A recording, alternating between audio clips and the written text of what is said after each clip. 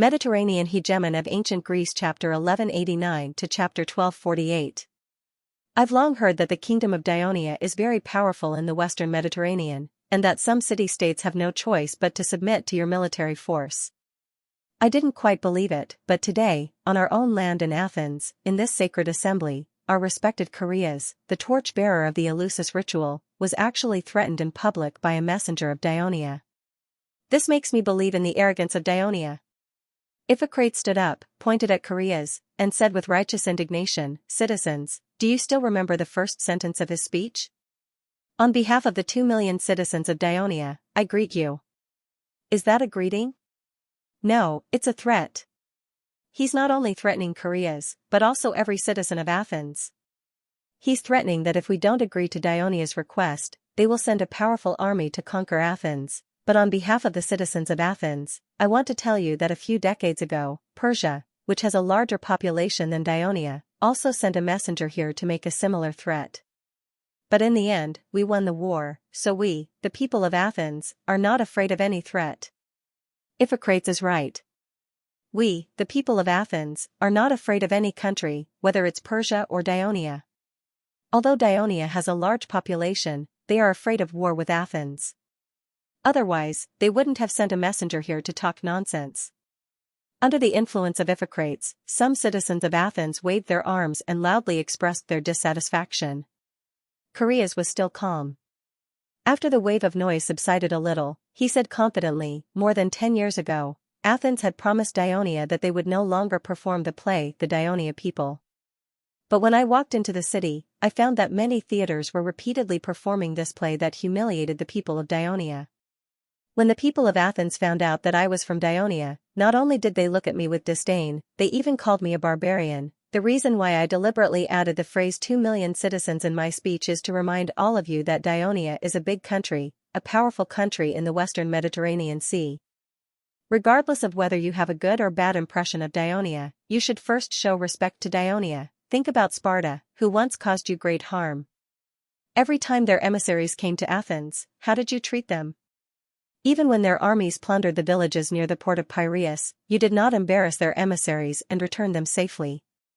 Every time a war broke out between you and Sparta, no matter if you had the upper hand or the lower hand, you would always choose to end the war peacefully with Sparta. Isn't it because Sparta is the most powerful city-state in Greece and you have to carefully consider the consequences of going to war with it? Now, the Sparta that you have been treating with caution is struggling to hold on against the attack of the Dionysian army. Therefore, in the face of a holy kingdom of Ionia that is stronger than Sparta, shouldn't the people of Athens show respect and treat everything related to Ionia seriously? Chaereas' words were deafening, causing some of the citizens to ponder. When the fleets of Ionia are flaunting their prowess in the waters of Athens and their allies, intercepting merchant ships and threatening the maritime safety of Athens, you still want us to show respect to Ionia? Isn't that too much? Another general, Chaereas, suddenly stood up and spoke. Chaereas finally showed a hint of nervousness. The people of Athens had indeed mentioned this problem that had been giving him a headache. Indeed, the arrogant behavior of the first flotilla was undoubtedly exacerbating the tension between the two countries. He had also written a letter to the commander of the expeditionary army, Crotocatax, expressing his opinion, hoping that the prince could dissuade the Sicarian from suspending patrols in the Aegean Sea at this stage to avoid further provoking the people of Athens. However, judging from the current situation, Crotocatax had not been able to persuade the arrogant Sicarian, so he had to rack his brains to answer this problem that had been giving him a headache. However, just as he was preparing his words to better appease the dissatisfied citizens of Athens, Chaereas spoke again. "Citizens, we all know that the reason why the barren land of Attica can feed so many people and prosper to this day is not because of the abundant products on the ground, but because of maritime trade. Through maritime trade, we can buy enough cheap food to meet the needs of the people. Through maritime trade, we can earn enough money to live a prosperous life and pay enough taxes. Therefore, the prosperity of maritime trade is related to the survival of Athens. However, in the past few years, the maritime trade in Athens has been shrinking, and the income of the merchants has been decreasing. Many workshops have begun to reduce production or even close down. The number of unemployed people in the city of Athens and the port is increasing, but the price of food is gradually rising. Do you know why? Korea's straightest words were like a burning torch thrown into a pot of oil, and the entire hall immediately boiled over. That's because the merchants of Dionia sell a large amount of cheap olive oil in various cities, resulting in very few people buying my goods. They are piled up in the cargo stations, and in the end, they rot and deteriorate. Those are all money. The price of a fine amphora has never been lower than 6 drachmas, but the merchants of Dionia can sell it for 4 drachmas. They are malicious business competition against us in Athens. If I let them continue like this, my pottery shop will go bankrupt. I am an excellent accountant. I have worked as an accountant for the great merchant of Parsons for decades, and I have always been conscientious. A few days ago, he suddenly told me that because many of his shops overseas have been in a slump and their income has plummeted, he had to fire me. Several old people who have worked for him for many years also left with me. I was very dissatisfied with him, but now I know that it is all the fault of the merchants of Dionia. Wave after wave of condemnation continued to hit Koreas in the middle of the hall, causing him to feel great pressure. He frowned and his mind turned quickly thinking of ways to resolve the anger of the citizens of Athens. However, at this moment, he heard Korea's straightest deep and powerful voice, "Thank you for the speech you made to the citizens of Athens. We are all clear about the thoughts and demands of Dionia. Next, we will discuss whether we should continue to be friendly with Dionia or help Sparta. Or should we help the Spartans? That's an important issue, so please wait, I still have something to say." Koreas felt a strong sense of uneasiness, so he eagerly requested, "Please abide by the order of our assembly and leave the hall immediately." Koreas looked at him indifferently and said firmly. Koreas wanted to say something but stopped. In the end, he sighed helplessly. Before the guards arrived, he took the initiative to leave the center of the hall.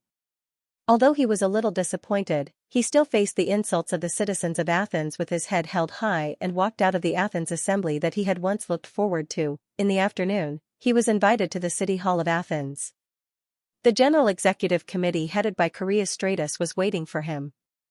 Koreas said to him solemnly, "On behalf of all the citizens of Athens, we officially inform you that Athens has decided to join the Greek alliance and help Sparta resist the invasion of Dionia." Although Koreas was already mentally prepared, the resentment in his heart had not dissipated. He sneered coldly, "Your efforts to manipulate the entire citizen assembly have not been in vain. Congratulations, you have finally achieved your goal." Koreas appeared very calm. He said frankly, "You are indeed eloquent, but there will definitely be a war between Athens and Dionia. This is unavoidable. Choosing this time to start the war is the best time for Athens. It seems that you are very confident in Athens' victory." Koreas sneered again. "I know that Dionia is very powerful." Koreas looked at Koreas with a deep gaze. His words were forceful, but has Dionia always been powerful? When you resisted the invasion of Dionysius's army, when you learned that Carthage had declared war on you, didn't the relatively weak Dionia feel the same as today's Athens? Dionia, which has only been founded for a few decades, dares to take risks again and again. Do you think that Athens, with its glorious history, does not have the same courage? He paused for a moment, and then said with some meaning, "In the assembly this morning, you used Sparta to incite the emotions of the citizens of Athens many times. But let me tell you the truth. The facts of the past few decades have proven that no matter how tyrannical Sparta is, it will not do much harm to the fundamental interests of Athens. However, Dionia has not yet fully entered Greece, and Athens has already been greatly affected. For the independence, freedom, and prosperity of Athens, the citizens of Athens have the same courage as during the Greek War." Koreas was silent for a while, then stared at him and said with a little respect, "Then let us decide the winner on the battlefield. I hope that after the war, I can still sit with you and discuss the future of Athens." After that, he bowed slightly and then strode out of the city hall. Koreas looked at the back of Koreas as he left, and his face suddenly became solemn. He turned to the others and said, "Next, we have to hurry up and talk to the people of Persia. Teacher, bad news. Bad news." Aurelius barged into the room, out of breath. Plato frowned, put down the pen in his hand, and said, "Don't panic, Aurelius. I've said before that you should try to remain calm in everything you do, because only by remaining calm can you think rationally. Especially you, I've said it many times, but you always forget it. Teacher. It's like this, at today's assembly of 5,000 people, the resolution to join the Greek alliance and declare war on Dionia was passed. Aurelius said, panting. Plato was not surprised, but shook his head gently. Didn't I say it before? Judging from the current situation in Athens, it's only a matter of time before Athens declares war on Dionia. These stupid people of Athens are always easily driven by anger and lose their minds. The assembly, which holds the highest power in the city, has become a place for them to vent their emotions. This is the flaw of the so-called democratic system of government. Teacher, Anne. Aurelius gulped. He wanted to continue speaking, but he was replaced by a more steady voice. Teacher, the General Assembly has also passed a resolution, saying that you've committed treason, and you're to be tried. Septimus walked into the room and said with a sad and indignant expression, I once went on stage to defend you, but I couldn't stop it from passing. Plato looked at his proud disciple and saw that there were several bruises on his face and his chin was swollen. He could imagine the terrible situation at that time. He said softly with a pained voice, Thank you for your hard work, all of you have to worry about me. You're our respected teacher, this is what we should do. Aurelius finally recovered and said indignantly, Fortunately, you didn't attend the assembly today. The situation at the scene was terrible, especially Esocrates. Esocrates, in particular, wrote a speech and had his students read it at the meeting. It was full of slanderous words about you, but the ignorant people listened to him. Spirippus went on the stage to defend you, but the irrational people called us traitors and attacked us with pottery shards. I can imagine how bad the situation was. Plato's expression became serious. I also participated in the assembly that called for the trial of teacher Socrates. Teacher, scholar Socrates didn't listen to your advice and believed that the assembly would give him a fair trial, but in the end, he lost his life. You mustn't, Speusippus tried to persuade him. I know what you want to say. Don't worry, I'm not teacher Socrates. Plato lowered his head and looked at the manuscript on the desk. He gradually made up his mind and said firmly, I won't participate in that so-called fair trial. I haven't finished my exploration of the polity, and I still have books to write. I don't want to die so soon, so I've decided to leave Athens first. Septimus was obviously relieved, but it was Aurelius who said, Teacher, and said, But Septimus, and said hesitantly, If you leave now, the ignorant people will too, will, Esocrates will. Time will, and will, and will. Will. Plato say. Teacher, where are you going after leaving Athens? Septimus asked again. Since Esocrates said that I'm colluding with Dionia, I'll go to Turiae and study at their Turiae Academy for a while. Plato said hopefully, when we return to Athens, we can make the academy better. Teacher, I'll go with you. Me too. At this moment, the chief general of Athens, Callistratus, was meeting with Persia's envoy, Datis, in his home. Datis had been staying in Sparta's territory, but when the Dionia army captured Myrcenia and the First Fleet began to blockade the coast of Sparta, Datis felt afraid. He was worried that he would not be able to escape when the Dionysian army attacked Sparta's territory in the future, so he used the excuse of supervising and coordinating Persia's transport of mercenaries and supplies to Sparta. In the end, he ran to Corinth, and because the First Fleet of Dionia attacked Corinth port, he felt uneasy and soon came to Athens. Congratulations, General, your proposal has finally been passed at the assembly. Datis congratulated Callistratus. Callistratus said seriously, You're mistaken. This proposal was made by the executive committee of the generals. It's the common will of the majority of the citizens of Athens. At this point, he smiled, I believe that your king will be very happy when he learns of this news. That's hard to say, Datis said insincerely. The king of Persia hopes that Greece can maintain peace. If he learns that a major war will break out here again, I'm afraid that the peace treaty of Callias that he has worked so hard to urge you to sign will not be implemented. I'm afraid he will be very angry. Callistratus sat up straight, looked at Datis with a sharp gaze, and said seriously, Let's all speak the truth. Didn't the king of Persia ask the Greek city-states to sign the treaty because he wanted us to join forces to defend against Dionia? And now, his wish is being fulfilled. The Greek city-states are forming an alliance to fight against the invading Dionysian army. I believe that if you report this news to the king of Persia, he will be very happy and will reward you greatly. Datis did not respond, but he could not help but show a slight smile on his face. Callistratus continued, but if this newly formed alliance is defeated by the Daionia and the Daionia takes control of Greece, I think it will not be a good thing for Persia. When that time comes, I'm afraid that the king of Persia will. Datis's face immediately darkened. What do you mean by that? Don't misunderstand. Callistratus said with a sincere expression, I just want to tell you that the interests of Persia, Athens, and you and I are the same when it comes to defeating the Daionia. Athens needs your help. Datis was stunned for a moment, then he smiled meaningfully. What help can a small messenger like me give to Athens? In the few days that you have been in Athens, I believe that you have learned that we are facing financial difficulties. The treasury is short of money and cannot provide sufficient funds for the army. Without money, we cannot build an army. Even if the other city-states join this alliance, if they see that Athens has not taken any action, I'm afraid that they will hesitate. If this situation drags on, the situation will only be advantageous to Daionia. Isn't the reason why the king of Persia hopes that the Greek city-states will unite to defend against Daionia precisely because Daionia has the strength to pose a threat to Persia?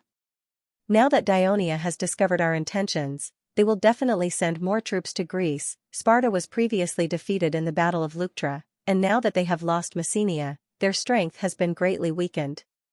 Even with your help, I don't think they will be a match for the Dionysian army. Now, the only one who can rally the Greek city-states and defend Greece is us, Athens. Therefore, we hope to receive the full support of Persia, not only in gold and silver, but also in the navy. Callistratus said earnestly in a deep voice, we currently lack warships and cannot fight against the Dionysian fleet. Once we start a war with Daionia, Daonia's fleet will inevitably blockade Sarone's Bay. It will be very difficult for Athens to obtain war supplies from outside, so we need the support of Persia's navy. As long as Persia fully supports Athens, I promise you that Athens will make Greece a solid fortress against Daionia. Datis looked at the somewhat emotional Callistratus and could not help but gasp. Athens wants to replace Sparta. Countless thoughts flashed through his mind, and Datis fell into deep thought. Callistratus didn't rush him. He just waited quietly. After a long time, Datis said, I will convey your request to His Majesty as soon as possible. Considering your current financial difficulties, I can first take a portion of the funds that His Majesty has allocated to Sparta so that you can build an army as soon as possible, but first, I need to see the sincerity of Athens. What sincerity? First, send some citizen soldiers to Peloponnesus to help Sparta. Callistratus thought for a moment, then said, I will have to discuss this matter with the other generals first, and then let the council discuss it before I can give you an answer, but I think it should not be a big problem. All right, then it's settled. I hope that Athens and Sparta will work together to defeat the Daionia and return peace to Greece. Datis said sternly. Suddenly, he remembered something. His Majesty may agree to other requests of Athens, but regarding the assistance of Persia's navy, you have to be mentally prepared. His Majesty may not agree. Why? Callistratus was a little puzzled. During the Corinth War, in order to suppress Sparta, the governor of Pharia, Pharnabazus, asked Canaan to lead the Persia fleet to attack Sparta. Later, Canaan left the warships in Athens without permission, and the king of Persia did not seem to pursue the matter. This showed that the king of Persia was generous and understanding. He was willing to invest heavily in critical moments.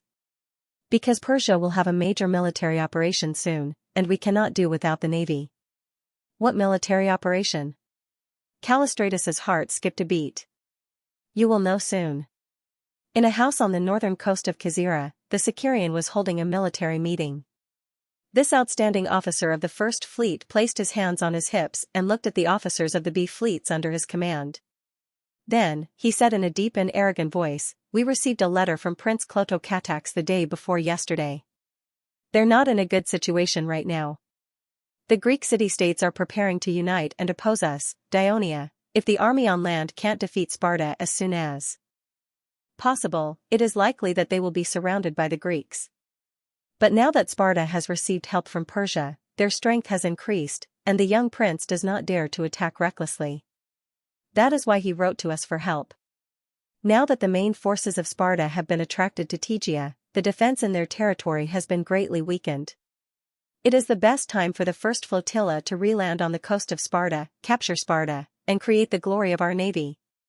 I asked you to go back and think for a day yesterday. How is it? Have you come up with a good idea?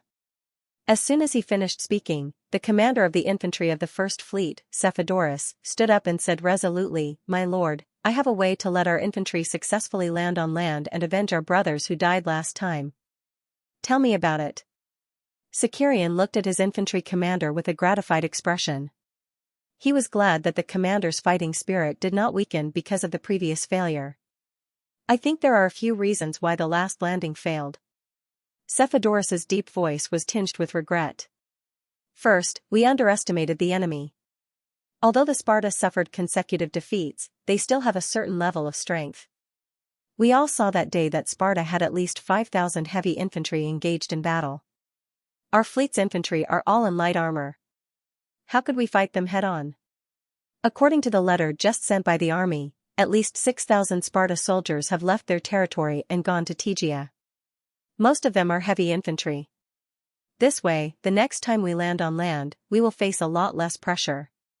Secondly, Sparta had set up a lot of wooden stakes near the coast, making it impossible for our warships to approach the coast. We could only use small boats to transport soldiers to land.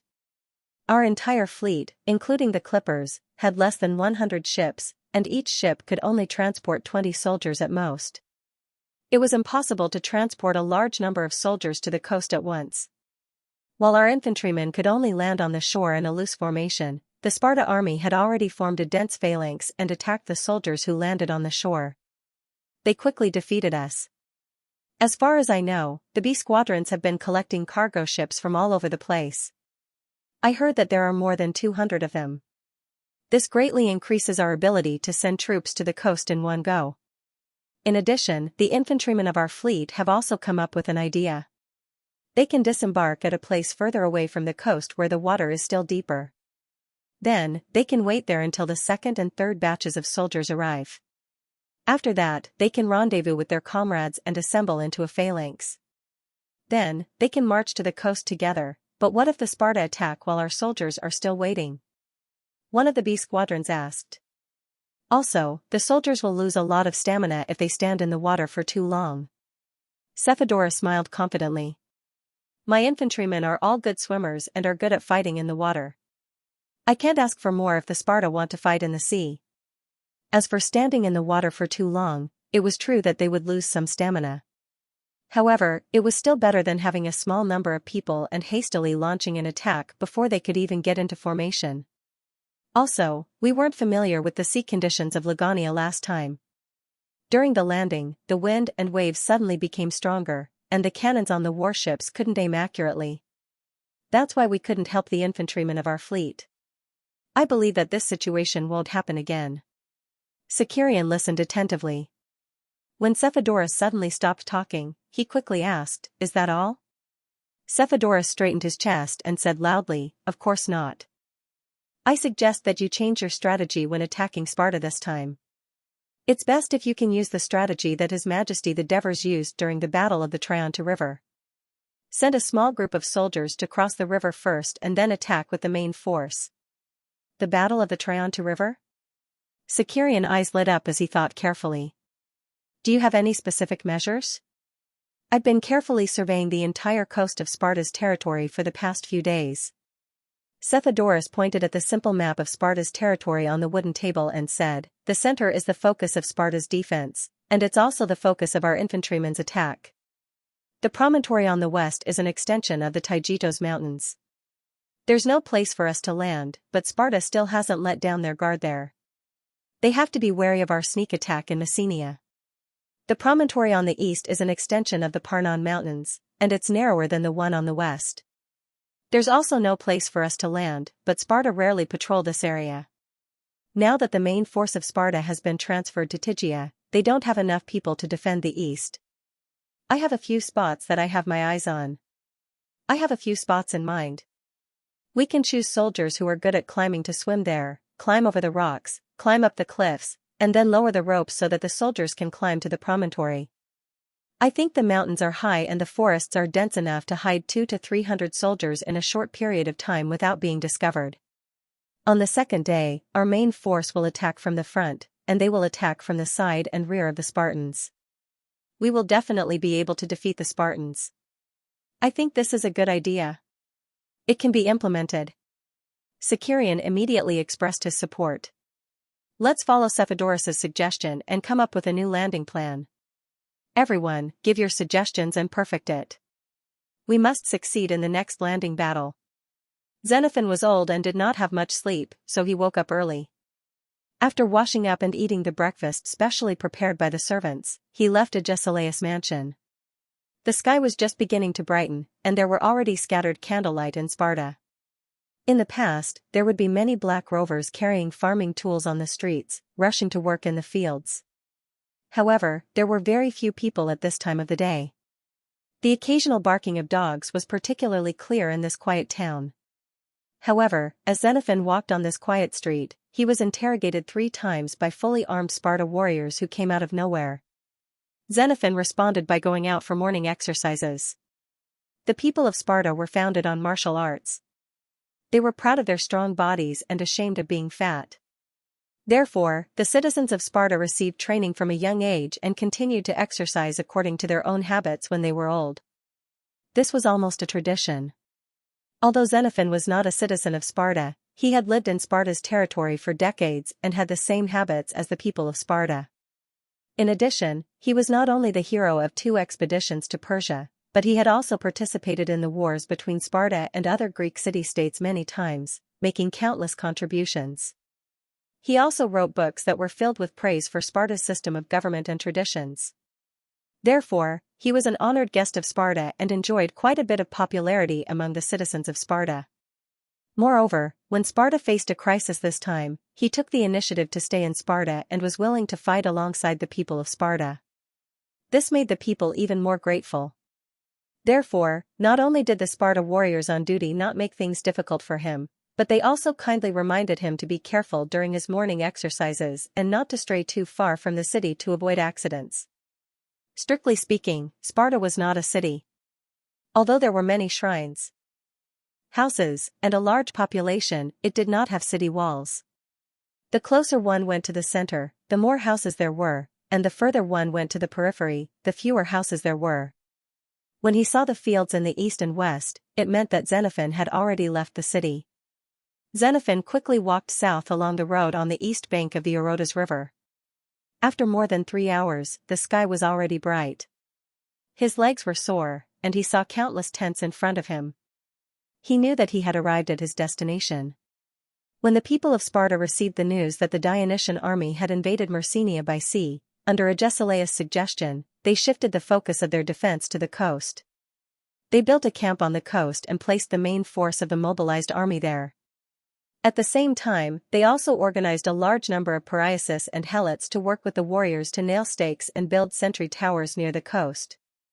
It was because of this series of decisive measures that the Sparta army successfully thwarted the landing of the people of Dionia. This camp by the coast had no walls or trenches. This was because it served the purpose of the warriors to rest and prepare for battle at any time. It was not intended to be a fortress.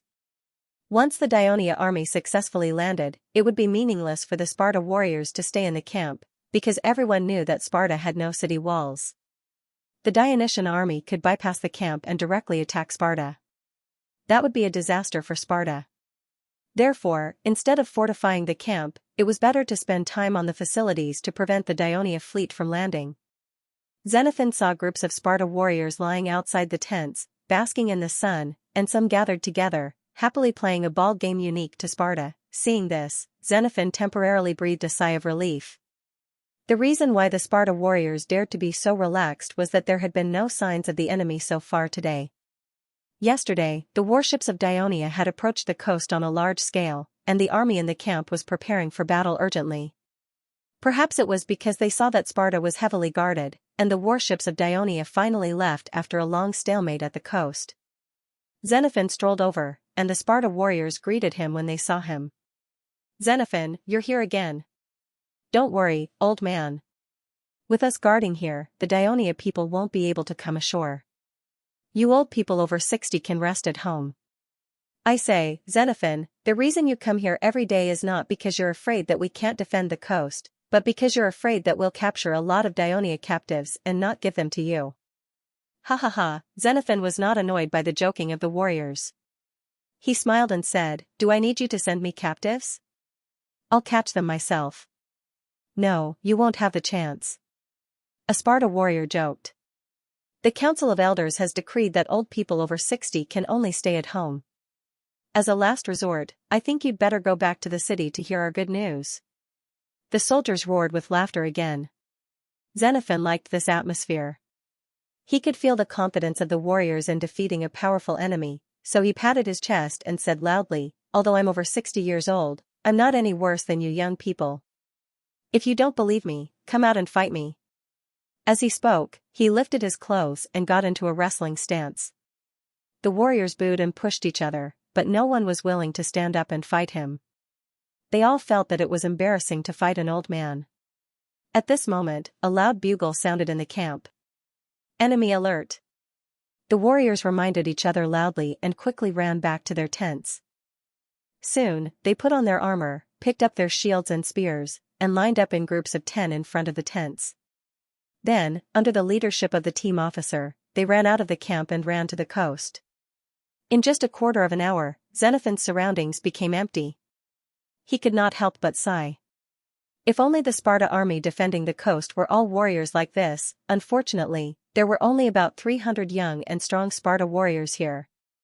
Although there were more than 500 old Sparta warriors between 50 and 60 years old who were not weak in combat, they were assigned to the camp as team officers among the Piraeus and Helios. So as Xenophon moved on, he saw the old warriors shouting and the Piraean soldiers and helots scurrying about in disheveled armor. He furrowed his brows and quickened his pace. He passed through the camp and stood on a higher ground, looking forward. Under the sunlight, the tide was still glistening. Apart from the flying seabirds, it looked very calm. There seemed to be nothing out of the ordinary. However, Xenophon did not let his guard down. Sparta had built several 5-meter-tall sentry towers by the sea, and the sentries on the top of the towers would naturally discover the enemy before he did. Sure enough, after a while, some small black dots appeared at the farthest point of his vision. Not long after, the black dots turned into sails, and then into warships. Then, they quickly covered the surface of the sea in front of him, heading straight for the bay where he was.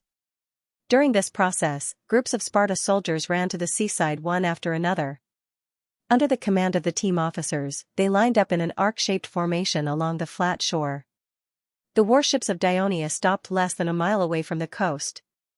They lined up in a row, lowered their sails, dropped their anchors, and tried their best to stay in place.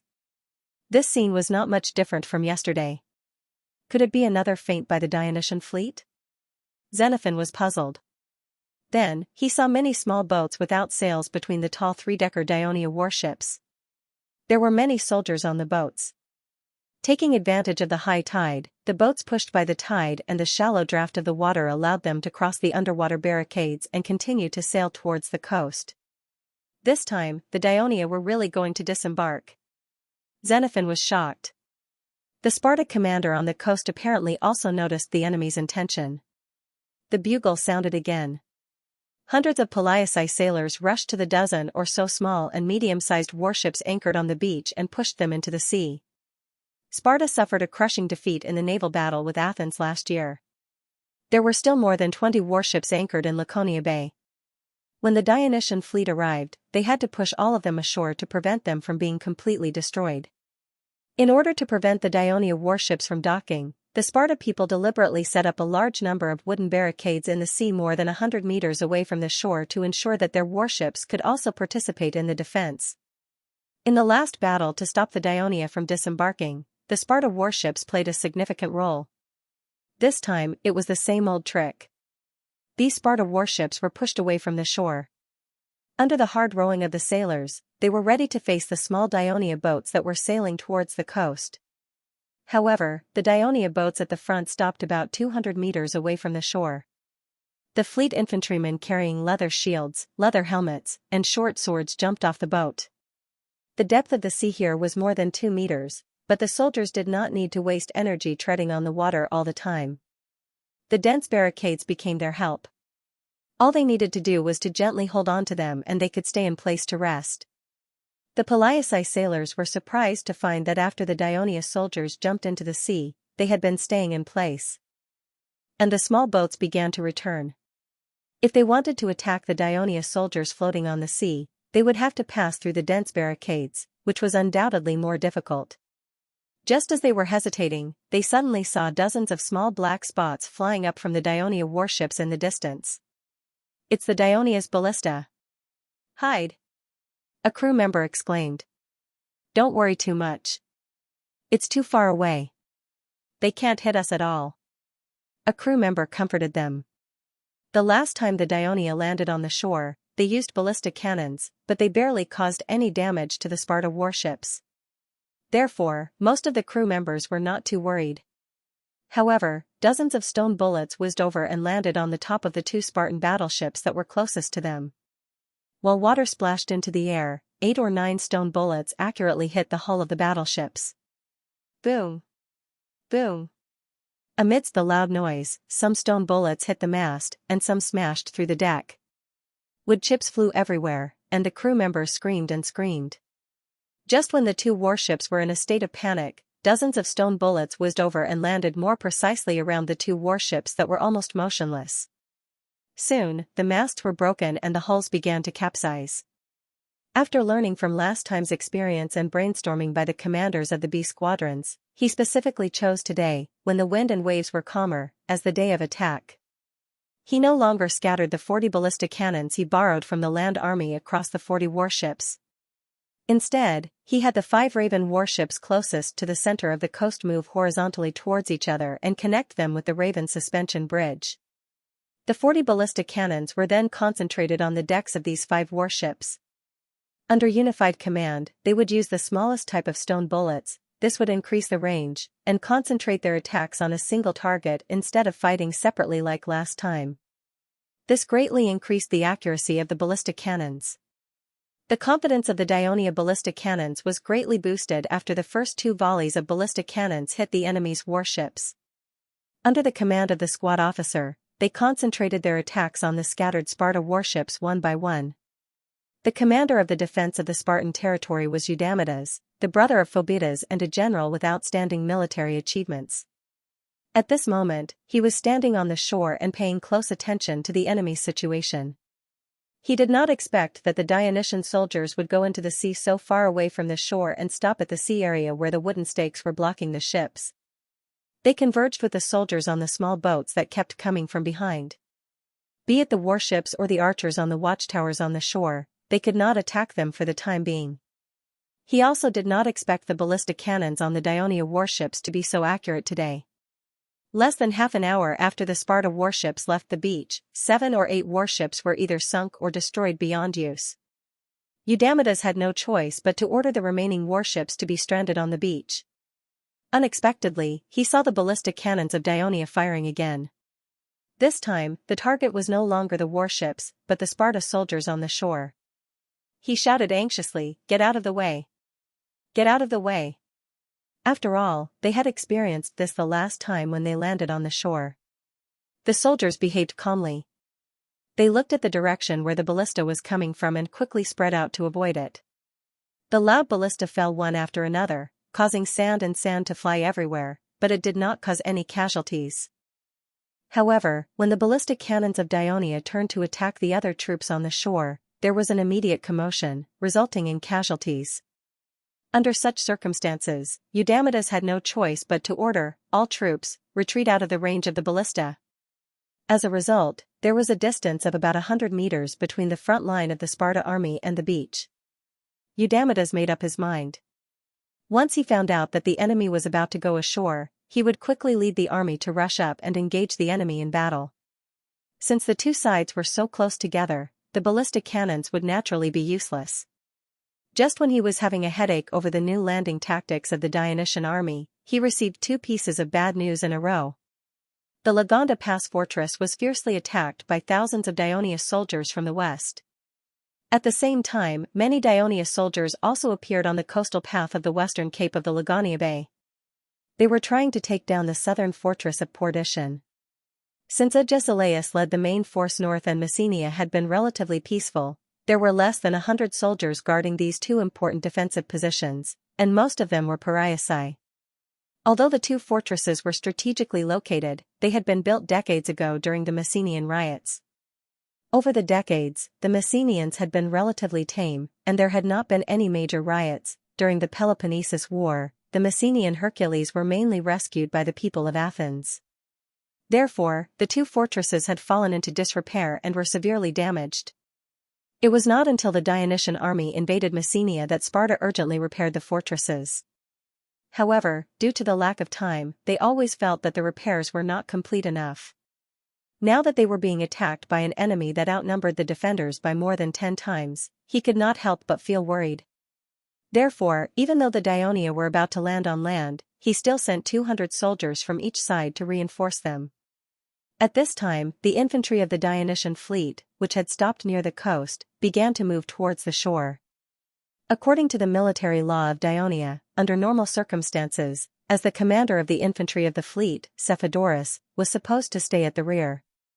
However, due to the various difficulties in sea conditions, transportation, and regrouping after landing, Cephodorus sent all the infantry of the fleet to the coast at once. Since it was useless for him to stay at the rear, it would be better for him to take the lead. Instead, it would boost the morale of the troops and give the army a better chance of winning in such a difficult situation. Therefore, like the other infantry of the fleet, Cephodorus wore leather armor, carried a leather shield and helmet, and swam towards the shore using the breaststroke posture. Although the Greek fishermen were all good swimmers, and most of the infantry of the fleet came from them, this standard breaststroke posture was taught by the Devers, mainly for the sake of noise and energy saving when swimming with armed forces. At this moment, the infantry of the fleet did not use much strength to paddle. Like pieces of wood floating on the sea, they were approaching the shore along the tide. In the eyes of the Sparta people on the shore, a black line across the Gulf of Laconia was quickly surging towards them. When the water was relatively shallow, the soldiers of the Dionysian fleet stood up one after another. Cephodorus was old, after all. He was a little out of breath when he stood up, and his body was a little cold. But like the other soldiers, he quickly put on his leather helmet, took off his leather shield, drew out his dagger, and shouted as loudly as he could, "Line up!" His voice could not travel far in the raging tides, but all the infantrymen had been briefed on the entire landing plan beforehand, and they were now consciously rearranging their formation. The infantrymen had gathered according to the battle formation when they were in the sea, and now, after a little rearrangement, a dense formation that was 3 miles long and 5 columns thick appeared in front of the Sparta army. Eudamidas was taken aback by the speed with which the Daionia got into formation. His attempt to take advantage of the Dionia's disorderly formation to launch an attack failed. He immediately realized that the Daionia had come prepared this time. They wanted to take advantage of the absence of Sparta's main force to attack Sparta's territory with all their might. "I won't let your conspiracy succeed." Eudamidas swung his spear forward and shouted angrily, "Attack!" Under the leadership of Eudamidas, the Sparta army began to run forward. When they stepped on the soft beach again, dozens of stone bullets whistled towards them again. Some of the Black Rock soldiers were in a commotion, but under the fierce scolding of the Sparta officers, they had no choice but to continue to run forward in panic. They only breathed a sigh of relief when the stone bullets fell behind them. Cephodorus led the soldiers forward steadily. Because the water had reached their crotch, they could not run. Fortunately, they were pushed forward by the tide, so they were not too hindered. When the water gradually receded from their waist to their feet, and the infantrymen's legs had just regained freedom, the enemy had already rushed in front of them. The infantrymen of the fleet had neither javelins nor shields to defend themselves. They could only raise their shields and short swords to fight the enemy head-on. The Sparta army consisted of nearly 300 Sparta warriors, more than 500 Sparta veterans, 2,000 Baliaci soldiers, more than 4,000 Black Rock soldiers, and more than 9,000 infantrymen of the Dionysian fleet. The first fleet of Daionia had nearly 280 Raven warships, with each Raven warship carrying 40 infantrymen. The first fleet had more than 10,000 infantrymen. Although the last landing had cost them thousands of casualties, Xianxia did not hesitate to send out all the infantrymen of the fleet. Finally, the battle began on the coast. Xenophon climbed to the sentry tower at the back of the beach and looked at the battle in front of him nervously. He knew that this battle would determine the life and death of Sparta. He wished he could grab the bow of the archer next to him and shoot at the Dionia himself. After the battle lasted for a while, the situation changed significantly. The right flank, with the Sparta warriors and veterans as the arrowhead, with the ability of the Sparta warriors and the power of the heavy infantrymen, had the upper hand. The left flank of the infantrymen of the Dionysian fleet kept retreating into the sea. The middle flank, with the Baliaci soldiers as the main force, also had a slight advantage. After all, the Baliaci soldiers who often fought with the Sparta had more combat experience. At the same time, although they wore simple pointed copper helmets and leather armor, they were still stronger than the infantrymen with copper shields and spears. With the help of the archers in the sentry tower, the infantrymen of the fleet, who did not have a strong defense, suffered a lot. Only on the left flank, the Heliaci soldiers, who were basically unprotected and only had a spear in their hand, were fighting the infantrymen of the fleet, who were wearing leather armor, leather shields, and short swords. Gradually, they were at a disadvantage. Even though the veterans of Sparta were trying their best to maintain the battle line and the archers in the sentry tower behind them, the left flank kept moving backward. This caused the battle line, which was originally east-west, to gradually move northeast to southwest. While Xenophon was worried for the Sparta army, Xianxia, who was standing on the flagship and listening to the report from the lookout on the mast, was even more anxious. "Where are the infantrymen of the fleet that went ashore yesterday? Why haven't they appeared yet? Maybe they've encountered some trouble." The flagship captain replied carefully. "Damn it. Something went wrong at the critical moment." Xianxia cursed angrily, and then said helplessly, "Then, send the reserve team immediately." "Yes, sir." In yesterday's military meeting, under the encouragement of the commander of the fleet's infantrymen, the other commanders of the B fleets also made many suggestions. One of them was, considering that the infantrymen of the fleet did not have an advantage in a head-on battle against the heavy infantry, could the 2 battalions of the 7th Legion stationed in Messenia send some heavy infantry to participate in the landing battle? Later, after discussion and improvement, it was changed to invite the Dionia troops stationed in Messenia to counterattack Sparta from the east, and at the same time ask them to send 300 heavy infantry to participate in the landing battle. Originally, Xianxia still hoped that the infantrymen of the fleet could win this battle by themselves. But now that they were at a disadvantage, they were worried about failure and had to send the reserve team. On the 5-meter square wooden rafts that the crew of the First Fleet had urgently made, there was a sailor controlling them with a wooden paddle in the middle, and 3 or 4 soldiers of the 7th Legion in black armor and helmets passed through the gaps between the warships. Because the wooden rafts had a shallower draft than the small boats, they smoothly passed through the area where the wooden stakes were blocking the ships and rowed toward the left flank of the fleet's infantrymen. Oh no, the reinforcements of the Dionia. Xenophon saw this scene from the watchtower and was very anxious. Sparta did not have any extra soldiers to stop the enemy's reinforcements. What should they do? Xenophon was panicking. Suddenly, he saw a group of black rogues moving supplies in the camp. In his desperation, he rushed down the watchtower and rushed to the camp, wanting to organize these black rogues to reinforce the Sparta army at the front.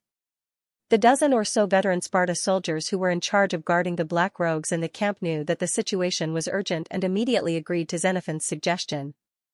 But then there was a problem. Even if they organized these hundreds of black rogues, how could they fight without weapons? The Sparta were very strict with the black rogues. Even the black rogues who were going to fight were only given weapons before they went into battle. After the army left for battle, there were still so many black rogues in the camp. Of course, they would not leave weapons behind. After an urgent search in the camp, they only found a dozen broken spears. Xenophon had to ask the black rogues to take away the wooden poles that supported the tents. With promises and threats, he forced the black rogues to reluctantly follow him to the right flank of the Sparta army. Previously, the fierce attack of the Sparta warriors had caused some casualties in the left flank of the fleet's infantrymen. For the sake of honor and the survival of the entire fleet, they could only keep retreating to relieve the pressure from the enemy. The deeper they retreated into the sea, the weaker the attack of the Sparta warriors. The reason was simple. The surging tide and the soft bottom of the sea had a greater impact on the clumsy Sparta warriors who were wearing heavy armor. They had to spend part of their energy to maintain their balance, but the infantrymen of the fleet were used to it. Under such circumstances, the left flank of the fleet's infantrymen gradually recovered a little. Then the soldiers of the 7th Legion arrived one after another and immediately attacked the flank of the Sparta warriors. Under the attack, the Sparta warriors fought bravely without flinching. They knew that their home was behind them, so they could not retreat. Xenophon led the Black Rogues across the beach and rushed to reinforce the right flank. In the battlefield that was shrouded by the sound of tides, fighting, and screams, he was so anxious that he did not hear the exclamation of the archers on the watchtower not far from him. Enemy reinforcements again. In the east. Between yesterday afternoon and dusk, under the cover of the first flotilla's feigned attack, nearly 400 infantrymen quietly boarded the eastern cape of the Gulf of Laconia. They hid in the mountains and planned to rest for the night before heading north the next morning to the beach where the main force of the infantrymen would land. Unfortunately, they bumped into a shepherd who was herding sheep on the mountain. To prevent their whereabouts from being exposed, they detained him. Unexpectedly, the shepherd came from the small town of Minoa, not the city of Minoa on the island of Sicily in the kingdom of Dionia, but a small town on the edge of Sparta's territory, mainly populated by Pariathai, which was not far from the mountain where the infantrymen were hiding. At the request of the family of the missing shepherd, the residents of Minoa went up the mountain to look for him the next morning. To prevent being discovered early, the infantrymen had to avoid the Minoan residents and take a detour. When they hurried to the battlefield, the battle between the two sides was in full swing. Although the infantrymen of the fleet were anxious, the temporary commander of this surprise attack didn't blindly command his troops into battle. He stood high in the forest, carefully observed the situation on the battlefield, and quickly came up with an action plan. 50 soldiers with torches rushed to the campsite behind the battlefield, and he led more than 300 soldiers to attack the left flank of the Spartan army and attack the rear. His move quickly produced results. The Helophs, who were already struggling to hold on, were attacked from the rear and began to retreat. When the retreating Helophs saw the fire in the camp behind them, they screamed in horror, and panic quickly spread among the Sparta army. The Helophs and Pariathai fled in all directions, and only the Sparta warriors continued to fight. Seeing that the situation was hopeless, Xenophon sighed and joined the fleeing ranks. He had to hurry back to Sparta, and maybe he could give some advice to the panicking Sparta elders. When Sicarion boarded a boat to the coast, the battle on the coast was not completely over. More than 360 Sparta warriors, including some veteran warriors, formed a circular formation and continued to fight despite being surrounded by the infantrymen and the soldiers of the 7th Legion. After Sicarion understood the situation, he believed that the Sparta army was completely surrounded. Of course, they would resist stubbornly. Thus, he gave the order to open up a path to the north. The order was quickly carried out. He had thought that Sparta would retreat quickly so that the soldiers could pursue them. However, Sparta was still fighting, and it didn't seem like they had any intention of retreating. Sicarion thought for a moment and ordered his soldiers to retreat, distancing themselves from Sparta. He was not worried that Sparta would take the opportunity to counterattack, because the Dionia soldiers not only had an absolute advantage in numbers, but also in physical strength. After all, the infantrymen of the fleet were light armored soldiers, and the soldiers of the 7th Legion joined the battle later. The Sparta warriors, who had been fighting with all their might until now, did not have much stamina left. They were only relying on the compact circular defensive formation to support themselves. Once they switched from defense to offense, it would be difficult for them to maintain their formation. The Dionia soldiers slowly retreated cautiously, while the experienced Sparta warriors remained where they were. They stood close to each other, shoulder to shoulder. The outermost row of warriors were all in a horse stance, with one hand holding a round shield and the other holding a spear. Half of their bodies were hidden behind the round shield, with only half of their heads sticking out from the top edge of the round shield. Their cold gazes pierced through the narrow eye holes of their helmets, looking out vigilantly. Their comrades behind them not only used their shields to support them, but they also extended their spears above their right shoulders to help them fight against the enemy. The entire Spartan formation was like a hedgehog that had no choice but to huddle together in the face of danger. However, when both sides left the battle and the sounds of fighting disappeared, they could clearly hear their rapid breathing. The bronze shields in their hands were trembling slightly due to the lack of strength. Around the circular formation were the corpses of the Sparta soldiers. There were also a few wounded soldiers who had been repeatedly trampled during the battle. They were so badly injured that they could not move at all. All they could do was let out a low, mournful cry. Seeing this, Sicarion was even more confident. He walked out of the formation of the Dionysius soldiers and proudly said, "I'm the commander of this Dionysian army, Sicarion. Sparta people, you have failed. Surrender now, and I will spare your lives." The entire circular formation did not move. The Sparta warriors did not seem to hear Sicarion's words. After a long while, Eudamidas, who was in the center of the formation, said loudly, We can surrender. We can also allow you to occupy Port Itian and Port Hillers, but you must swear to God that you will not lead your army into the city of Sparta." After hearing this, Sicarion laughed and said mockingly, "Sparta people, you are still dreaming. Now is not the time for you to dominate Greece and show off your power. We, Dionia, have conquered Messenia and will soon conquer Sparta. Perhaps it will not be long before your families become slaves, and the Helos who were once slaves will become their masters. I just see that you are all brave warriors, and I can't bear to see you die in the wilderness and become food for the wild wolves and seabirds. That's why I pity you and allow you to surrender. Of course, I can understand why you choose to die, because after you die, you will no longer have to face the reality that Sparta no longer exists." While Sicarion was talking, he suddenly saw a Sparta soldier in front of him roaring and throwing his spear at him. Sicarion was taken aback and hurriedly stepped back. He was about 40 meters away from the circular formation of Sparta, and the opponents were all heavy infantry. He thought that this distance would be safer, but he did not expect the opponent to suddenly make such a move. The soldiers on both sides quickly rushed forward and used their leather shields to protect him. Logically speaking, the well-trained Sparta soldiers could throw javelins more than 40 meters away, and the leather shields used by the fleet's infantrymen were not good enough to defend against the javelins. However, the Sparta soldiers did not have enough stamina after fighting for so long. The javelins could not penetrate the leather shields and were easily blocked. It was just a false alarm.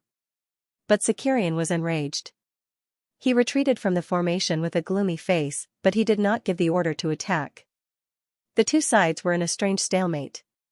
After a while, the Sparta soldiers saw the Dionysius soldiers retreating again, and they even made a big gap in the direction of the sea. Then, less than 100 meters away, they saw 6 wooden shelves placed side by side, and some Dionysius soldiers were operating something behind them.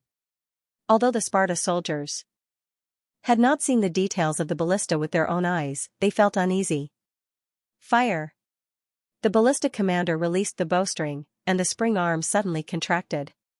Stone bullets whizzed out and accurately smashed into the circular formation of the Sparta soldiers in a small arc. Shields flew, blood splashed, limbs were broken, chests were smashed, and heads were smashed. The originally perfect defensive formation was instantly turned into a horrible and bloody scene. The extremely dense formation of the Sparta soldiers allowed the ballista to fully unleash its power. The commander of the Sparta army, Eudamidas, did not even have the time to scream before he fell into a pool of blood. The surviving Sparta soldiers immediately realized that they would only be sitting ducks if they continued to stand their ground. "Fight to the death with the Dionia!" They roared and swarmed toward the ballista soldiers. The Dionysian army, who had been waiting for the Sparta soldiers to do this, quickly closed in. At the end of the battle, none of the Sparta soldiers surrendered. All of them were dead. The landing battle of the first flotilla was the final victory, but Sicarion was not too excited, because he saw many bodies of the fleet infantrymen when he came ashore. "Hurry up and cremate the bodies of the soldiers, but keep their belongings and urns safe. Hand them over to their families in one piece in the future. Use the boats to bring the medics ashore and treat the wounded soldiers as soon as possible," said Sicarion in a low voice. He looked up at the sky and then back at the tide. "The tide is going to ebb soon. Order all the crew to remove the wooden stakes in the sea and open up a channel for our rations to be transported in and unloaded at Hiller's port. Otherwise, the infantrymen of the fleet will not have anything to eat tonight, and we will have to rob the Spartans." Understood, sir. I'll do it immediately.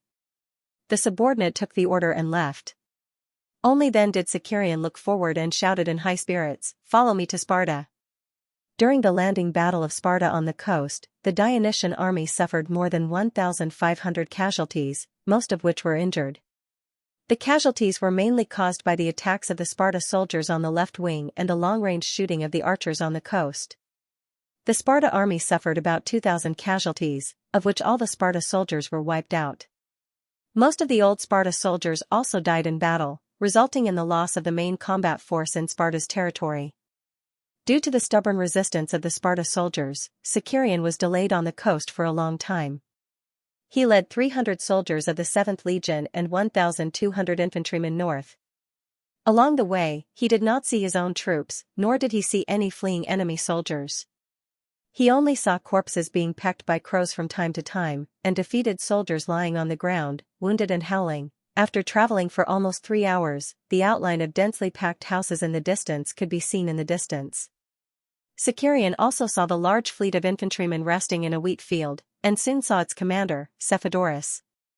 Seeing that Cephodorus' right arm was wrapped in bandages and stained with blood, Sicarian asked with concern, "You're injured, is it serious?" Cephodorus moved his right hand slightly and pretended to be relaxed. "I was accidentally stabbed by a spear. Fortunately, my muscles and bones were not injured, and the bleeding has been stopped. I'm fine now, but I can't salute you for the time being. When the medical camp arrives, I'll let them treat you seriously. You're the hero who defeated Sparta. Don't let your wound get infected because of your carelessness and cause a serious illness. If that happens, you won't be able to enjoy any glory." "Sir, are you worried about me or are you cursing me?" Cephodorus said with dissatisfaction. Sicarian was more casual when interacting with the senior officers of the First Fleet. He laughed and said, "You don't have to salute me for now. I'll do it later. What's the situation now?" "Sparta sent a messenger, asking for peace talks with us. I can't make the decision, so, we've completely defeated the Sparta army. They have no more power left. Our soldiers can easily occupy the city of Sparta. They want peace talks at this time? They must be dreaming. Chase this messenger away, and we'll bring the army into the city." This messenger said that he's Xenophon, a good friend of His Majesty, who went to Persia with the Devers. A good friend of His Majesty? Sicarian finally showed some respect. He thought for a while and said, "I don't think His Majesty will give up the most beneficial move for the kingdom because of a personal friendship. How about this, go tell that. Say Xenophon that Dionia will not accept the peace talks unless Sparta surrenders immediately." Cephodorus accepted the order and quickly returned. "Sir, he agreed to surrender to Sparta, but the Dionysian army cannot enter the city of Sparta and harass the people of Sparta." Xenophon, who followed Cephodorus closely, said loudly. Sicarian raised his head and looked at him from the corner of his eyes. He sneered, "You won't let us enter Sparta and you won't be able to capture the people of Sparta. What kind of surrender is this? Sparta surrenders to Dionia and gives up all the city-states they control, only keeping Sparta's original territory. They can even accept some reforms that Dionia has made to Sparta's government. Also, Sparta and Dionia will maintain unity in offense and defense.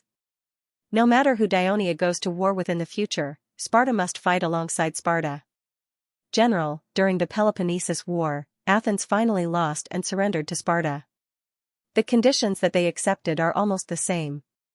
Now, Sparta's surrender conditions are even harsher. It's enough to show our sincerity. Isn't that enough?" Xenophon said calmly, "The conditions that you mentioned. Did Sparta agree to them?" Sicarian was still suspicious. "They have given me full authority. They won't object," Xenophon said confidently. Sicarian sneered again.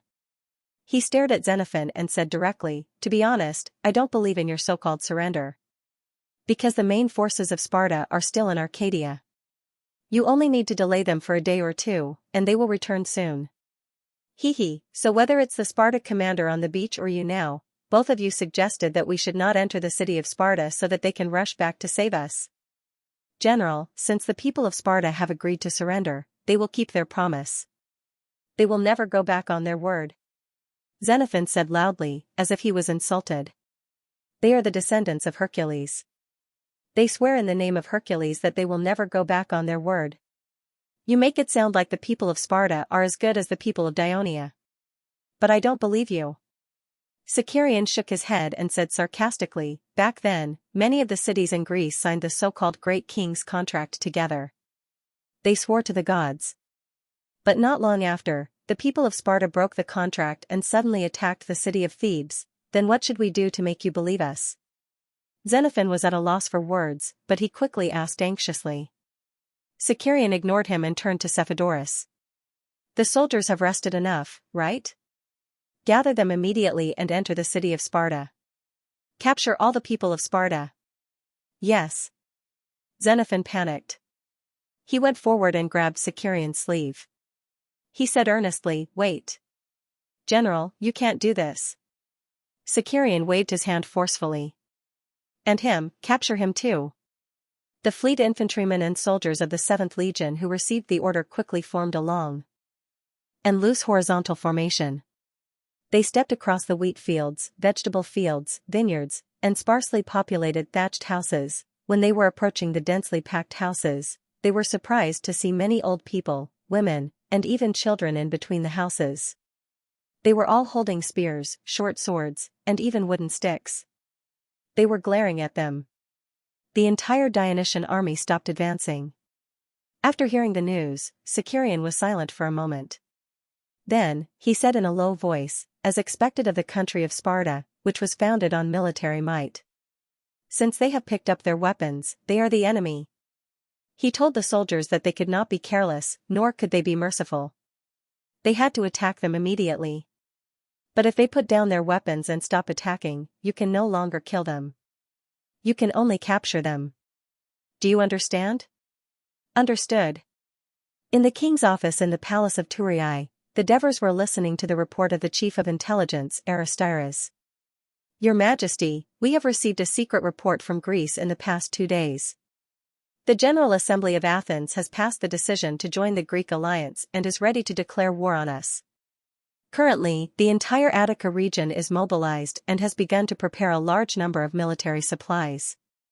At the same time, they are also cooperating with the priest of Delphi to send messengers to the surrounding city-states in an attempt to unite these city-states and declare war on us. After listening to these, Divers frowned slightly for a moment before relaxing again.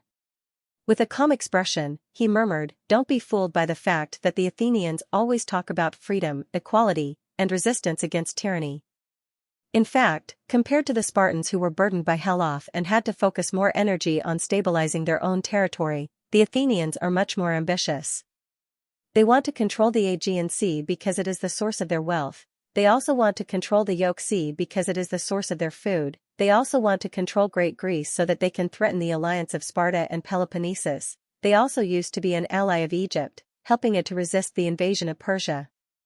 Athens wants to build a kingdom that controls the entire Mediterranean Sea. This idea has not changed since Pericles to the rulers of Athens today. It will inevitably conflict with the interests of our kingdom and eventually lead to war. This is within our expectations. However, our army is still fighting against Sparta in Peloponnesus. If Athens chooses to launch an attack at this time, it will add a lot of trouble to us, Aristyrus could not help but say. The Devers did not respond directly but asked, other than Athens, which Greek city-states have joined this alliance? Elis has received the promise from the priests of Olympia and Pisa and has decided to join this alliance. Corinth and Megara seem to feel the threat of our fleet and have also joined this alliance. Argos is still hesitating, mainly because their people do not want to help the people of Sparta. The people of Phocis have also joined this alliance under the influence of the priests of Delphi. After Phocis and Athens joined, the people of Locris also joined. The people of Thebes have announced that we are their allies and have helped them during their most difficult time. They cannot violate the oath they made to God and declare war on us. However, they will not point their spears at their neighbors who have helped them, so they remain neutral.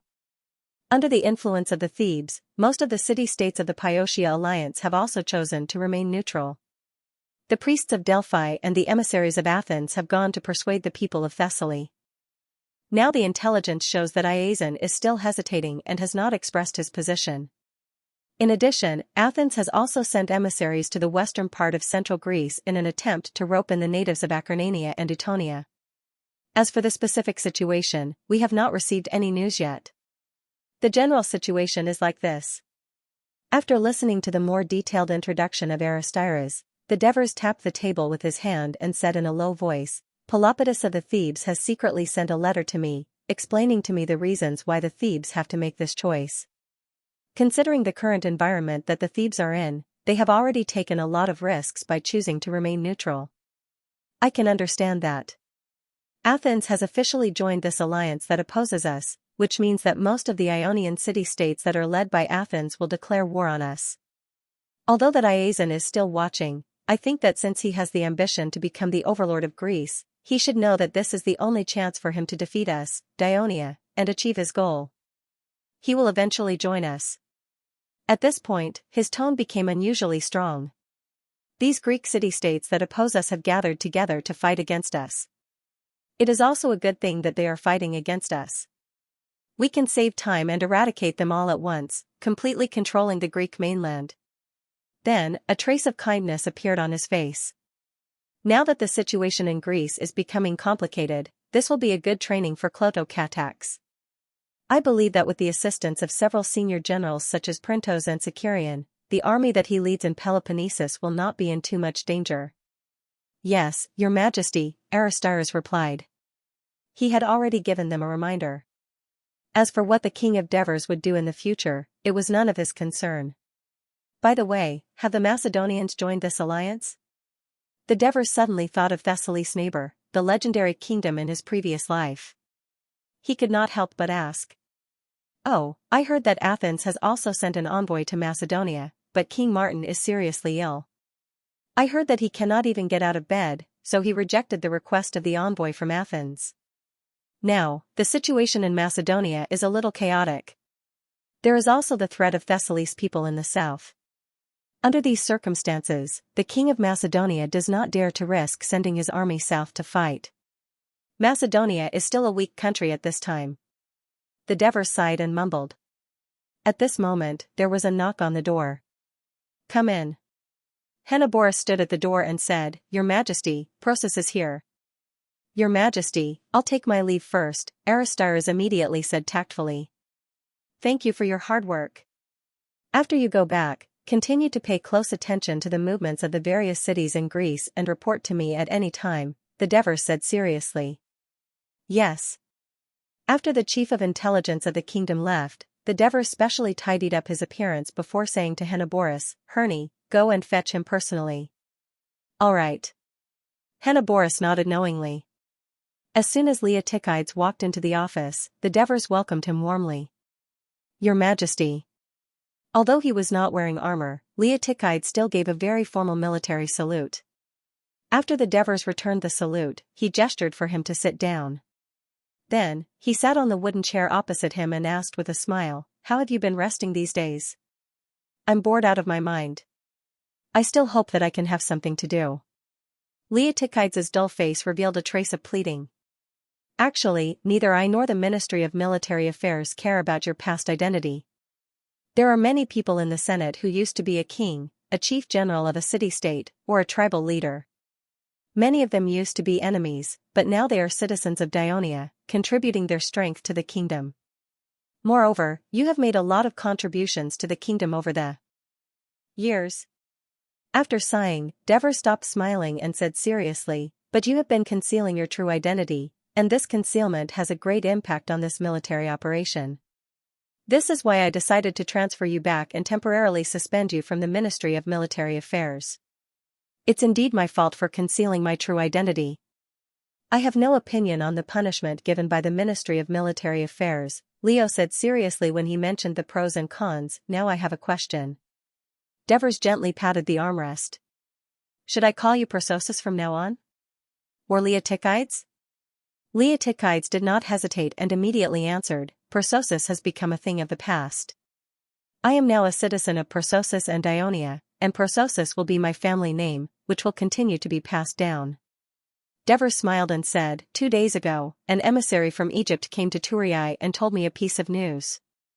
The Persia army is gathering in large numbers in eastern Phoenicia, and they intend to invade Egypt. Pharaoh Tanis of Egypt hopes that when the Persia army invades Egypt, we, Dionia, can send reinforcements to Egypt. When Leotychides heard this, he subconsciously grabbed the armrest. Sure enough. Devers looked at him and said slowly, Egypt is our ally. During the war in the Western Mediterranean, they selflessly provided us with a large amount of food, so that we could survive the most difficult period. Now that they are in trouble, of course, we should lend a helping hand and fully support them. In addition, Persia regards Dionia as an enemy. During the war in the Western Mediterranean, they had sent reinforcements to help Carthage. In the past 2 years, they have also incited the city-states in Greece to unite against us. Therefore, helping Egypt and attacking Persia is a good thing to kill 2 birds with 1 stone. The Council of Ministers of the Kingdom has passed the resolution to help Egypt. After discussing with the Ministry of Military Affairs, I think you're the most suitable candidate to be the commander of the reinforcements. Are you willing to accept this appointment and go to Persia to fight? Of course, Leotychides, who had been idle for a period of time, was willing to accept this appointment. However, he still suppressed the impulse in his heart and asked first, Your Majesty, may I know which legions the kingdom will send as reinforcements? Devers praised Leotychides for being able to remain calm in such a situation. He said loudly, Currently, we're considering 3 legions from Sicily as the main force of the reinforcements, with the Second Fleet providing support at sea. In addition, considering that Egypt's territory is vast and flat, which is conducive for cavalry to gallop, we're prepared to let the African Light Cavalry Legion participate in the expedition. Considering that the Persia army mainly relies on projectiles, we'll also recruit 2,000 volley slingers. What do you think? Are you satisfied with this arrangement? Your Majesty, I'm willing to accept your appointment, Leotychides responded decisively. Persia is not our Dionia. Their military mobilization will not be so fast. I'm afraid it will take some time before they actually attack Egypt. You don't have to be too anxious. Go to Sicily first and familiarize yourself with the legions you'll be commanding. Among these troops, the 8th Legion has the strongest combat power, and you're the old commander of the 8th Legion. You've led it to win a lot of glory.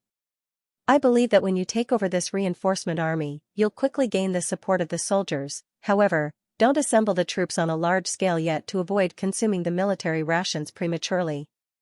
After all, the army in Peloponnesus also consumed a lot of military rations.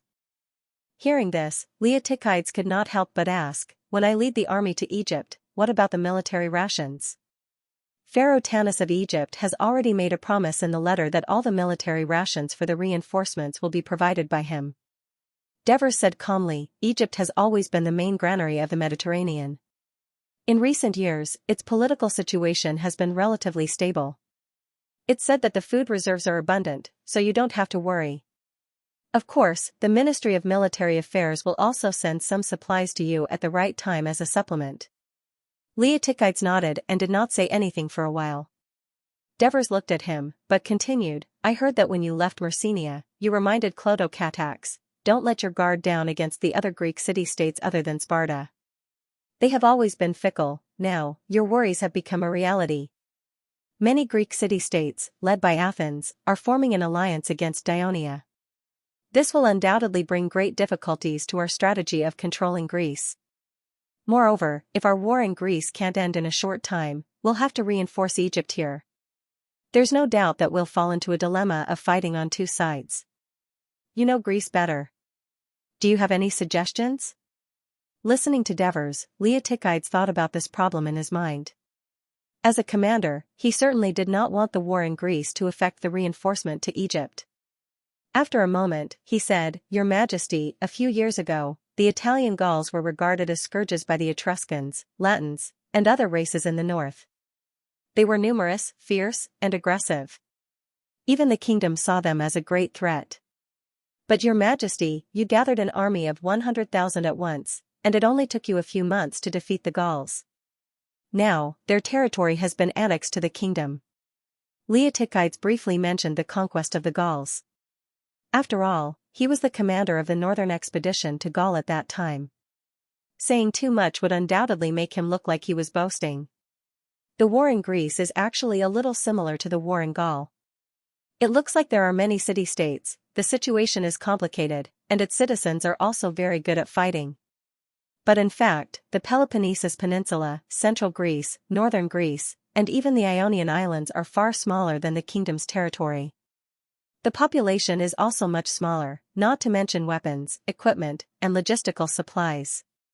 Your Majesty can completely concentrate most of the kingdom's troops in the same way you conquered the Gauls and launch an all-out attack with a military force that far exceeds the Greek mainland. You can definitely complete the conquest of Greece in a short time. Devers stroked his chin thoughtfully. After sending Leotychides off, Devers asked Henoboris to bring a wooden map of Greece. He looked at the map alone and fell into deep thought. Acidamas walked into the mansion of the governor of Phyllis and saw Thessaly's Tarchus Iazon pacing back and forth at the entrance of the living room. He walked up to him and asked, "Sir, what brings you here?" Iazon recovered from his deep thought and held Acidamas' arm respectfully. He walked into the living room and invited him to sit down. Then, he said with a solemn expression, "I just received news that the Dionysian army defeated the 30,000-strong army of Sparta in Tegea with the support of Persia." Sparta suffered another defeat in the battle? Acidamas was shocked by the news. For a politician who spent most of his life under the rule of Sparta, it was a little hard to accept. "Yes, I heard that not only did the Dionisia defeat the Sparta army, but they also occupied Sparta's camp and captured many soldiers. They drove Sparta's defeated soldiers into the mountains and took the opportunity to capture Tegea," Iazon said emotionally. Acidamas sighed and said with some emotion, "From this, even with the support of Persia, Sparta is no match for the Dionisia. Their decline is inevitable. Sir, what's your plan?" Iazon sat down on a chair next to him and said, "I want to hear your suggestion first." Acidamas thought about it and said, "Ever since Dionia invaded Myrcenia, I've spent some time investigating Dionia's situation. In the end, I discovered that this kingdom of the Western Mediterranean has actually controlled all the forces along the coast of the Western Mediterranean, becoming the undisputed overlord of the Western Mediterranean. In the last 2 wars, the kingdom sent 100,000 troops and 600 to 700 warships to fight, and they were able to maintain the offensive for more than half a year. Their strength is amazing. Moreover, Dionia developed from a small city-state into a kingdom 20 years ago through constant wars and annexation. It is impossible that they came to Greece to fight Sparta just to help Thebes. Their ultimate goal must be the whole of Greece, my opinion is. Either you send an envoy to Thurii to seek an alliance with Dionia to preserve Thessaly's independence, or you call the envoy from Athens who is staying in the city and ask him to join the Greek alliance. This way, we can gather the strength of the whole of Greece and defeat Dionia." At this point, Acidamas' expression became solemn. "I'm inclined to the former suggestion because I don't think a temporary alliance can defeat a kingdom that has grown stronger through constant battles." "Acidamas, you're always cautious." Iazon suddenly stood up and said loudly, "I choose the latter suggestion. You're right, Dionia wants to conquer all of Greece. It's impossible for us to stay out of it and preserve our strength. The flames of war will eventually burn the land of Thessaly. It's better to take this opportunity to gather the strength of the whole of Greece and fight Dionia with all our might." During the Greek War of Hippo, only half of the castles in Greece united to defeat Persia. This time, we, Thessaly, have joined them. Dionia is not as strong as Persia. Do you think we can't defeat them? Let's first unite with the city-states in the south and defeat Dionia. After that, we will compete with Athens and Thebes for the hegemony of Greece. What do you think?" Acidamas looked at the excited Iazon and was not surprised by his choice. Based on his understanding of Tarchus, Iazon, who had always been aggressive, would hardly adopt the strategy of forbearance and retreat. But he had to remind him, if we want to form an alliance, we must distinguish the primary and secondary forces. Just like in the Greek War of Hippo, Sparta was the leader, of course, I, Thessaly, will be the leader. I will command the entire alliance. Iazon said resolutely, not hiding his ambition. Sparta has declined, and Athens' army is not strong enough. Although the Thebes won the battle against Sparta, they do not have enough soldiers. He did not know that the Thebes were neutral. Only I, Thessaly, can form an army of more than 40,000 strong. We also have more than 100 warships, more than Athens. If we don't become the leader of this alliance, who would dare? Although becoming the leader of the Greek alliance was only temporary, as long as they won this battle, Thessaly's status in the Greek city-states would be greatly improved. The people of Thessaly would feel proud. In the past, the people of Athens and Sparta called Thessaly barbarians. Therefore, not only did Iason have this desire, but Asdamas was also happy to see it happen. So he suggested, "Sir, we can use this as a precondition to join the alliance and negotiate with the envoy from Athens. But first, invite him to inspect our army of Thessaly." "Asdamas, you and I have the same idea again." Iason applauded with confidence. "I will gather my army now. In the afternoon, you will bring the envoy from Athens to the barracks outside the city." On the second day of the Battle of Tegea, Clotocatax led his army to the southeast of Tegea, near the sanctuary of Hercules, formerly the encampment of the Sparta coalition army. At the same time, he sent 5,000 soldiers to escort tens of thousands of captives back to Messenia. Most of them were citizens of Tegea. They would be sent back to Thurii, either as slaves, minors, or sold publicly. Native Greek slaves were more popular in the Thurii slave market. Firstly, they were cultured, intelligent, and easy to communicate with. Secondly, they could satisfy the colonial desire of the Greek citizens of Dionia to show off their motherland. As a result, the city of Tegea was almost empty, temporarily garrisoned by 1,000 Dionia soldiers. In addition, at the request of Tegetinos, the 3,000 soldiers of the 7th Legion, who had barely suffered any losses, quickly headed south early in the morning to seal off the border between Tegea and Sparta, intercepting the retreating Sparta soldiers.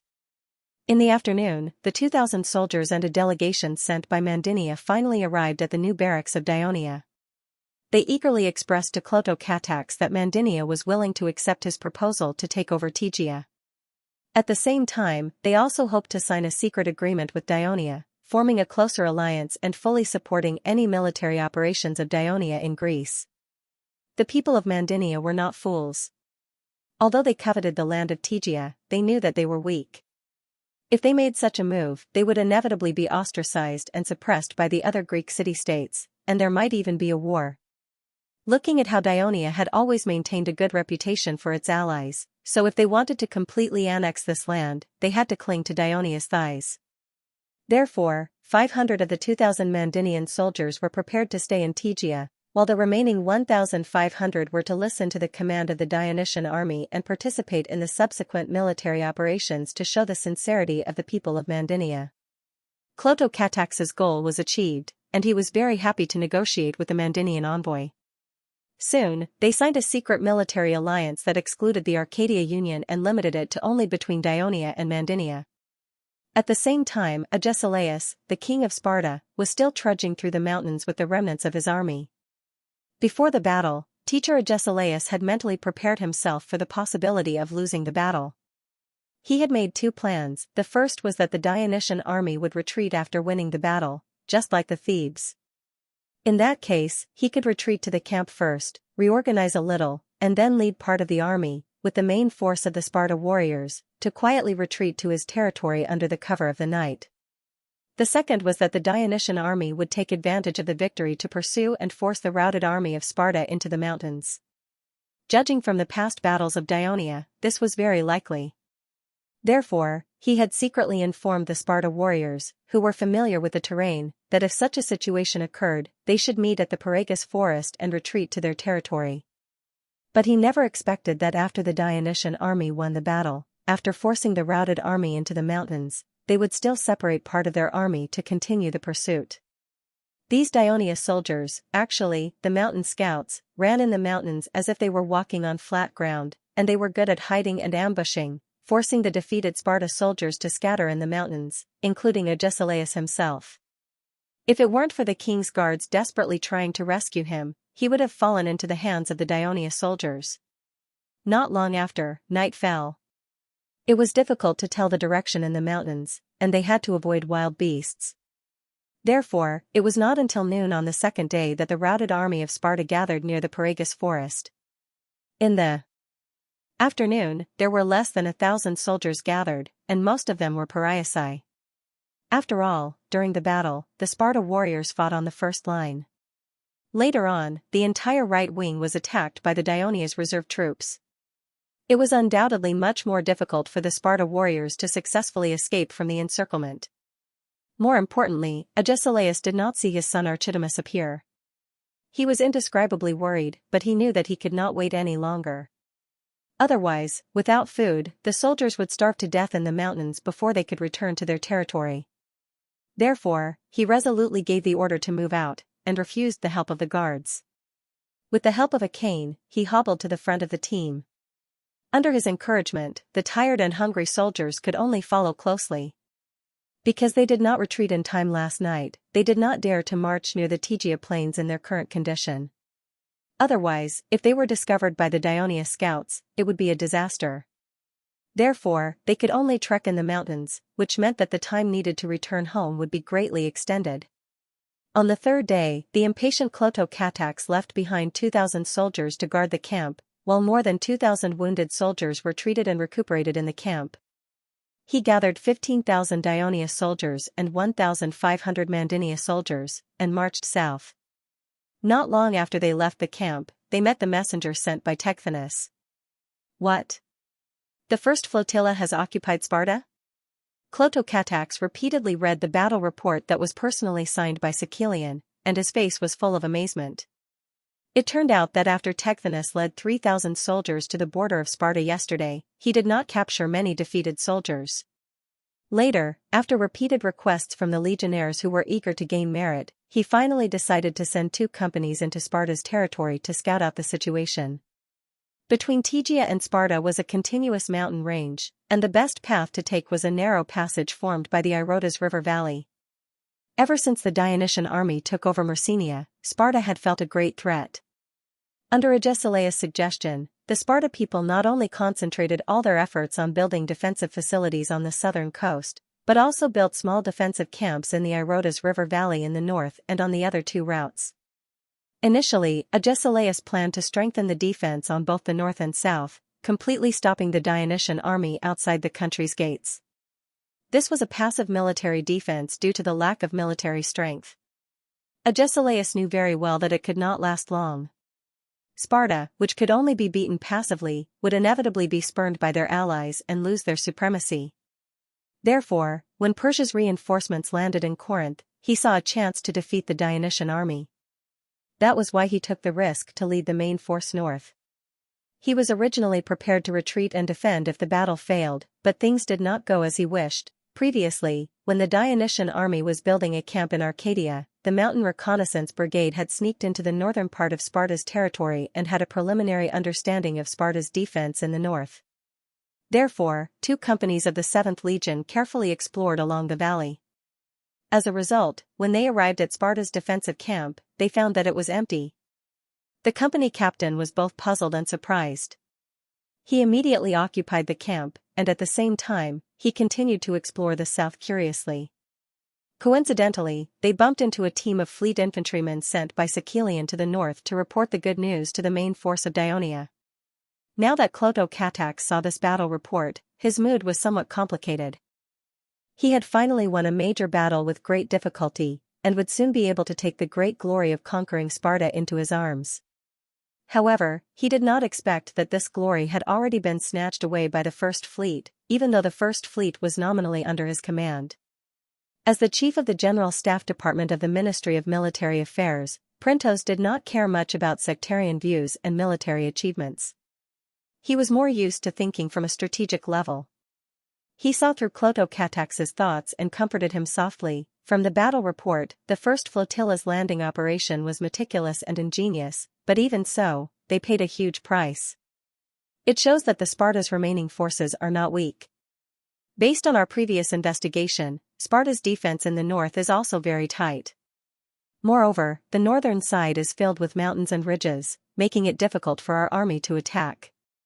It's easier for Sparta to defend themselves. If we want to invade Sparta from the north, we'll have to pay a heavy price, and the battle might even drag on for a long time. The situation in Greece is complicated. The longer it drags on, the more disadvantageous it will be for us. Fortunately, the Sicarian strictly followed your orders and launched the landing operation in time. This gave us enough time to deal with the challenges of the other Greek city-states. After listening to this, Clotho-Catax was silent for a moment. Suddenly, he laughed at himself and said frankly, "Lord Printos, I admit that I am a little jealous of the first flotilla's conquest of Sparta. But I think the first flotilla's success has little to do with my orders. The main reason is Lord Sicarian's ability. No wonder my father praised him as one of the best military commanders in the kingdom. But you are right. It is a good thing for our army and the kingdom that the first flotilla was able to conquer Sparta so quickly.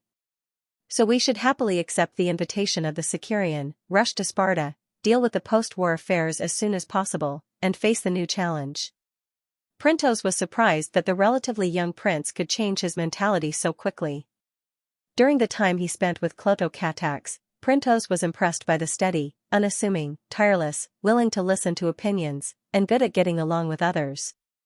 But he was still a little surprised that the young prince could change his mentality so quickly. He was more optimistic about his future.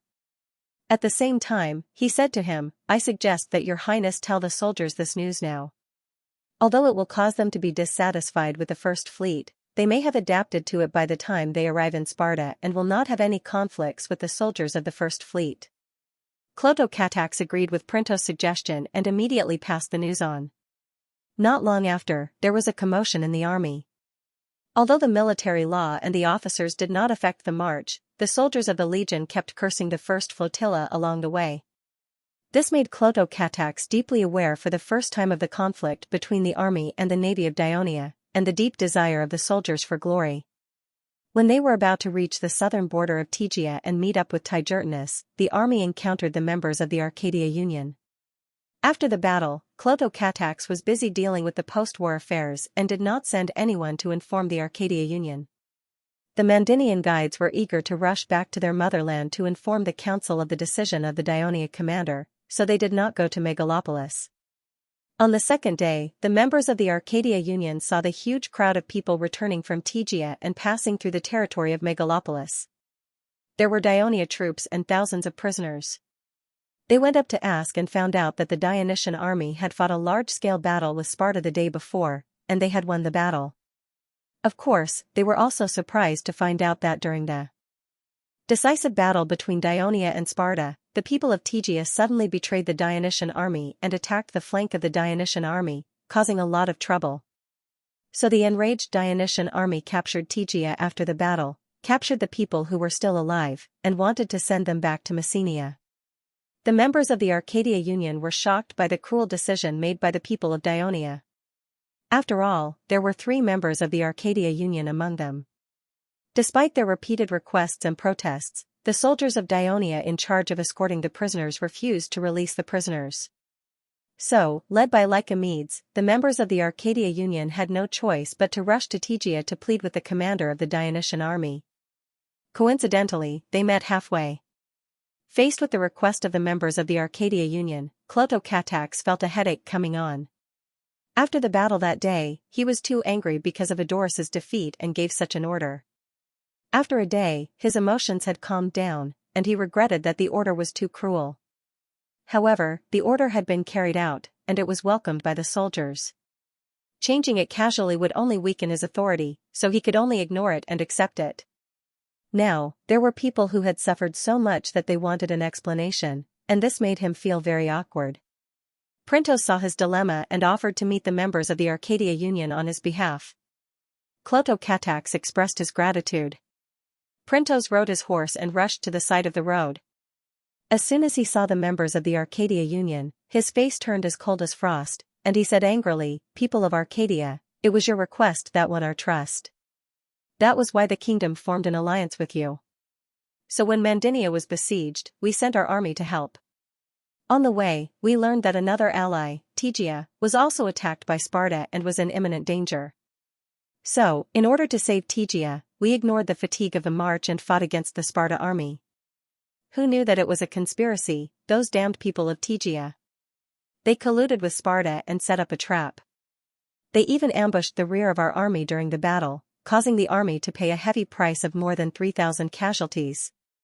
Moreover, our great king of Devers' son, General Adorus, died in battle. The people of Tegia collectively betrayed the alliance and violated the sacred oath.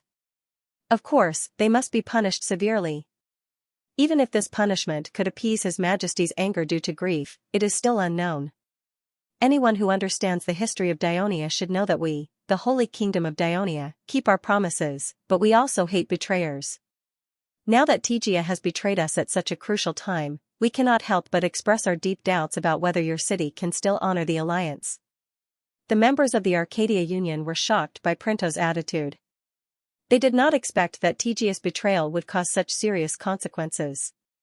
More than 3,000 casualties, which was equivalent to the young and middle-aged population of Daionia. Even the son of the king of Daionia died in battle. Now, the Dionysian army had defeated the allied forces of Sparta in the battle, which had already demonstrated the strength of Daionia. The members of the Arcadia Union, who were beginning to fear the king of Daionia, were really worried that the king of Daionia would vent his anger on their city. They all began to express their stance. We, the people of Mandinia, are mortal enemies with Sparta, and we are the initiators of this alliance. We will never betray Daionia like Tegia. The mercenaries of Sparta destroyed our villages and destroyed our fields. Our people hate the people of Sparta to the core, and will never cooperate with the people of Sparta. Since we, the people of Oconus, have sworn in the name of the gods and signed the alliance agreement with Daionia, we will definitely honor this agreement within the time limit and will never go back on our word. The members of the Arcadia Union were eager to defend themselves and prove their innocence. They had completely forgotten the purpose of this trip. Only the people of Tegia were pleading loudly, "General, we admit that the people of Tegia have committed a grave mistake, but I'm afraid that many of them did not do it voluntarily. They were forced by the people of Sparta and the nobles of Sparta. They had no choice but to do so. I hope that you can forgive their sins. The people of Tegia will definitely be grateful and will do their best to assist the alliance of Daionia in the future." Printos looked at the people of Tegia with an unusual look of pity in his eyes and said softly, "You still don't know, right? Before our army arrived at Tegia, the people of Sparta colluded with the people of Sparta and incited the people to massacre all the people of the anti-Sparta faction and their relatives in the city. After we broke into the city, we only found a few survivors. They were the only ones who were not punished, and they are currently receiving treatment in the city. May the Hades bless you, your relatives are among them." Upon hearing this, the three Tegia counselors' expressions changed drastically, and they immediately galloped towards the north. The protagonists who had come to demand an explanation suddenly left. The other counselors of the Arcadia Union looked at each other, not knowing what to do. Printos immediately said in a deep voice, "The Sparta coalition has been defeated. Taking advantage of this opportunity, our army will soon invade Sparta's territory and completely eliminate the scourge that has caused decades of war in Greece, returning peace to the Greek people. So we can't waste any more time here. After the war is over, we will come back to celebrate the victory with you." After saying this, he even gave a military salute, and then turned his horse around. After hearing Printos' words, the counselors felt as if they were in a dream. Their ally for decades, Sparta, which had dominated Greece for hundreds of years, was going to be destroyed just like that. At this time, Printos turned around again, and his eyes fell on Lycomedes. He said, "By the way, I forgot to tell you that the Tegia people tore up the alliance and ambushed our army. They are no longer allies of the Holy Kingdom of Daionia, but our enemy. The captured Tegia city is naturally the spoils of war of the Dionysian army, in order to show that we, the Daionia, have sent our army to Peloponnesus this time to fulfill the alliance and assist the Thebes in defeating Sparta, and not to covet the Greek land.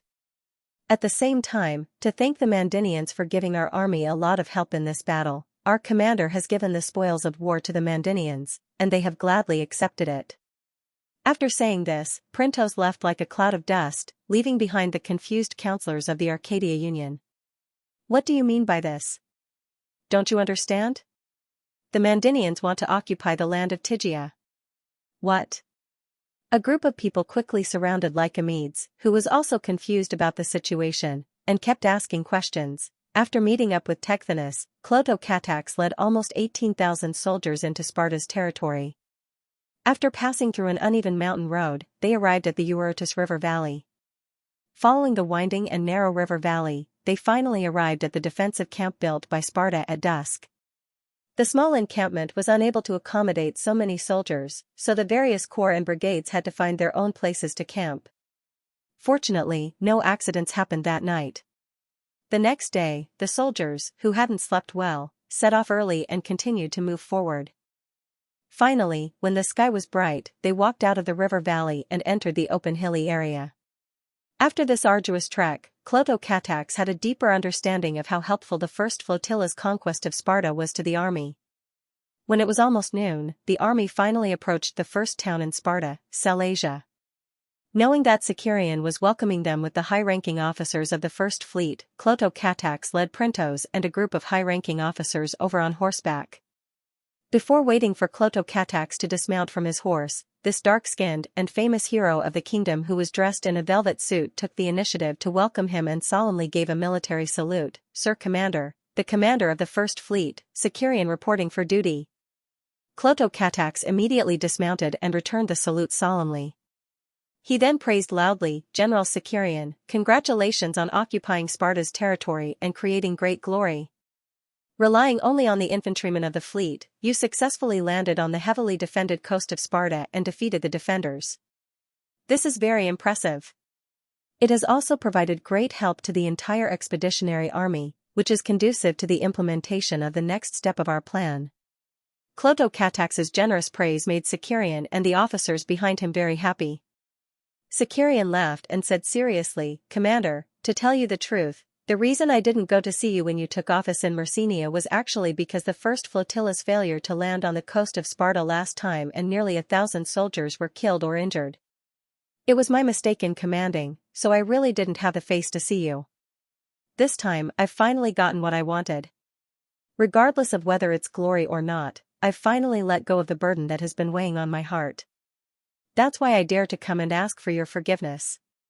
Why did Xianxia, who had always thought highly of himself, put down his pride this time and took the initiative to show goodwill to the young commander? It was mainly because he had been in a high position for years and had some political wisdom. He gradually realized the reason why the king of Devers, who had been on the battlefield for a long time, let the young Clotho-Catax be the commander-in-chief in such an important war.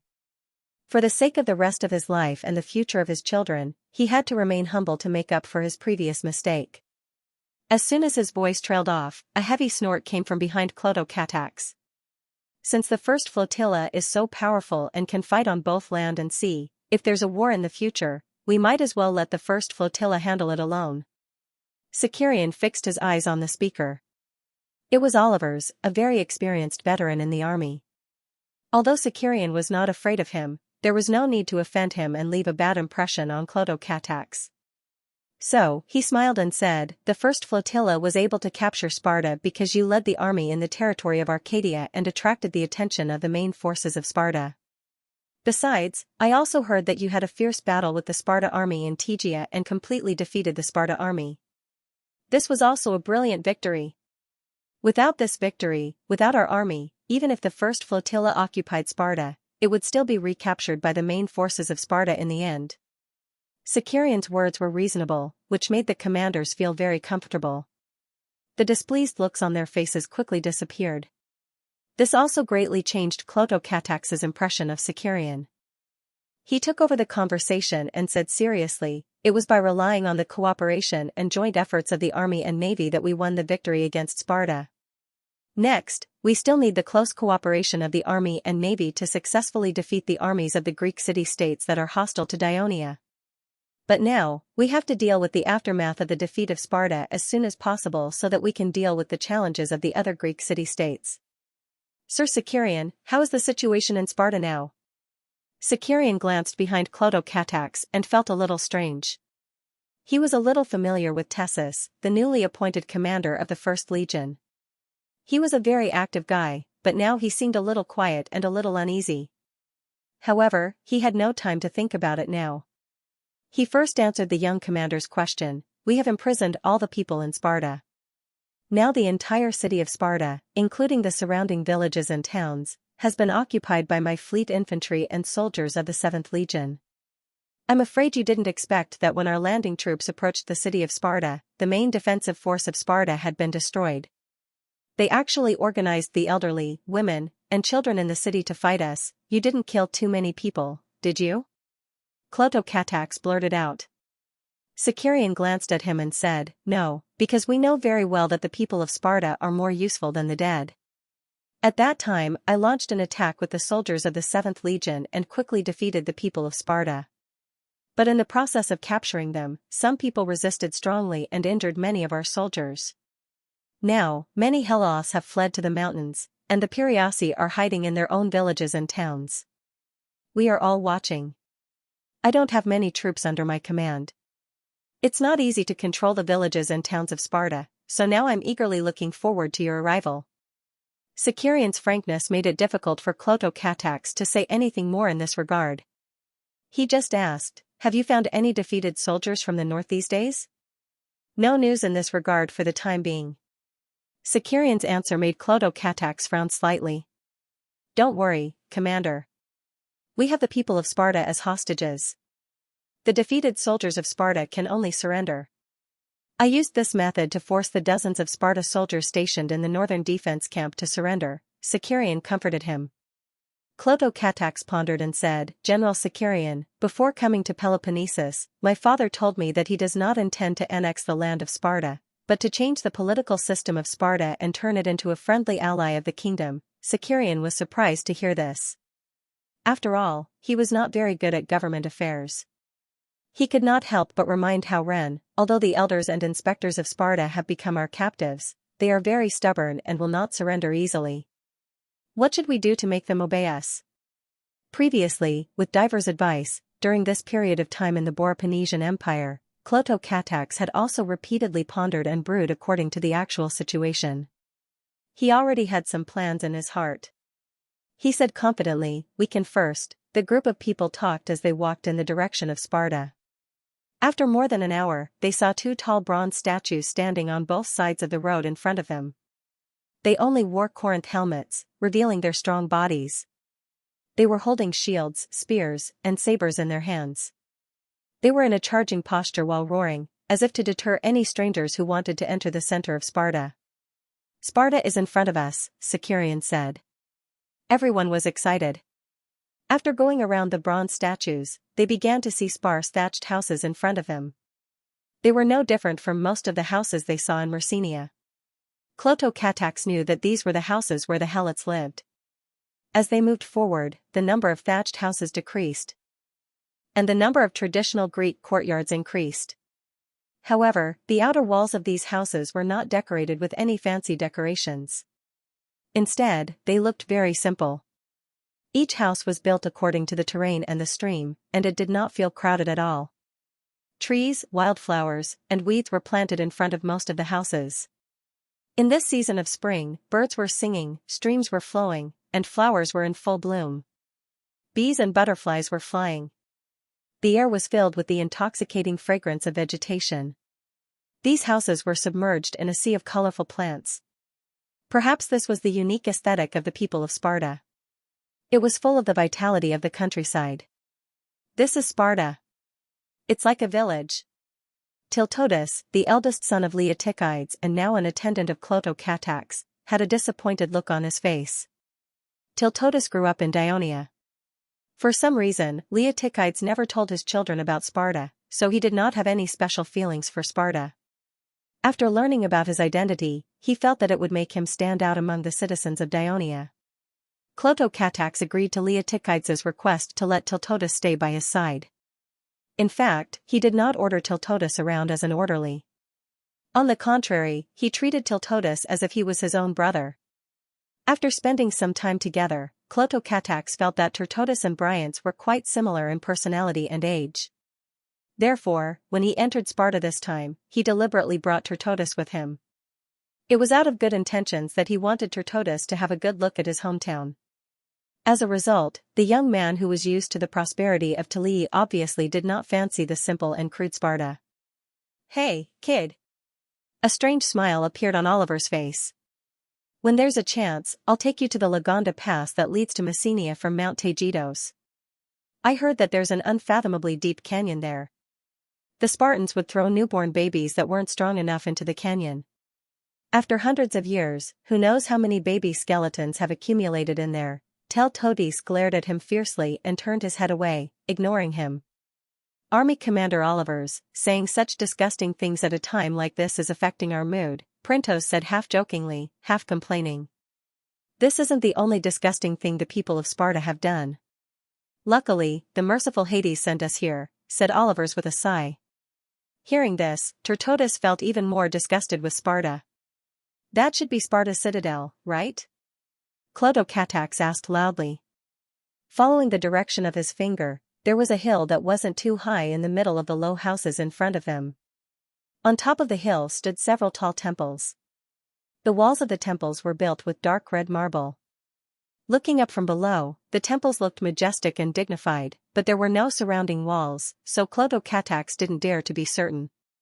That can be counted as Sparta's citadel, the Temple of Athens Na, Chakro Rock, replied the Sicarian. The citadel of a Greek city-state was not only the center of worship for the people of the city-state, but it was also the last fortress against foreign invaders. Usually, it was surrounded by stone walls as a defensive barrier. However, since the people of Sparta were confident that they didn't need walls to defend their city, they probably didn't need to build a citadel wall either. But now, they might be regretting it, thought Clotocatax. He couldn't help but ask another question that puzzled him. Don't the people of Sparta worship Zeus and Hercules? Why do they worship Athens Na in their citadel? Sicarian shrugged. There's a smaller temple of Hercules on the top of this hill, but the citadel is indeed dominated by Athens Na. As for why? I can't answer that. Maybe I should ask an old man from Sparta? The people of Sparta worship war, and Athens Na is the goddess of war and wisdom. I'm afraid it has something to do with this, Printos said. Since the people of Sparta like to fight, it might be more appropriate to worship Ares, the god of war, Olivers chimed in. Actually, the people of Sparta are very particular about strategy in war. They usually don't act recklessly, which coincides with the god of war and wisdom that Athens Na is good at. On the other hand, the barbaric and ferocious Ares is not popular among the Greek people, and few city-states worship him. I heard that he is respected by the people of Thrace in northern Greece. Clotocatax could not help but share his speculation. As they talked, they came to the front of the temple of Hercules in Athens Na. It was all flat ground and stairs paved with large stone slabs, extending up to the temple step by step. It was completely different from the bumpy dirt road they had been on before. Commander, do you want to take a look at the temple? Sicarian made an inviting gesture. Clotocatax hesitated for a moment, then shook his head. Clotocatax graduated from the Turii school with excellent results. He knew very well that the temple in the Acropolis of a Greek city-state was different from the one in the Kingdom of Dionia. In Greek city-states, ordinary people were not allowed to enter the main hall, only priests who could communicate with the god could enter. Therefore, the gate of the temple was usually guarded by guards. However, now that the people of Sparta were all captives, it was impossible for anyone to guard their Acropolis.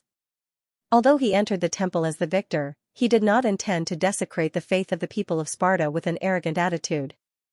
If Clotocatax did not go up, the other generals would be too embarrassed to do so. The Temple of Hercules in Athens Na was located in the center of the city of Sparta. As they walked along the flat stone road, they were surrounded by tall bronze sculptures and magnificent buildings, an open-air sports arena, a civic meeting hall that looked like a theater, a public cafeteria that was dozens of meters long, the altars of various gods and heroes, and a victory column surrounded by the statues of the famous kings of Sparta. The square was mainly used for citizens' daily training and gathering during wartime. Here, the city of Sparta finally showed the air of a Greek hegemon that was far beyond that of a village. In the past, many people of Sparta would wander in this area every day, and many people of Sparta, young and old, would also train and fight in this area. It must have been a lively place. But now, except for the patrolling teams of Dionia soldiers, there was no one else in sight. Clotocatax could not help but ask, General Sicarian, where are you imprisoning the people of Sparta? Some of them are imprisoned in the training ground of the warriors of Sparta in the southeast, mainly women and children. Others are at the port, helping us to unload and unload supplies. Both places are heavily guarded, so there is no way they can escape. Cloto and Cardicus nodded. Then, they saw a bronze statue that was about 10 meters tall standing not far in front of them. The statue was of a fully armed Spartan warrior. He held his head high and chest out. His eyes were firm and determined. He held a shield in his left hand and a spear in his right hand. He gave off a firm and unyielding aura. All kinds of wildflowers were planted around the statue, and they were blooming in this season, giving the cold statue a little more vitality. This is the tomb of Leonidas, the king of Sparta. Xianxia pointed at the statue, and his relaxed expression faded. The one who died in the battle at Hot Spring Gate? Tegtinos asked excitedly. That's right, it's this hero, Xianxia replied in a deep voice. Everyone's expression suddenly became solemn. Leonidas, the king of Sparta, led 300 warriors to defend Hot Spring Gate, and resisted the hundreds of thousands of Persia's army, stopping them from advancing even an inch. In the end, all of them were betrayed by a traitor and died in battle. This was a legendary story that was known by all in Greece, and it was still popular even after 100 years. The people of Sparta erected a statue for this king, who had won a great reputation for the city, for people to worship, probably hoping that his brave and selfless spirit of sacrifice would be passed down among the people. Although Clotocatax and the others were enemies, they also paid respect to this hero of Sparta from the bottom of their hearts. After a while, everyone turned to leave, and Xianxia suddenly sighed proudly. Unfortunately, the era of Sparta is about to end. Maybe in the future, the stories of our heroes of Dionia will be passed down among the people of Greece. Many of these stories must be about you, Xianxia, Oliver's joked. I think that day is not far away. Clotocatax immediately took over and encouraged everyone. Under Xianxia's lead, everyone strode with longing towards a grand building not far away that was also built with red marble. This was the highest authority of Sparta, the council hall. It was the office of the council of elders and the 5 censors, but now it would become the place where Clotocatax and the other generals would discuss how to deal with Sparta. A few hundred years ago, a group of Dorians who came south from the north of Greece occupied the plains of the Trotus River and built many villages. They were called the Laxidian Dream, and this land was called Laconia by them. As time went by, one of the villages rose and won the right to rule over the other 4 villages nearby. From then on, they united and built a town called Sparta, and they had their own king. Not long after, they began to wage war against the other villages of Lacidic Dream. However, at the same time, several towns were also rising in other parts of Lagria. Sparta did not have enough power to conquer the entire region. Instead, it allowed the other villages to unite and fight against it. During this difficult period, a town in the south had a civil war. The king of the town led his loyal people to join Sparta. Sparta's strength was greatly increased, and with their help, they finally won the war against Laconia. Thus, Sparta established itself as the leader of the region. The Lacedaemonians of the surrendered villages were then known as Piraeosi. They had personal freedom and the right to deal with local affairs, but they had no political rights in Sparta. They were also placed under the supervision of military commanders sent by Sparta to ensure that they could serve in the army and farm the royal estates. The conquered villages, even if they were once compatriots, were mercilessly reduced to slaves. This was the origin of the heliotrope. From this time on, Sparta established a dual monarchy. One was a native Sparta king, who came from the Agidi clan, and the other was a former king from the south, who came from the Eulopontides clan. Now, Clotocatax wanted to use this great opportunity to conquer Sparta to completely overthrow the original political structure of Sparta and establish a new political system. He sent messengers to the various Piraeosi villages, inviting them to come to Sparta, and promised them that Dionia would not harm them, but would give them the right to participate in the establishment of a new Sparta. In addition, he personally talked to the captured Piraeosi soldiers and released them.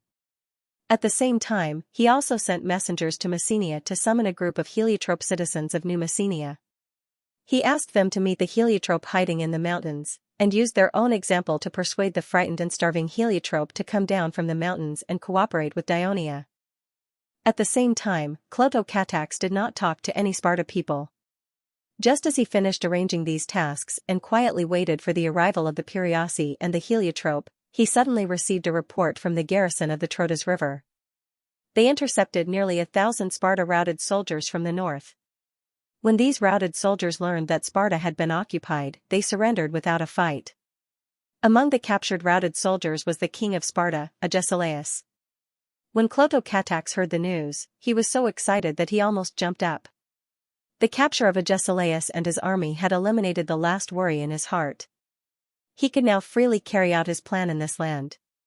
To prevent any accidents, he also sent a heavy infantry brigade to escort these Sparta-routed soldiers. A day later, Clotocatax saw the captives at the entrance to the north of Sparta. They were ragged, unkempt, and walked unsteadily as if they would fall at any time. Clotocatax now understood why the garrison of the camp could easily capture nearly 1,000 routed soldiers with only 200 people. He and the general's eyes were focused on the leader of the Sparta people, white hair, beard, gray face, thin as a stick, his left leg was curled up, and he was holding a cane. He staggered forward with the help of others. Only his eyes were full of spirit. Seeing Clotocatax and the others in front of him, the old man pushed away the people who were supporting him and stubbornly walked forward with difficulty. "Dear King Agesilaus." Clotocatax did not put on the arrogant attitude of a victor. Instead, he said in a gentle tone, "Hello. I am the commander of Dionia, Clotocatax. I know you, the son of Devers." Agesilaus seemed to be calm at the moment. He said in a hoarse voice, "This time, Sparta has lost. I want to know how you are going to deal with the people of Sparta?" His voice was trembling when he said the last sentence, but it still revealed the worry in his heart. Clotocatax's lips curled into a mocking smile. He said in a serious tone, "They have all been imprisoned. Many of them are still unwilling to accept the fact that they have lost. It seems that they still have hope in the coalition army led by you." Agesilaus was silent for a long time. Then, he looked straight at him and said in a deep and meaningful voice, "A loss is a loss. The city of Sparta has been occupied. What else is there to look forward to?" However, for the past few decades, Sparta has been very influential in the whole of Greece. If Dionia wants to thwart Persia's conspiracy and dominate these cities in Greece, Sparta can still provide you with great help. This old man, who was known as the toughest pro-war faction of Sparta, actually showed an attitude of wanting to actively cooperate with him. This surprised Clotocatax. He calmed himself down and replied, "Our plan to deal with Sparta has been confirmed. I believe you will know about it soon. When the time comes, I hope that you will lead the people to actively cooperate with us." Agesilaus looked at him deeply, then turned back to look at the defeated soldiers who passed by him. "Okay, but before that, I hope that you can let us take a good bath and have a good meal." "Don't worry, we will arrange it." Clotocatax said with a complicated expression, "I have good news for you. Your son, Archidamus, was injured and escaped into the mountains. In the end, he fell into a coma due to the infection of his wounds. His guards carried him out of the mountains and surrendered to us. He is now being treated by our doctors in Tegea. When I left, he was still unconscious, but his physical condition is much better than before." Archidamus was Agesilaus' only son and a direct descendant of the Agedi royal family. Hearing this news, Agesilaus' worry was relieved. He suppressed the excitement in his heart and said calmly, "It is the glory of Sparta warriors to die on the battlefield. Too many Sparta warriors have died in this war. But no matter what, thank you for your rescue. The more Sparta warriors there are, the better." Clotocatax looked at Agesilaus back in shock. After a while, he turned around and said to Sicarion and the others in a deep voice, "This king of Sparta has probably been wandering in the mountains for a few days and is so hungry." It was not easy for him to walk back, and he learned that all of Sparta has been occupied. Yet, he can still be so calm. He is really not simple. But I hope that he can still be so calm after knowing our plan to reorganize Sparta. There was a hint of resentment in Clotocatax's words, which surprised Sicarion. Of course, he did not know that Clotocatax blamed the death of Edoras on the commander of Sparta, Agesilaus. Some of the Herods who escaped to the mountains listened to the advice of the messengers from Myrcenia and returned to Sparta. Just as the messengers said, not only did the Dionysian army not capture them, but they also arranged accommodation for them and distributed food to them. This prompted more starving Herods to run down the mountains. After listening to the persuasion of the messengers from Dionia, the people of the villages of Pariasi doubtfully sent their representatives to Sparta to discuss matters. A few days later, Clotocatax invited the representatives of Pariasi and Herods into the meeting hall of Sparta. He let them sit on the wooden chairs that the elders of Sparta used to sit on. After everything was ready, Clotocatax stood in front of the meeting hall and looked at the restless representatives. He said in a gentle tone, "Everyone, today is an important day for you. First of all, please allow me to call you the Lacitic Dream. Do not be surprised. Whether it is you Pariasi or you Herods, you were once the same race as the people of Sparta. But a few hundred years ago, your ancestors were defeated in the war against Sparta's unification of Ligonia. Not only did you lose your land and rights, but you were also deprived of your true race name. Those who surrendered became Pariasi, and those who were captured became Herods." At this point, Clotocatax's words caused a huge commotion in the meeting hall. Although the Pariasi had a bit of inheritance, the history of the Pariasi had long been blurred after a few hundred years. On the contrary, the Sparta people had been purposely spreading the story, and it became clearer and clearer in the memory of the generations of Pariasi. They were immigrants from outside, and after reaching an agreement with the people of Sparta, they were allowed to settle at the border of this land. The situation of the Herods was even worse. They were slaves for generations, and the people of Sparta would never let them learn to read. Therefore, most of them were illiterate. Under the education of the people of Sparta, they had no choice but to serve the people of Sparta for the rest of their lives. They did not know the history of their race, and they did not even know the names of their parents. They lived numbly, without hope. But today, someone suddenly told them, "You are the same as the people of Sparta. You were once the masters of this land." This completely subverted their previous understanding, and they were all shocked like never before. They discussed with each other suspiciously, and even mustered up the courage to ask Clotocatax. "The scholars of Dionia have specialized in the history of Sparta, and we have obtained some very precious information that can prove that you were once the people of Lacitic Dream. If you want to see it, when the situation in Greece stabilizes in the future, I will invite you to the library of Thurii to read these treasures. Now, what I want to tell you is that the reason why the Dionysian army attacked Messenia is to let the Messenians, who were once enslaved by the people of Sparta, regain their independence. You have communicated with them before, and you should know that we, Dionia, have done what we said. Now, one of the important reasons why Dionia attacked Sparta is to let you, who are now enslaved, regain your lost land and rights, and become the real masters of Ligonia." As soon as Clotocatax's voice trailed off, the people in the hall burst into an uproar. Both the Pariasi and the Helioists were excited to realize that the people of Dionia did not lie to them. It seemed that the people of Dionia were really going to fulfill the promise they made when the messenger persuaded them to come to Sparta. A Pariasi representative stood up excitedly and asked, "What do you want us, the Pariasi, to do? Are you going to give us the land of Sparta? And you want us to move into Sparta?" Another Baliasi representative asked immediately, "Are you going to let us replace the people of Sparta and elect our own king? Then let him lead us to rule the land of Ligonia? What era is this? You still want a king to rule? Isn't Dionia the kingdom that will save us?" Compared to the Pariathi who were arguing fiercely, the Heroi who were also a little excited appeared cautious. Under the influence of such a heated atmosphere, a representative of the Heroi finally stood up and asked hesitantly, "My lord, you want us to occupy the land here too? The original owners of these lands will be very angry, they will definitely retaliate fiercely. They still have many warriors outside, and they have many allies outside. They will form a new army and attack again. When that time comes, we will." "Idiot! Coward!" The Pariasi representative who stood up first pointed at him and scolded loudly, "To tell you the truth, I was recruited by the people of Sparta and went to Arcadia to fight against the Dionysian army led by my lord. The tens of thousands of Sparta's troops were easily defeated. I escaped into the mountains and escaped from the pursuit of the ferocious Dionia soldiers. After that, on the way back to Sparta, I met a few Sparta-defeated soldiers. From them, I learned that the main force of Sparta was surrounded and suffered heavy losses. So, I crossed the mountains and did not return to Sparta directly. Instead, I sneaked back to the village. When your messenger arrived, I was the first to respond. I have fought with the people of Sparta many times, and I know very well that the people of Sparta have completely failed. They no longer have enough young men to fight against the great Dionysian army, and it is impossible for them to recapture your city. So, I firmly believe that my lord is strong enough to fulfill your promise.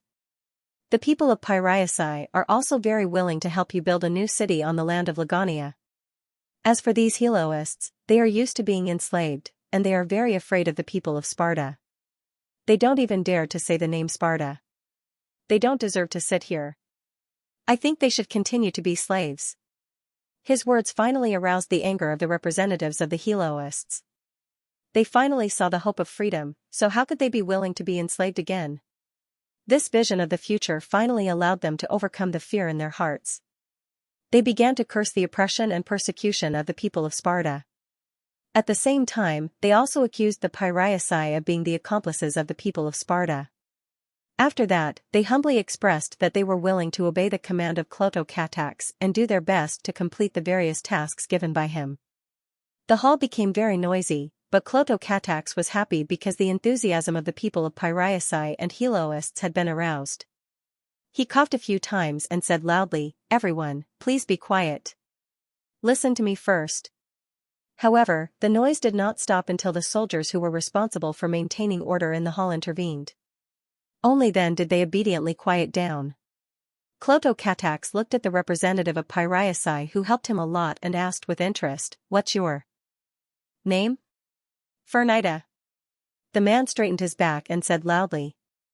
Clotocatax nodded, then looked at the other people in the hall, took a deep breath, and said loudly, "As the conqueror of this land, on behalf of the kingdom of Dionia, in the name of the holy Hades, I declare that from today onwards, whether it is the people of Piraeus or the Heloists, they will be free and become the citizens of the new Sparta, with all the rights granted by the state.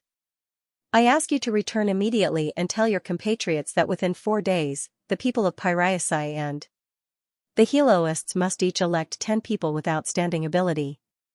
They will become the counselors of the new Sparta under the guidance of the kingdom of Dionia.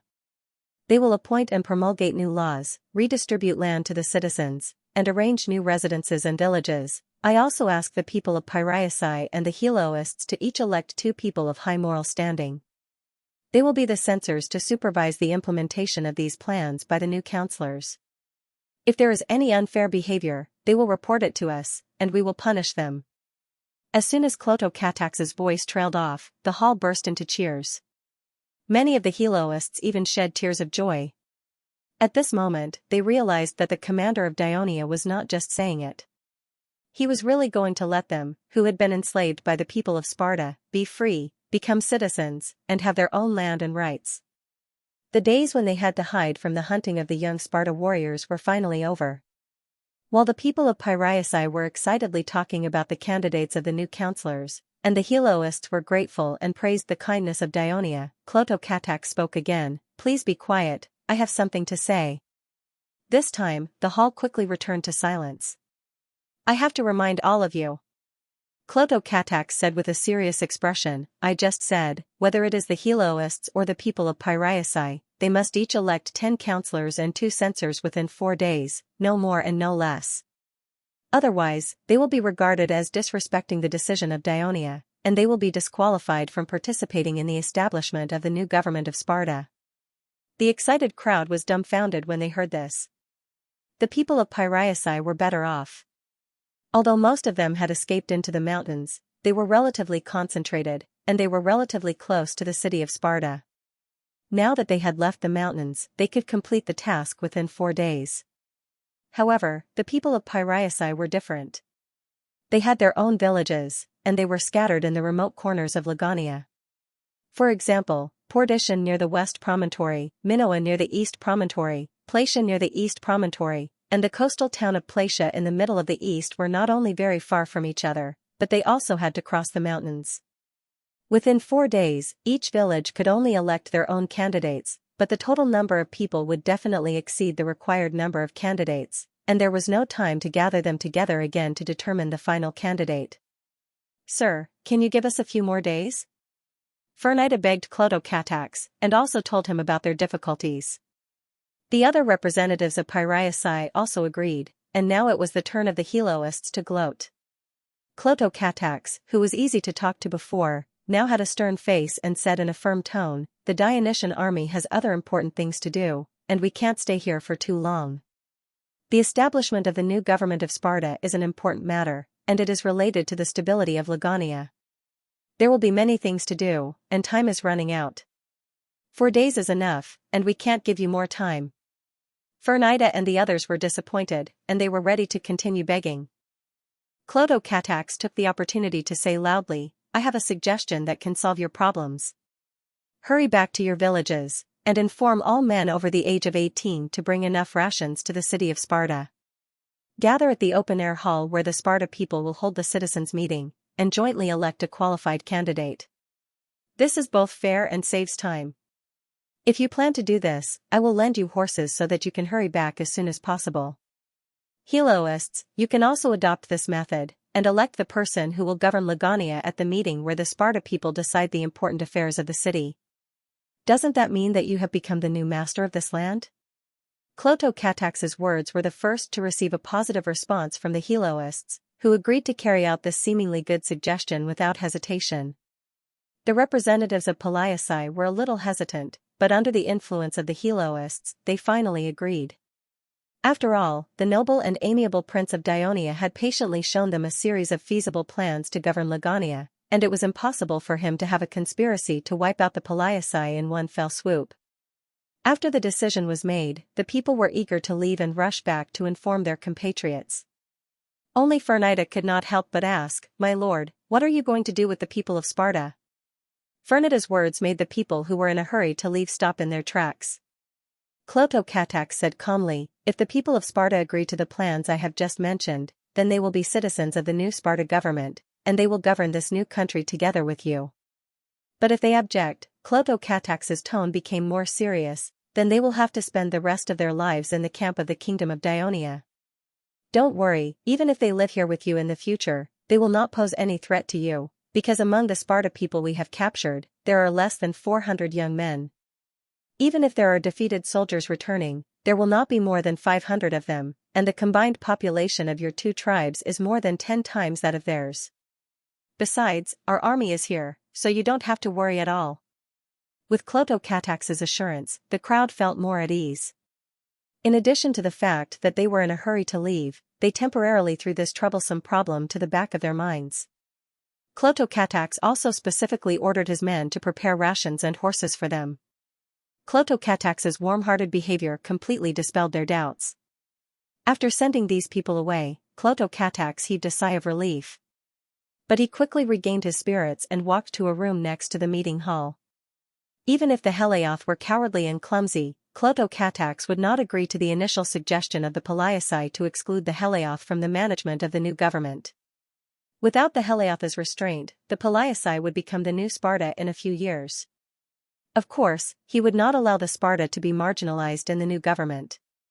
On one hand, with the existence of Sparta, Dionia could confidently face the doubts of the Greek city-states who were concerned about Sparta and argue that they did not destroy this ancient city-state, but merely changed its political system, just like what Sparta did to other city-states when it was strong. On the other hand, allowing the weakest Sparta to join the new political system might make the new Sparta's political situation more stable, and it would be more beneficial to Dionia's control over Sparta. After saluting the Dionia soldiers at the door, Clotocatax gently pushed the unlatched wooden door open. Inside the room were 30 Sparta elders led by Agesilaus and 5 censors. It was a little crowded, but the assassins were unusually quiet. This was a little out of Clotocatax's expectation. His gaze slowly swept across everyone's face, and finally, a trace of a smile appeared on his face. Although these Spartans appeared to be very calm, they could not conceal the anger in their eyes. "Everyone, I believe that you have heard what I said in the venue just now, and I'm afraid that you have already discussed it. Now, can you tell me your decision?" As soon as he finished speaking, a younger censor could not help but roar, "You are humiliating the people of Sparta. As the descendants of Hercules, we will never cooperate with the filthy and lowly Heliath." Cough. Cough. Cough. Agesilaus suddenly coughed loudly and turned around to look at the censor coldly. The censor's roar came to an abrupt stop.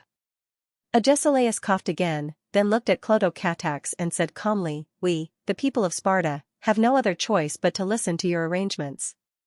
But I want to know how the people of Sparta should cooperate with the Palaeasai and those Helios to establish a new Sparta government?" Clotocatax did not directly. Instead, he looked at the Sparta man who roared earlier. "Sparta said. Of. The man glanced at Agesilaus, lowered his head, and gritted his teeth. "Yes. If we don't do this, do we have any other choice?" Agesilaus then said loudly, "If we, the people of Sparta, accept the fate of the Helios, we might as well choose death." His words were not so much a reply to Clotocatax, but a reminder to the people of Sparta. They were all dejected and silent. "It seems like you have reached a consensus."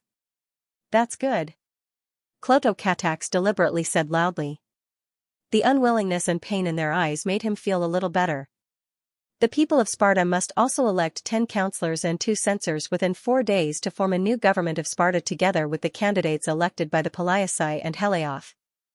30 counselors, 6 censors, Agesilaus said with a probing gaze. He deliberately said softly, "It sounds similar to the previous Sparta." "No, there is a difference." Clotocatax answered straightforwardly, "They are only responsible for the operation of the entire government. The designation and promulgation of laws and major decisions have to be discussed and approved by the General Assembly. All citizens of New Sparta have the right to participate in this assembly." Speaking of this, Clotocatax also deliberately said, "Of course, the previous Sparta also had a General Assembly, and it is indeed somewhat similar." Everyone's expression changed slightly. The General Assembly of Sparta had always been a pretense. The real supreme power lay in the Elder Council.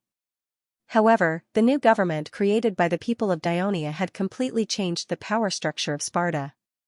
An elder could not help but ask, "What about the king?" Clotocatax said loudly, "The new Sparta will no longer have a king. We will elect 2 consuls for a 1-year term, and they will be mainly responsible for commanding the army in battle." Everyone subconsciously looked at Agesilaus. Agesilaus, on the other hand, looked very calm as if this matter had nothing to do with him. He asked, "When can you release the people of Sparta from imprisonment?" "After the new Sparta government is established. Our people are all locked up, how can we carry out the election?" Someone protested. "Tomorrow, all the adult men of Sparta will be gathered at Hiller's port for the election." "I have one more question." Agesilaus looked at him and asked seriously, "I just heard you say that you want to distribute land to the Pariasis and the Helos. In other words, you want them to take away the land that originally belonged to us citizens of Sparta? Please note that Dionia has occupied all of Sparta. All of you have become prisoners, and the land of Lagnia has become the spoils of war of the Dionysian army. In order to rebuild Sparta, His Majesty the Devers generously took out these lands and distributed them to the citizens who are willing to work for this new government. To put it bluntly, even if these lands are still owned by you, the Pariasis and the Helos have already obtained their freedom and no longer have any obligation to you. With the manpower you have, you will not be able to take care of so much land. What's more," Clotocatax raised his eyebrows and showed a mocking smile, "do you people of Sparta know how to farm?" Everyone's expression was a little ugly, but they could not refute for a while. The guards around Clotocatax increased their vigilance, but he continued as if he did not see it and continued, "In the past few days, I have carefully checked some information about Sparta and found a problem. The number of Sparta citizens has been decreasing year by year. The war is not the main reason. According to the information, many people have not been able to pay enough taxes for a long time. Not only have they lost the right to participate in public meals and become inferior people, but they have also been deprived of land. I originally thought that it might be because of the years of war. Even if there are Helos helping them to farm the land, they do not have enough time to supervise and manage the harvest of the land. But the strange thing is that the nobles of Sparta are able to pay the full amount of taxes every year. Later, someone secretly told me that this is because they can often become the commander of some of the cities and strategic locations controlled by Sparta. They get a lot of money through bribery or other means, which is more than enough to buy food and pay taxes. I also found a problem. The land of the Sparta civilians that you have confiscated has been distributed to the royal family and the nobles, the reason being that they have the ability to guarantee a better harvest. As a result, the land gradually concentrated in the hands of the nobles, and more Sparta civilians have lost their land and become inferior people. Haven't you noticed? The situation in Sparta now is very similar to the situation before the sage of Sparta came to Kugu to change the political system. You're spouting nonsense. Someone blurted out. Clotho-Katax looked at him and was not angry at all. Instead, he said with pity, "You are the censor, right? Whether as a civilian or a censor, you did not notice that the greedy nobles are wantonly devouring the land of the civilians. This is your dereliction of duty. You should also thank Dionia. If we did not forcefully rebuild Sparta, there would be many gain done appearing in this land." The faces of the people in the room became very ugly. Agesilaus coughed and immediately changed the topic. "How much land are you going to allocate to each new citizen of Sparta?" "About 5 acres. There are too many of them." "I'm afraid it's not enough." Clotho-Katax said calmly, "We have given the territory of Stygia to the Mandinians. However, the Mandinians do not have a large population to begin with, and they could not manage such a vast and fertile new land. Under our persuasion, we believe that they are very willing to accept these heroes who did not get a land in Sparta as new citizens of Mandinia." Agesilaus was stunned. "What about the Stygians? They are all being escorted to the Turii slave market to be sold. This is the consequence of betraying the alliance and secretly attacking our allies," Clotho-Katax said coldly. Everyone felt a chill in their hearts. At that moment, they did not dare to make eye contact with the young man. Seeing this scene, Clotho-Katax suddenly felt a little bored. No matter how much he scared the people of Sparta, he would not be able to get his brother Eudorus's precious life back. He said disinterestedly, "All right, everyone, I hope that you will go back today and organize your citizens. Lead them safely to Hiller's port tomorrow and ensure that the election goes smoothly." Clotho-Katax left, and the room was silent. After a long time, someone asked anxiously, "King Agesilaus, what should we do now?" Agesilaus was still calm. He said softly, "We can only endure for now to avoid the fate of the Stygians. However, the reckless actions of the people of Dionia will definitely force Athens and Corinth to unite against Dionia.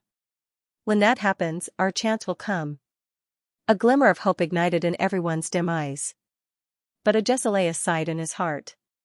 Even if they recaptured Sparta in the end, would the Pariasis and Helos, who had tasted the sweetness of victory, be willing to accept their rule again? In the evening, the Devers dragged their tired bodies back to their mansion. Dinner was supposed to be the most lively time for the Devers family, but today the Devers did not speak much. Even though Eunice took the initiative to raise a topic with her father several times, his answers were perfunctory. After dinner, the Devers called Crystal and Agnes to the master bedroom on the second floor. "Your Majesty, did something happen to Clotho?" It was rare for Crystal to see the Devers with such an ugly expression, and she had been worried about Clotho-Katax for the past few days, so she felt extremely uneasy. The Devers let out a long sigh. "It's not Clotho, it's Eudorus. He's gone to Eilishir." The first sentence made Crystal heave a sigh of relief, but the second sentence made her worried again. "Eudorus? How? He's always been so reassuring, and he's so strong, and he's already a captain." "How?" The Devers sighed again, and said in a heavy tone, "Clotho led the army to a decisive battle with the main army of Sparta. Sparta's attack was fierce, and the brigade led by Eudorus was the main target. In the end, he suffered many wounds." Kristoya's expression froze for a moment, then she suddenly scolded, "What is Clotho doing? As the commander of the army, why doesn't he take care of his brother? Has he forgotten how Eudorus has taken care of him all these years?" "Sister." Agnes had come in late, and she had a cold personality. She didn't have deep feelings for Eudorus, so she was able to remain calm when she heard the news. She sat next to Kristoya and held her trembling hand tightly, comforting her in a soft voice. "Clotho and Eudorus have a deep friendship, so there's no way he wouldn't take care of his brother. I'm afraid this is an accident?" Devers nodded and said in a low voice, "King Agesilaus of Sparta is a cunning opponent. He formulated a sinister battle plan that caused the First Legion to fall into chaos and almost caused our army to be defeated in the battle. Fortunately, Clotho responded appropriately and won the battle in the end. The entire brigade led by Eudorus was almost wiped out. This is the biggest loss in this battle. But, how am I going to face Cynthia, Edu, and the child? Hot tears streamed down Kristoya's face as she sobbed. Ever since Eudorus became independent, I haven't cared for him at all. I'm not a good mother. Devers gently pressed on his wife's shoulder and said emotionally, no, you've always been a good mother to Eudorus, carefully raising him. On the other hand, I've never truly accepted him as my own child and was too strict with him. Now that I think about it, I really regret it. Kristoya looked at her husband with teary eyes, wiping away her tears as she comforted him. Your Majesty, don't blame yourself. Educating a child is a woman's job, and you're so busy. Kristoya's words didn't reduce the guilt in Devers' heart. He shook his head and stood up, saying, Agnes, stay here with Kristoya. I'm going out for a walk. It's so late, where are you going? Agnes asked with concern. I'm standing on the cliff, looking at the Kreti River.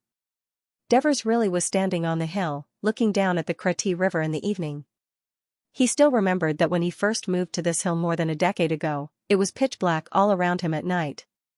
Whirlpools constantly appeared on the surface of the river, reflecting the moonlight, making it seem especially serene.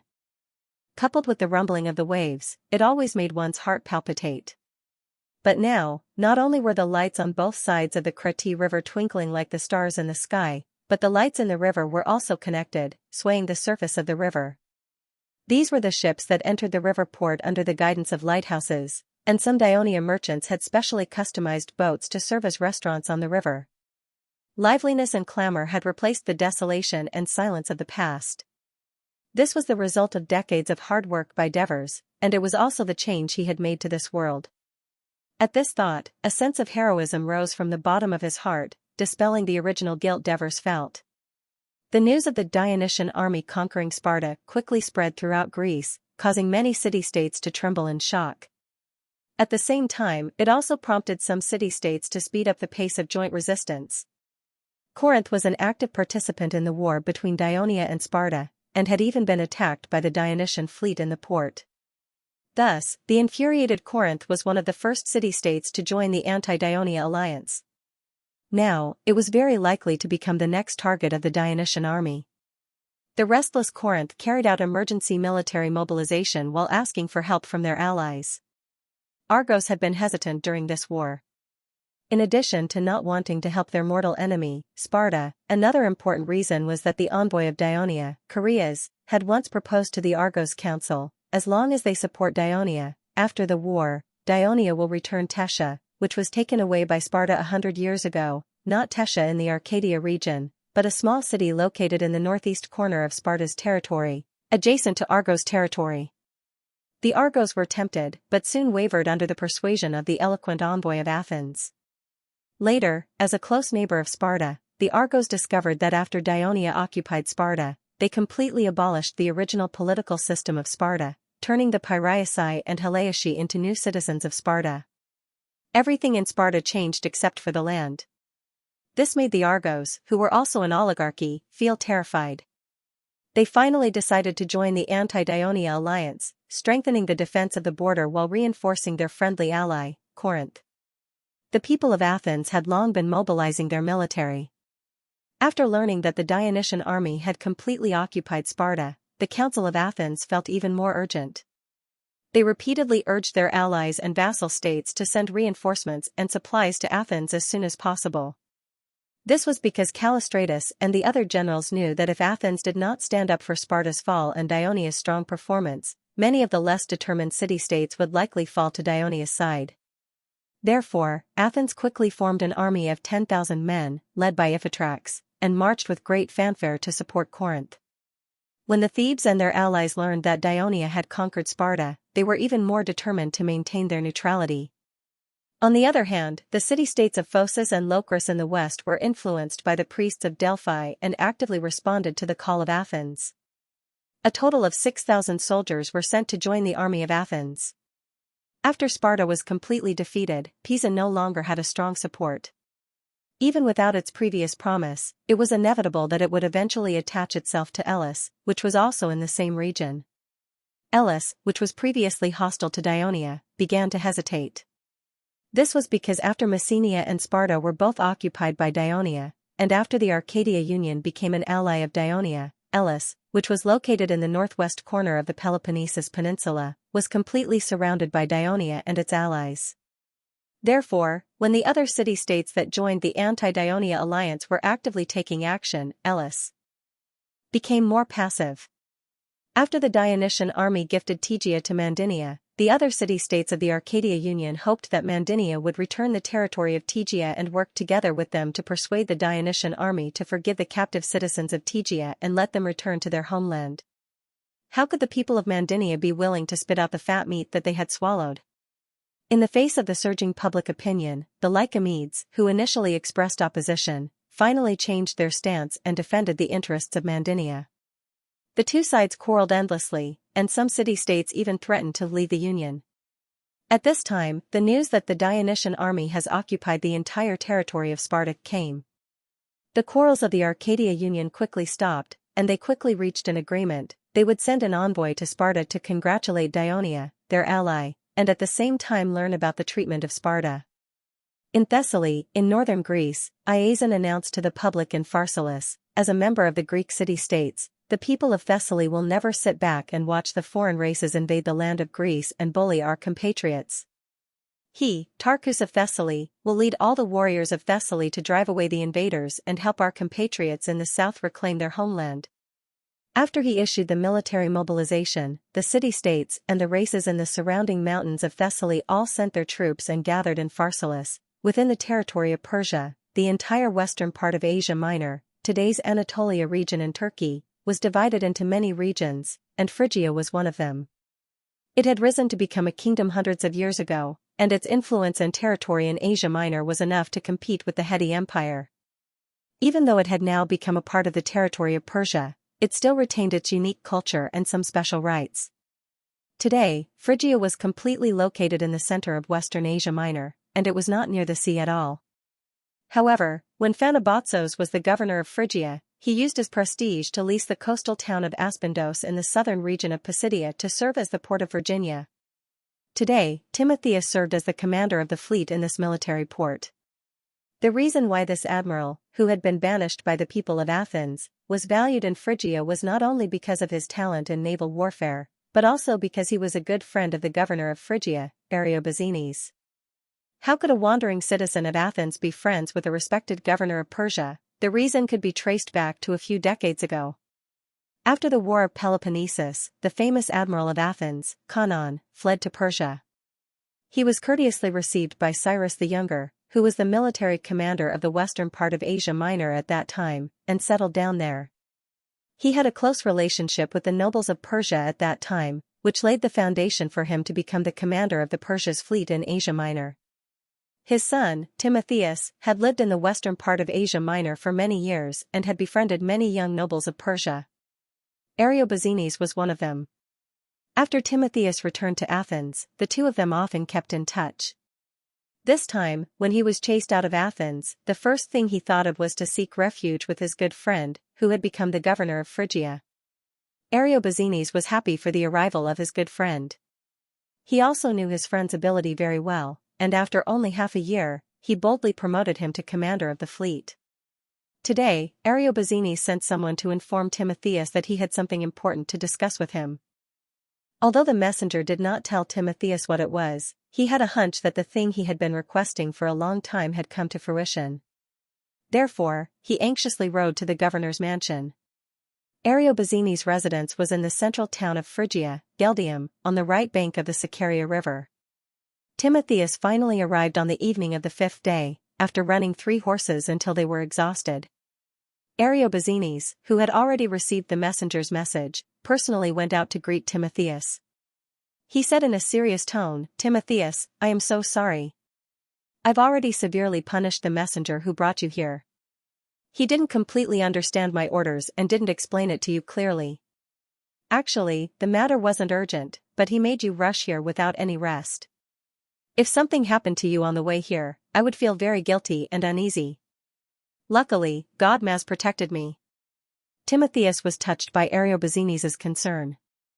He quickly bowed and said, "Lord Viceroy." Eleobazenes immediately interrupted him with a displeased expression. "Hey, how come you've changed the way you address me in just a few months?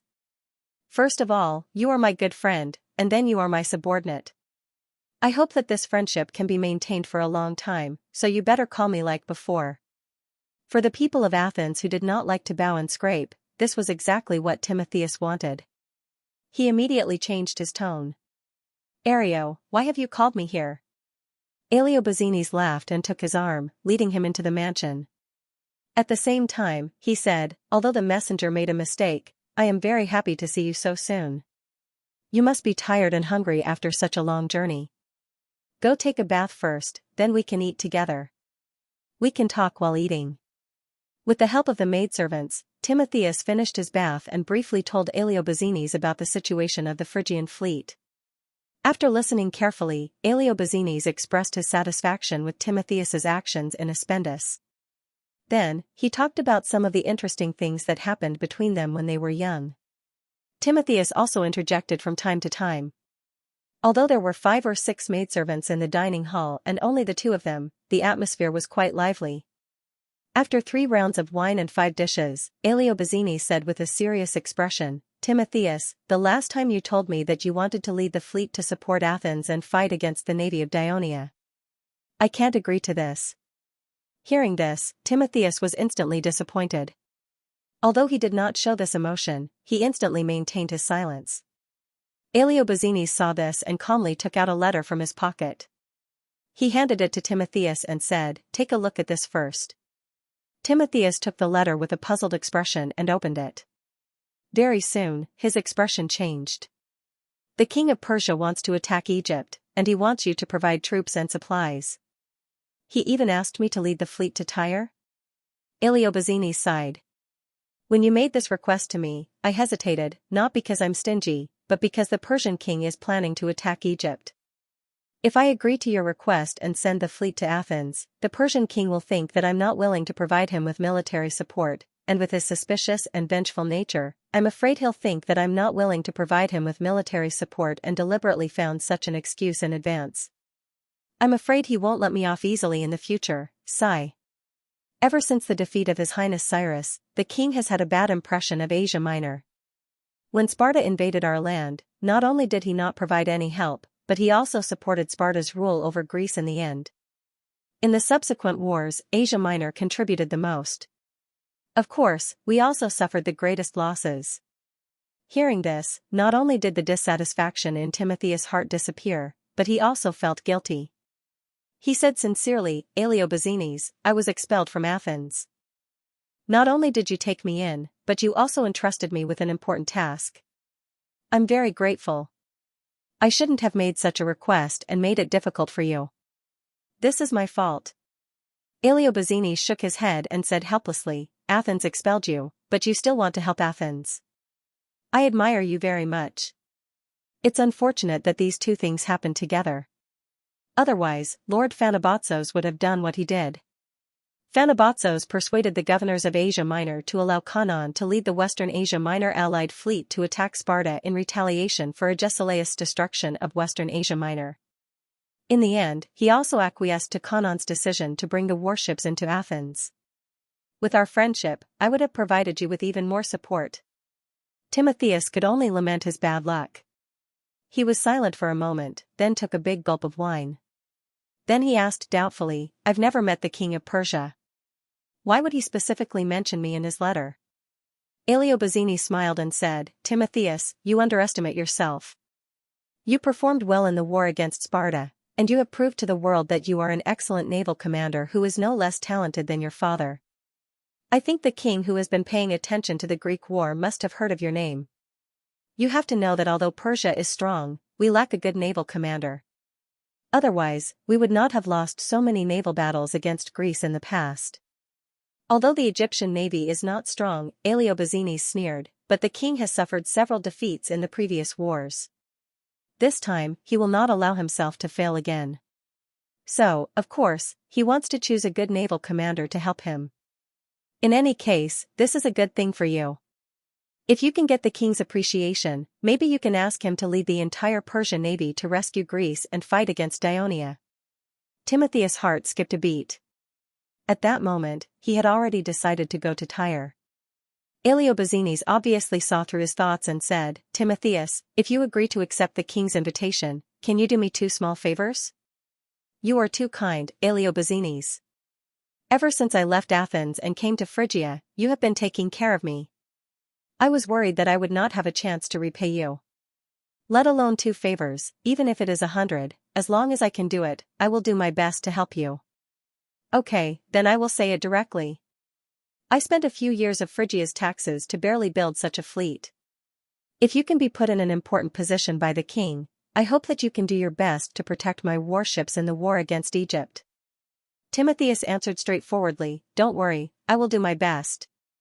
The second favor is, after you become the king's subordinate and participate in the war against Egypt, can you regularly write to me in detail about the movements of the entire army? You know, there is a lot of trade between Phrygia and Egypt. I need to make some decisions according to the development of the war. The Phrygian merchants who are still in some towns in Egypt should either evacuate as soon as possible or seize some important resources and mines there. Timotheus hesitated for a moment before replying, I will write to you, but after arriving in Phrygia, I will be mainly responsible for the navy. I may not be very clear about the future movements of the army of Persia, just do your best. Aleobazines smiled and raised his glass. Let's toast. I wish you all the best in the war.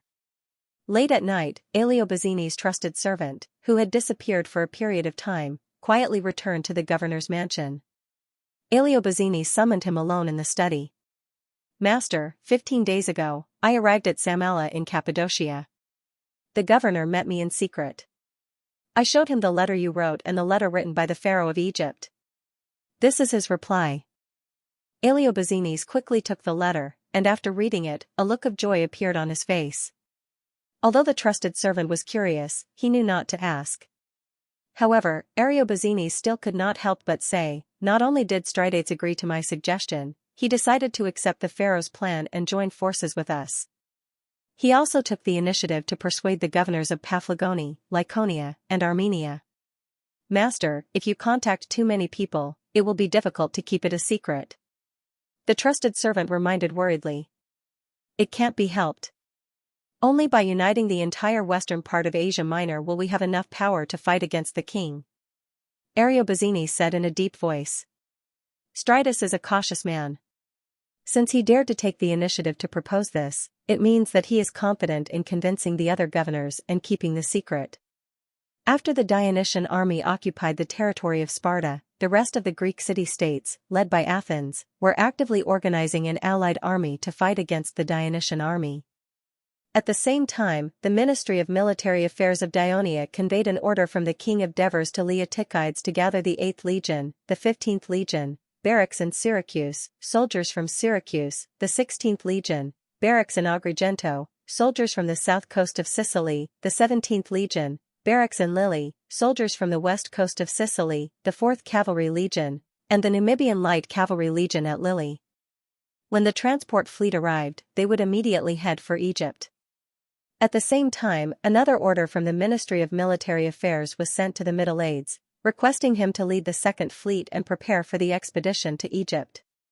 In addition, the king of Devers also issued an order to the Phoenician allies led by Carthage along the coast of Africa, requesting them to immediately assemble a large number of transport fleets and be responsible for transporting the Dionysian army gathered in Lille to Egypt.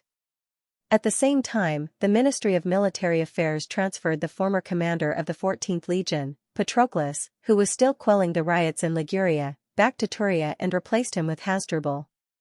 At the same time, the Ministry of Military Affairs also issued an order to all the military camps in the region, except for the expedition to Peloponnesus and the army that was about to head for Egypt. All the other troops in the kingdom began to assemble.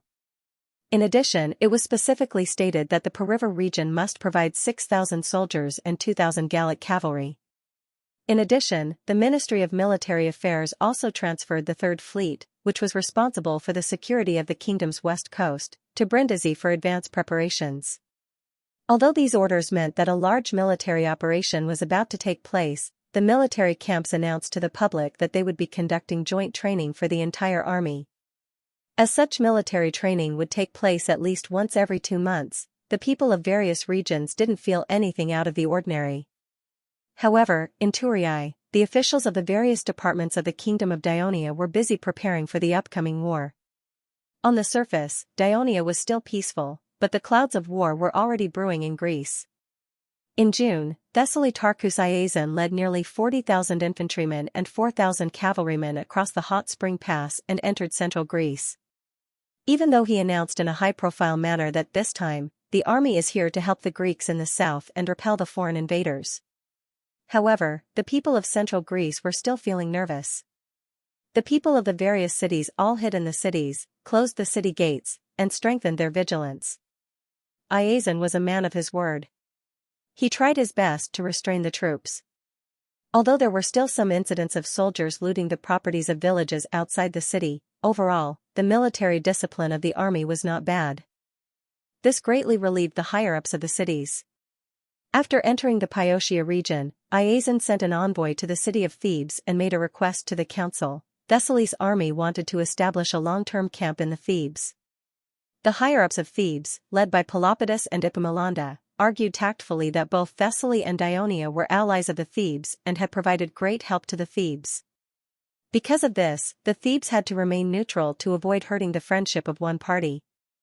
If they agreed to Thessaly's request, they were afraid that Daionia would misunderstand and think that the Thebes had joined the anti-Daionia alliance, so they had to refuse.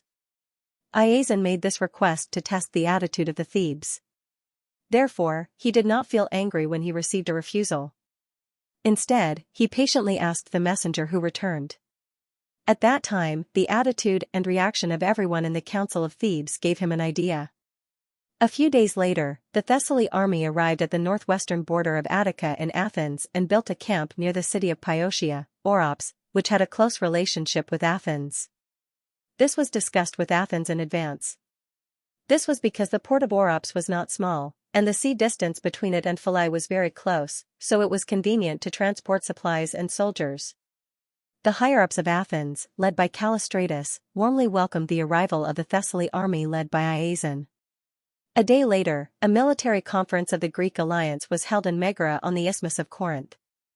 The generals of the city-states who had joined the alliance expressed their opinions. Many generals of the Greek city-states suggested that they should use the geographical advantage of the isthmus to hoard a large number of soldiers in the city of Corinth to defend against the attack of the Dionysian army, just like during the Corinth War more than a decade ago. The invasion of the Daionia army across the sea would consume a lot of resources, which was not conducive to a long-term war.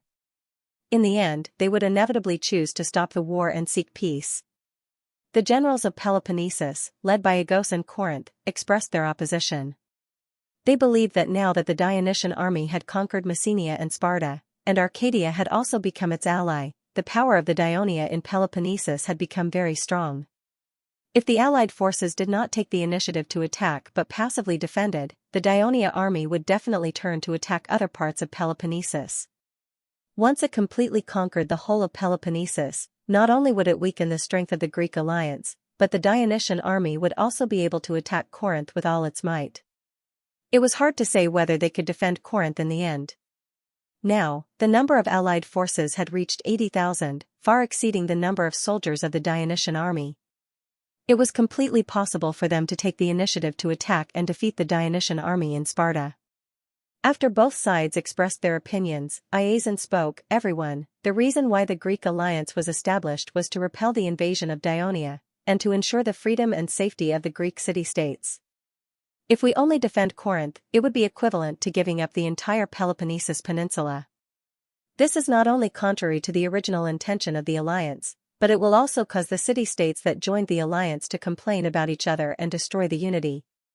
Therefore, I propose that we should not waste any more time. We should immediately lead the allied forces into Peloponnesus and quickly fight the Dionysian army. We should defeat them and let the people of Sparta regain their freedom.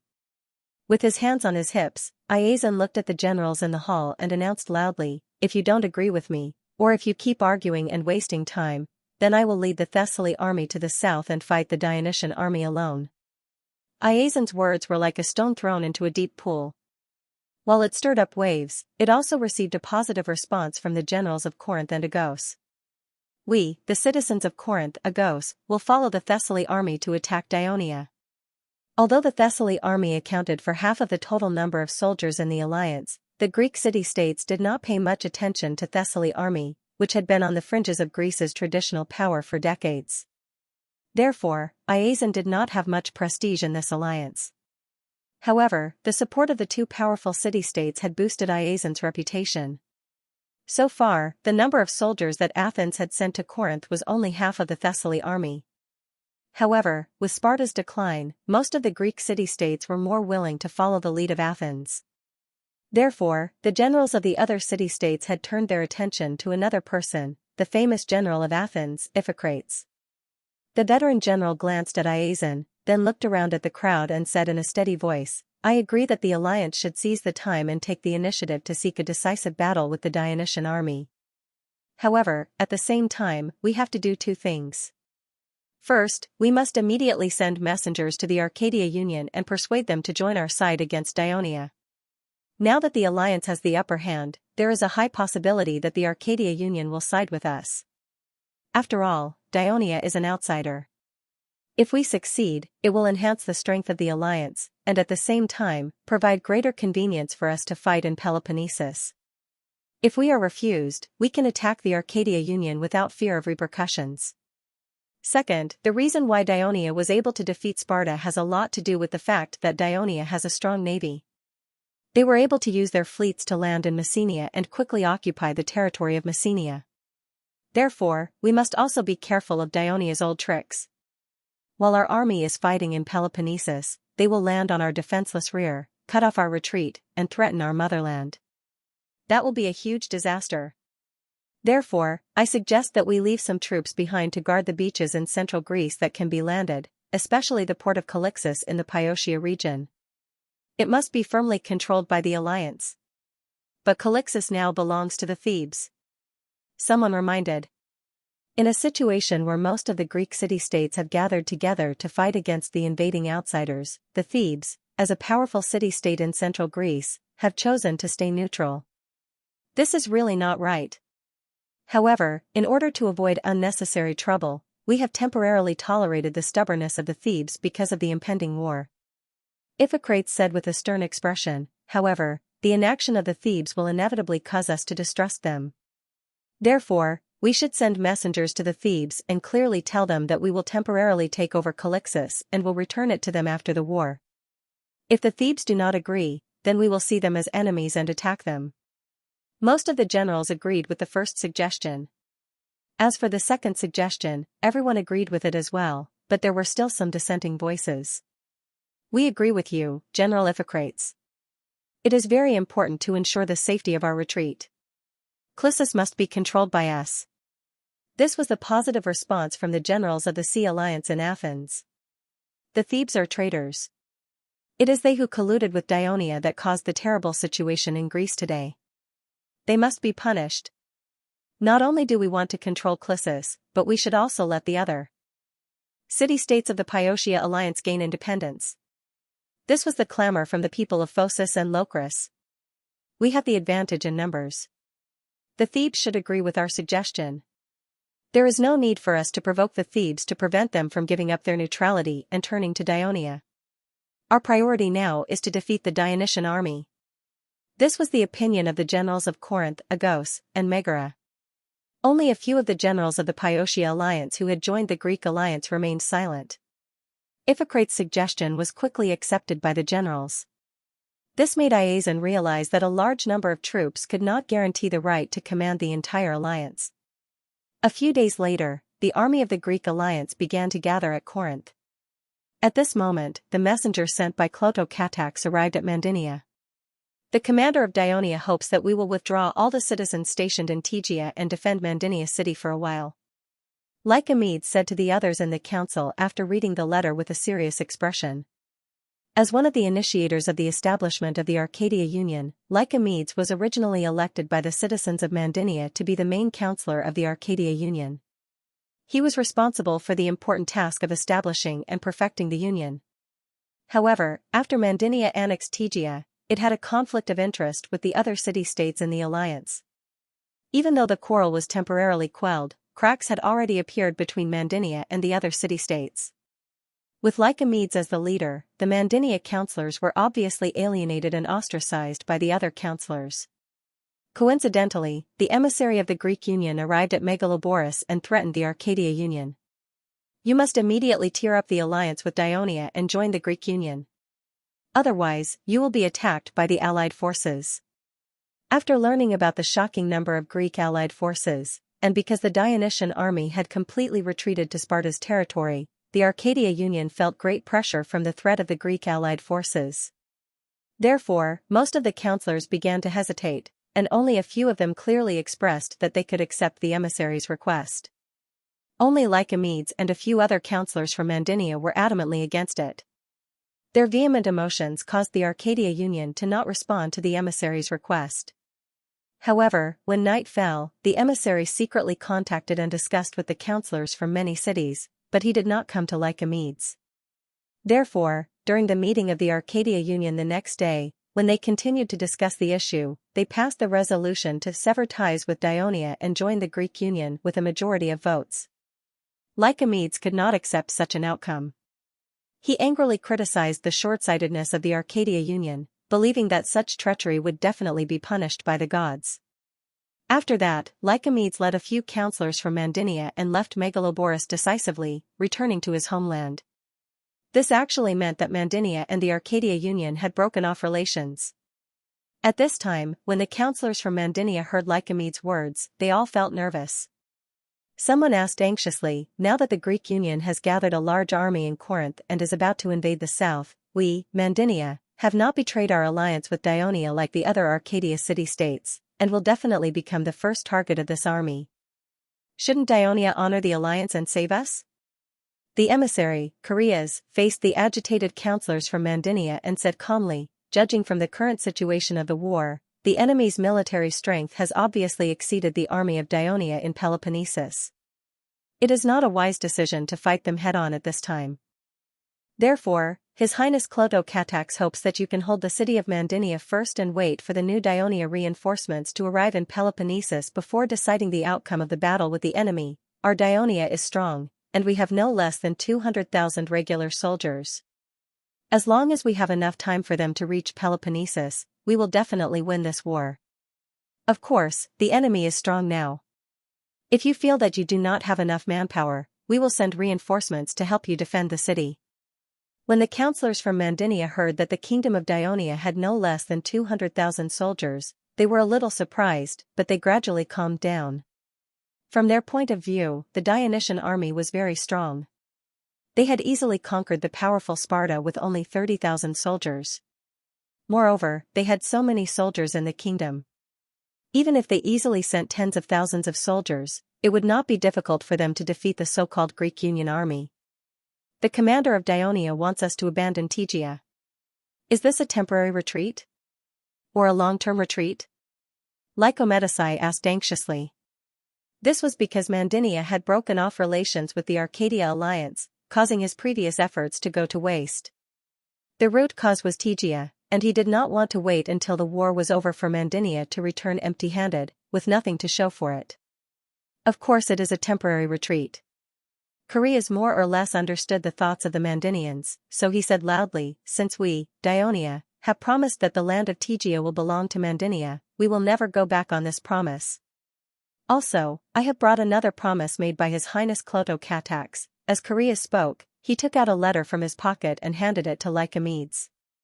Lycomedes took the letter. After reading it, he looked at Chaereas in surprise. Chaereas said loudly with a solemn expression, our wise king of Devers once said, only in times of danger will you know who your true friend is.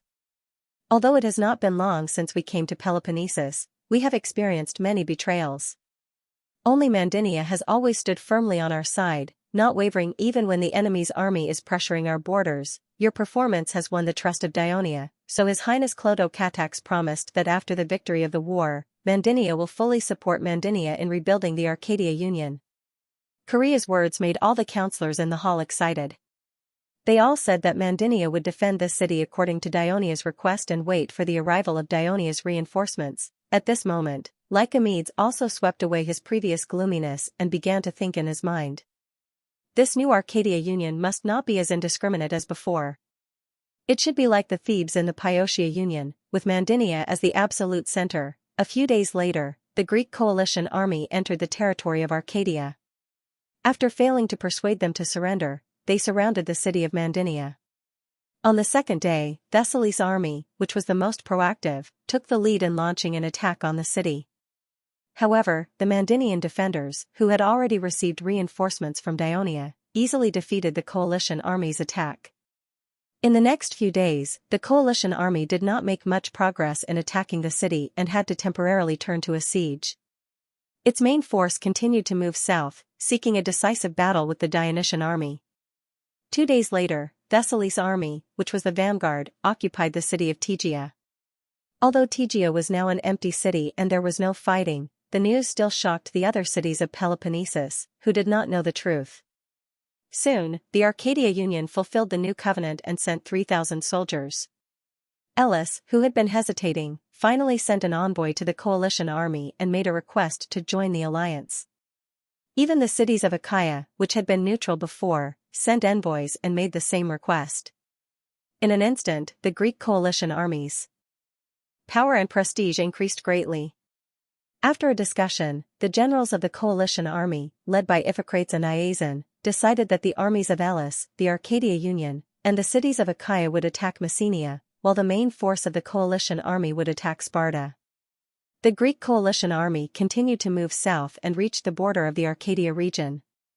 However, they did not expect that after the Dionia expeditionary force occupied the territory of Sparta, according to the instructions of the king of Devers, the Ministry of Military Affairs issued an order. The Greek city-states were forming in coalition army in an attempt to defeat the expeditionary force. Therefore, they requested Clotocatax to lead the army to defend the territories of Messenia and Laconia and wait for an opportunity to counterattack. Clotocatax obeyed the order and accepted the suggestion of Printos and several other generals. He built a number of defense camps along the main roads and mountain ridges on the northern border of Sparta and Messenia. Not only did tens of thousands of soldiers participate, but the Periasians and the former Helioists also actively responded. Therefore, in just 2 months, the Dionysian army had established a preliminary system of defense facilities at the two borders. The Greek coalition army was soon hindered by these complex Dionia-style defense camps. This was especially true in the northern part of Sparta, where the mountains were continuous and the terrain was narrow. The coalition army's superior forces could not be deployed at all, and camping and resting became a big problem. On the other hand, the Dionysian army held on to the strategic terrain. Not only did they block the enemy's offensive, but they also launched night attacks from time to time, causing casualties to the Greek coalition army who had to camp in all directions. Since it was difficult to break through from the front, the Allied generals decided to take another route after some discussion. They left the main force to continue attacking from the north to confuse and restrain the Dionia army, while more than 10,000 soldiers went around to Agos. This army was mainly drawn from the armies of Thessaly and Athens, and was mainly made up of Illyrian and Thracian light shield-bearers. Iphicrates personally led the army. They were prepared to cross the mountains from the northeastern border of Sparta and launch a surprise attack on Tethea, not Tegea. After capturing it, it would become a relay base for the Allied army. From there, they could continue to attack south. Without a doubt, the situation would be much better. However, the secret movements of the Greek Allied army did not escape the eyes of the scouts in the mountains. Printos, who received the news, immediately guessed the intentions of the Greeks. He advised Clotocatax to quickly adjust the military deployment. When Iphicrates led the light shields men over the mountains and arrived at Tesha, panting, he was shocked to find that the Dionysian army was already waiting there. Iphicrates decisively ordered a retreat, but the Dionysian army quickly gave chase.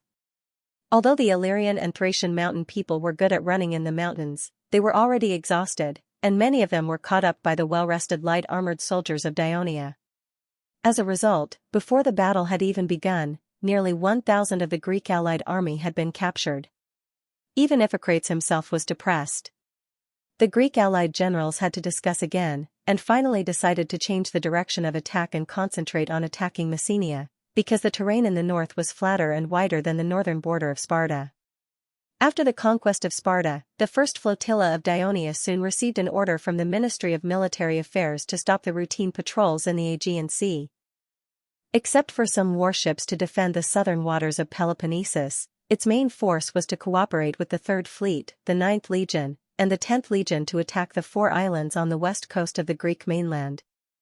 From north to south, they were Kerkyra, Leucas, Chaeronea, and Zakynthos. Not long after Kerkyra became an ally of Athens, Leucas, Chaeronea, and Zakynthos all belonged to the Peloponnesus alliance.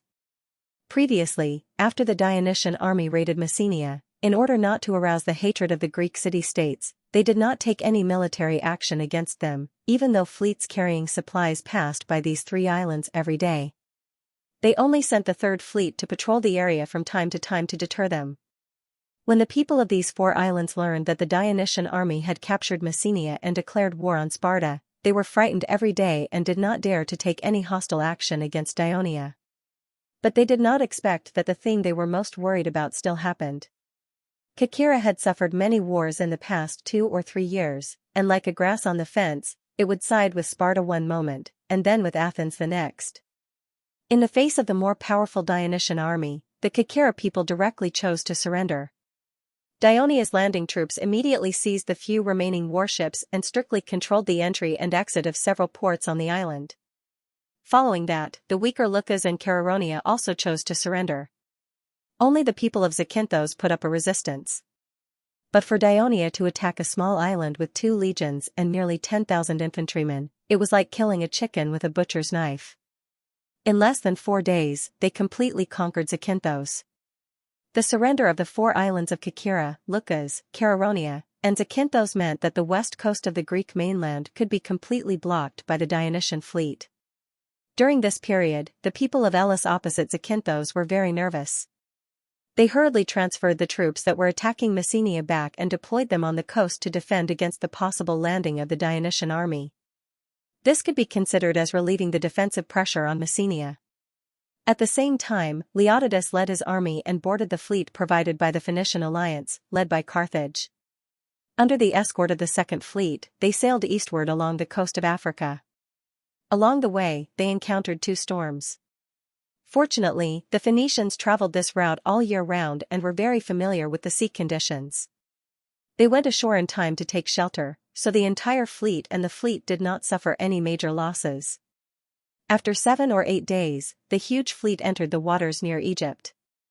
To prevent any accidents, Leotychides quickly led the army to the beach near the western part of the Nile Delta.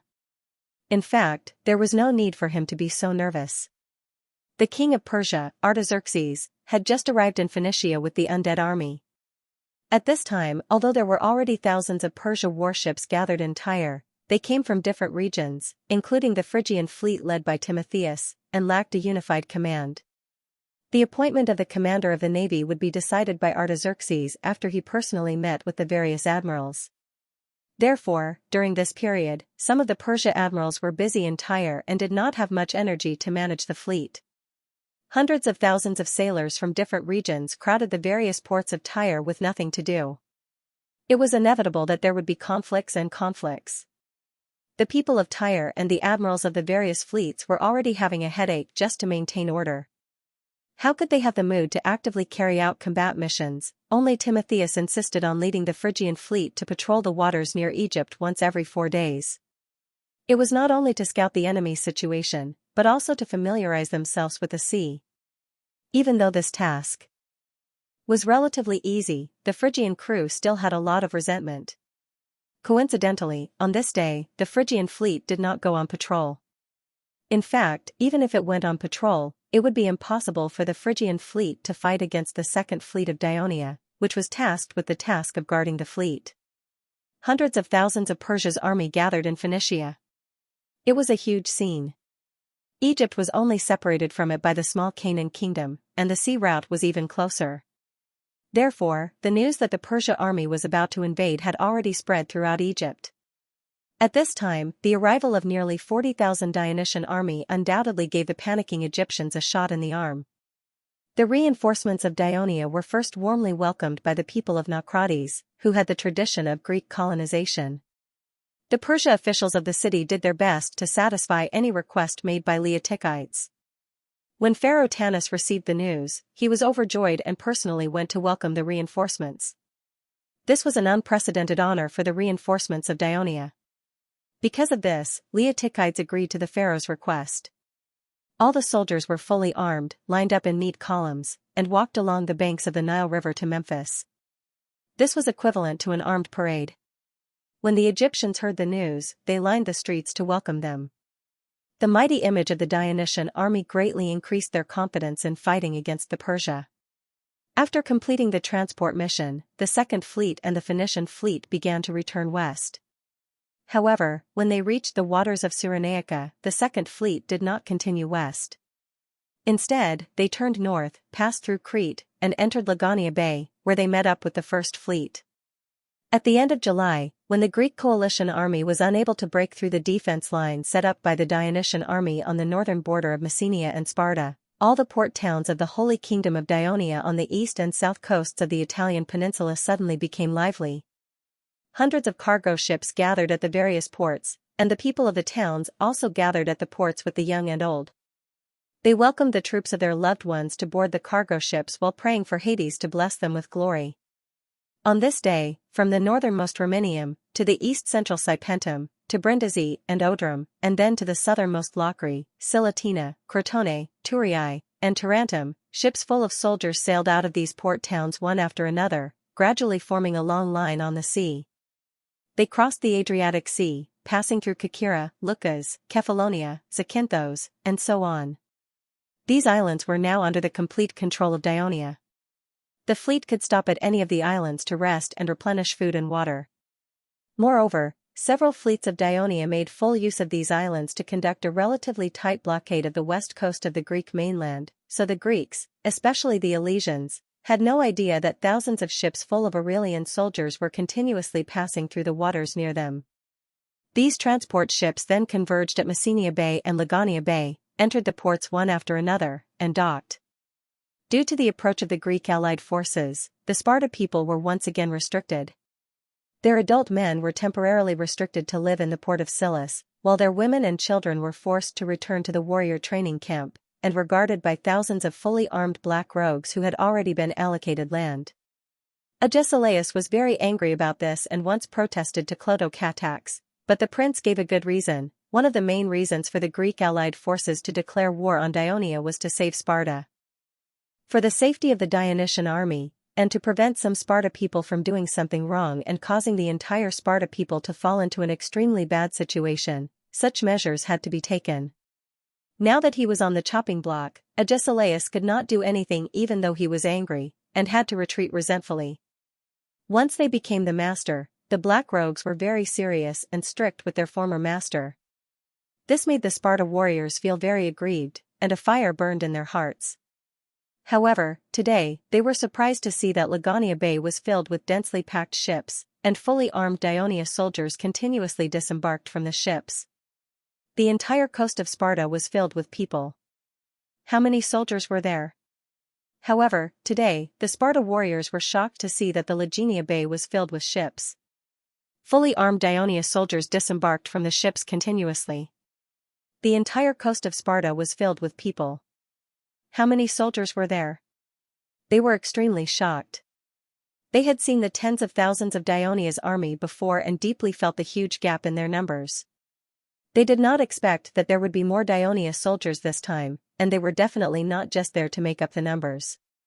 In the eyes of these experienced Sparta warriors, these Dionia soldiers were not only well armed, but also orderly and disciplined. They should be able to fight. Agesilaus was one of the Spartans who witnessed this scene. At that moment, his heart suddenly fell to the bottom of the valley, and despair drowned him like a tide. His body swayed, and he was about to fall. Xenophon, who was beside him, quickly held him up. "Don't worry. There's still hope." Xenophon comforted him softly. Agesilaus looked at the dark coast and was silent for a long time before letting out a hoarse sigh. "May Zeus bless us." Xenophon also looked at the bustling coast. Although he had seen the prosperity of the center of the kingdom of Dionia, he was not calm after witnessing the power of the Dionysian army. He suddenly remembered what the Devers had said decades ago when they parted. He wants to build a brand new country in the Western Mediterranean, and he invites me to join. Xenophon did not think much of it at that time, but now it seemed that the Devers had fulfilled his promise. At this moment, Xenophon suddenly felt a little regretful. The Sparta people watched the arrival of the Dionia reinforcements in fear, while Clotocatax, Printos, and the other garrison generals happily welcomed the reinforcements led by Patroclus into the city of Sparta. After a brief tour of the city's main scenery, the group of people entered the heavily guarded meeting hall and held a military meeting. Clotocatax originally wanted Patroclus to sit at the head of the table because he was the commander-in-chief of the reinforcements appointed by the king of Devers. The reinforcements had far more soldiers than the Dionysian army stationed in Sparta, and they also had an important mission. Patroclus should be the youngest military commander since the establishment of the Holy Kingdom of Dionia. During the Gallic War, the regional governor of Rome, Assists, once commented on him in private, saying that he was brilliant in military affairs, but young and successful, inevitably too arrogant and prone to neglect others. But Patroclus, who had honed himself in the Periva region for several years, was clearly much calmer than when he was first appointed as the commander of the 14th Army. After he was transferred back to Thurii, Cynthia, who was grieving over the loss of her brother, had solemnly warned him many times to make him understand that Clotocatax was no longer the quiet, hard-working, middle-level official of the kingdom he was in Rome, but the successor of the king of Devers, who was working hard to cultivate his prestige in the army. So he politely refused Clotocatax's suggestion and insisted on sitting at the head of the table. After everyone was seated, Clotocatax coughed softly and said in a clear voice, "First of all, on behalf of the soldiers stationed in Messenia and Laconia, I would like to extend a warm welcome to all of you. Recently, the Greek allied forces have been launching continuous attacks on us. Even though the soldiers have been holding the line, they are still under a lot of pressure. Your arrival has boosted their confidence." Clotocatax paused for a moment, took out a letter from his pocket, and said with a straight face, "Commander Patroclus has sent me a letter from His Majesty." In his heart, His Majesty praised us for our outstanding performance in the previous battle. It is a great achievement to be able to conquer the hegemon of Greece, Sparta, in such a short time. Hearing this, Printos, Olivers, Trotyras, and the others subconsciously puffed out their chests. Clotocatax's gaze swept across their faces, and finally landed on the somewhat absent-minded Tessus. He continued in a gentle tone, "His Majesty also mentioned that although we have achieved the expected goal, the expeditionary army has still paid a heavy price. However, this is unavoidable. After all, we are fighting against Sparta, who dominates Greece with their military strength, and not the weak Tarentum. Many soldiers have died in the battle, but this is war. His Majesty has been through hundreds of battles, and he will not blame anyone for this. On the contrary, he encourages us not to have any concerns, to continue to unite as one, to fight with all our strength, and finally achieve the strategic goal set by the kingdom." Clotocatax's words made the garrison generals feel greatly relieved, especially Tessus, whose face instantly looked much better. Clotocatax saw that his words had an effect, and he was also happy. He knew very well that Eudorus's death was not only a heavy burden on him, but also on the generals who fought against Peloponnesus. Especially Tessus, his face was written with self-blame almost every day. Clotocatax did not resent Tessus, only sympathy. Under the circumstances of the sudden change of the battle, as the commander-in-chief, he was already panicking, but Tessus was able to take a more timely and correct response, thus ensuring that the First Legion was not defeated by Sparta, laying the foundation for the final victory of the battle. For this reason, he had talked to Tessus in private once, but the effect was not obvious. Fortunately, the Devers wrote the letter in time. Although the letter did not directly mention Eudorus's name, it let Tessus feel that the Devers understood and encouraged him, so the whole state of mind of Tessus changed. Patroclus looked at the scene in front of him silently. When he received the news of Eudorus's death, he was indeed shocked and sad, but not as sad as his wife. After all, he and Eudorus did not have a good relationship. Eudorus had an inexplicable hostility towards him, so the two of them did not interact much. At this moment, what surprised him was the change in Clotocatax. A few years ago, when he was the commander of the legion in Rome, he was very close to Clotho-Catax. In his impression, the young prince was gentle, serious, diligent, and amiable. But today, when he saw him again, the young prince's speech and behavior were a bit more dignified. Commander Patroclus. Clotho-Catax looked at his brother-in-law and said loudly, "Next, please tell us about the follow-up military plan that His Majesty and the Ministry of Military Affairs have discussed and formulated." Patroclus came back to his senses, looked around, and said in a clear voice, "Everyone who has been fighting here for more than 3 months, according to the latest military plan drawn up by His Majesty, you will still need to hold on here independently for a period of time, because the army I am leading is not here to reinforce you." What? Hearing this, Olivers, Tecphenus, and the other generals were surprised, while Printos looked pensive. Without waiting for them to ask, Patroclus continued, "The Ministry of Military Affairs has made a deduction before. The Peloponnesus Peninsula is not large, but there are many mountains. If we fight the enemy head-on in Messenia and Laconia, we will not be able to fully deploy our superior forces. Although we can repel them, we will not be able to destroy them better. On the contrary, the defeated Greek coalition forces will retreat to their own city-states, which will greatly extend the time it takes for us to conquer Greece. And our army wants to land on the flank of the Greek coalition forces and carry out a pincer attack. The only place suitable for a large-scale landing is Elis, because our previous conquest of Zacynthus, Caronia, and other islands has already strengthened their defenses along the coast. Furthermore, the Greek coalition forces are south of Elis, and reinforcements can arrive at any time. Landing there will undoubtedly cost us a lot, and we may not succeed. In addition, the Ministry of Military Affairs has also received intelligence that the Greek coalition forces have strengthened their defenses along the coast of Attica and Piotia.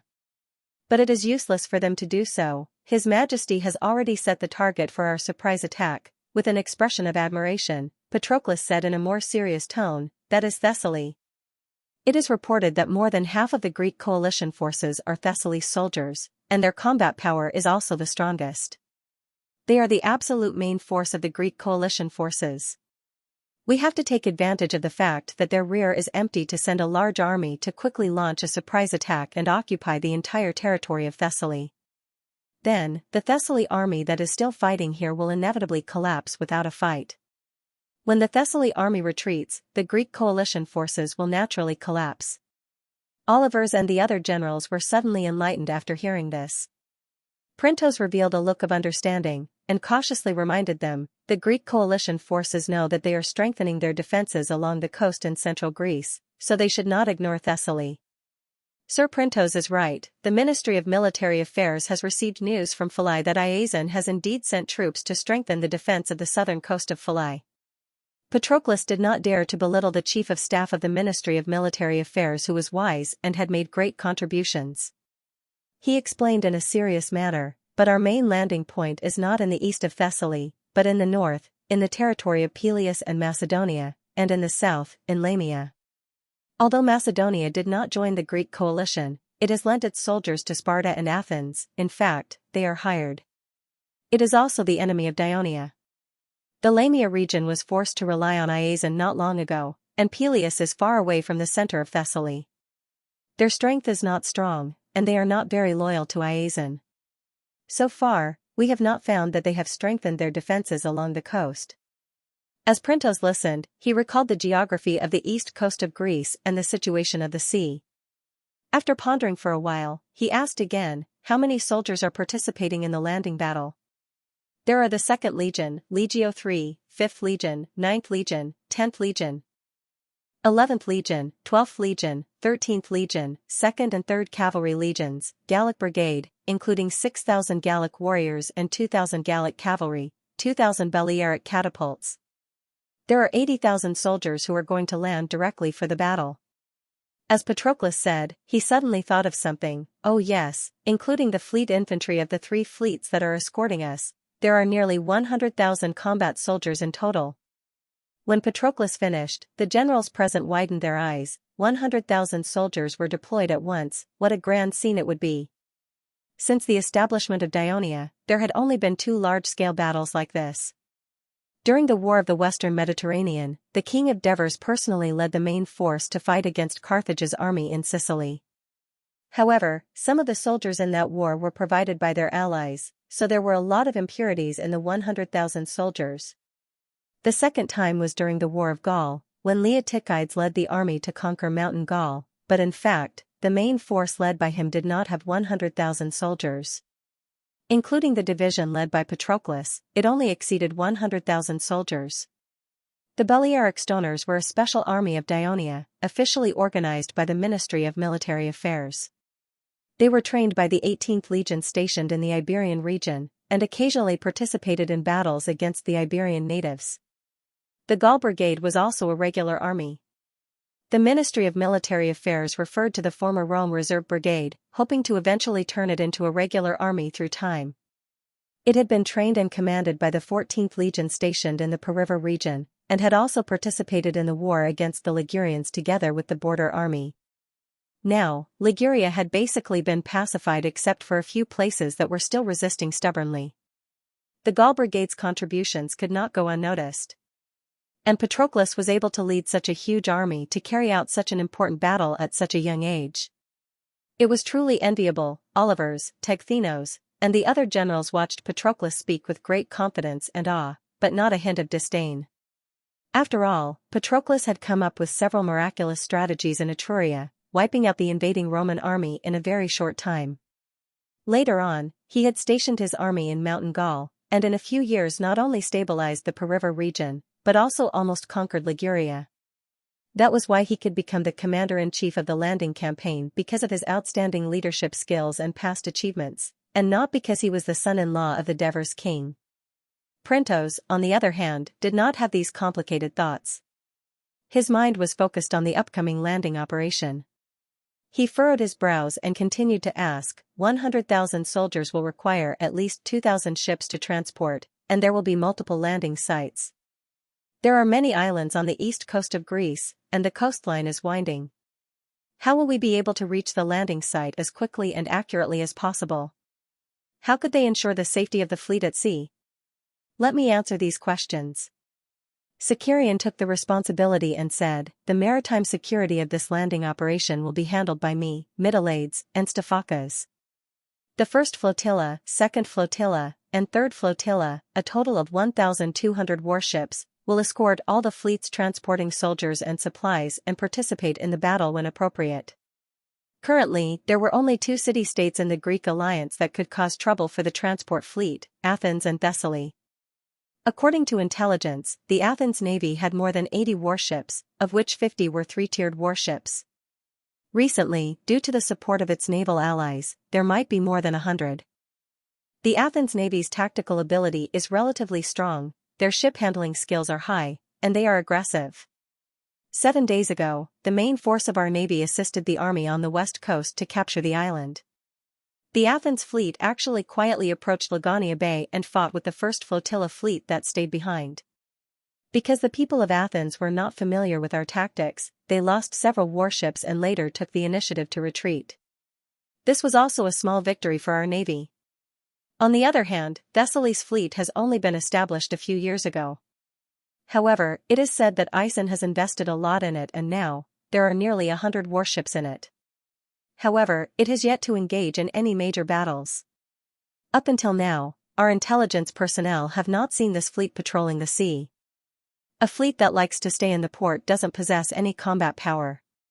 So according to the analysis of the enemy's situation, our navy made the following combat deployment on the day of the landing. The second fleet and the third fleet left the port before the transport fleet set off. The battleships of the second fleet blockaded Cerone Bay, and the third fleet blockaded Pagasa Bay, the bay to the east of Thessaly, to prevent the warships of Athens and Thessaly from going out to sea to attack the transport fleet. The 5 subfleets of the first flotilla fleet escorted each transport fleet to the landing land. At this point, Sicarion swallowed his saliva, moistened his throat, and continued, in addition, I want to talk about the transport fleet that landed this time. When the Ministry of Military Affairs recruited transport ships in various port towns of the kingdom a month ago, they deliberately chose merchant ships that were familiar with the coastal routes of northern Greece. In this regard, the Chamber of Commerce in various regions provided great help, so there was no need to worry about the crew not being familiar with the routes. Moreover, the Ministry of Military Affairs took the time to organize the more than 2,000 transport ships, clarify their respective tasks, and conduct unified training, so there was no need to worry about the fleet being too disorderly during the landing. During this season, the Aegean Sea has more southerly winds, so we will choose the day when the southern winds are stronger as the landing day. According to my judgment, it may only take half a day for the fleet to reach the destination. Printos listened carefully, and his frown did not completely relax. When our huge fleet sails to the north, the threat that we will face may not only be the navy of Athens and Thessaly. I know that Lord Printos is talking about the navy of Persia. This time, it was Mytilades who interrupted. He and Sicarion looked at each other and said with a smile, "We have not taken the navy of Persia lightly. Since the first fleet was stationed in the southern waters of Peloponnesus, we have been sending fast ships to monitor the movements of the fleets of Persia in Asia Minor. So far, we have not found any abnormalities. After our second fleet returned from Egypt, we sent more fast ships to the waters near Crete to strengthen our observation of the waters of Phoenicia. From the information we have received now, the Persia has begun to attack Egypt. A large number of warships are concentrated in Tyre and Sidon in Phoenicia. There is no sign of a large-scale westward movement to help Greece." After listening, Printos still asked with some concern, 100,000 soldiers consume a lot of rations every day. How are you going to solve it after you land? Patroclus answered without hesitation, "The Ministry of Military Affairs requires every soldier to carry 5 days of rations. After the successful landing, we will occupy the nearby port towns as soon as possible, such as Lamia and Peleus, to ensure that our ships carrying supplies can enter the port to unload. Of course, this is only temporary. The real base that can provide logistics for the entire army should be Philai. And according to the information we received, Philai has a large reserve of rations prepared for Iasion's army. So, our landing troops must break into the hinterland of Thessaly as soon as possible and occupy Philai as soon as possible." Patroclus smiled and said confidently, "His Majesty also values Philai very much. He has made some arrangements in advance. I believe that it will be of great help to successfully occupy Philai. It's already the end of July now. When we attack, it will be August. The wheat is about to ripen, and Thessaly has a large number of fertile wheat fields that can supply us with rations for the next few months." At this moment, Printos's expression finally relaxed a little. He looked at the generals who had just arrived in Sparta and said in a serious tone, "It seems that His Majesty is taking this landing operation very seriously. He has already ordered the Ministry of Military Affairs to make a lot of preparations. I believe that all of you have also led the army to conduct landing operations many times. I no longer have any doubts. I just hope that all of you will continue to pay close attention to the movements in the Aegean Sea in the next few days and improve your landing plan according to the actual situation." Obviously, Printos said these words as the chief of staff. Patroclus and the other generals nodded solemnly. Then, Patroclus looked at Clotocatax and asked with concern, "Whether we can successfully land on Thessaly or not, the key is whether we can defend this place or not. I heard that you have suffered a lot of losses in the battle against Sparta, and now you are facing a large-scale attack from the allied Greek forces. Are you a little short of manpower? Do you need me to send some troops to support you?" After fighting in Peloponnesus for more than 2 months, Clotocatax was no longer as lacking in confidence as he was in the beginning. He answered confidently, "In fact, we did not suffer a lot of losses in the battle against Sparta. 4 legions and 1 cavalry legion are still intact. In addition, we can also organize about 15,000 young Helots and Pereasians from Messenia and Laconia. Our total military strength can reach 45,000, which is not much different from the allied Greek forces. Moreover, they are attacking, and we are defending. We have more than enough troops. Also, judging from the previous battle, the allied Greek forces are not good at sieges. Their siege weapons are simple, and their methods are very simple. They are not even brave enough to pose a big threat to our defensive camp. In fact, even without your landing, we are confident that we can hold on until the Greek forces have low morale and have no choice but to retreat." When Patroclus heard that, he suddenly frowned and reminded, "I suggest that you don't defend too forcefully. You should also make some appropriate concessions so that the Greek coalition army won't want to retreat. We need to keep the Greek coalition army in the Peloponnese so that they can't rescue Thessaly in time. Clotocatax was stunned. Commander Patroclus is right. Previously, we defended tenaciously to defend Messenia and Laconia. Now, to ensure the smooth implementation of the landing plan, we can consider making a slight concession, such as taking the initiative to give up a defensive camp. Printos, who was reminded, quickly replied, Commander Patroclus is right. Olivers glanced at Patroclus and objected, now that the Greek coalition army is still attacking fiercely, and the defenses at the border of Messenia are relatively weak, if we take the initiative to retreat, and if we don't control it well, it's very likely that the Greek coalition army will charge into the Messenian plains. Yes, once the Greek coalition army charges into the Messenian plains, even if we retreat to Messenia, the land that has just been divided to the citizens of Messenia and the established villages will be destroyed, and our efforts over the past few months will be in vain. Tegthenos also reminded. Most importantly, the port of Messenia has no defenses, and there are a lot of resources and ships there.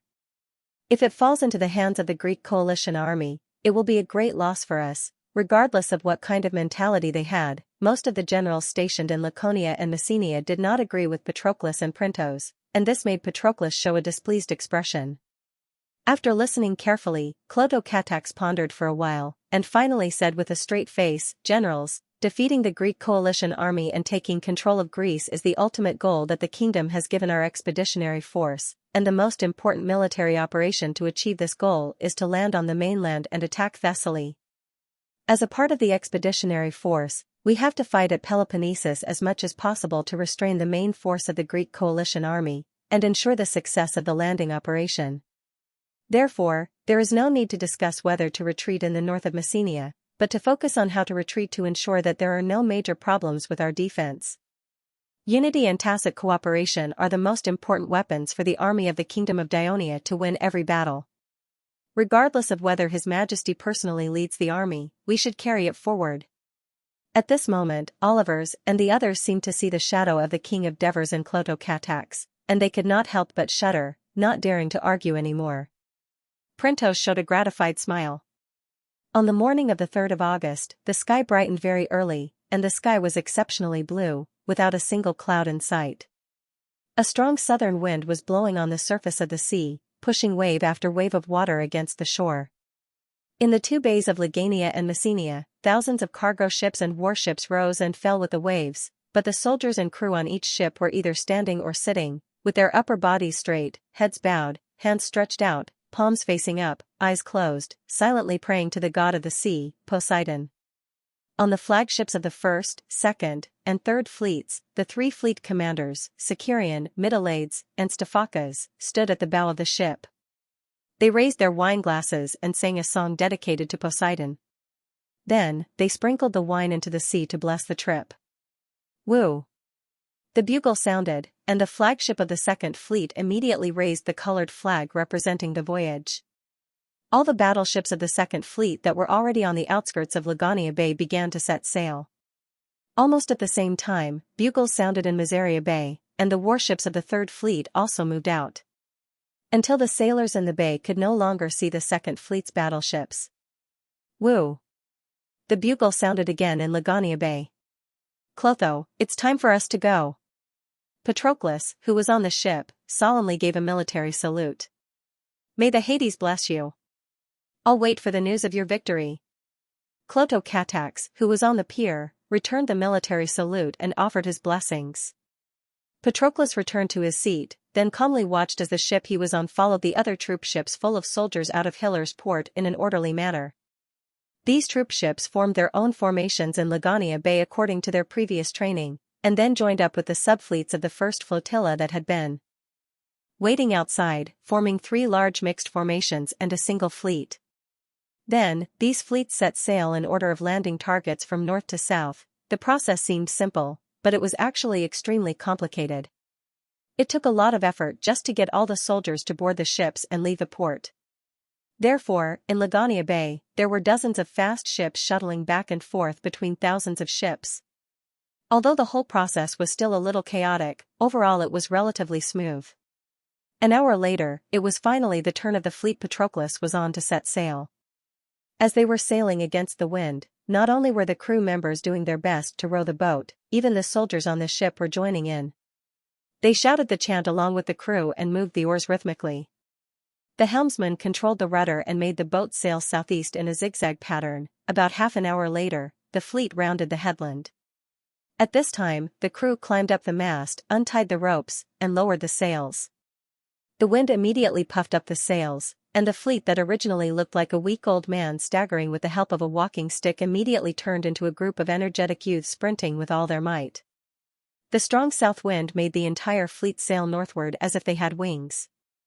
At this time, the Second Fleet had arrived at Cerrone's Bay, and in order to better block the Athens fleet, the Mytilades also divided the fleet into two parts, blocking the sea passage at the north and south ends of Ina Island respectively. Upon receiving the news, the admiral of the Athens navy, Caprias, quickly rushed to the nearby coast. Standing on high ground, he could see the deployment of the Dionysian fleet in the bay more clearly. Just as he was pondering the reason why the Dionysian fleet was hovering near Ina Island, neither attacking nor leaving, Callisostratus, who had rushed over after hearing the news, anxiously shouted from afar, "Caprias, the Dionysian fleet that has disappeared for some time has suddenly reappeared. Are they preparing to attack us? I've been observing here for some time. The Dionysian fleet is arranged in a loose formation and has been blocking the sea passage to the north of Ina Island. Although they are attacking merchant ships that want to enter and leave, it seems that they have no intention of continuing west and attacking Piraeus." Caprias pointed at the almost motionless Dionysian fleet under the coast and comforted him. "Moreover, we are now prepared. The warships at Piraeus Harbor and Salamiga Island are all ready for battle, and we have also stationed many light infantry. If the Dionysian fleet really dares to enter that narrow passage and attack our harbor, it will instead be a good thing." "You mean?" Callisostratus walked to his side and looked down at the enemy ships on the sea, and asked with a slightly agitated tone, "Let the victory at Salamiga repeat." "This is just a wish of mine." Caprias recalled the naval battle with the Dionysian fleet in Lagonia Bay some time ago, and could not help but shake his head. But the Dionysian fleet is well trained, and it is very likely that they will not make such a mistake. There are many warships in the Dionysian fleet. Callisostratus looked down at the sea, and asked thoughtfully. They had disappeared from the Aegean Sea for a period of time. At that time, you analyzed that they had gone to attack the islands in the west, so you took the initiative to lead the fleet to attack Lagonia Bay. Now that they have suddenly appeared in Cerrone's Bay, do you think they have a purpose? Or is it just to retaliate against us by attacking our merchant ships? Before and after the Peloponnesian War, the generals of Athens not only had to speak eloquently at the council and give advice for the development of the city, but they also had to personally lead the citizen soldiers into battle. Common and Pericles had done so, and Thrasybulus had even died on the battlefield. However, the frequent wars had also set high requirements for the quality of the generals of the Athens army, and it began to cause divisions in the leadership of the Athens army. There were politicians like Callisostratus who specialized in politics, and generals like Iphicrates and Caprias who specialized in war. Therefore, Callisostratus had a good relationship with Iphicrates and Caprias, and often consulted them about military matters. "It's hard to say now, I think." While Caprias was still muttering to himself, a cavalryman hurried over. "General Caprias, there's news from Ina Island. Dionia's warships have not only blocked the northern sea passage, but also the southern sea passage. They are intercepting and attacking any merchant ships that want to enter or leave." Callisostratus' expression changed drastically. "Are the Dionia trying to completely block our sea trade?" From the looks of it, the Dionysian fleet has probably deployed about 200 warships, and if they want to block that end, they probably need to deploy a similar number of warships. A few hundred warships, tens of thousands of crew, such a large-scale operation. Just to block our merchant ships, it's not worth it. Caprias was deep in thought, and suddenly his expression changed. If the Dionysian fleet is not only trying to block our merchant ships, but also to block our fleet, to prevent our warships from entering the Aegean Sea and threatening their fleet? What fleet? Callisostratus was stunned, and immediately asked. It could be transporting supplies or soldiers.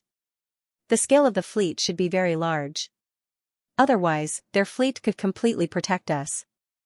The more he thought about it, the more certain Capria's tone became. You mean they're going to disembark? Callistratus exclaimed. We can't rule out this possibility. Haven't we always been worried that the Dionysian army will disembark again? Capria said solemnly. Callistratus became nervous. We have to confirm whether the Dionysian army is going to disembark. Where are they going to disembark? Caprias, you have to lead the fleet to break through the Dionysian fleet's blockade, enter the Aegean Sea, and find out if Dionysia's fleet is going to disembark. Then, you have to obstruct and destroy it. Callistratus, calm down. Caprias shouted with a serious expression, look at the Dionia warships there. They outnumber us by far, and their combat power is also very strong. Previously, I led the fleet to attempt a sneak attack on Laginia Bay but failed. If I rashly lead the fleet to break through the blockade, we may only be surrounded by them, causing our few warships to be destroyed. By then, we will completely lose control of the Aegean Sea. Even if they really want to land, we are already prepared. The only place where the Dionia can land is Marathon Beach. We have a temporary defensive camp with a few thousand soldiers stationed there. Once there are any abnormalities, we can send another few thousand soldiers into the city. We can completely guarantee the safety of the whole of Attica. Athens' defense is tight. Of course, I don't need to worry. I am worried that Dionia will attack the other allies. If they are attacked by Dionia, the Greek allied forces that are fighting the Dionysian army at Peloponnesus will definitely be affected. Callistratus said anxiously. Cabrias said calmly, don't panic. First, we have to determine if the Dionia are really going to land. Although the Dionysian fleet has sealed off Cirone's Bay, it is impossible for them to seal off the north coast of Attica, which has almost no coastal towns. However, we have many fishing villages on the north coast. I will immediately send a messenger to inform the fishermen on the north coast. Let them row their boats and carefully explore the Aegean Sea to see if there is any abnormality.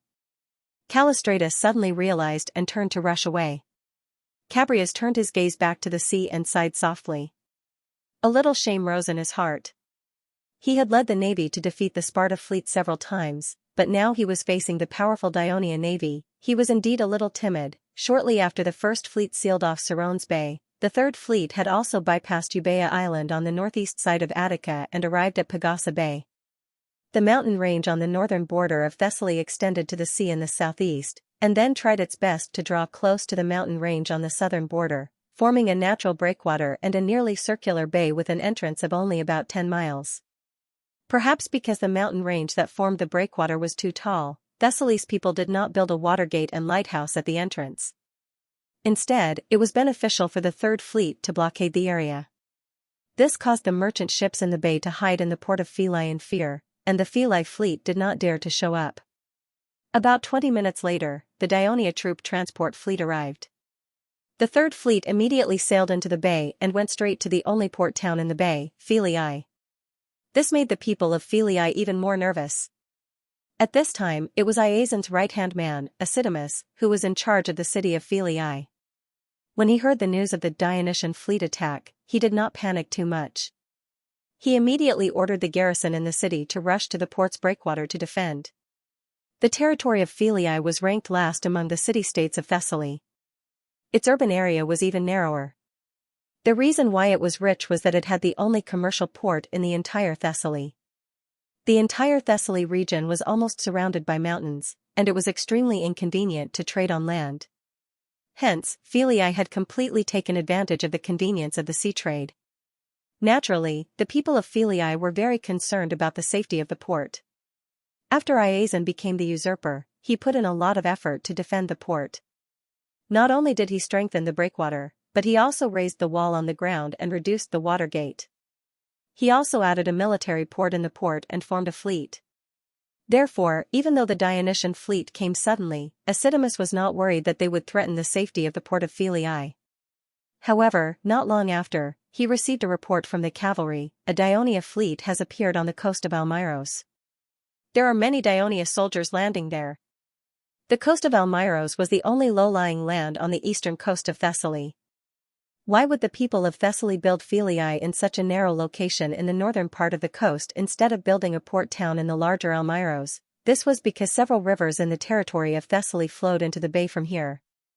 The soil washed down by the rivers accumulated here over the years, forming a large swamp and beach. To completely fill and drain the swamp and finally turn it into a land suitable for human habitation and farming, it required continuous efforts and advanced filling and draining techniques. The people of Thessaly were still regarded as barbarians by the Greeks decades ago. In addition to the rich and fertile land in their territory, there was no urgent need for them to build a city here. Hence, the original state of the coast of Almyros had been preserved until today. Acidamus was a little panicked when he received the news. Although he knew that the coast of Almyros was full of mud and it was difficult for horses and men to travel, some of the information about the kingdom of Dionia these days made him feel uneasy. He sent someone to inform Polydorus while he led the guards out of the city on horseback. Standing on the mountain to the south of Philii, Acidamus could clearly see the vast Almyros depression. There were many ships docked on the coast, even some Dionia warships. Dionia soldiers, mainly fleet infantry, were constantly disembarking from the ships and standing on the inky beach. If one did not look carefully, one would not be able to distinguish them.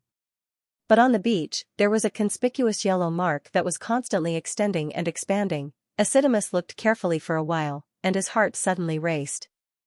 The people of Dionia were building roads on the beach. Just when he was feeling very uneasy, Iasion's brother, Polydorus, arrived, accompanied by another brother, Polyphron. After carefully observing the situation of the Almyros depression, Polydorus, who had been granted temporary military power by Iasion, comforted Acidamus. "You don't have to worry.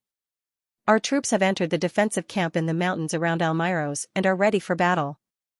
And with the speed of Dionia's road building, by the time they walk out of the beach, Thessaly's municipal militia will have arrived.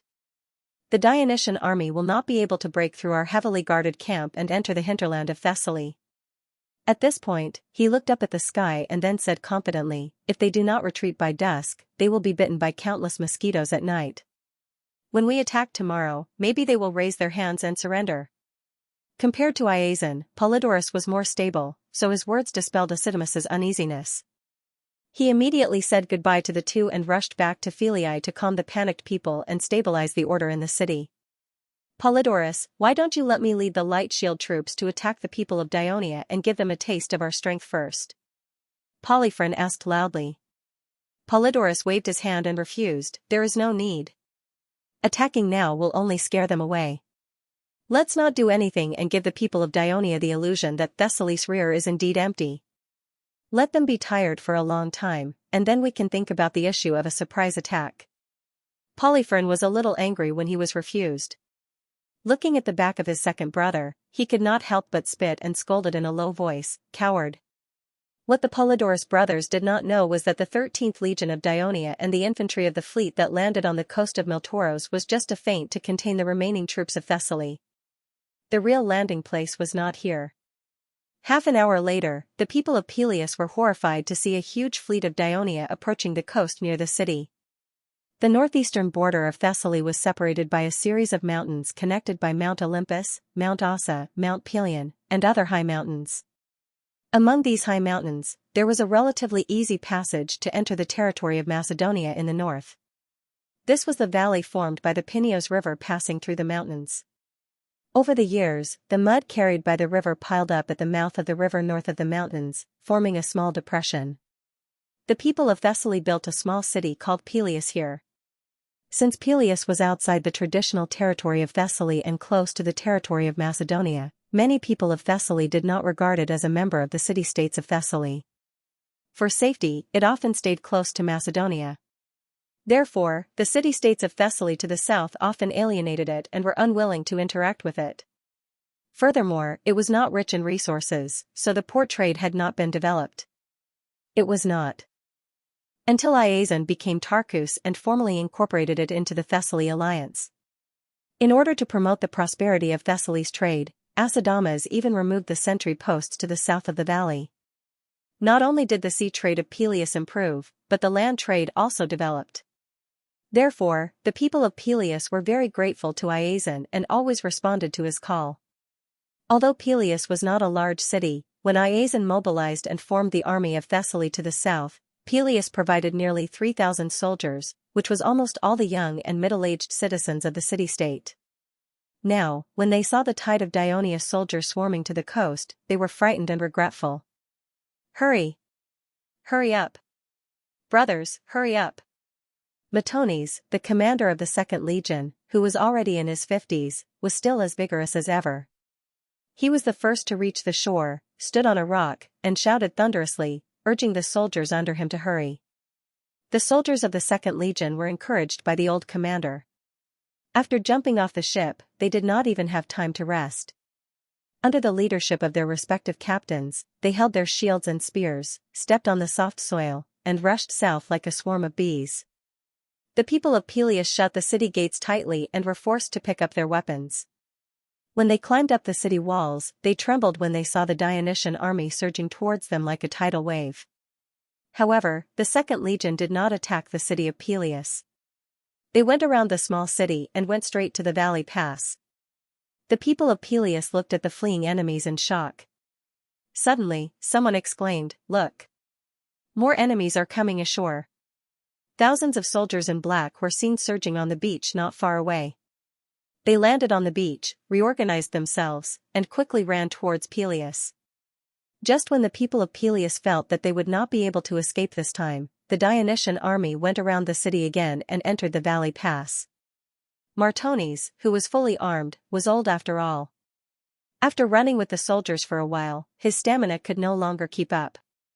Even when he had to stop to catch his breath, he did not forget to ask his adjutant to urge the soldiers to move forward on his behalf. After all, among the few landing sites chosen by the Ministry of Military Affairs, Peleus had the best geographical conditions and location. The only worry was that the people of Thessaly would send troops to block the valley pass after receiving the news. Therefore, the 2nd Legion had to seize every second to open up this passage to the hinterland of Thessaly. Although the soldiers of the 2nd Legion had been conserving their energy on the ship, they were still wearing armor and holding weapons after disembarking. Anyone would feel tired after running non-stop for a long time, but they gritted their teeth and persevered. This was because there was a belief in their hearts that supported them. Before the operation, Matones mobilized all the soldiers and said passionately, "This landing operation is an unprecedented military operation. It will definitely be recorded in the history of the Kingdom of Dionia and be remembered by future generations. It is precisely because the Ministry of Military Affairs thinks that the 2nd Legion is the best among the participating legions that they have assigned us to take on the most important assault mission in this landing operation. The success of the landing operation mainly depends on whether we can occupy the pass in time. Haven't we always been competing with the 1st Legion? Back in the day, they marched more than 10 miles at Wolsey and defeated the Roman army has always been bragging about it.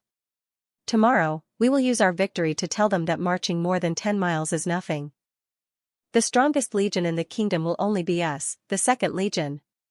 This unyielding belief supported the soldiers of the 2nd Legion to keep moving forward.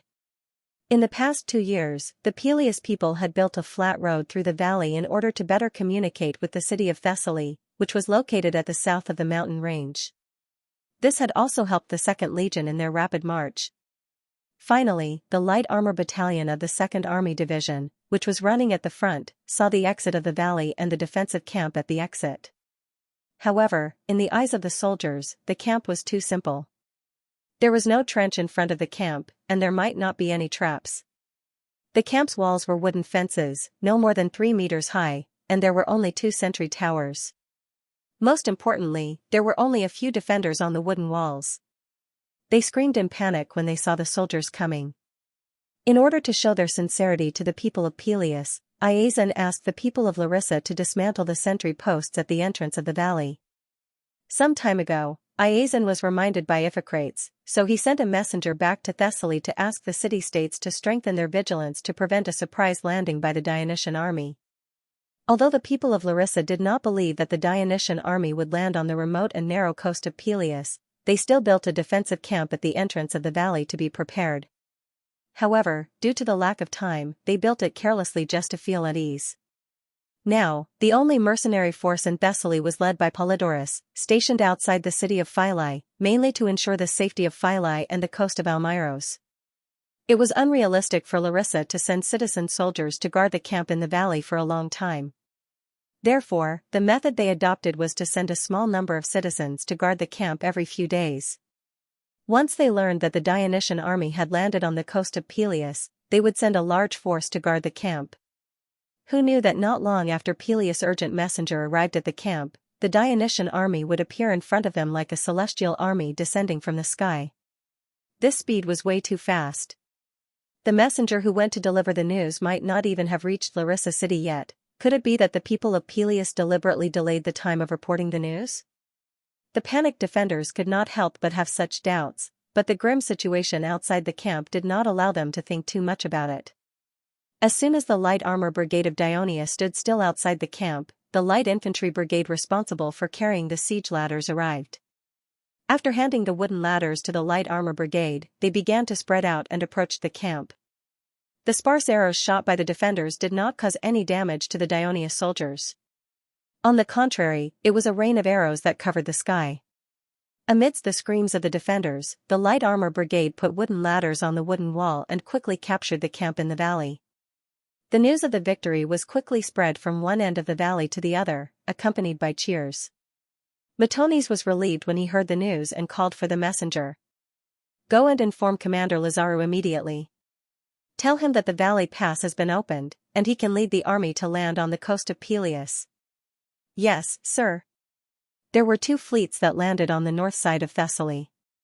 One was led by Metones with the 2nd Legion, 5th Legion, and 2nd Cavalry Legion to land on the coast of Peleus. The other was led by Lazaru with the 3rd Legion and 9th Legion to land on the coast south of the Macedonian town of Dion further north. They would cross the mountains south and enter the territory of Thessaly. As the journey of Lazaru's army would be longer and more difficult, and they might even encounter some native tribes living in the mountains, Patroclus stayed in Sparta for a few days. After carefully questioning the people of Sparta who had fought in Macedonia, he learned more information. After careful consideration, he decided to modify the landing plan formulated by the Ministry of Military Affairs and let Lazaru's fleet temporarily stop near the coast of Peleus. Once it was confirmed that Metones' army had successfully launched a surprise attack, Lazaru could also lead his army to enter Thessaly through the valley pass without taking the long way around. However, if Metones failed, the 2 armies could continue north and land in the territory of Macedonia. They could then take care of each other as they crossed the mountains. Therefore, when Lazaru received the news that the 2nd Legion had passed the mountain pass and entered the hinterland of Thessaly, he was overjoyed and immediately ordered the fleet to approach the coast of Peleus. Wave after wave of the Dionysian army landed on the coast and quickly rushed into the valley pass. The citizens of Peleus watched this scene repeat itself, and their initial panic gradually turned into numbness. When the last 3 companies of the 9th Legion reached the coast, they no longer hurriedly went around the city of Peleus. Instead, under the leadership of their captain, they carried siege ladders and went straight to Peleus. Behind the army was an old man with an extraordinary bearing, as well as a group of administrative officials. With the road leading to the hinterland of Thessaly open, the Dionysian army finally slowed down their advance and attacked the city of Peleus. After all, after conquering the city, the ships carrying supplies could enter the port, and the army's logistical supplies would no longer be a problem. But just as the Dionysian army was getting into position and preparing to attack the city, the gates of Peleus opened. The citizens of Peleus were terrified by the sheer number of enemies they had witnessed since the beginning of the Dionysian army's arrival. Moreover, there were no young citizens in the city who could be the main force to fight. They had long lost their will to fight, and surrender was to be expected. When the officials of Peleus begged the Dionysian army not to harm the citizens in the city in fear and trepidation, the old man in the lead said amiably, "Don't worry. As long as you cooperate fully and do not do anything hostile, we will definitely ensure your safety and the safety of your property." At this point, the old man looked at the still uneasy officials of Peleus and said meaningfully, "Let me tell you a secret. This is the hometown of our great King Devers. He grew up in Dirix." The officials of Peleus were shocked and at a loss. After a while, an old man of Peleus said softly, "Dirix. That's a village near the border of Macedonia. It was destroyed by the Macedonians decades ago." With the old man's reminder, the officials suddenly remembered the existence of such a village. At that time, Peleus was ostracized by the other city-states of Thessaly, but it was unwilling to be confined to this small and narrow land. Taking advantage of the time when the Macedonians were involved in the Peloponnesus War, it quietly built villages along the coast to the north to expand its territory.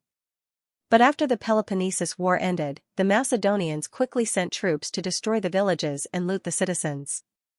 Peleus had no choice but to be humiliated and sue for peace. This was more than 30 years ago.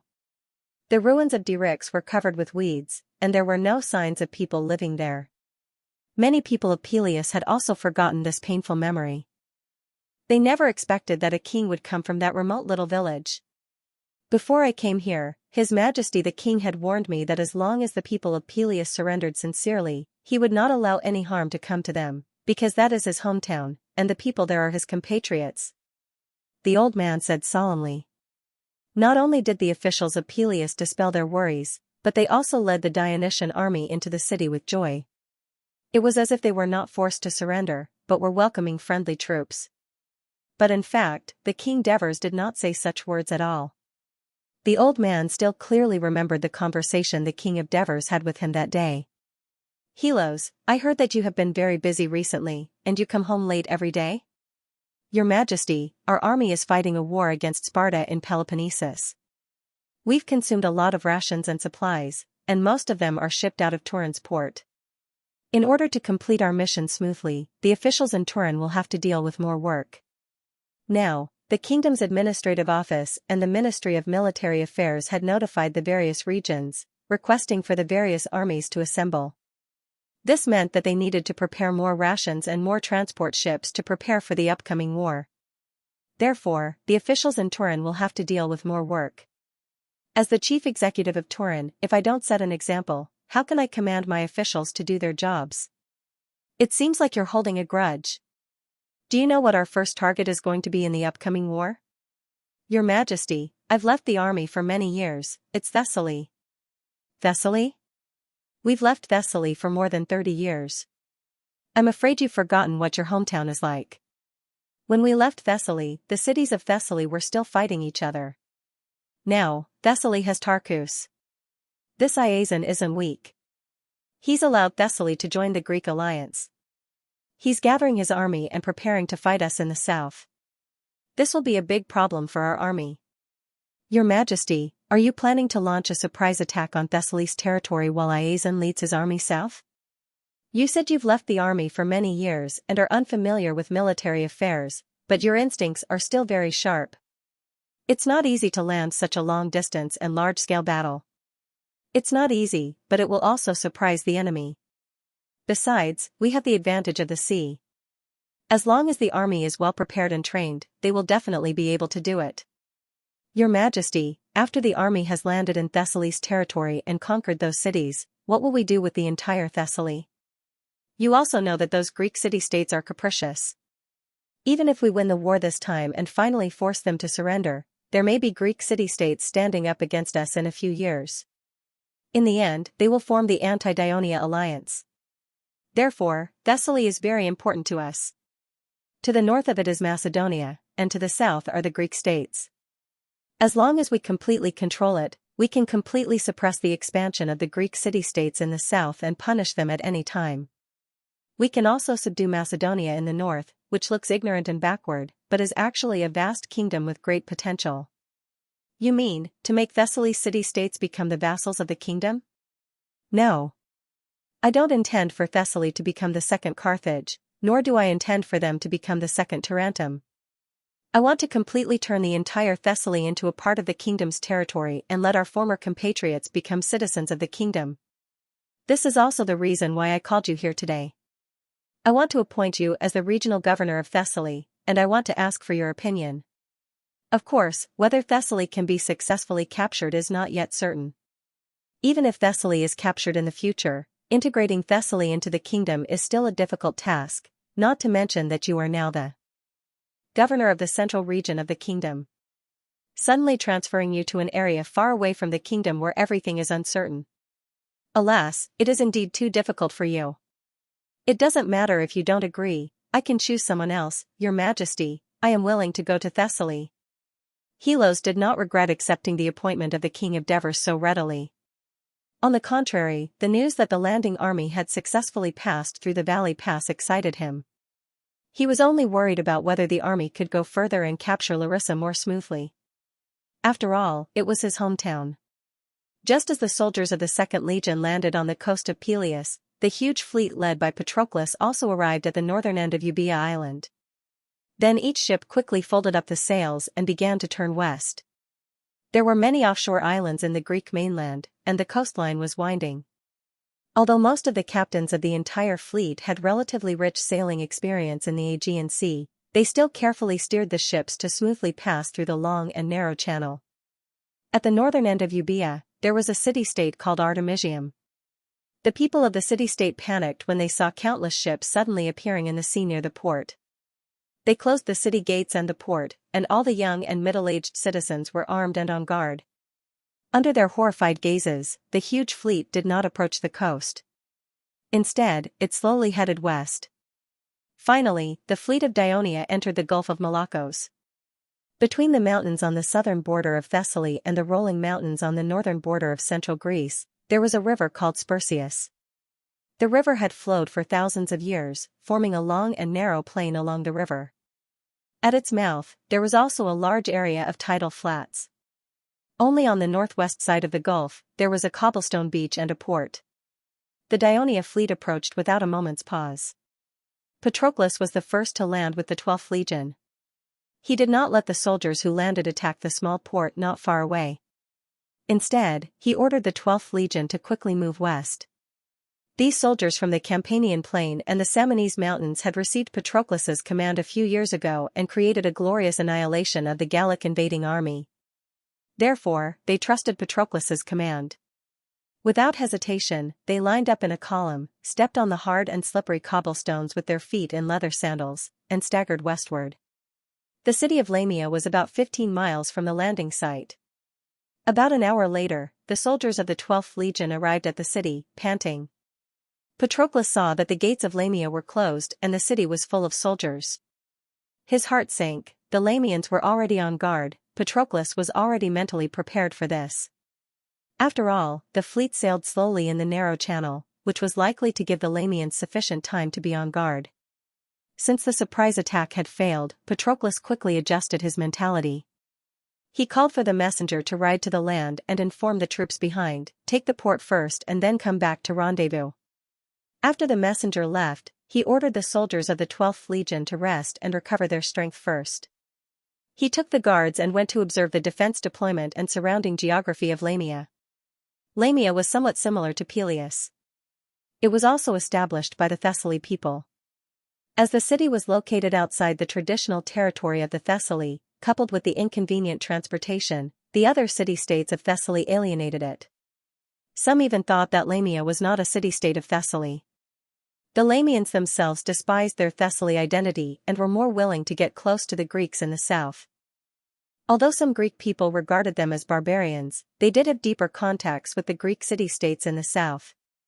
Of course, it was also because of the more convenient sea transportation with the Greek city-states in the south.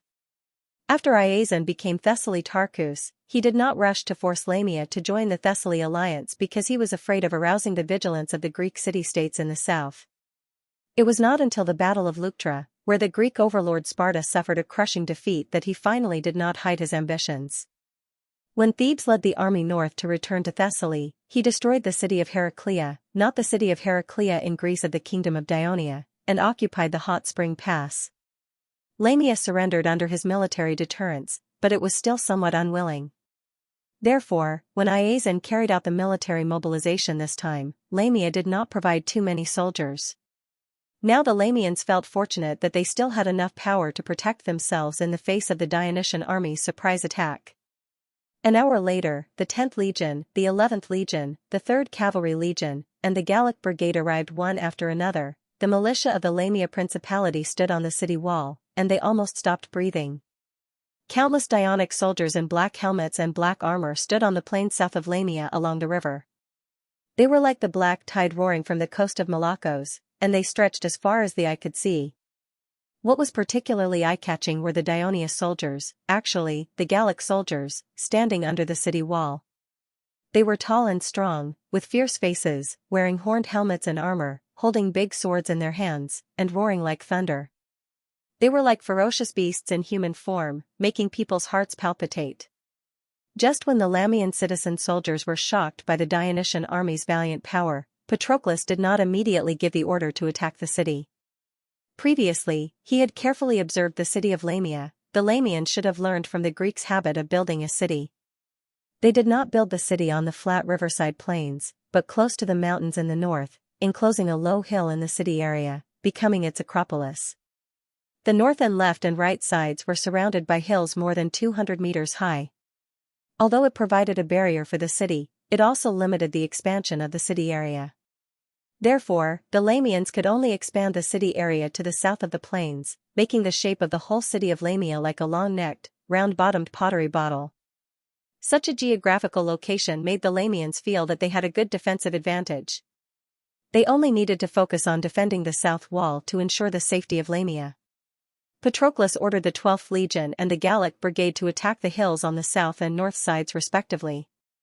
Although the height of the hill was not too low, the slope was gentle. Although the Lamians had set up a defensive camp on the top of the hill, there were not many troops. More than half of the 12th Legion were Samoyed soldiers. They and the Gauls were good at fighting in the mountains, and they were very tough. After paying some casualties, they occupied the top of the hill. The Lamia people were not too panicked about this. For 100 years, they had continuously modified the hills around the city, making the hillside near the city completely unsuitable for climbing. Moreover, the hilltop was 100 meters away from the city. The threat of arrows shooting at the Lamia people in the city from a high vantage point was also greatly reduced. But soon, the Lamians began to panic. Palm-sized boulders kept whizzing down from the hilltops on both sides, and even the sturdiest houses were easily smashed like paper. The people who were unfortunate enough to be hit by one of them died even more miserably. Even the temple in the Acropolis could not escape its attack. After only more than 10 minutes, the core city of Lamia became a mess. Just when the Lamians were in a panic, Patroclus sent an emissary and made a strict demand: as long as Lamia surrendered immediately, Dionia would guarantee the safety of the Lamian people. Otherwise, the city would be completely destroyed and all the people in the city would be enslaved. Now, the War of Dionia in Greece had become the focus of attention of the Greek people. Of course, the Lamians knew the tragic experience of the people of Tegea, not to mention that they had just seen the huge number and fierce tactics of the Dionysian army. They thought that it was difficult to resist, so they had no choice but to open the city and surrender. Patroclus fulfilled his promise and did not harm the surrendered Lamian people, but he sent 2 brigades to the Acropolis in the city, completely controlling the city. It was already afternoon, and it was no longer practical to continue to lead the army over the mountains in the north and into the territory of Thessaly, but Patroclus did not let the soldiers rest. Instead, he ordered them to attack south. In fact, except for the 12th Legion and the Gallic Brigade, the other legions did not participate in the battle. They had enough rest in front of Lamia, and they were more eager to win with their own hands. So the soldiers of the 10th Legion, 11th Legion, and the 3rd Cavalry Legion followed the route of the Persia army's invasion of Greece decades ago, quickly crossed the Spirkios River, and arrived at Heraclea at dusk. Heraclea faced Lamia, only a dozen miles away. It was located at the northern foot of the mountains in the north of central Greece, and was the northern gate of central Greece from Thessaly. There were 2 roads to the south. One was to go directly south, trekking on a trail between the mountains, and finally enter Doris. However, the northern border had towering mountains, and the mountain roads were bumpy and difficult to traverse. Transportation was extremely inconvenient, and it was not conducive for large troops to pass through. Therefore, the Persia army did not choose this road, but chose to arrive at Heraclea, turn east, pass through Hot Spring Pass near the coast, and then go south along the coast. As a result, the legendary story of King Leonidas of Sparta leading 300 warriors to resist the Persia army, and finally sacrificed himself. After Sparta defeated Athens and became the hegemon of Greece, Heraclea and Hot Spring Pass had been in their hands. After the Battle of Leuctra, Iazon led the Thessaly army to destroy Heraclea and control Hot Spring Pass, but he soon regretted it, because Hot Spring Pass was only a pass. The area was extremely narrow, and it was not suitable for large troops to be stationed for a long time. He could only rely on the logistics of Heraclea, which was very close to it. In order to control the road south for a long time, Iazon had to rebuild the city of Heraclea. However, a few months later, the Dionysian army landed on Peloponnesus and started a new war. When Iazon led the army south again, Heraclea had just built a circle of mud walls, and there was not even a gate. He left 3,000 soldiers to guard the city and hurried south. 3,000 soldiers was not a small number for any Greek city-state. Even if the city was not complete, it was enough to block the possible attacks from these Greek city-states in the south, and ensure the safety of Thessaly's army. However, Iazon never expected the attack to come from the north, and the number of soldiers was so large, and the attack was so fierce. The 3,000 Thessaly soldiers were quickly surrounded and defeated by the Dionysian soldiers who crazily rushed into the city. At this time, night was about to fall. Patroclus stood on the mud wall and looked to the east. The afterglow of the setting sun plated the earth with a layer of gold, and the scenery reflected in his eyes was extremely clear. But even so, he could not see the outline of the hot spring pass. There were many hot springs near the hot spring pass, which caused the place to always be hot, hence the name. Suppressing the regret in his heart, he ordered the soldiers to set up camp on the spot and rest up for the battle tomorrow. When the various Dionia troops from the south gathered in the city of Lamia, the legions from the north had also passed through the valley pass. 4 infantry legions, 1 cavalry legion, and a Balearic Stoneman brigade, 2,000 men, a total of nearly 40,000 soldiers, rested at the entrance of the valley. Metones and Lazarus simultaneously ordered to march south, and their target was Larissa. This time, the army did not carry out a rapid march. The soldiers lined up in a wide column along the south bank of the Pinos River, stepping on the flat, soft ground, and marching south in a mighty manner. The 3rd Cavalry Legion was at the forefront of the formation. The city of Larissa was located in the middle of the northern plains of Thessaly, on the banks of the Pinos River. It had vast farmlands and a large population. It was once a powerful state in the northern plains of Thessaly, and it had long been the central city of Thessaly. However, after the rise of Philai, Iazon conquered this neighboring city-state and deliberately suppressed it, causing its strength to be greatly reduced. This time, when Iazon carried out the military mobilization, he specifically emphasized that Larissa must provide no less than 5,000 soldiers. For this reason, Larissa recruited more than half of the young and middle-aged citizens into the army.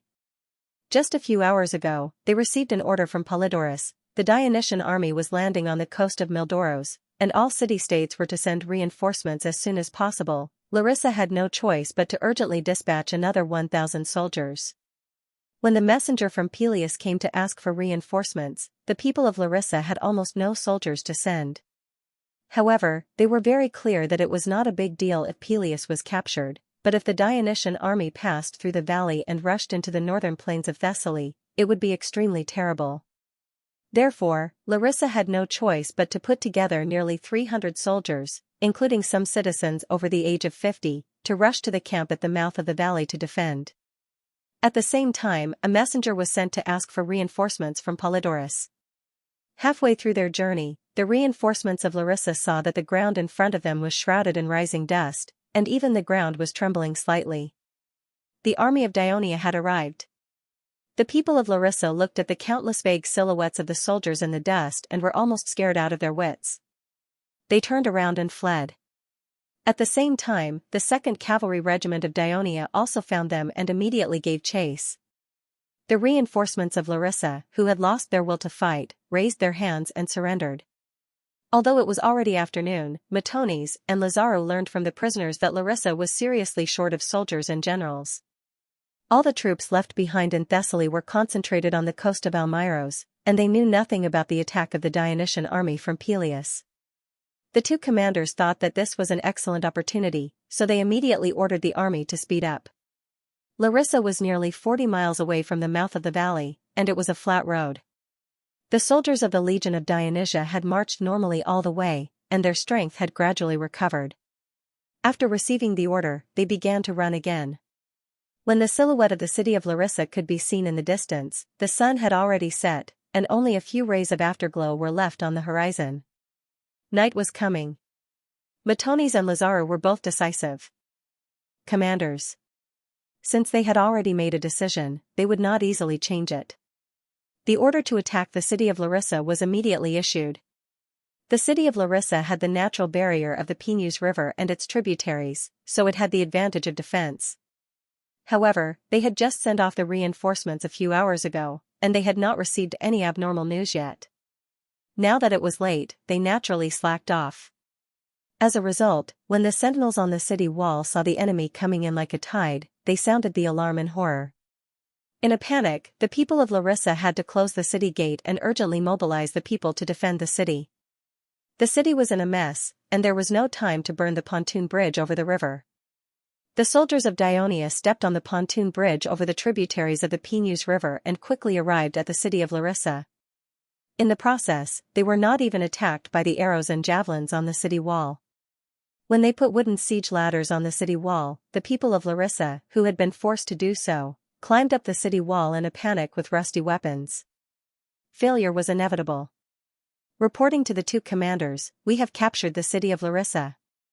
The messenger reported excitedly to Matones and Lazaro. "Which unit took over the city wall first?" Matones asked with a smile. "The 8th Brigade of the 2nd Legion." Matones smiled even more brightly. He turned his head and looked to the side. "Oh, Lazaro, I'm sorry. My men have won the first prize again." Lazaro said coldly, "The people of Larissa did not put up any resistance at all. How is that considered a prize? The 2nd Legion just had the advantage of being in front of the team." "I say, Lazaro, don't be so ungrateful. If it weren't for the 2nd Legion opening up the valley in time and me informing you in time, I'm afraid you would still be crawling in the mountains of Macedonia with your troops. That's because the Ministry of Military Affairs believes in my ability. That's why they gave the most difficult task to me and the easiest to you." The two veterans in their 50s quarreled like children. The staff officers and guards around them did not dare to stop them. They could only hold back their laughter and stand there like clay statues. After the two quarreled for a while, Matones suddenly thought of something. He said to the messenger who was standing at the side, feeling very uncomfortable, "Inform the troops who entered the city immediately. Do not loot the property of the people of Larissa or harm their lives. If there is any violation, they will be punished according to military law." "Yes, sir." This order. Patroclus emphasized it yesterday, and there are no Gallic soldiers in our army. I believe the soldiers will not easily disobey it." Lazaro said, pretending to remember something. "Oh, I forgot. Someone said that you are from Larissa?" Lazaro's words were like a stone smashing into Matones' heart, stirring up those old memories. He did not argue with Lazaro as if he was joking. Instead, he turned his head to the northwest and stared blankly for a while before he said in disappointment, "You've remembered wrongly. I'm not from Larissa, but I'm from Orasun. Like you, I'm from the mountains." With that, he summoned his staff officer. "Send someone to Pelias and inform Lord Xylos. Tell him that we've conquered his hometown." The staff officer was a little surprised, but he did not ask any questions. He turned around and looked for the messenger. "Please, Lazaro. I will show you the largest city in the north of Thessaly." Matones made an inviting gesture. "The largest city? Is it as big as Turiae? How can it be compared to Turiae? What about Crotone?" "Still can't compare." Surrounded by soldiers, the two of them rode into Larissa city, chatting and laughing. After the main force of Dionia had successfully landed and captured the nearby coastal city-states, the transport fleet entered the port and quickly unloaded the army's auxiliary personnel and supplies. Then, under the escort of the 1st Flotilla Squadron, they began to return to Sparta and Messenia. Not long after, the fleet at Pagasa Bay in Thessaly received a notice from the clippers. They immediately ordered the soldiers who were still pretending to pave the road on the shoal of Miltoros to return to the ships as soon as possible, because the fleet still had to send the soldiers of the 13th Legion to the nearby Mariakos Bay to land. The defenders of Thessaly saw that the Dionia soldiers had almost paved the road to the foot of the mountain with straw and planks, all ready to attack. Suddenly, they saw the enemy retreating to the seaside and boarding the ships. Soon, all the warships and troop carriers disappeared from their sight. After squatting on the mountain ridge for a long time, the delicious food that was about to be in his mouth suddenly ran away. This made Polyphron very uncomfortable. He immediately suggested to Polydorus, "We should let the fleet at the Philly port attack immediately. We can't let the Dionia fleet come and go as they please. We should at least take a bite out of him." Polydorus said cautiously, "It's not like you don't know that the reason our fleet stayed in the port and didn't dare to attack is that the number of Dionia warships in the bay far exceeds ours. Since the Dionia have taken the initiative to retreat, there's no need to take this risk. Previously, I suggested letting the soldiers take the initiative to attack the enemy on the beach, but you didn't agree. Now, I suggest that the fleet attack, but you don't agree.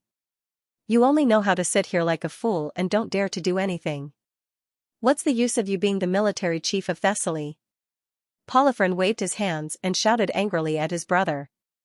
He then tore the tent apart and walked out of the tent in large strides. The adjutant in the tent complained in a low voice, "General, Polyphron is too much. He ignored forget it." Polydorus waved his hand helplessly.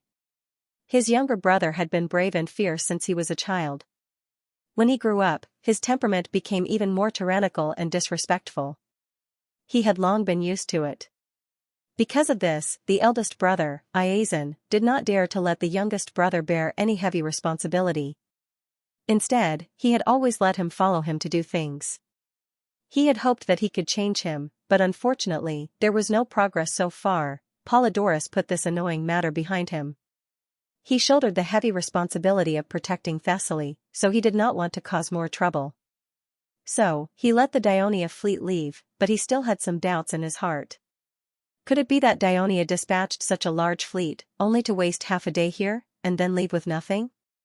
Could there be other conspiracies? While thinking, Polydorus did not forget to order the adjutant, "Send the soldiers to burn the road that the Dionia have paved in the beach." "Yes, my lord." As soon as the adjutant left the tent, Larissa's messenger arrived at the camp. "The Dionysian army has landed on the coast of Peleus." Polydorus was shocked when he heard the news. The uneasiness in his heart was finally confirmed. The Dionia had used the tactic of diversion to catch him off guard. At this moment, he knew very well that because the Dionysian army had landed on the coast of Mildoros with great fanfare, he had mobilized the militia of the surrounding city-states to support them. Now, the defense in the west was very weak. Once the Dionysian army passed through the pass and rushed into the northern plains, the consequences would be unimaginable.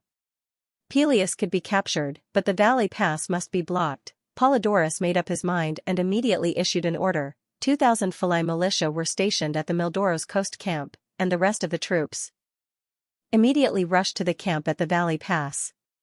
Considering that the city of Larissa was more than 100 miles away from the coast of Mildoros, and the valley pass was even further away, Larissa's messenger had taken a lot of time to arrive here. The situation on the site of Peleus had probably changed a lot. Just in case, Polydorus specially ordered the only 500 cavalry under his command to reinforce the valley pass at top speed. After all the orders were issued, Polydorus felt a little relieved. He led the main force of more than 10,000 people and marched at a relatively fast speed toward the valley pass. When night fell, the Thessaly army had only marched less than 40 miles, but Polydorus was worried about the situation in front of him and did not dare to let the soldiers stop to rest. He just asked them to light up the torches and continue to move forward. Not long after, Polydorus finally got the exact news from the front, and the news was brought back by the cavalry he had sent before. It turned out that the Thessaly cavalry rushed from the coast of Mildoros in the southeast to the valley pass in the north, and did not encounter the Dionia army that was rushing to Larissa. When they arrived at the camp at the valley pass, they found that the camp was full of Dionia soldiers in black helmets and armor. The Thessaly cavalry was shocked and did not dare to go forward to fight. They were worried about the safety of Larissa, so they turned to the south to investigate, and they happened to see the Dionysian army attacking the city of Larissa. "Are you sure that the Dionysian army has captured the city of Larissa?" Polydorus asked the cavalry general anxiously with a gloomy face. "General, I'm not sure, because the Dionians had already discovered us and sent a group of cavalry to attack us. As they outnumbered us, we didn't fight them. Instead, we led them around for a while before we chose to retreat, the Dionians said. The cavalry general tried to express the bravery of his troops. In the process, we heard the cheers of the Dionia soldiers. The cheers were very loud. I think the Dionia army has captured Larissa. Probably? Polyphron listened and said with dissatisfaction, since you didn't see it with your own eyes, don't make wild guesses. Larissa is a big city. It's impossible for it to be captured so easily by a Dionic army that has just landed. The cavalry general felt wronged. When he was about to defend himself, he heard Polydorus asked, how many people are there in the Dionysian army? Because it is getting dark, I can't see clearly, and the Dionia cavalry will soon arrive, so there is no more time to observe.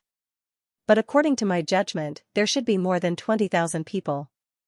Another probably, Polydorus expressed his dissatisfaction again. You have worked hard. You can go now and let the soldiers have a good rest. Polydorus interrupted Polydorus in time. After the cavalry general left, Polydorus shouted again, that guy must be talking nonsense. You should speed up the advance of the army to Larissa. Shut up. I am the commander of this army. I don't need you to tell me what to do. The bad news that came one after another put Polydorus in a bad mood. Finally, he could not bear the noise of his younger brother and snapped, go back to your team immediately, don't disturb my thinking here. For the first time, Polydorus did not hide his anger at his brother. Polydorus was a little stunned. Then his face turned red and he suddenly let out a heart-wrenching roar, startling the people around him. He then turned around and left angrily. Polydorus knew that he had annoyed Polydorus, but now he was not in the mood to apologize or comfort him. He had to quickly find a way to solve the current predicament. After some thought, he finally made a decision. The entire army stopped advancing and immediately returned to the camp outside Philae city. At the same time, he sent a number of sentries to Larissa to find out the enemy's situation as soon as possible. As the temporary military chief of Thessaly, Polydorus knew very well that the soldiers in Larissa and its surrounding areas had been evacuated. If the Dionysian army attacked with more than 20,000 soldiers, the people of Larissa would certainly not be able to resist their attack. Therefore, the judgment of a cavalry general was likely to be correct. It was completely meaningless for the army to reinforce Larissa in the middle of the night. Instead, it would be easy for them to be raided by the Dionia. The Dionysian army only spent one day to complete the landing on the coast of Peleus, break through the valley pass, and capture Larissa. Their combat power was quite terrifying. The Thessaly troops led by him could not be a match for them. It was precisely because of this that he decided not to act rashly. Instead, he concentrated his forces to defend Philae. Then, he sent someone to inform Iazon and ask for reinforcements. At the same time, he observed the enemy's movements and looked for opportunities. However, Polydorus did not know that after the order was issued, Polyphron, who was at the front of the team, turned pale. The war horse he was riding on had its mane pulled out by Polyphron, and it neighed in pain. Late at night, Thessaly's army returned to the camp outside the city of Philae, and the exhausted soldiers soon fell asleep. Polydorus, who was troubled by the tense situation in front of him, tossed and turned, and could not sleep. Suddenly, he heard a few loud noises outside the door. He sat up subconsciously and shouted, "Felix, the guard on duty at the door, what's going on outside?" No one responded, but then he heard footsteps. A tall figure suddenly appeared in front of him. It was Polyphron. His face was ferocious, and he held a dagger in his hand that shone with a cold light. Polydorus was startled and immediately shouted, "Third brother, what are you?" Polyphron's eyes widened, and he quickly and forcefully swung the dagger, cutting a big bloody wound on Polydorus' face. The blood and pain made him stop shouting abruptly, and he fell on his back on the bed. Polyphron did not hesitate to stab his brother's chest with the dagger, and blood splashed on his face. It was not until Polydorus stopped struggling that he stood up, stared at his brother lying in a pool of blood, and whispered fiercely, "Coward, you should have died long ago. Next, I will let Iazon know that only I can save Thessaly." At dusk that day, the messenger of Orops rode to Athens. The General Executive Committee of Athens quickly held an emergency meeting about this. "Everyone, I have just received news from the Orops," Callistratus said with a serious expression. Their crew discovered a large number of Dionian warships and transport ships entering the Mariakos Gulf and Pagasa Gulf and staying there for a long time, Callistratus said solemnly. The other 8 generals were shocked when they heard the news. Someone could not help but exclaim, "The people of Dionia are going to land on Thessaly." Someone said worriedly, "It's not just about landing in Thessaly. If the Dionia successfully landed in Mariakos Bay, they could definitely capture Heraclea and Hot Spring Pass, and then continue south to attack the city of Phocis. Since the start of the war, Athens has been on guard against the Dionia's possible landing. Thessaly should be prepared as well. The Dionysian army might not be able to land successfully," one of the generals said with uncertainty. "The key is how many soldiers did Dionia send out? Did the Europeans say how many Dionia troopers there are?" Chabrias asked. "I've asked." Callistratus replied, "They could not give a specific number, but they are sure that the number of Dionia warships and troop ships they saw must be more than 1,000. 1,000. Chabrias estimated, if the entire fleet of Dionia is calculated as 1,000 ships, even if the troopers account for half of them, there are about 25,000 soldiers. And we all know very well that the number of warships in a mixed fleet of warships and transport fleets often only accounts for a quarter of the entire fleet, or even less. Excluding some of the transport ships, I estimate that the Dionysian army that is landing on land has at least 30,000 soldiers." 30,000. The other generals of Athens looked at each other, and one of them said, "It is reported that there are more than 30,000 Dionysian army soldiers defending Peloponnesus against the Greek coalition forces. Could it be that they have transported the main force of Dionia that is defending Messenia and Sparta to the north?" "I don't think so," Chabrias said with certainty. "If the Dionia have withdrawn their troops in Peloponnesus, then the remaining soldiers are certainly not enough to resist the attack of the Greek coalition forces. Once we recapture Messenia and Sparta, it is tantamount to cutting off the retreat route of their army that has just landed in the north. I think the Dionia would not make such a big mistake. Besides, a few years ago, when Dionia and Carthage were at war, they had sent out 100,000 troops. The army of Dionia landing in the north is likely to be the new army that has just been sent from their country. The news of Dionia sending out 100,000 soldiers to fight against Carthage is just a rumor. It cannot be confirmed to be true. Who knows if Dionia is deliberately exaggerating the truth to scare the surrounding forces?" The general stubbornly retorted, "Even if it's the truth, it's only because they were fighting on their own land. Now, transporting tens of thousands of soldiers from Dionia to Thessaly, which is hundreds of miles away, would cost a lot of resources. You should know very well how much resources it would take to transport tens of thousands of soldiers from Dionia to Thessaly, which is hundreds of miles away. I don't think Dionia has the capability to transfer troops from their own domain." Chabrias said seriously, "During the War of Peloponnesus, Athens could already send out 40,000 troops to Syracuse. Now that the territory controlled by the Kingdom of Dionia is much larger than ours back then, of course they can do it." The general sneered, "The territory of the Kingdom of Dionia is indeed much larger than that of Athens, but most of it is barren. How can it be compared to the wealth of Athens back then? At that time, we controlled the trade of the entire Aegean Sea." "Everyone, stop arguing," Callistratus advised with a serious expression. "Regardless of whether the Dionysian army that landed in Thessaly was transferred from Peloponnesus or was transported from the Kingdom of Dionia, the problem now is that the defenses in Thessaly should be very weak. I'm afraid it will be very difficult to defend against such a large army. What should we do about it?" "Immediately send someone to inform the cities of Phocis and Locris that Dionia has landed in Thessaly.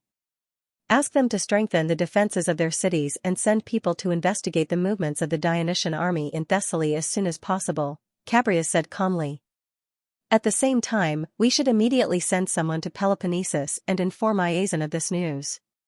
He will definitely lead his army back to Thessaly as soon as possible, defeat the Dionysian army, and eliminate the threat in the north. When necessary, we should also send reinforcements." "Chabrias, I can only agree to half of your proposal," a slow voice came from the corner. A leisurely voice came from the corner. The person who spoke was a white-haired old man.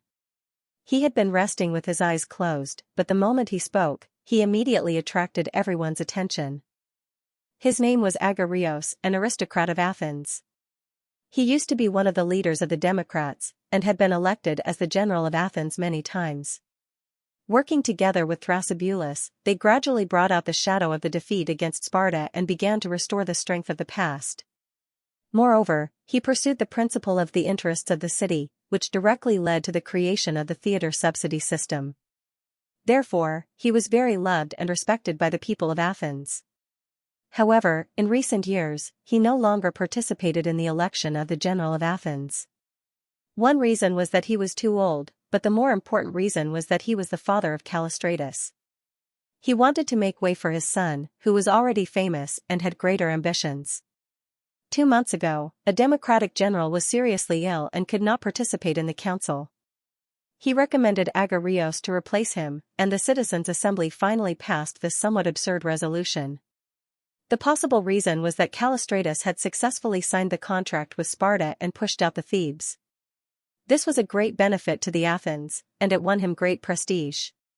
In addition, in the face of the invasion of the Dionysian army, the decline of Sparta, the rise of the Thebes, and the ambition of Thessaly, Agarios, who had experienced the War of Peloponnesus and the War of Corinth, was in charge of the General Executive Committee.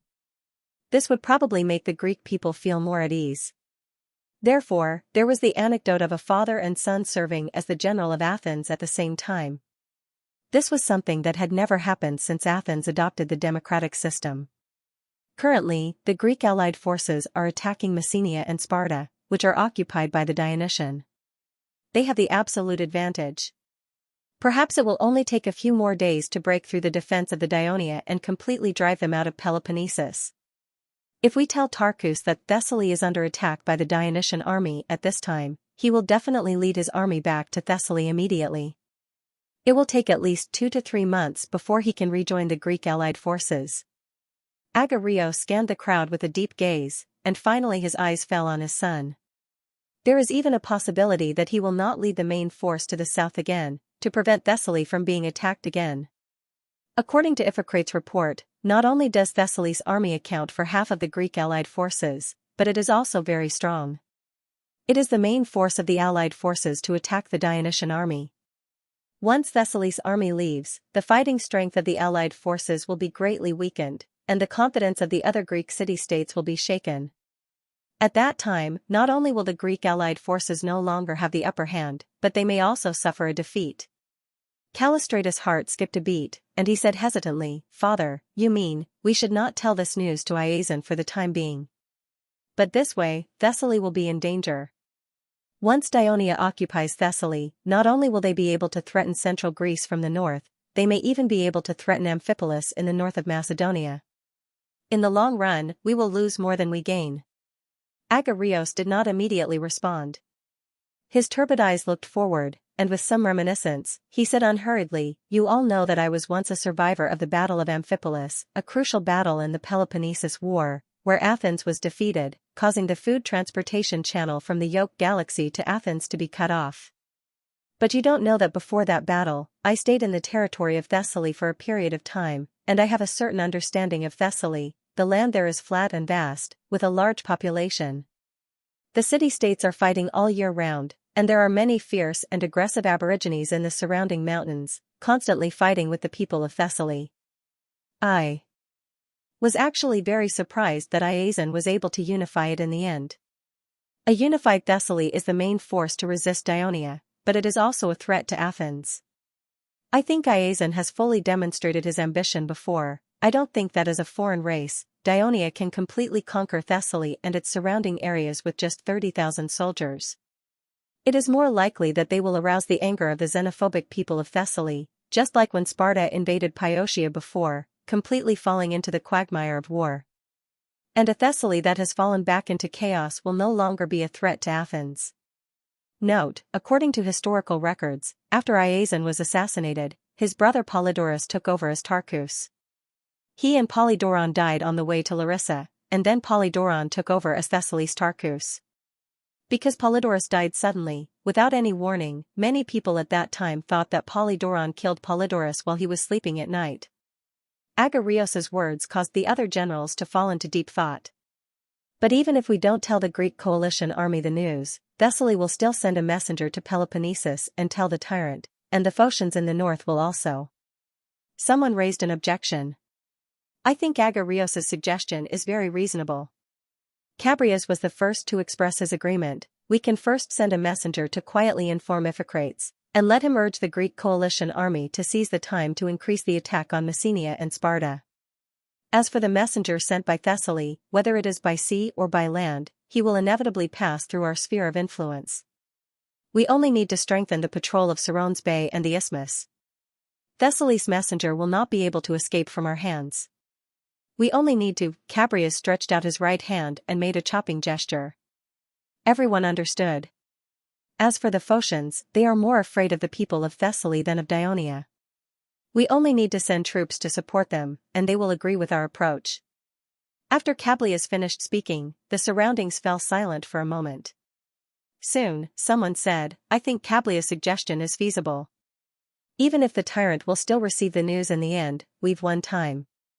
Perhaps during this period of time, we've already taken back Sparta. I also agree. The generals of Athens expressed their agreement one after another. Only Callistratus was still a little hesitant, but the general situation had been decided. His father, Agarios, once again calmly closed his eyes to rest. After the army set off this morning, Clotocatax, Printos, and other generals stationed in Peloponnesus had been worried about the important matter of whether the landing on Thessaly would be successful. They waited until late at night, when the fleet returned one after another. Only then did they receive the exact news, and they could finally celebrate the success of the landing. But this was just the beginning. From tomorrow onwards, whether it was Thessaly, central Greece, or even the city-states of Peloponnesus, they might know about the news of the Dionysian army's raid on Thessaly. They would inevitably take corresponding measures, and it was impossible for Dionia to frequently send such a large fleet to Thessaly to transport supplies. After all, the ship owners and crew were not soldiers, so they should not take such a big risk. The army of nearly 100,000 in Peloponnesus consumed a lot of food every day. They must occupy Thessaly as soon as possible in order to obtain all the supplies in Thessaly to support the army. Therefore, the next few days were crucial for both sides. After killing his second brother, Polydorus, he immediately ordered his trusted troops to surround the central military tent. He arrested all of Polydorus' personal guards on the grounds that Polydorus was assassinated by Dionia and his personal guards were derelict in their duties. Then, he informed the generals of the army to urgently come to the tent for a meeting. Before dawn, the generals of Thessaly gathered in the tent. They were shocked to learn that Polydorus was assassinated by Dionia. At the same time, they inevitably had doubts. But Polydorus did not give them more time to think, nor did he listen to their dissuasion. He directly announced that all the derelict personal guards would be pulled out of the tent and beheaded in public. In an instant, the camp was filled with people's heads and screams. This scene frightened the generals in the tent. In the face of Polydorus' trusted troops who were sharpening their swords, they quickly admitted that Polydorus would replace Polydorus and become the temporary military commander of Thessaly. After taking control of the camp, Polydorus first conducted a full blockade of the camp and prohibited anyone from going out. Then, he sent a messenger to the city of Philae. In the name of Polydorus, the messenger said that there is an important military matter to discuss with Minister Acidamas and the others. He hoped that they could come to the camp. Acidamas was worried about the sudden landing of the Dionysian army in Thessaly. He did not sleep the whole night. After listening to Polydorus' messenger, he thought that the war situation in Thessaly had changed again. Without thinking carefully, he hurriedly rushed to the military camp outside the city with several other ministers. As a result, as soon as they entered the military camp, they were arrested by the soldiers sent by Polydorus. Then, Polydorus sentenced Acidamas and the others to death on the charge of colluding with the Dionysian army and intending to rebel. The generals tried their best to dissuade him, but Polydorus insisted on not listening. He forcibly executed Acidamas and the other 5 people. When the soldiers brought the heads of the 6 people into the tent, Polydorus pointed at Acidamas' head and cursed. It turned out that he thought that Acidamas had always looked down on him. Iazon had never given him an important task because of Acidamas and the others. Of course, killing people to vent his anger was only one of Polydorus' purposes. More importantly, he thought that Acidamas and the others held the administrative power of the city alliance of Thessaly. With their existence, he would inevitably be obstructed if he wanted to act freely in this land. At this time, the sky was just beginning to brighten. Polydorus quickly gathered the army and entered the city of Philae. In the beginning, the people of Philae were still excited because with the presence of the army, their safety was more guaranteed. Unexpectedly, after Polydorus gathered the officials of Philae, he asked them to mobilize the military in the city, gather all the public militia, and follow his army to fight against the Dionysian army that was entrenched near Larissa. When the officials heard this, they immediately refused with the reason that we only listen to the orders of Sir Acidamas.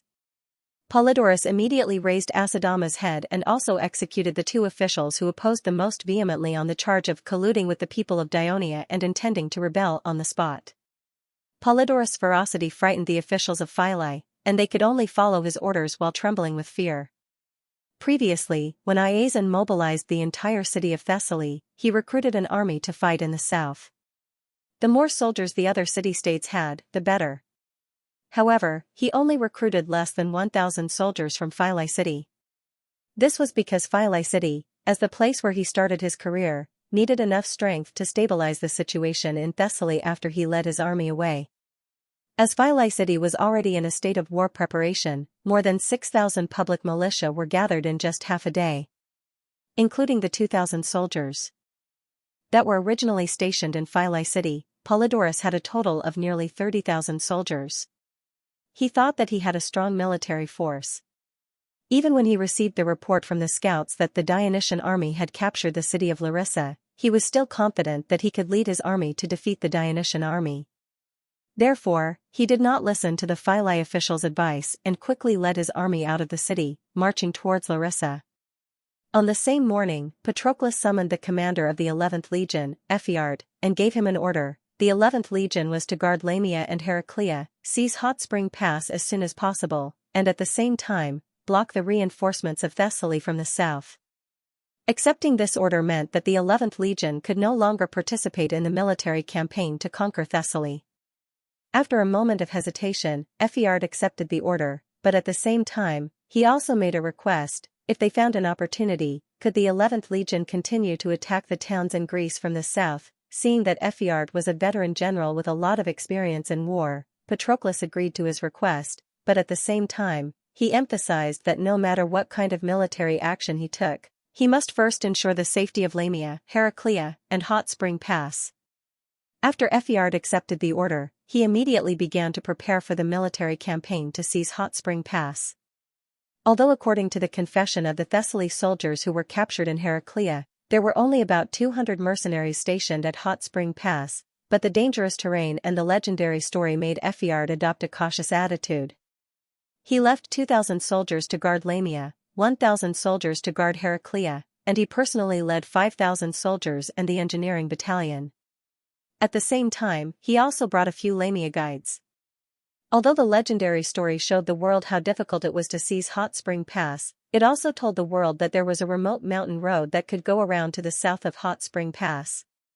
Therefore, Ephiart decided to take the method of using the main force to contain the enemy from the front, and sending some surprise troops to take a detour through the mountain road to seize Hot Spring Pass. For this reason, he selected the Samni soldiers from the Light Armor Brigade and the Light Infantry Brigade to form a surprise troop. The 11th Legion was based in Lusnia, and the soldiers were from the Downey region. In recent years, many Samni came out of the mountains and voluntarily applied to become citizens of Dionia. Most of them lived in the eastern plains of Campania and the Downey region. Under the guidance of the Lamia guides, they would use their excellent mountain combat ability to complete the detour and surprise attack on Hot Spring Pass. While the 11th Legion was preparing for the military campaign against Hot Spring Pass, Patroclus had already led the other legions to cross the mountains to the north of Lamia in order to enter the southern plains of Thessaly. In order to prevent being intercepted by the Thessaly army in the mountains, he divided the army into 3 parts, led by the Lamia guides, and advanced into the Thessaly territory through 3 different routes. On the same morning, Helos came to Larissa with a large group of middle and low-ranking officials from various departments of the kingdom. These officials were carefully selected by the kingdom's administrative office and were ordered to govern the area of Thessaly that was about to be conquered. More than half of them were originally refugees from Thessaly. Note, according to historical records, after Pulaphron took over Tarkus, the first thing he did was to arrest and execute 8 of the best administrative ministers headed by Acidamas who assisted Iazon and governed Thessaly without any reason. He also banished many officials, and then ruled Thessaly in a brutal way, causing great dissatisfaction among the people of Thessaly. In less than a year, one of his generals, Alexander, rebelled under the banner of revenge for Polydorus, killed him, and became the new Tarkus. But this Alexander was also a tyrant. Under his rule, the power of Thessaly declined and eventually fell into turmoil. Later, it was conquered by the rise of Macedonia. Standing in front of the familiar yet strange city of Larissa, Helos could not help but sigh. More than 30 years ago, he had lost his land and his life was difficult. In order to survive, he had to accept the Sparta's offer to recruit soldiers and go on an expedition. When he left, his mood was gloomy. The stories he had heard about the Thessalys mercenaries made him feel that he would probably die on the battlefield like most of them, never to return home. He had never thought that he would return home as a conqueror. Helos sat on the warhorse in a daze. Most of the officials behind him already knew that Larissa was the home of this important minister of the kingdom, so no one went forward to disturb him. However, Helos quickly recovered from his melancholy. He took a deep breath, turned around, and said to the officials, "Let's go. Let's go into the city." When the officer in charge of guarding the city gate saw Helos and his entourage, he immediately came forward and saluted. "Sir Helos, we pay our respects to you. Commander Matones and Commander Lazaru are waiting for you at the governor's mansion." After that, he turned around and led the way. Helos slowly walked into the city on his war horse. He looked around, the streets were clean and tidy, and it was obvious that they had been carefully cleaned. Occasionally, he could see bloodstains on the ground. There were no pedestrians on the road, only fully armed legionnaires standing straight on the roadside. However, through the gaps in the doors and windows of the houses on both sides of the street, he could see pairs of eyes intertwined with anger and fear. The governor's mansion was near the square in the center of the city. This building had existed since Helos left. It was the residence of the tyrant at that time. Due to the passage of time, he could no longer remember the name of the tyrant. "Captain, you're finally here." Seeing Xylos walk into the courtyard, Matones took the initiative to greet him with a smile on his face. His voice was as loud as a bell. "Yesterday, Lazaru and I led our brothers to run more than 100 miles without rest. Then, we launched an attack on Larissa. By the time we took down the city, our brothers were almost all exhausted. I remember your instructions and strictly enforced the military law with Lazaru. Since we entered the city, there has not been a single incident of looting or harming the people of Larissa. What do you think? Are you satisfied?" Even though Matones addressed Helos as the mercenary in the past to show his closeness, Helos still said bluntly, "What's the use of satisfying me? The key is whether you can satisfy His Majesty and the kingdom. The expedition to Thessaly is an important decision made by His Majesty and the Ministry of Military Affairs. Whether we can completely conquer Thessaly and further control Greece depends on whether you can strictly implement the strategy formulated by the Ministry of Military Affairs." Speaking up to this point, his brows relaxed. "Commander Lazaru, Commander Matones, congratulations. From the moment you've landed until now, you've led the army to achieve the initial target smoothly, and you've made a good start for the upcoming battle." As he spoke, he solemnly clenched his right fist and placed it on the left side of his chest. He lowered his head and gave a military salute to Matones and Lazaru. Matones and Lazaru hurriedly returned the salute respectfully. Not only Matones, but Lazaru had also served under Xylos in the past, so he was quite respectful toward this senior officer. Otherwise, he wouldn't have waited here with Matones. After the military salute, Helos said in a serious tone, "But I still have to remind you that time is of the essence for the assault. Although we've gained some advantages, you shouldn't be satisfied and continue to rest here. You should seize the time and lead your army to continue the attack. Don't give the enemy any time to breathe, and occupy the entire territory of Thessaly as soon as possible to achieve the strategic goal formulated by the Ministry of Military Affairs." Matones explained with some dissatisfaction, "It's not that we don't want to seize the time to continue the attack, but our brothers fought continuously yesterday and are very tired. They need sufficient rest before they can continue the battle. After discussing with Lazaru, we've decided to gather the army tomorrow morning and march to Philae. Lazaru immediately said, Matonis is right. Many of the soldiers have not woken up yet. They are indeed very tired. We've already sent the supply camp to Larissa to buy cattle and sheep. We're going to give the soldiers a good meal so that they can recover as soon as possible. Of course, we've also solemnly reminded the supply officer not to force them to buy or sell. We'll follow the seller's wishes and trade according to the market price, Matonis quickly added.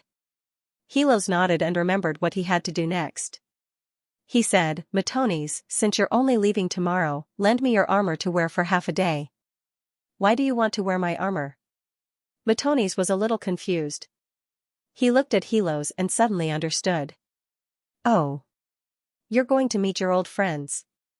You want them to know that you're now a big shot in the kingdom of Dionia.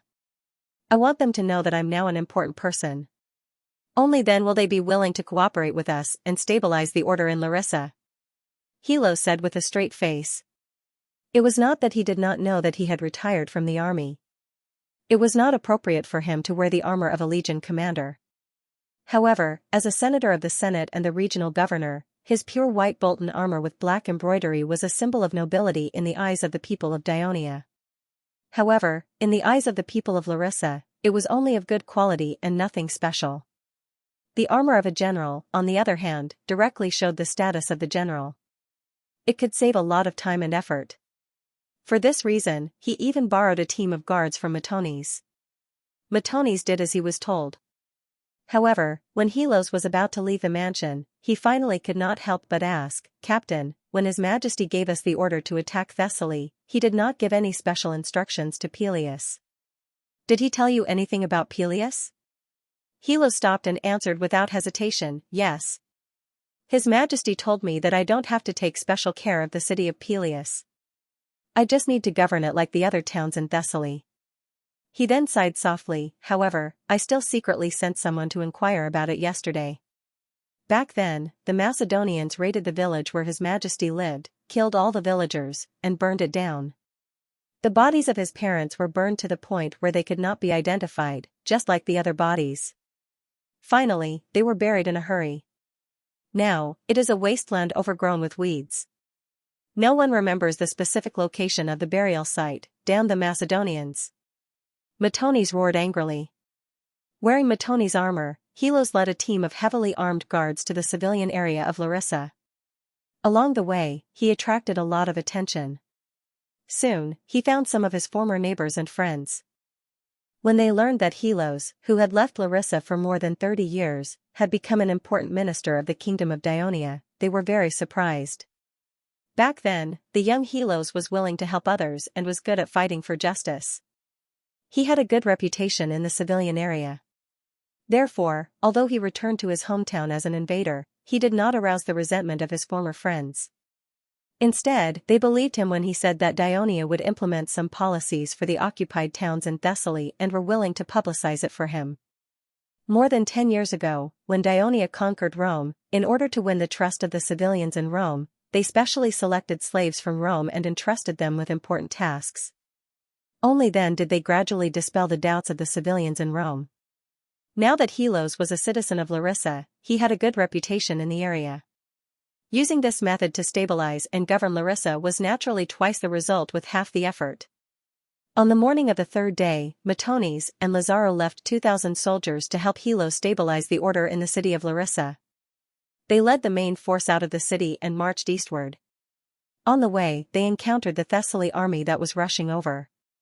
At first, Polyphron, who had just received the news, was excited because he did not have to rush to Larissa to defeat the main force of the Dionysian army. But then he saw enemies in black helmets and black armors coming from the distance, causing the Dionia army to stretch out on both sides. He suddenly realized that the number of Dionia soldiers might be far more than 20,000, and they were moving quickly. Obviously, they were well trained. Polyphron panicked a little. Although he had always fought bravely, it was always under the command of his elder brother, Iazon. He had never had the experience of commanding such a large-scale battle independently. At this moment, all he could do was to remove the messengers and urge the generals to line up according to his deployment as soon as possible. He even rode anxiously to the rear of the army, shouting hysterically, "Tell the soldiers to speed up the formation. Anyone who is slow will be severely punished after the battle."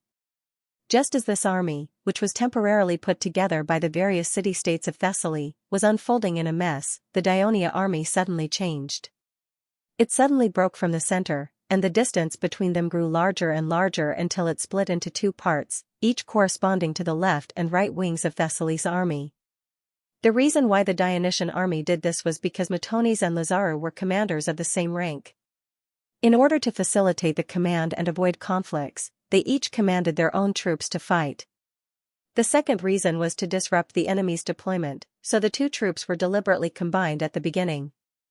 The sudden change in the Daionia army's formation confused the inexperienced Polyphron. For a moment, he did not know how to deal with it. At this moment, the Dionysian army launched an attack.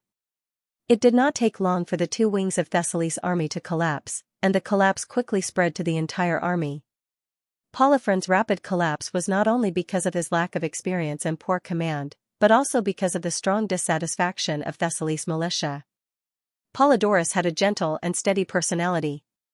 He was kind to the soldiers, so the militiamen were more willing to accept him as their commander.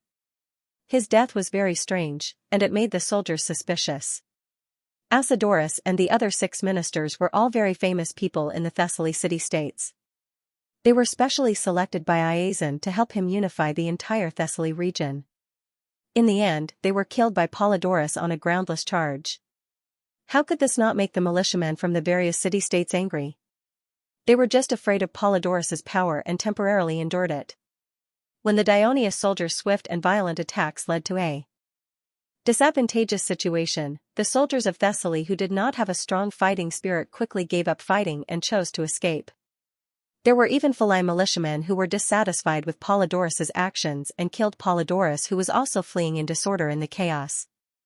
The Thessaly army was defeated, and the soldiers were no longer restrained. They wanted to escape back to their motherland. They scattered in all directions, causing the whole area to be full of defeated soldiers.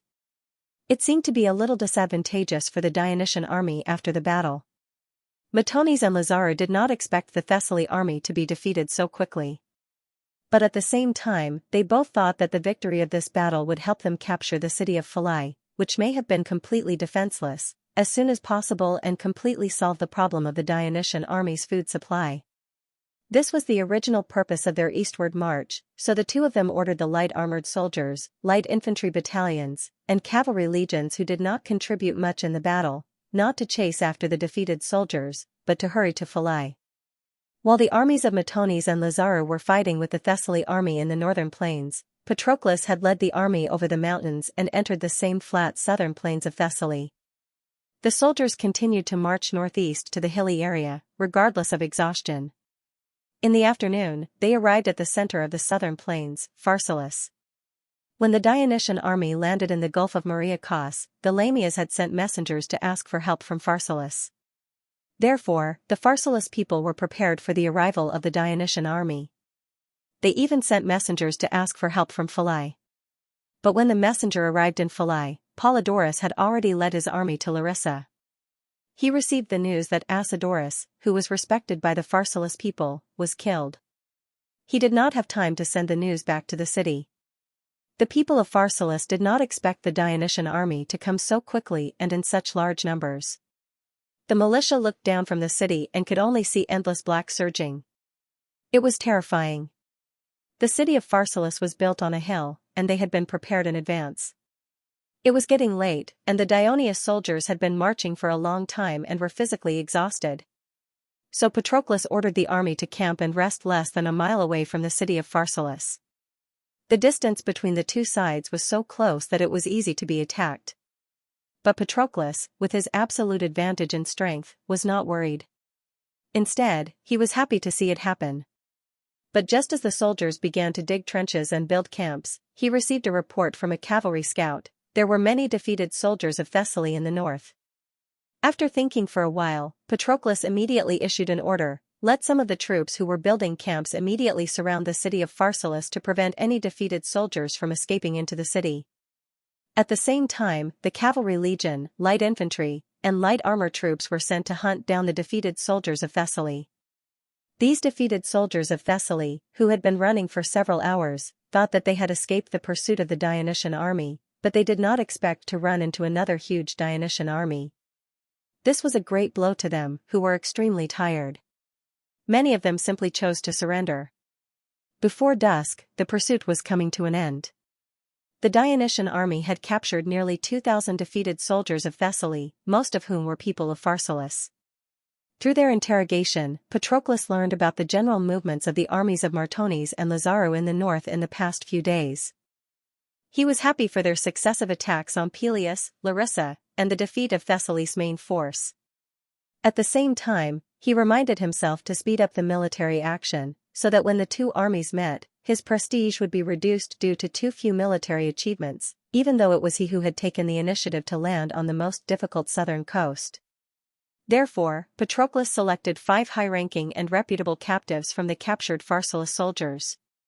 First, he assembled the army and let these captives follow him to review the tens of thousands of high-spirited soldiers. Then, he called Lamia's guide and explained the fact that the Dionysian army had occupied Lamia, Heraclea, and Hot Spring Pass in the south. After that, Patroclus formally talked to them and told them clearly that Dionia had sent 100,000 troops to attack Thessaly, and the main force of the army was far away in Thessaly and Peloponnesus. The city-states of Thessaly would certainly find it difficult to resist, but as long as Pharsalus surrendered to Dionia, he could swear in the name of Hades, the patron saint of Dionia, that the Dionysian army would not harm the people of Pharsalus and would not plunder the property of the people at will. But if Pharsalus still refused to surrender before dawn, he would execute more than 2,000 Pharsalus captives, and then lead the army to attack the city of Pharsalus. After capturing the city, all the people of Pharsalus would become slaves of Dionia. Soon, Patroclus let the captives, who served as messengers, into the city of Pharsalus. The captives hurried to the council of Pharsalus and conveyed the request of Dionia to the councillors who had not left. At the same time, they also told them what had happened in Thessaly in the past few days. The councillors of Pharsalus were shocked when they heard the story. In order to conquer Thessaly, Dionia had sent 100,000 troops, although the captives gave a positive answer based on the number of Dionysian army they saw in the northern and southern plains of Thessaly. The councillors still had some doubts about such a large number. They had already captured Pelias, Larissa, Lamia, Heraclea, and Hot Springs Pass. This information was less doubtful. On the side of the Thessaly alliance, not only was the temporary commander Polydorus murdered, but the only defensive army in Thessaly had just suffered a crushing defeat. What made the people of Pharsalus even angrier was that their backbone, the respected Acidamus, had been executed by Polydoron as a traitor. The invasion of the Dionysian army was irresistible, and the Iazan family was not trustworthy. Where should Pharsalus go? At dusk, the bells in the city of Pharsalus rang, and the councillors urgently convened a citizens' meeting. As one of the most powerful states in Thessaly, there were less than 2,000 citizens attending the meeting, and less than 500 young and middle-aged citizens. Most of the citizens were either captives of Dionia or still in the army led by Iazan. In fact, the citizens of Pharsalus had been intimidated by the huge Dionysian army outside the city. Now that they knew that the enemy was stronger than they had seen, and they were isolated and helpless, most of the citizens agreed to surrender to Dionia. The citizens of Pharsalus quickly passed a resolution.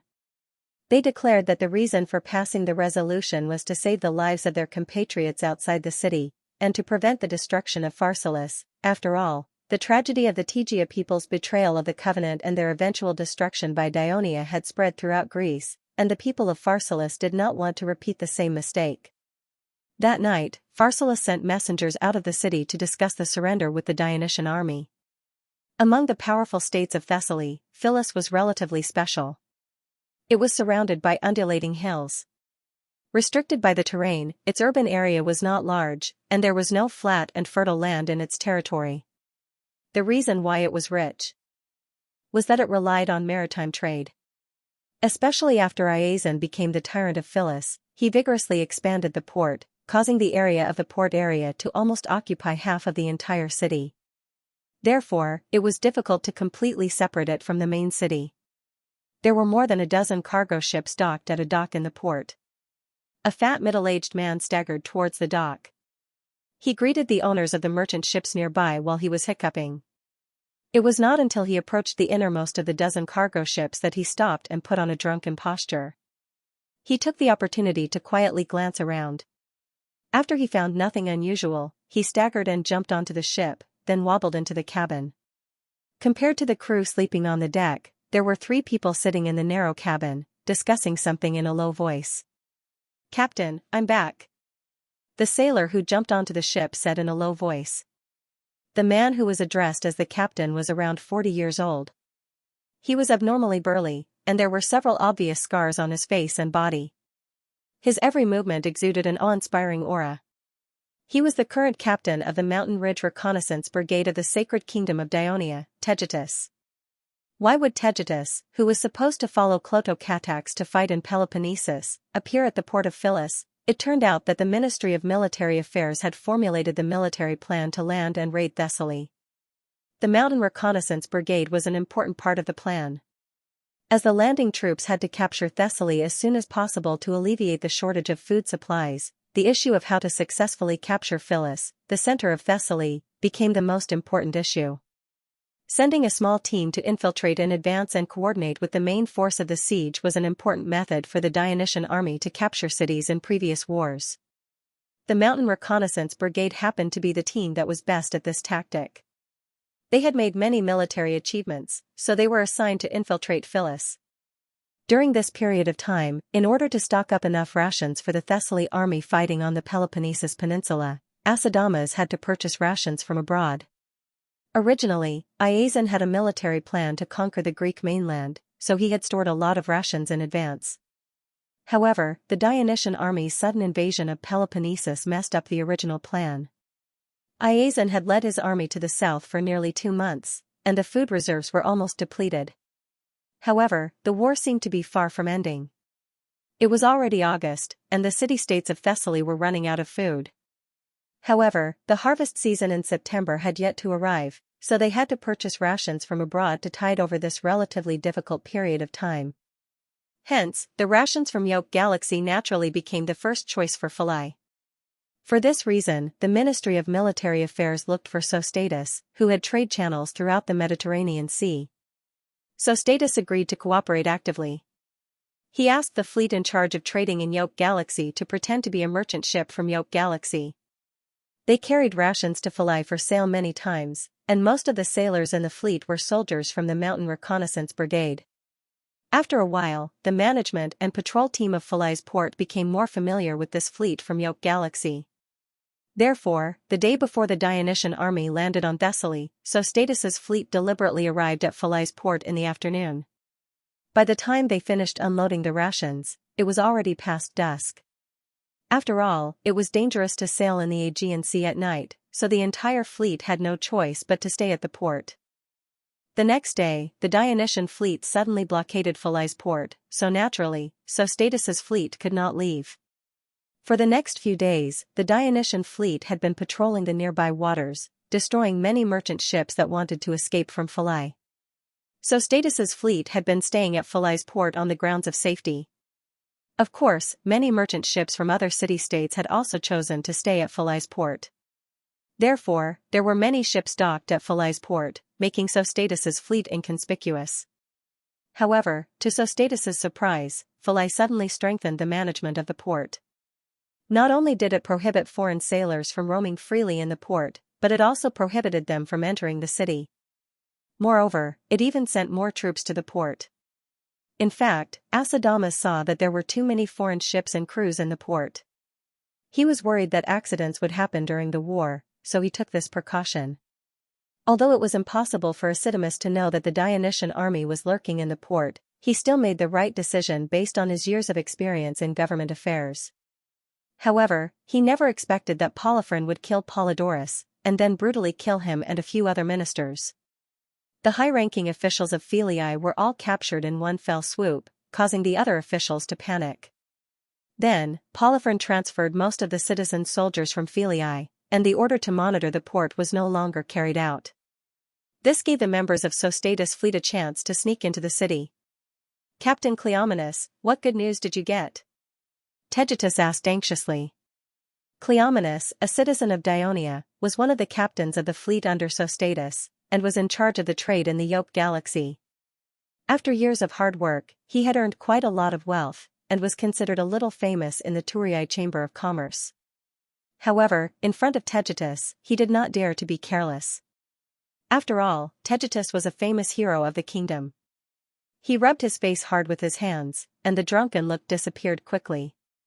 With a serious face, he said, "Didn't I invite a few port officials I'm familiar with to a restaurant for a drink? Guess what, I didn't even have to waste my effort to dig out their words. I only drank a few mouthfuls of wine, and they took the initiative to tell me something. So, the reason why the port was suddenly released these 2 days is because a huge change has happened in Philii City." "What change?" A mountain reconnaissance brigade officer next to him asked anxiously. After Iason Tarchus of Thessaly left with his army, he temporarily handed over the military command of the entire Thessaly to his brother, Polydorus, and handed over the administrative power to Acidamas and a few other ministers. Guess what happened? Cleomenes said word by word. Polydorus suddenly died in the military camp outside Philii City. It was said that he was killed by an assassin we sent, but the murderer was not caught. That's impossible. Tegetus shook his head. The Ministry of Military Affairs did not formulate an assassination plan against Polydorus. Moreover, it's difficult to assassinate the commander in a heavily guarded military camp, even if we've been trained for a long time, let alone successfully escape. Those officials quietly told me that many people suspected that Polydorus killed his brother. Cleomenes saw the surprised look on the three's faces, and continued to reveal the secret of Philii City with some pride, because according to them, after Polydorus took over the military command, he brutally killed Acidamas and other ministers whom they respected. Then, he hurriedly transferred most of the public militia in Philii City, and personally led them to attack our army in Larissa. Before he left, he appointed one of his trusted subordinates as the castellan of Philii City. This new castellan has been doing one thing for the past 2 days. He's busy arresting officials who are dissatisfied with Polyphron, causing chaos in the city. Not only are officials like them unwilling to continue carrying out their duties, but some citizens are also worried about their own safety and have begun to flee. Tegetus and the others were baffled after listening to this. The series of events that happened in Philii City had provided a great help to the Dionysian army. If it was not for the fact that the Ministry of Military Affairs did not give the mountain reconnaissance team a special hint before landing, Tegetus would even think that this Thessaly general Polydorus was a spy sent by the kingdom. "Did you ask them how many soldiers are in the city now?" Tegetus asked. "Of course, I won't forget such an important question," Cleomenes said confidently. Ionas said confidently, "When Polyphron left, he left 500 soldiers for his confidant. They are loyal to Polyphron. This is the reason why the people of Pherae dare not rebel against the new governor. As for how many citizen soldiers are there in the city? They are not too sure. However, there should not be many left. They revealed a piece of news to me. It is said that the new governor plans to forcibly recruit foreign crew members like us to participate in the battle at the port when necessary." "Recruit us? This is a good thing. This way, we can take the opportunity to blend into the Philii army and help our siege team to seize Philii City," a team officer said excitedly. "Captain, Philii City is in chaos now, and the people are panicking. This is a great opportunity. Why don't we launch a surprise attack at night and seize Philii City directly?" another team officer suggested. Fictus pondered for a while, then said with a serious expression, "This time, we have less than 200 brothers in Philii City. We have too little manpower, and we are not very familiar with the terrain of Philii City. Moreover, we are launching a surprise attack in the middle of the night. It is too dangerous. If we fail, not only will our previous efforts be in vain, but our brothers will also lose their lives in vain. We can't take the risk." Tegetus paused for a moment and looked at his 2 capable captains. He then encouraged them, "You don't have to worry.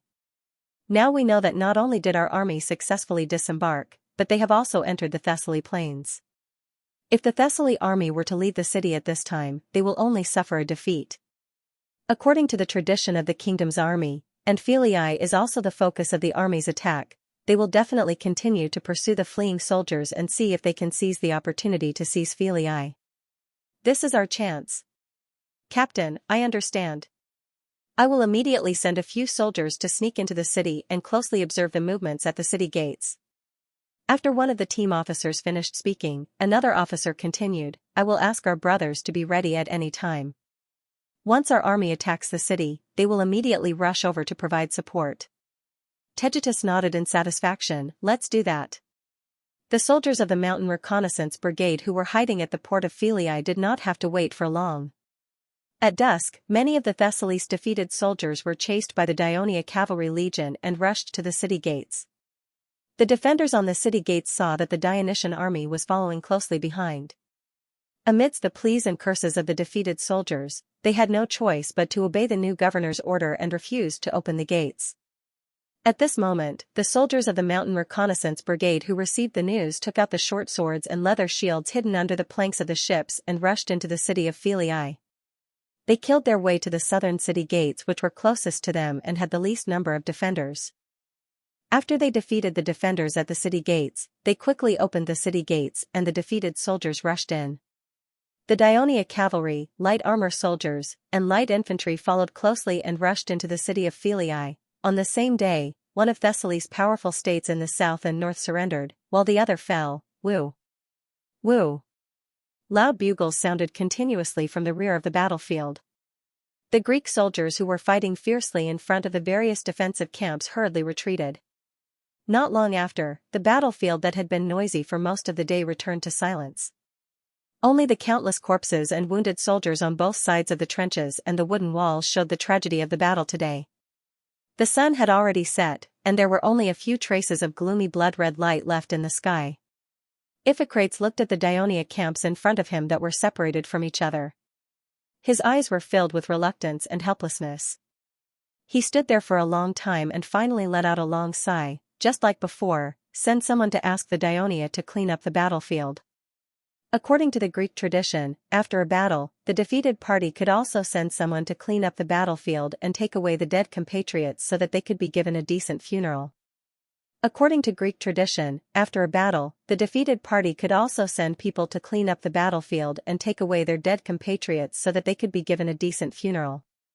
In the past, Daionia rarely followed this tradition because they were the victors most of the time. In order to maximize the results of the battle, they were also good at continuing to pursue after the victory. When the opponent ran away, they would not have the time to do anything else. Only during this period of time, when the Dionysian army defended against the Greek coalition's attack, this Greek military tradition was well carried out. Tens of thousands of exhausted Greek coalition soldiers began to slowly retreat to Leprian's camp. Leprian was less than 20 miles away from the northern border of Messenia. This small city in the southern part of the Elis region was originally attached to Elis. Later, it was taken away by Sparta. After Elis joined the Greek coalition, it was taken back by Sparta. When the Greek coalition attacked Ligonia, they were frequently attacked by Daionia soldiers when they were camping. Therefore, after the army moved to Messenia, Iphicrates learned his lesson and stationed his army in Leprian, which was far away from the battlefield, mainly for safety reasons. On the way back to the camp, many generals of the other cities came to Iphicrates to complain, saying things like, their soldiers suffered many casualties in today's battle. And so on. Their words revealed the same meaning. They were not willing to carry out such a tragic siege again. In fact, after the attack on the northern part of Ligonia, the armies of the other cities were hesitant to attack the defense camp of Daionia. If it wasn't for the fact that they had captured a Daionia camp some time ago and regained their confidence, as well as the fact that Iphicrates sent most of the Athens army into battle as an example and issued an all-out attack order today, the armies of the other cities would not have fought so hard. However, it turned out that the small victory a few days ago was just an illusion. Not only did the defense of Daionia not weaken, but it had also strengthened. Although the Greek coalition's siege ability had improved a little, they had learned a lot from the continuous battles against Daonia's camps. It was still not enough to break through the complex defense system of the Dionysian army. Iphicrates gave the same answer to the vague expressions of these generals. The allied forces would no longer attack the defensive encampment of Daionia. Iphicrates' affirmative answer surprised the generals, but he didn't say anything else. Returning to the military tent in Leprian's camp, Iphicrates had just taken off his armor when a guard outside the tent came in and reported, General Ison requests an audience. Quickly invite him in. Iazon strode into the tent, and before Iphicrates could speak, he said directly, I heard that you announced to the public that you will give up on attacking the Daionia camp in Messenia. Is that true? Looking at Iazon, Iphicrates calmly said, General Iazon, I was about to send someone to look for you, but I didn't expect you to come first. Yes, I did say that, but that's a stupid decision. Iazon looked straight at him and said in a firm tone, we can't give up attacking just because we have suffered heavy losses today. We have suffered heavy casualties, but the Daionia army isn't much better. Before you withdrew your troops, my soldiers had already attacked the wooden wall several times. Although they were eventually driven down by the enemy, this shows that our attack is effective. As long as we maintain this offensive strength for the next few days, we will definitely be able to break through the Daonia's defense. At this point, Ison revealed a ferocious look. Don't listen to the excuses of those city generals. You should continue to give the order to attack like you did today. If you really want to stop attacking the Daionia camp, then I'm sorry, I will no longer participate in the war between you and Daionia. I will lead the army back to Thessaly. In the face of Iazon's threat, Iphicrates blinked and smiled helplessly. Respected General Iazon, of course, I know that as long as we continue to attack, we will definitely break through the Daionia camp. However, the reason why I made such a decision is not because I'm worried about the heavy casualties, but because, Iphicrates paused and said in a serious tone, I just received a message from Athens. 4 days ago, the Daionia navy suddenly blockaded Sarones Bay, making it impossible for our warships to leave the port. However, the fishermen on the north coast still found an unusual situation. A large number of Daionia ships carrying soldiers bypassed Wyberia Island and entered the Mariakos Bay. The Daionia army is raiding my Thessaly. Iazon's expression changed instantly. He glared at Iphicrates, why didn't you tell me such important news earlier? In such a large-scale war, any decision must be made carefully. After the council in Athens received the news, they tried their best to find out the truth. In the process, they even lost many ships. In the end, it was confirmed that the Dionysian army had indeed landed in Thessaly. Only then did the General Executive Committee urgently send messengers on horseback, who came here day and night. How many Dionysian army soldiers have landed in Thessaly? Iazon interrupted him rudely and asked anxiously. According to our judgment, it should not be less than 30,000. Without another word, Iazon strode out of the military tent with an anxious look on his face. Iphicrates also hurriedly called for his adjutant. Quickly send someone to inform the generals of the various cities. Just say. Due to traces of the Dionysian army found in Thessaly's territory, the Thessaly army is rushing back to provide reinforcements. Tell them not to be nervous and to control their own soldiers. After hearing this, the adjutant also felt nervous and hurriedly said, I will do it immediately. Also, Iphicrates said solemnly, personally go to the barracks of Thessaly and tell Iazon that I suggest that he lead his army directly north, pass through the Elis region, and take a ship from the port of Cape Ryan or Pater to the Corinth Bay. This route will save a lot of time. As he said this, he took out a few letters from his pocket. These are the letters I wrote in the name of Athens to Elis, Pater, and Cape Ryan. I hope that they can help the people of Thessaly. Pass these letters to Iazon.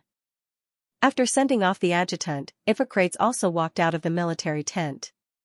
Through the thin darkness of the night, he looked in the direction of the barracks of Thessaly. There were horses neighing and people shouting, and it was a complete mess. In fact, Iphicrates lied to Iazon. In the letter sent to him by the General Executive Committee of Athens, not only did they ask him to increase the intensity of the attack on Daionia, but they also strictly ordered him to hide this news from the people of Thessaly. Only in another letter written to him by Callistratus, who was on good terms with him, did Callistratus tactfully mention that he could make the decision that best suited the interests of Athens according to the situation on the battlefield. During the period of confrontation and battle with the Dionysian army, Iphicrates had already experienced the strong ability of the Dionysian army in defensive operations. The armies of the Greek alliance, on the other hand, had obviously not experienced such a strong siege, and they dared not to suffer too many casualties. Therefore, in previous battles, they had always put in some effort, but not too much effort. This included the army of Athens. After receiving the order from Athens, Iphicrates finally issued a death order today and launched a fierce attack. However, the result was still disappointing. Not only did they fail to defeat the enemy, but the rapidly increasing number of casualties not only caused the generals of the Greek alliance to retreat, but also shocked him.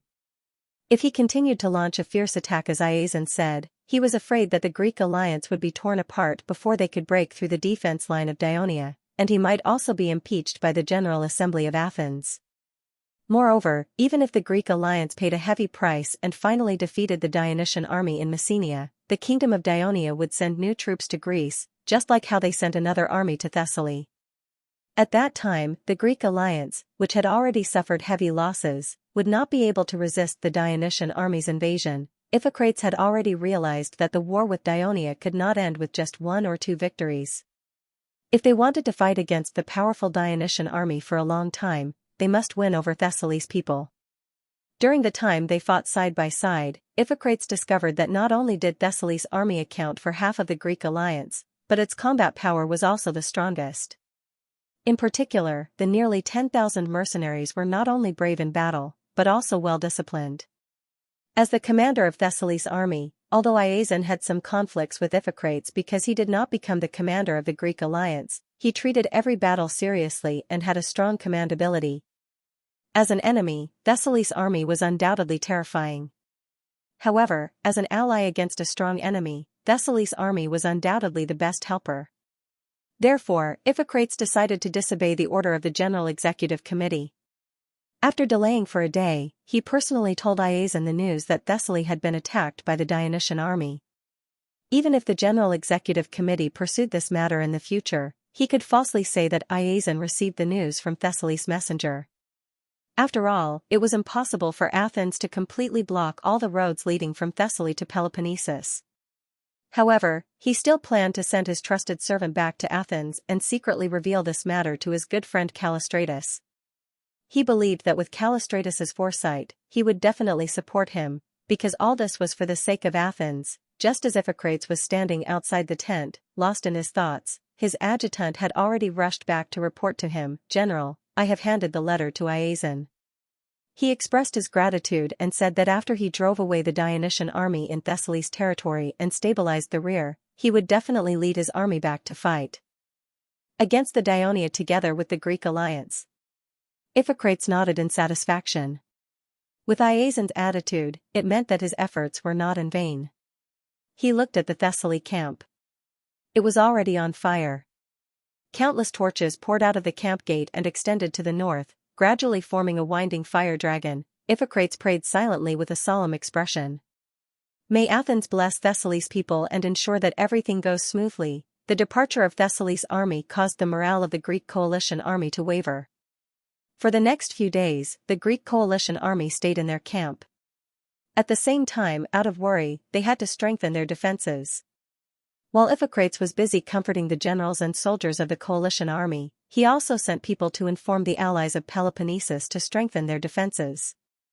As he expected, Clotocatax, who had found out about the enemy's situation, under the suggestion of Printos, sent the first legion from Sparta to the north to attack the Greek coalition army that was besieging Mandinia.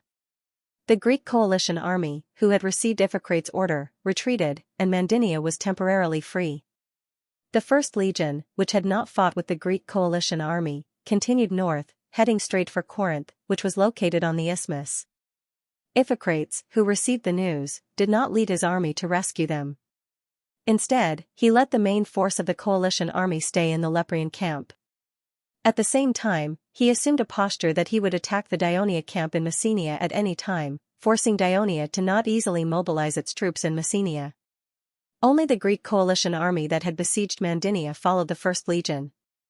However, once the First Legion turned to attack them, they quickly avoided it. However, their presence prevented the First Legion from attacking the seemingly well-defended city of Corinth. 2 days later, the First Legion, who had failed to mobilize the main force of the Greek coalition army, did not dare to stay in a completely unfamiliar enemy territory for long. In addition, they had used up a lot of their rations, so they once again turned south and returned to Legenia. Just as the battle in Peloponnesus temporarily subsided and the two sides were in a strange standoff, Iazon had already led his army across the Corinth Bay and landed on the Thebes of Calixus. They quickly went north, passed through the Pyotia area, and entered the Phocis area. At this time, the Phocians were no longer as hostile to Thessaly as they had been a few months ago. After all, the two sides were now allies, and Phocis was facing the threat of the Dionysian army stationed in the north. They urgently needed the help of Thessaly's army. Therefore, Thessaly's army was welcomed by the Phocians, and the generals of the Greek reinforcements came to greet them. After some discussion, Iazon had a general understanding of the situation in the north. The Dionysian army occupied Heraclea, and at the same time, took down the Hot Spring Pass. At one point, they continued south and surrounded the city of Satignan. Fortunately, there were timely reinforcements from Athens in advance.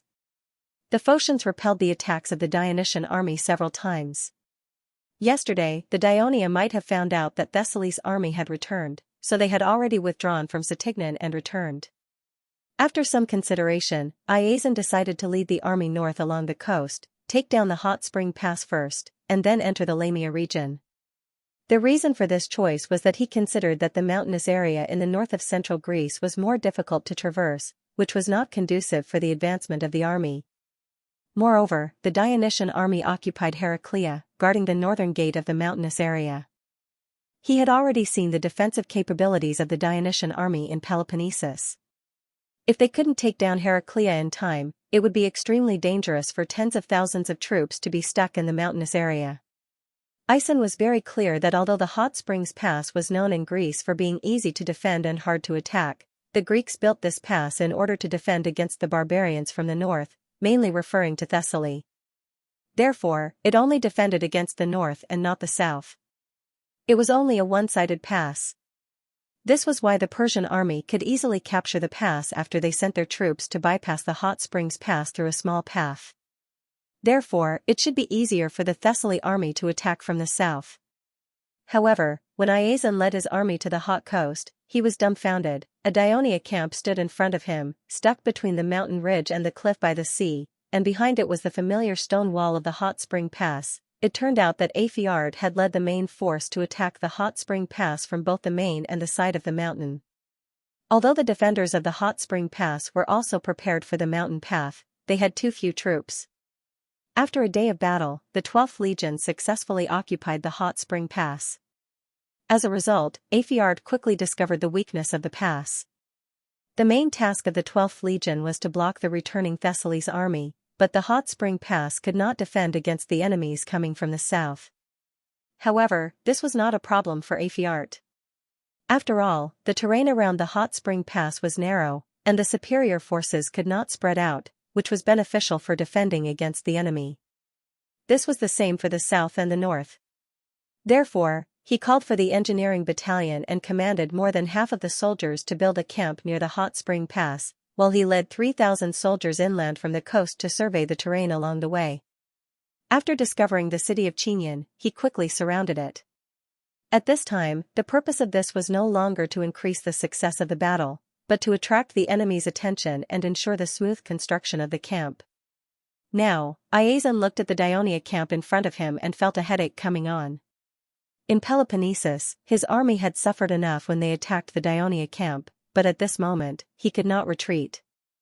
The only way to return to Thessaly was to break through the camp with all his strength. After the order to attack was issued, the soldiers of Thessaly who were eager to return home were divided into teams and attacked the Dionia camp along the narrow coast. After the Hippocratic War 100 years ago, another large-scale and bloody battle broke out near the Hot Spring Pass.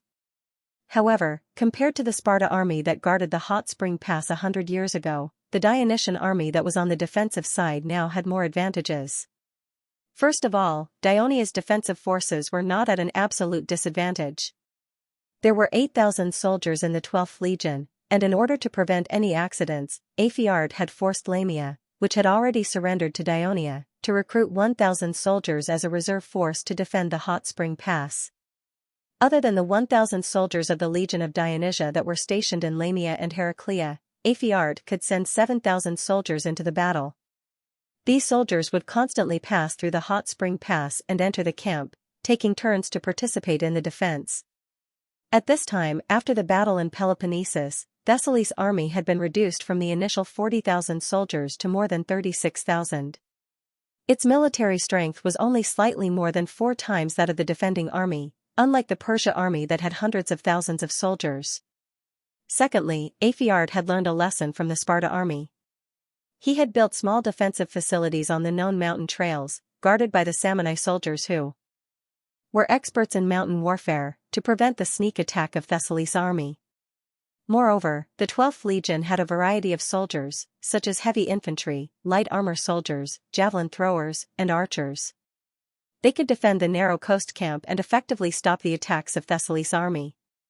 In addition, Apheiard had also ordered the soldiers to move a few ballistae from the legion to the top of the hot spring pass, so that the stone bullets could fly over the camp and cause the greatest damage to the concentrated attacks of Thessaly's army.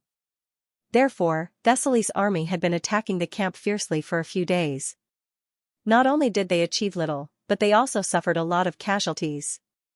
Just when Iason, who was at the rear, was anxious about not being able to break through the defense line of Dionia, the soldiers of Thessaly who were preparing to attack the camp again were shocked to see the wooden gate of the camp suddenly open. Dozens of men dressed in casual clothes came out, shouting that they were from a certain city of Thessaly and asking to meet with the civil militia of their city. It turned out that when Iason's army approached the hot spring pass, Apheiard immediately sent a messenger to Thessaly to inform the chief commander, Patroclus, that the main force of Thessaly's main force had returned. At this time it had been more than half a month since the landing army conquered Philii and forced Pharsalus to surrender.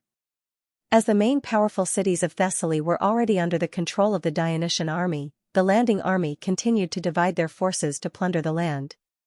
The cities of Thessaly that had lost their power either surrendered or were conquered.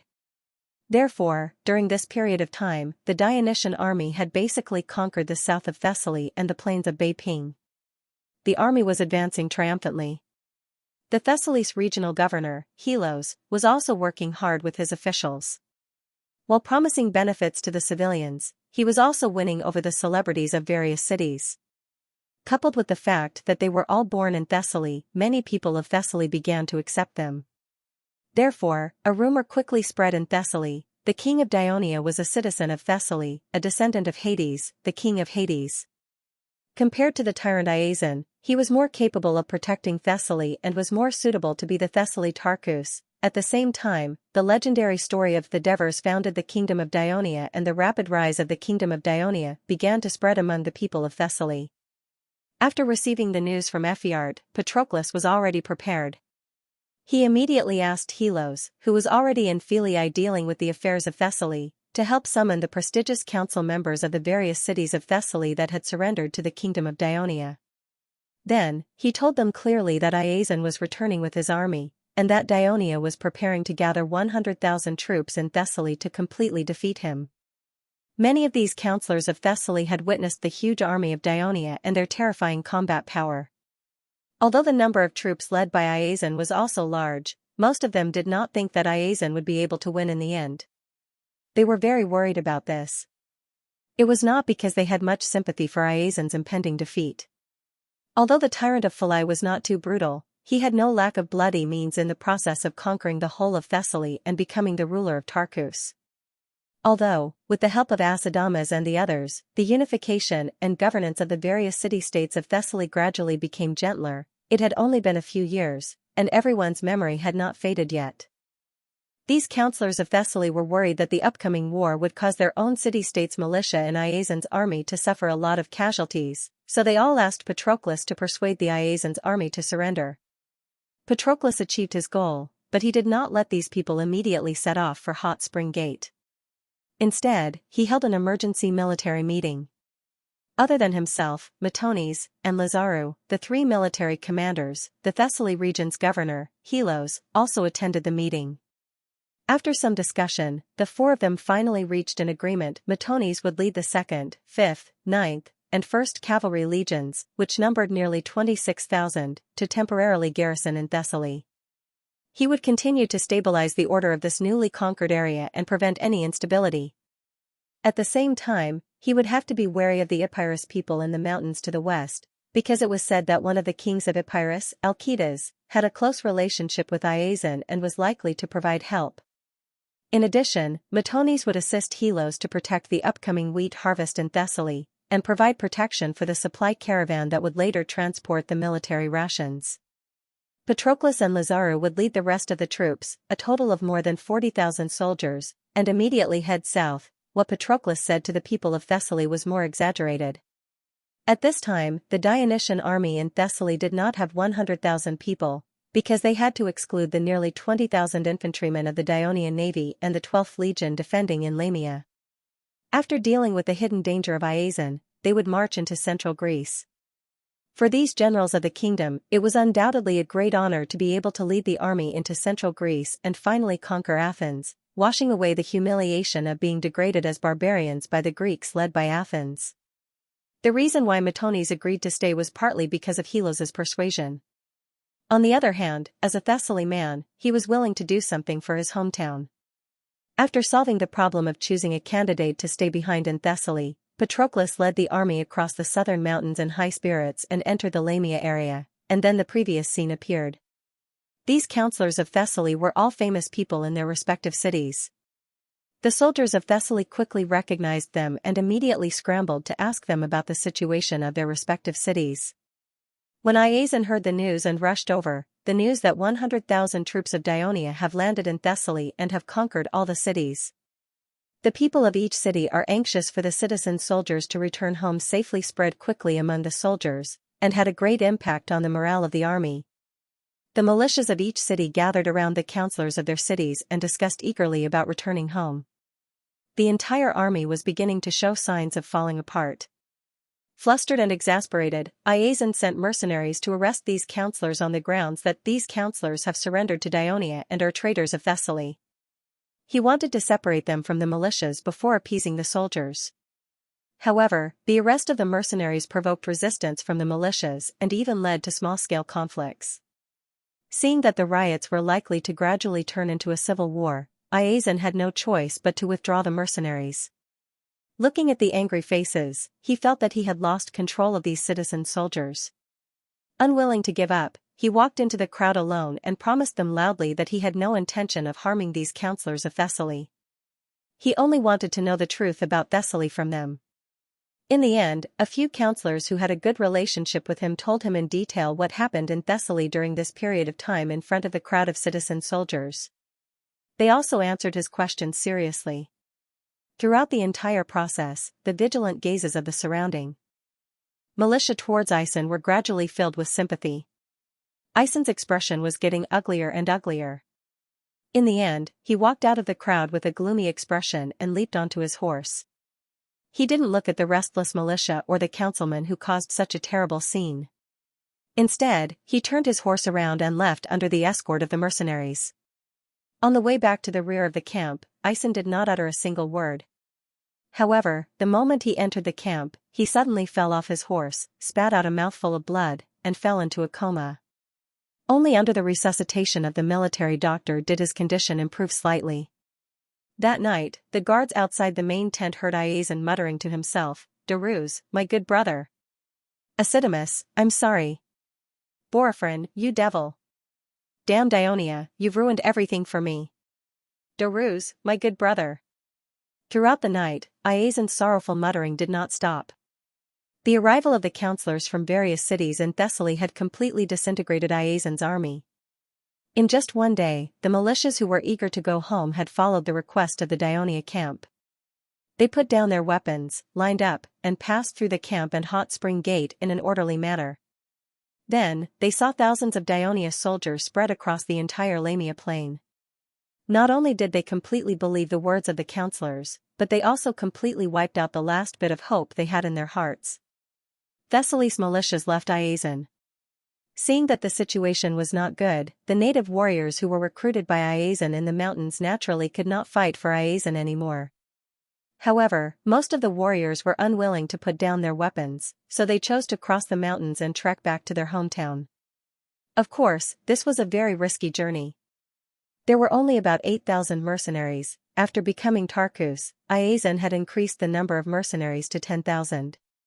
This time, for the southern expedition against Peloponnesus, he left 3,000 mercenaries under the command of Polydorus to guard Thessaly. In order to repay Iazon's care and trust over the years, they were still loyal to him. When they saw the army falling apart and the situation was critical, they quickly gathered together to protect Iazon, who was not yet fully awake, and retreated to the south. The scouts sent by the military camp at Hot Spring Gate quickly reported the news to the commander-in-chief, Patroclus, who had already arrived at Lamia. The news that Iazon's army had collapsed without a fight made Patroclus very excited. He ordered the 13th Legion to escort more than 20,000 unarmed militias back to Thessaly safely. The rest of the legions seized the time to rest and reorganize. They would march into central Greece early the next morning. On this day at the beginning of September, Patroclus led 40,000 troops through Hot Spring Gate. The soldiers lined up neatly, sang the song of the legion in high spirits, and went south along the road along the coast. After traveling for more than 10 miles, the troops turned south and began to trek through the low mountains and hills. On the second morning, they successfully entered the plains of Phocis without any hindrance. The Phocis farmers who were harvesting the wheat fields hid in the towns in panic. However, the Dionysian army did not attack the towns in Phocis, nor did they destroy the farmlands and villages outside the cities. The whole army continued to march south without stopping. The weak cities of Phocis thanked the gods for their escape, but they did not dare to send troops to stop the advance of the Dionia army. In the afternoon, as the vanguard, the cavalry legion had entered the Pyotia region and approached the westernmost city of Pyotia, Colonia. The people of Colonia were very nervous when they saw the dense mass of Dionia cavalry outside the city. However, the envoy of Dioria who entered the city gave them a reassurance: Thebes was an ally of Dionia, and Colonia was an ally of Thebes. As long as Colonia did not take any hostile action against the Dionysian army, the Dionysian army would not cause any harm to the Colonia region. The people of Colonia were relieved. They immediately said that Dionia was an ally of Thebes, and of course, it was an ally of Colonia. Colonia would do its best to help its ally. After the cavalry legion got a satisfactory answer, they did not stay any longer. They continued to ride south and received similar promises from the cities of Pyotia. The road from Colonia to Thebes was flat. Although the cavalry legion rested as they walked, they still arrived at the city of Thebes at noon on the second day. In the war between Dionia and the Greek alliance, the Thebes and their Pyotia alliance were basically neutral, but they had been paying attention to the battle on the Peloponnesus Peninsula. For the senior Thebes, such as Epaminondas and Pelopidas, what they were most worried about was the victory of the Greek alliance, because it meant that the prestige of Athens and Thessaly would be greatly increased. Once the two great powers in the east and the north had time to settle old scores with the Thebes, it would be a huge problem. Therefore, although the Thebes had to provide some help at the request of the Greek alliance, such as providing the port of Cleosis, they still hoped that Dionia would win. However, judging from the current situation, the Dionysian army was at a disadvantage, which made them a little anxious. However, Epaminondas often comforted his colleagues. He firmly believed that the advantage of the Greek alliance, which was temporarily put together by various city-states, could not last long, and the powerful kingdom of Dionia would definitely fight back. Library of Literature. Epaminondas' words came true. If the thousands of soldiers sent by Athens did not go to reinforce the Greek coalition army in Peloponnesus but went to Phocis instead, it only made the Thebes suspicious. Then, a few days later, Thessaly's army left the Greek coalition army, hurriedly landed at the port of Clissus, and desperately marched north. This completely proved that the news they heard from the people of Phocis was true. Dionia had sent troops to land in Thessaly. This was indeed beyond Epaminondas' expectation. In his imagination, Dionia might first use the defense to tire out the Greek coalition army, and then send more troops to Peloponnesus to reverse the situation.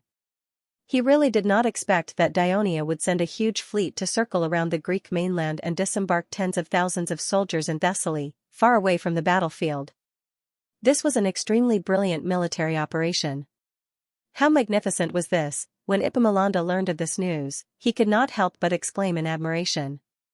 But he was also very clear that the Pyotia alliance led by the Thebes would not be able to make such an extraordinary military plan and put it into action with the support of a strong national and military force. However, even if Daionia sent troops to raid Thessaly, the top Thebes did not dare to conclude that Daionia had an absolute advantage. After all, the Thessaly area was vast and had a large population. It was not so easy to conquer. Moreover, Iazon was leading the army back. If the landing troops of Daionia were even slightly careless, they would be in danger of being defeated. The top Thebes' worries about the landing troops of Daionia did not last long. Iazon's troops retreated from the north and fled into Athens. Daionia landed 100,000 troops and conquered Thessaly in less than half a month. Thessaly's army collapsed without a fight, and Iazon was seriously injured. The news from the mercenaries hit the brains of every top Thebes, leaving them stunned, including Epaminondas. Once again, he was shocked by the courage of the king of Daionia and the strength of Daionia. At this time, every top Thebes realized that Daionia's landing troops would soon move south, and the defeat of the allied forces of Pyotia was inevitable. In the face of such a general trend, the Thebes could no longer remain neutral. They had to make a decision as soon as possible in order to ensure the safety of the Pyotia alliance and win benefits for the Thebes before the end of the war. Therefore, when the Daionia cavalry legion arrived at the city of Thebes, the Council of Thebes had already passed a resolution and agreed to all the demands of the Dionysian army without hesitation. First, the Dionysian army would be allowed to pass through the Pyotia region safely and be stationed anywhere in the territory. Second, the Dionysian army would be lent some military rations urgently. The army led by Patroclus only carried 5 days' worth of rations. After entering central Greece, they moved quickly to the south, and the military rations could not be supplied for the time being. Third, the port of Delion would be open to the fleet of Daionia. Delion was a city-state on the northeast coast of the Pyotia region. It was one of the few port towns in the Pyotia alliance, and was not far from Oropus, which had defected to Athens. Once it was open to Daionia, the grain ships from Philai could directly pass through the sea route between Euboea and central Greece and unload at the port of Delion. Thus, the supply of grain to the Dionysian army would become extremely convenient.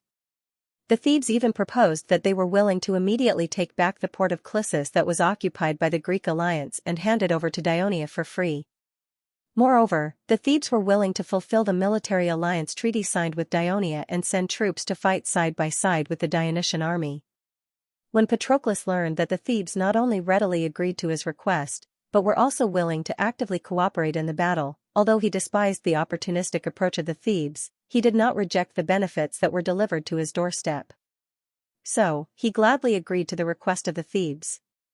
Therefore, on the 4th day after entering central Greece, the 40,000 Dionysian army met with the 5,000 hastily formed Thebes soldiers near Thebes.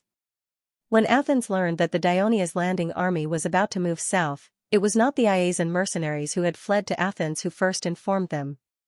Ever since they learned that the Dionysian army had landed in Thessaly, in order to be prepared, Athens had sent some merchant ships to the Mariakos Bay every day to scout the enemy's situation. Why did they only choose the Mariakos Bay? This was because the Pagasa Bay, which belonged solely to Thessaly, was too closed and could easily be discovered by the patrolling Daionia warships. There were many ships near the Mariakos Bay, mainly from the city-state of Euboea, the city-state of Phocis, the city-state of Locris, and Lamia. After Lamia surrendered to Daionia, the Dionysian army allowed it to reopen its port. Athens' merchant ships were mixed among them, which made it easier for them to conceal themselves. After Patroclus led his army into the Lamia area, the merchant ships sent by Athens discovered the situation. They quickly reported the news to the General Executive Committee. After a discussion, Callistratos and others concluded that although the Thessaly army led by Iazon was still working hard to break through the defense line at Hot Spring Gate, Daionia had increased its troops to the Lamia area.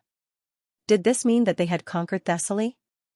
Although the possibility was not high, Athens had to prepare in advance. Therefore, the General Executive Committee quickly sent messengers to inform Iphicrates in Peloponnesus to lead his army back to Attica as soon as possible. This action taken by Athens was 2 days earlier than the landing of Dionia's army into central Greece. After the departure of Thessaly's army, the Greek allied forces stayed in the Leprean camp for the first few days. Even when the Dionysian army, 1st Legion, rushed into the Arcadia region to rescue Mandinia, and even went north to threaten Corinth, Iphicrates remained unmoved. He had been busy in the camp comforting the generals of the city-states and stabilizing the morale of the army. It was not until he felt that the situation had improved that he began to lead his army to the Daionia camp on the northern border of Messenia. However, he only made some tentative attacks and no longer fought fiercely. Iphicrates knew very well that the departure of Thessaly's army meant that the Greek allied forces no longer had the upper hand, and Daionia was focused on defense. There was not much meaning for the allied forces to fight here, and it would only be a waste of food. However, he could not stop fighting or lead his army away, because that would mean admitting defeat. He was afraid that it would lead to the departure of some of the disgruntled generals of the city-states, and the entire Greek allied forces would face disintegration. It would undoubtedly be more difficult to regroup, not to mention that there was still the Dionysian army eyeing them covetously. Through this period of battle, Iphicrates had realized that Daionia was an extremely difficult opponent to deal with, and this powerful opponent who had always been on the defense had not yet used its full strength. He was very uneasy, but he had no choice but to do his best to maintain the integrity of the Greek allied forces. On the one hand, he hoped that Iason could successfully drive away the Daionia army and lead his army back to Peloponnesus as soon as possible to join the allied forces. On the other hand, he hoped that the promised strong support from Persia would arrive as soon as possible to strengthen the strength of the Greek allied forces. Of course, there was also a vague idea in his mind, which was to negotiate with Daionia while the Greek allied forces still had the upper hand. However, it was not easy for Athens to walk out of the shadow of defeat in Peloponnesus, and its national power was gradually recovering. Now that Sparta had declined, many Greek city-states, including those of Peloponnesus, had joined the Greek alliance led by Athens. Athens had ushered in the best time to become the overlord of Greece again.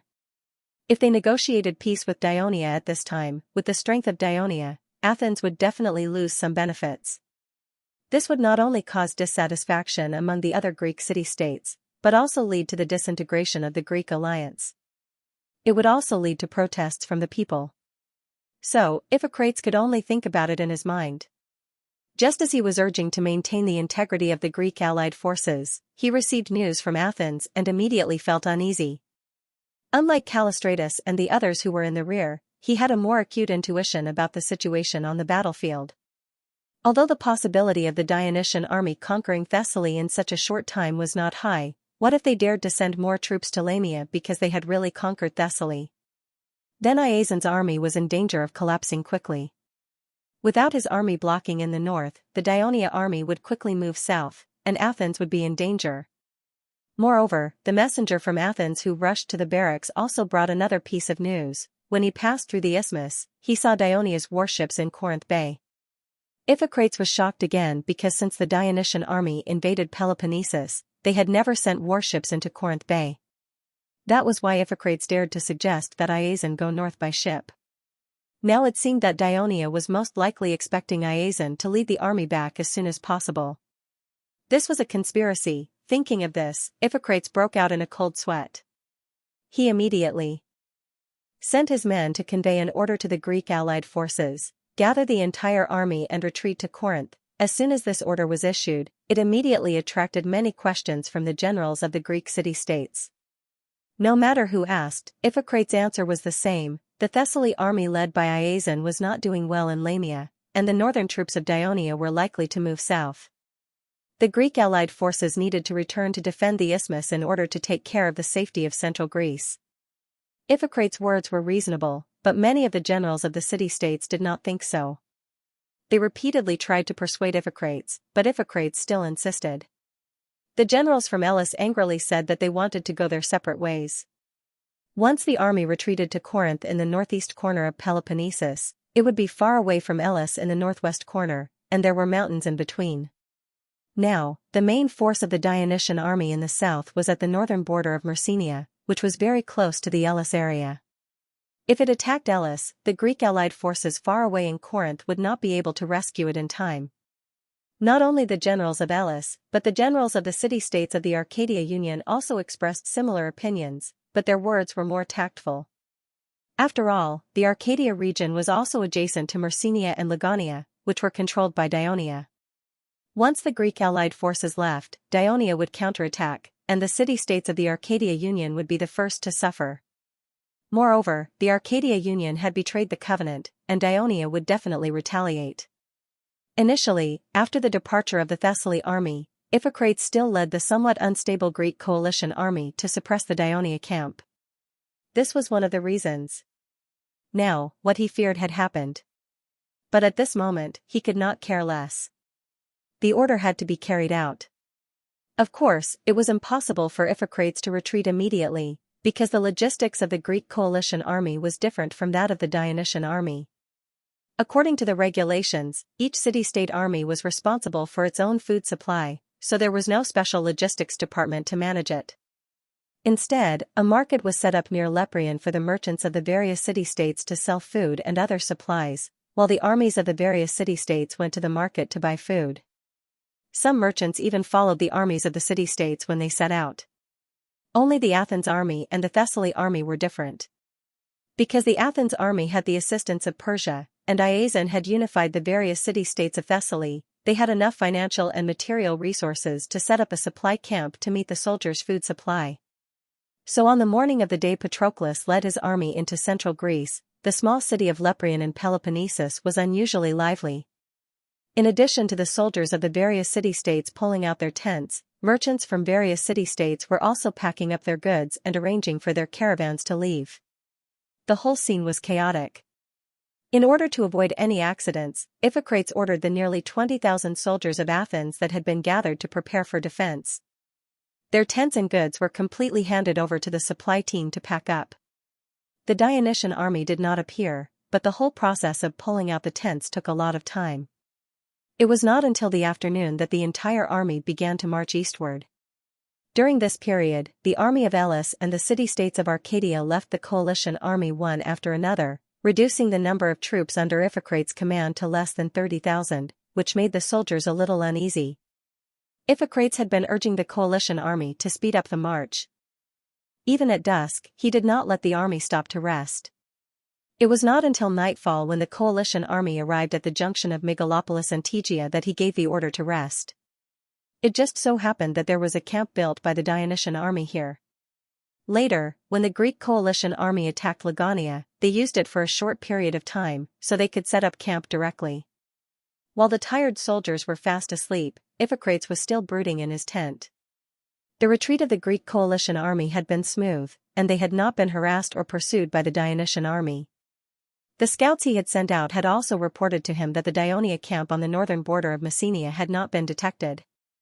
Although the Dionysian army had always held their ground, the Greek army's retreat had caused such a huge commotion.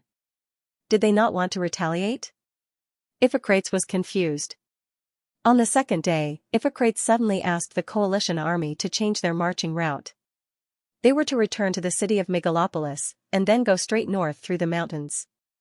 This meant that they wanted to go around the Tegea-Mandinia plains and march towards Corinth. This method of marching was immediately opposed by the people of Argos. Because the Tegea plains was next to Argos to the west, the Argos militia had been fighting for more than 2 months. They wanted to take this opportunity to go home, but Iphicrates' sudden change of marching route made it impossible for them to realize their wish. The people of Argos immediately rejected the idea. As the Argos were the strongest nation in the Greek alliance, they had sent 7,000 soldiers, which was second only to Thessaly and Athens.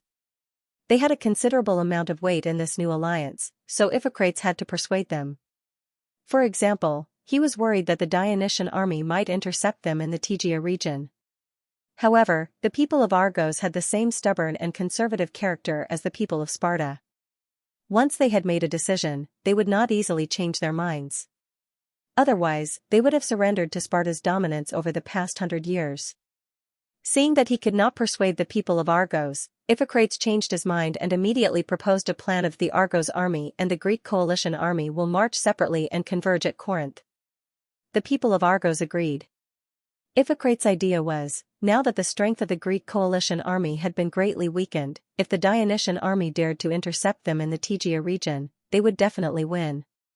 There was a risk of the Greek coalition army being wiped out, so it was better to let the people of Argos test the waters. If the Dionysian army really intercepted them in the Tegea region, the people of Argos could attract the attention of the Dionysian army and buy time for the Greek coalition army, which had the majority of the soldiers of Athens, to escape. If not, the Greek coalition army would just take a longer route, and everyone would be happy. Iphicrates certainly hoped that the latter result would be the result, but unfortunately, his intuition was right. When Thessaly was gathering the army to move south, Patroclus had the warships of the First Fleet deliver the news to Clotho-Catax in Messenia. After discussing with Printos, Clotho-Catax believed that the Greek coalition army would retreat soon, so they decided to quietly withdraw the troops stationed at the northern border of Messenia to Legania, and the defense of the camp would be replaced by the newly formed Messenian reserve troops. As the Greek coalition army did not launch any decent attacks on the Daionia camp, Iphicrates did not notice anything unusual. Clotho-Catax also sent scouts to closely monitor the movements of the Leprian camp. As soon as the Greek coalition army began to retreat, the scouts rushed back to Legania and reported the news to Clotho-Catax. So when the Greek coalition army entered the former Daionia camp in Megalopolis, the 1st and 7th legions of Daionia had already quietly entered the territory of Tegea. Printos's plan was, when the Greek coalition army marched to Tegea tomorrow, the 1st and 7th legions, as well as the newly formed Legania brigade, would intercept them. When the enemy had no choice but to stop and prepare for battle, Clotho-Catax would lead the 4th and Legio VI, as well as the 1st Cavalry Legion, which had long been hidden at the northern border of Legania, to the battlefield. They would launch a pincer attack and completely wipe out the Greek coalition army. However, to Printos's surprise, this meticulously laid out net only caught the Agos army, which was neither too big nor too small of a fish. This also delayed the Dionysian army for more than half a day. Not only did Iphicrates lead the main force of the Greek coalition army to escape from the encirclement, but he also ordered his troops to abandon the merchants and caravans that followed the army and speed up their advance. Finally, they arrived at the city of Corinth before the Dionysian army. The main force of the Greek coalition army, led by Iphicrates, met up with the army that had previously surrounded Mandinia. Their strength was once again restored to more than 30,000 soldiers. However, he soon learned that Thessaly's army had suffered a crushing defeat and that Dionia's army had already invaded Attica. He did not rest for long in Corinth. He anxiously led his army to Attica and defend Athens. However, at this time, the Greek coalition army was once again divided. Corinth refused to let the civil militia of its city follow because it was also facing the threat of the Dionysian army from the south. The civil soldiers of Phocis and Locris were worried about the safety of their city. No matter how Iphicrates tried to dissuade them, they insisted on taking the risk of passing through the Piotia alliance, which had already declared war on the Greek coalition, to return to their mother city. As a result, the entire Greek coalition army was left with only about 10,000 soldiers from Athens and its maritime allies. The Greek coalition army was only a name. After the army led by Patroclus met up with the army of the Thebes, the first target of attack was not any town in Athens, but the city of Orops, which was the easternmost city in the Piotia region. Although Orops belonged to the Piotia region, it had always been attached to Athens and refused to join the Piotia alliance. The Thebes had long disliked it, but they were worried that Athens would interfere, so they did not attack it. Patroclus chose it as the first target to express the goodwill of Daionia to the Thebes. More than 40,000 Daionia coalition soldiers quickly surrounded Orops. Not even a shadow of the reinforcements from Athens appeared. Thousands of Thebes soldiers launched a strong attack on the city of Orops. After a day of fierce fighting, although they did not manage to capture the city, they had already caused many casualties to the people of Orops. The enemy was strong, and they had lost strong reinforcements. The desperate people of Orops had no choice but to open the city and surrender on the morning of the fourth day. The morale of the Daionia coalition soldiers was high as they approached the border of Athens. There were continuous mountains between the Attica region of Athens and the Piotia region as a natural border dividing line. After receiving the news that the Thessaly army was defeated and the Dionysian army was heading south, Athens carried out an emergency military mobilization and quickly formed an army of 10,000 people, as well as nearly 8,000 mercenaries from Iazon, and rushed to the border to defend. The north side used Mount Panissa as the center of defense, and the south side used Mount Cisaron as the center of defense. Considering that Plataea, which was controlled by the Thebes, was not far from Mount Cisaron and had a lot of convenience in attacking, Athens deployed more mercenaries in the southern mountains because they were stronger. Patroclus seemed to be preparing to break through from the southern mountains because he had brought more than half of the army to Plataea. But in fact, the north was the center of attack for the Daionia coalition soldiers. The Gaul Reserve Brigade, the 12th Legion, and Legio III were all deployed in the north, led by Lazaru, and launched an attack on the line of defense. As there was not enough time to build a complete defensive camp, the Athens army relied more on the geographical advantage of the high ground to carry out their defense. However, the Lucanians, Simonians, and Gauls were all ferocious mountain races, and fighting in the mountains was their strength. Moreover, now that they had Dionia's high-quality armor and weapons to rely on, and they had an advantage in numbers, they broke through the defensive line after fighting for half a day. The ferocious appearance of the Gauls with their swords terrified the soldiers of Athens. While they were fleeing, they could not help but proclaim the horrors of the enemy, causing the people of Philly, a town not far from Mount Panissa, to flee with their families. This allowed the army led by Lazaru to successfully occupy the town, and then continue south. Soon, they surrounded another town, Megaruno. The people of this town did not have time to escape, so they had no choice but to put up a desperate fight. Megaruno's resistance was not in vain. They bought some time for the soldiers and mercenaries of Athens, especially the mercenaries of Iazon, who had rich combat experience. When they saw that the Dionysian army was powerful, they did not have any hope of Athens' plan of defending against the enemy outside the country's borders. They had long been prepared to retreat at the first sign of trouble. This caused Patroclus' plan of holding the enemy in the south and attacking from the north. Once they broke through the defensive line, the army would quickly move south and surround the enemy in the south to not be fully realized. However, in the end, more than 1,000 mercenaries who escaped were captured. Iphicrates led more than 10,000 soldiers along the coastline and finally entered the city of Athens after the collapse of the defensive line at Athens' borders. He ran into the Athens city hall without washing his face. The 9 generals who were having an urgent meeting in the room immediately crowded around him when they saw him. "How many soldiers did you bring back, Iphicrates?" The first thing they asked him was, "How many soldiers did you bring back, Iphicrates?" 16,000 soldiers. "Why are there so few soldiers?" Callisostratus was stunned. He thought that even if Thessaly's army left, Iphicrates would still be able to bring back at least 30,000 to 40,000 soldiers. As far as he knew, the Hellenic coalition at its peak had as many as 100,000 soldiers. Some of the cities of Arcadia and Elis were very close to the battlefield. They used to send a large number of citizens to assist in the battle, but in reality, they did not have much fighting power. Iphicrates gave a brief account of the battle in Peloponnesus. After hearing this, everyone looked depressed. Someone even couldn't help but say, "It's over. Athens is finished. The people of Elis, the people of Arcadia, the people of Phocis, the people of Locris. They are simply stupid. They should understand that it's pointless for them to rush home at this time.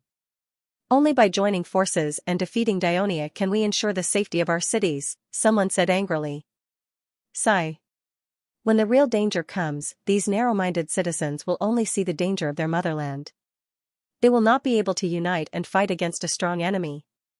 In the end, the Hellenic coalition is just an alliance that was formed in a hurry. It is destined not to last long. Callisostratus sighed helplessly. Everyone was silent. At this time, Iphicrates finally had a chance to ask, "By the way, when I entered the city just now, I saw some defeated soldiers shouting and screaming. They said something about losing, causing panic in the city. What happened?"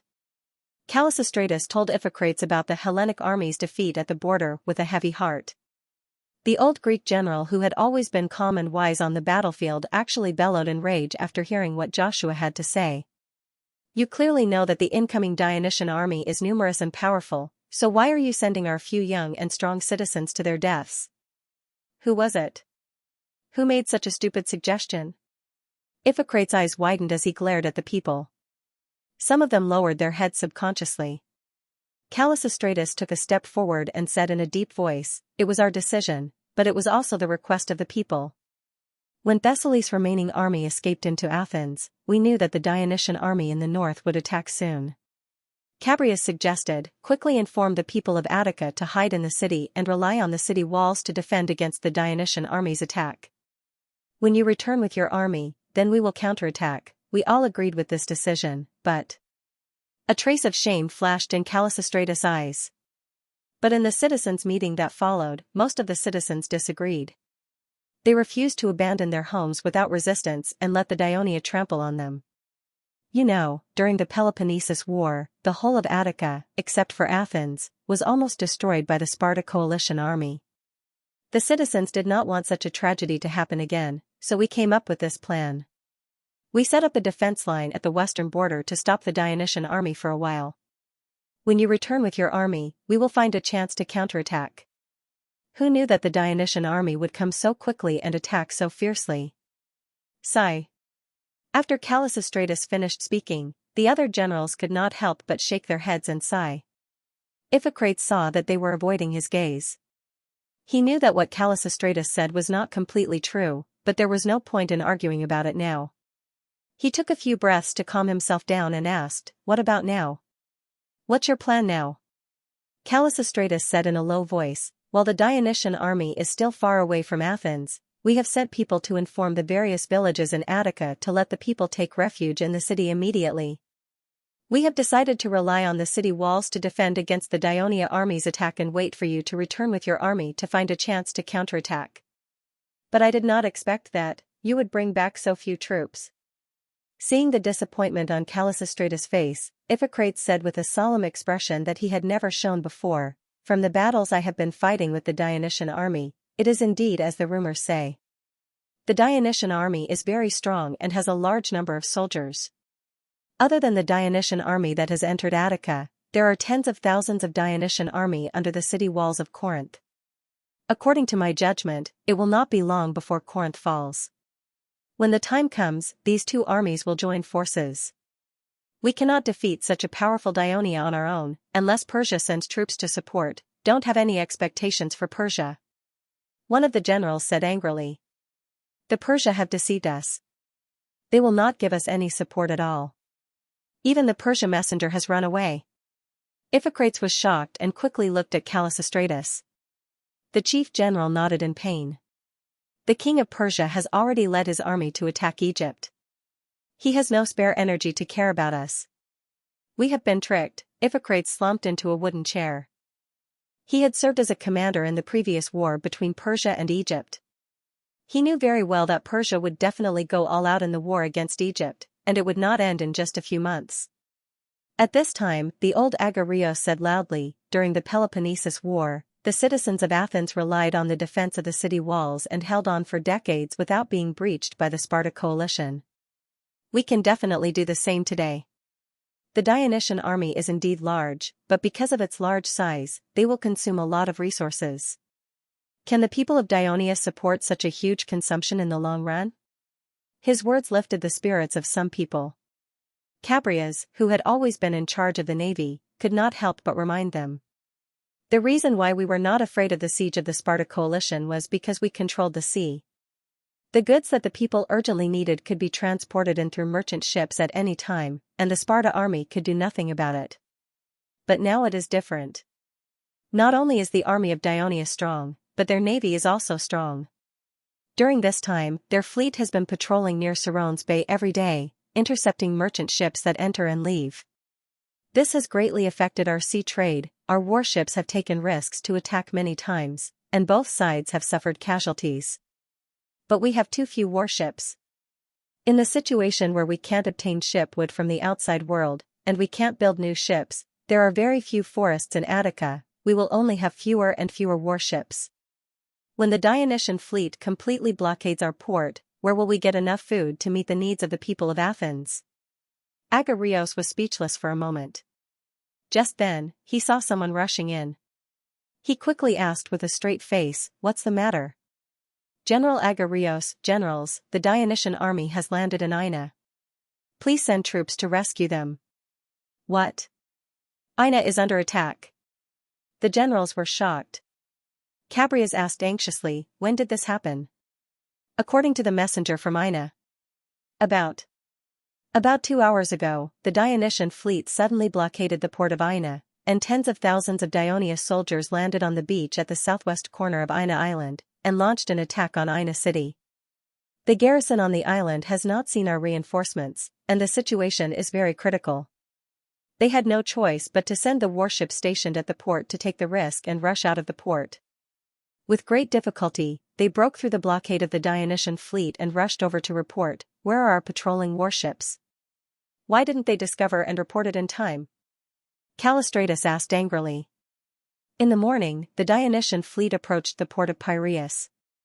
At that time, there was news that the Dionysian army had broken through the defense line at the border, and the city was in chaos. To prevent any accidents, I ordered the port to be temporarily closed.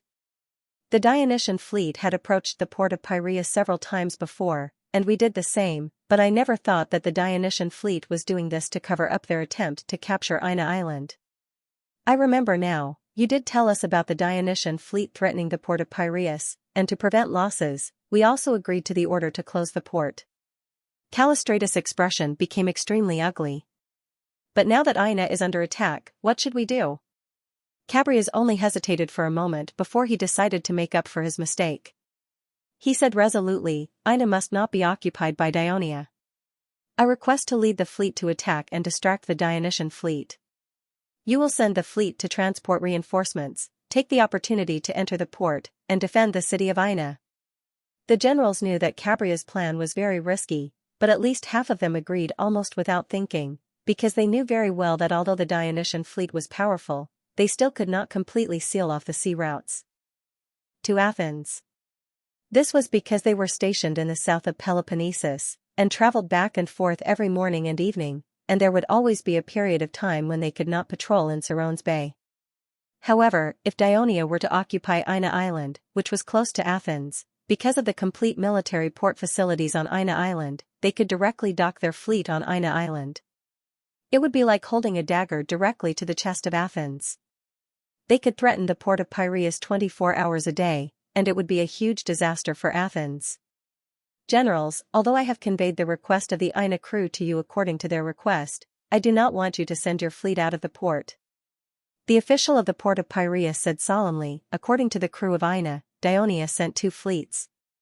One surrounded Ina Island, and the other sealed off the port of Piraeus. There might be more than 600 of them, so the 20 warships that rushed out of Ina Island were all hit and sunk. Only this clipper managed to make it into the port under their cover. There are only 75 warships in the port of Piraeus. If they take the risk and attack, I'm afraid they will suffer the same fate. If the Athens assembly doesn't have the protection of warships, I'm afraid the punishment of the gods will come. When the generals heard this, they were greatly shocked. Before the Persia army attacked, the people of Athens sought an oracle from Delphi. The wooden wall will protect Athens. Under the bewitchment of Themistocles, the people believed that the wooden wall mentioned in the oracle was the warships, so they spent a lot of money to build warships. Thus, the naval battle of Salamega, which was led by the Athens fleet, became the turning point of the Hippocratic War. It also made the people of Athens believe in the oracle of Delphi, and it was passed down from generation to generation. Now that Athens was facing great danger, if the warships that Athens relied on were all destroyed, these generals would feel terrified and at a loss from the bottom of their hearts. At this time even Caprias, who had been resolute just now, became a little confused. Stop the war with Dionia and negotiate for peace. Iphicrates sighed softly. Now that things have come to this is the only way to save Athens. Iphicrates' words shocked everyone, and the room suddenly fell into silence. Before his arrival, it was not that no one thought of negotiating peace with Dionia, but no one proposed it, because the executive committee of the generals had reached a consensus that the citizens of Athens were so hostile to Dionia that they finally declared war on Dionia. Now, only a few months had passed, and the generals who first proposed this resolution would undoubtedly bear more anger from the citizens of Athens. However, Iphicrates' words pierced through this layer of window paper. The Dionysian army was about to arrive, and the sea barrier of Ina Island was invaded. Athens, who was trapped in a dangerous city, actually had no other choice. At the emergency meeting of the citizens, when Callistratus put forward the proposal of negotiating peace with Dionia, He thought that he would be criticized and obstructed by the citizens, but that was not the case. Whether it was the citizens who retreated from the western border, the citizens who followed Iphicrates to fight in Peloponnesus for several months, or the citizens who dealt with the Dionysian fleet on the warships every day, all of them, without exception, had witnessed the strength of the Dionysian army. They were eager to end this terrible war, and they did not have the heart to hold the executive committee of the generals accountable. The proposal was quickly passed, and Callistratus's initiative to apply to be the envoy of the Dionysian army was also approved. The next morning, the ground outside the city of Athens shook, and dust filled the air. The Dionia allied army appeared in the field of vision of the sentries at the top of the city wall. The citizens of Athens who received the news quickly put on their armor, picked up their shields and spears, and rushed to the top of the city wall to prepare for defense. At this time, the Dionia allied army had already lined up at the bottom of the city wall. The soldiers were like a tide, the spears were like a forest, countless military flags were fluttering, and countless shining armors were shining. The citizens of Athens were dizzy when they saw this, and their hearts tightened. Hades! Hades! Hades! The Dionia soldiers shouted in unison, their voices like thunder, causing the militia of Athens to tremble. While the Dionysian army was in high spirits, Callistratus walked out of the city gate and walked straight into the Dionia army, meeting the commander-in-chief of this army, Patroclus. However, when he mentioned that Athens wants to negotiate an armistice with Dionia, Patroclus shook his head and refused, telling him that the authority to negotiate an armistice with the Greek alliance lies in the hands of Prince Clotho-Catax, the commander-in-chief of the other Dionysian army. Callistratus had no choice but to propose that during the negotiation between Athens and Dionia, was it possible to suspend the attack on Athens? Patroclus directly refused.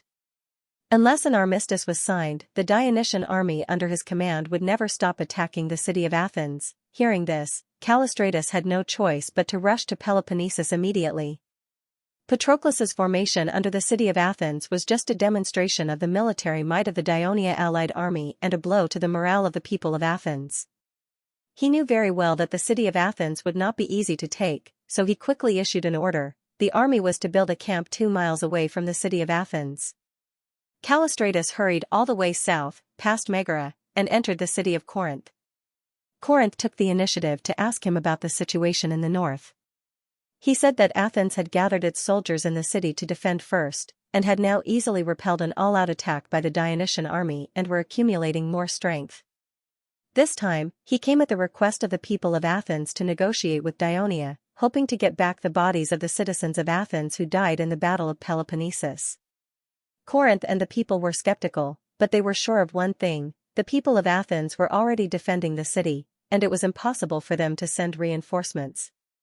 On the way to the Dionia camp, Callistratus saw the Dionysian army arrayed under the city of Corinth, and they were using a siege weapon called the ballista, which Iphicrates had specially mentioned, to bombard the city wall with stone bullets. It was indeed a shocking sight, and this made him feel even more urgent. Iphicrates had also emphasized one point: the Dionysian army was good at building camps, and had the habit of building camps everywhere they went. This time, the Dionysian army built their camp next to the port of Isthmia on the east side of the Isthmus of Corinth. He had heard from the people of Corinth that not long after the Dionysian army arrived under the city of Corinth, they launched an all-out attack on the port of Isthmia. Due to their overwhelming numbers and fierce attacks, although the people of Corinth had sent reinforcements to the port of Isthmia, which was poorly fortified, only lasted for half a day before it was flooded by the raging black tide. Callistratus stood at a high point on the coast, and he could even see many Dionia warships anchored in the port. He could relate that the reason why the Dionysian fleet began to attack Ina Island was because they had occupied the port of Isthmia, which was not far from Ina. With a foothold, they could better seal off the port of Piraeus, and provide support to the army that was landing on Ina Island. With a heavy heart, Callistratus was led by the officers of the Dionia team into the relatively simple camp of Deoria, and entered a military tent. There was only one person in the tent, and it was Chaereas, who had been on a diplomatic mission to Athens before. With a smile on his face, Chaereas took the initiative to welcome him. "Sir Callistratus, welcome. It must have been tiring for you to come all the way from Athens. Please take a seat and rest. I have prepared some cold honey syrup for you to quench your thirst." Korea's was very polite, and there was not a hint of arrogance in his tone. However, the way he addressed Korea's as Sir Callistratus still made the chief general of Athens feel the hidden sharpness in his words. He increased his vigilance, and a smile quickly appeared on his face. "Thank you very much. You are so thoughtful." As he spoke, he sat down without any hesitation, picked up the pottery bottle on the table, poured himself a cup, and drank it in one gulp. Then, he said happily, "This syrup is really delicious." Koreas also returned to his seat, and said apologetically, "Sir Callistratus, you have requested to see His Highness Clotocatax. Unfortunately, he is not in the military camp now, and cannot see you." "He's not here?" Callistratus was a little disappointed and doubtful. "His Highness has led the army to Argos."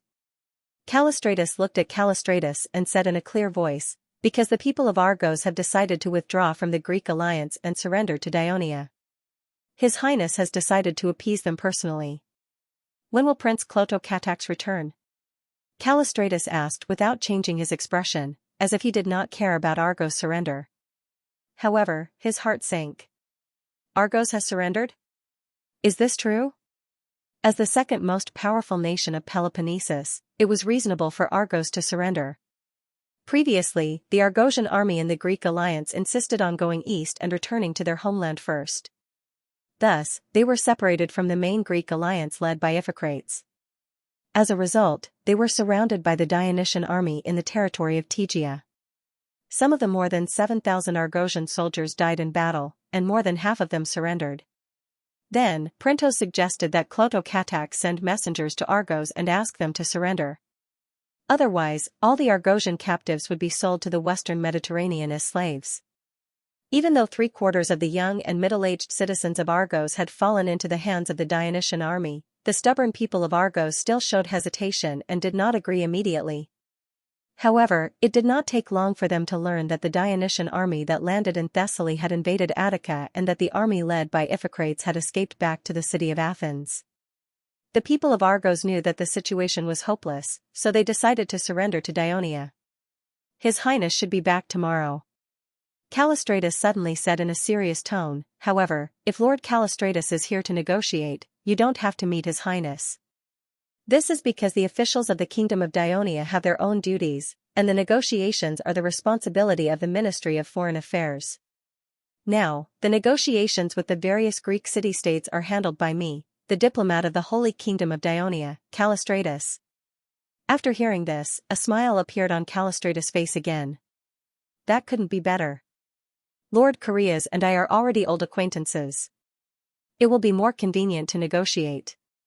He coughed a few times, sat up straight, and said with a straight face, "The war between Athens and Dionia was not actually the intention of the people of Athens. I believe you should know that the original Thurii was a sub-state initiated by the great general Pericles and fully supported by the people of Athens. Therefore, many people of Athens have always thought that Dionia was a gradual expansion of the original Thurii, and they have a special feeling for Dionia. Even if they love the play The Dionians, it is mostly because of this feeling. Otherwise, why haven't there been any plays about other city-states being created? Although we were surprised when the Dionysian army landed in Messenia and later attacked Sparta, we did not send messengers to stop it. On the contrary, many people of Athens were happy because Sparta, which used to oppress us, was being conquered by Dionia, which had some emotional connection with Athens. This was also a kind of revenge for Athens. However, Dionia is, after all, a foreign country. Your occupation of Sparta caused the Olympia priests and the Delphi priests to feel uneasy. They went around persuading other city-states to make Dionia their enemy. This even affected many of Athens' allies. In the end, Athens had no choice but to join the Greek alliance and declare war on Dionia. Callistratus sighed. But war is cruel. A large amount of gold and silver in the treasury of Athens was rapidly consumed. The people's daily necessities were gradually depleted. Young citizens were constantly killed and injured in battle. The people of Athens had tasted the cruelty of war. I think it should be the same for the people of Dionia. So today, I have come here with the wishes of the people of Athens. I solemnly propose that Athens is willing to stop the war with Dionia and restore peace." Callistratus glanced at Callistratus.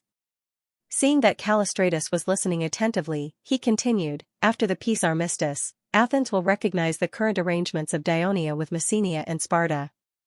It will also recognize Daionia's handling of the city-states of Thessaly. It will also persuade Delphi and Olympia to accept Daionia as a member of the Greek Holy Alliance. At the same time, Daionia should withdraw all its troops from the mainland of Greece. Daionia's fleet should no longer appear in the Aegean Sea. If Daionia agrees to the above conditions, Athens is willing to sign a long-term peace and friendship agreement with Daionia. It is also willing to open the trade market of Athens and its allies to Daionia merchants. After listening, Callistratus blinked and said slowly, the armistice agreement proposed by Athens sounds good. It reminds me of the friendship agreement signed between Daionia and Sparta. But at that time, Daionia had no choice but to compromise with Sparta due to its strength. But now that the kingdom has developed to this day, His Majesty no longer allows us to sign such an agreement that binds our hands and feet. Relying on force and blindly expanding and invading will only arouse the resistance of the Greek people and ultimately lead to failure. Only friendly exchanges and peaceful trade can bring stability and prosperity to the city. Callistratus advised with a righteous tone. Callistratus smiled. Wasn't it because of Athens' continuous expansion of the sea that Sparta was worried and eventually led to the Peloponnesus War? Callistratus did not argue. Instead, he said in a deep voice, "You're right. It is precisely because of the mistakes made by Athens that we should learn from them today and avoid making the same mistake again." Callistratus was speechless. He drank the water in the wooden cup in one gulp and said bluntly, "I'll tell you clearly. Daionia will never agree to the conditions you proposed. If Athens wants to make a truce with Daionia, I have a truce request personally drafted by His Majesty the King." It was precisely because Agos agreed to this request that Daionia quickly turned from enemies to friends. "Do you want to hear it?" Callistratus said with a solemn expression, "Please speak." Callistratus said firmly, "Athens must dissolve its own alliance and join the new Greek alliance led by Daionia. Then peace will be achieved immediately. It's as simple as that." As soon as Callistratus finished speaking, Callistratus said loudly, "Your request is too harsh. Athens will never agree. Most of the allies of Athens are the children of Athens and are close to the people of Athens by blood. The people of Athens will never agree. Enough. The Greeks often say, Sparta's stick, Athens' tongue. I personally witnessed your eloquence in the city of Athens. I don't want to hear more from you now." Callistratus interrupted him and said in a firm tone, "This is the request made by His Majesty. It can't be changed. If you don't agree, you can only go back and continue to fight with us. We don't care." Callistratus no longer had the calmness he had when they first met. He felt bitter in his heart, but he still wanted to fight for it. "I can't agree to the conditions you've put forward now. I have to return to Athens and bring it up in the 500-member parliament. After discussing it with the parliament members and reaching an agreement, I still have to go through the citizens' assembly to discuss and approve it. Only then can I give you a positive answer. This process will take about 5 or 6 days. Before Athens gives a final answer, can you ask the Dionysian army to suspend its attack on Athens? To ensure that your request can be accepted by the people of Athens more smoothly." "That's impossible." Callistratus refused clearly. "I'm only responsible for diplomatic negotiations. I can't influence the command of the army commander. If you want Athens to suffer less damage, you'd better give a reply as soon as possible." Callistratus saw that the other party refused to budge. Although he was disappointed, he did not show it on his face. He stood up and said helplessly, "Well, I'll convey your request to the people of Athens as soon as possible." After that, he walked out of the tent. After a few steps, he could not help but turn back and said solemnly, "I think you should be prepared. The citizens of Athens who advocate freedom are likely to oppose your request. For this reason, the citizens of Athens will unite and defend the city of Athens and the port of Piraeus with all their might." During the War of Peloponnesus, Sparta's allied forces failed to break through the city of Athens for more than 10 years. The war between Daionia and Athens is bound to be protracted. When that time comes, it will be a disaster for both countries. Callistratus said confidently, "Thank you for your reminder. The reason why His Majesty the King dared to put forward such a condition is that he has made all kinds of preparations. We firmly believe that the final victory will belong to Dionia. Is Athens ready for everything? Also, I want to remind you that the Carthaginian emissary also came to negotiate with us like you, but he couldn't make a decision after a long time. In the end, when Carthaginian had no choice but to surrender, they paid a greater price. I hope that Athens will not repeat the same mistake as Carthaginian. Callistratus wanted to say something, but found that he had nothing to say. He could only walk out of the tent silently. When he walked out of the military camp, he could not help but turn his head and look back. The new Greek alliance led by Dionia? The decision made at the beginning was not wrong. Dionia really had great ambitions for Greece. They wanted to replace Sparta as the new overlord of Greece. Unfortunately, Callistratus turned to look at the city of Corinth in front of him. Stone shells kept hitting the city wall, and the rumbling sound made him feel frightened. He began to worry about whether the city wall of Athens could withstand such attacks. Yes, unfortunately for a powerful kingdom that could send 100,000 elite soldiers and thousands of warships, the previous efforts of Athens might be in vain. What should they do next? Callistratos' lonely eyes were filled with an endless sense of loss. At that moment, Chaereas walked into another military tent. Clotho-Catax and Printos were waiting there. Chaereas lied. The two of them did not go to Argos.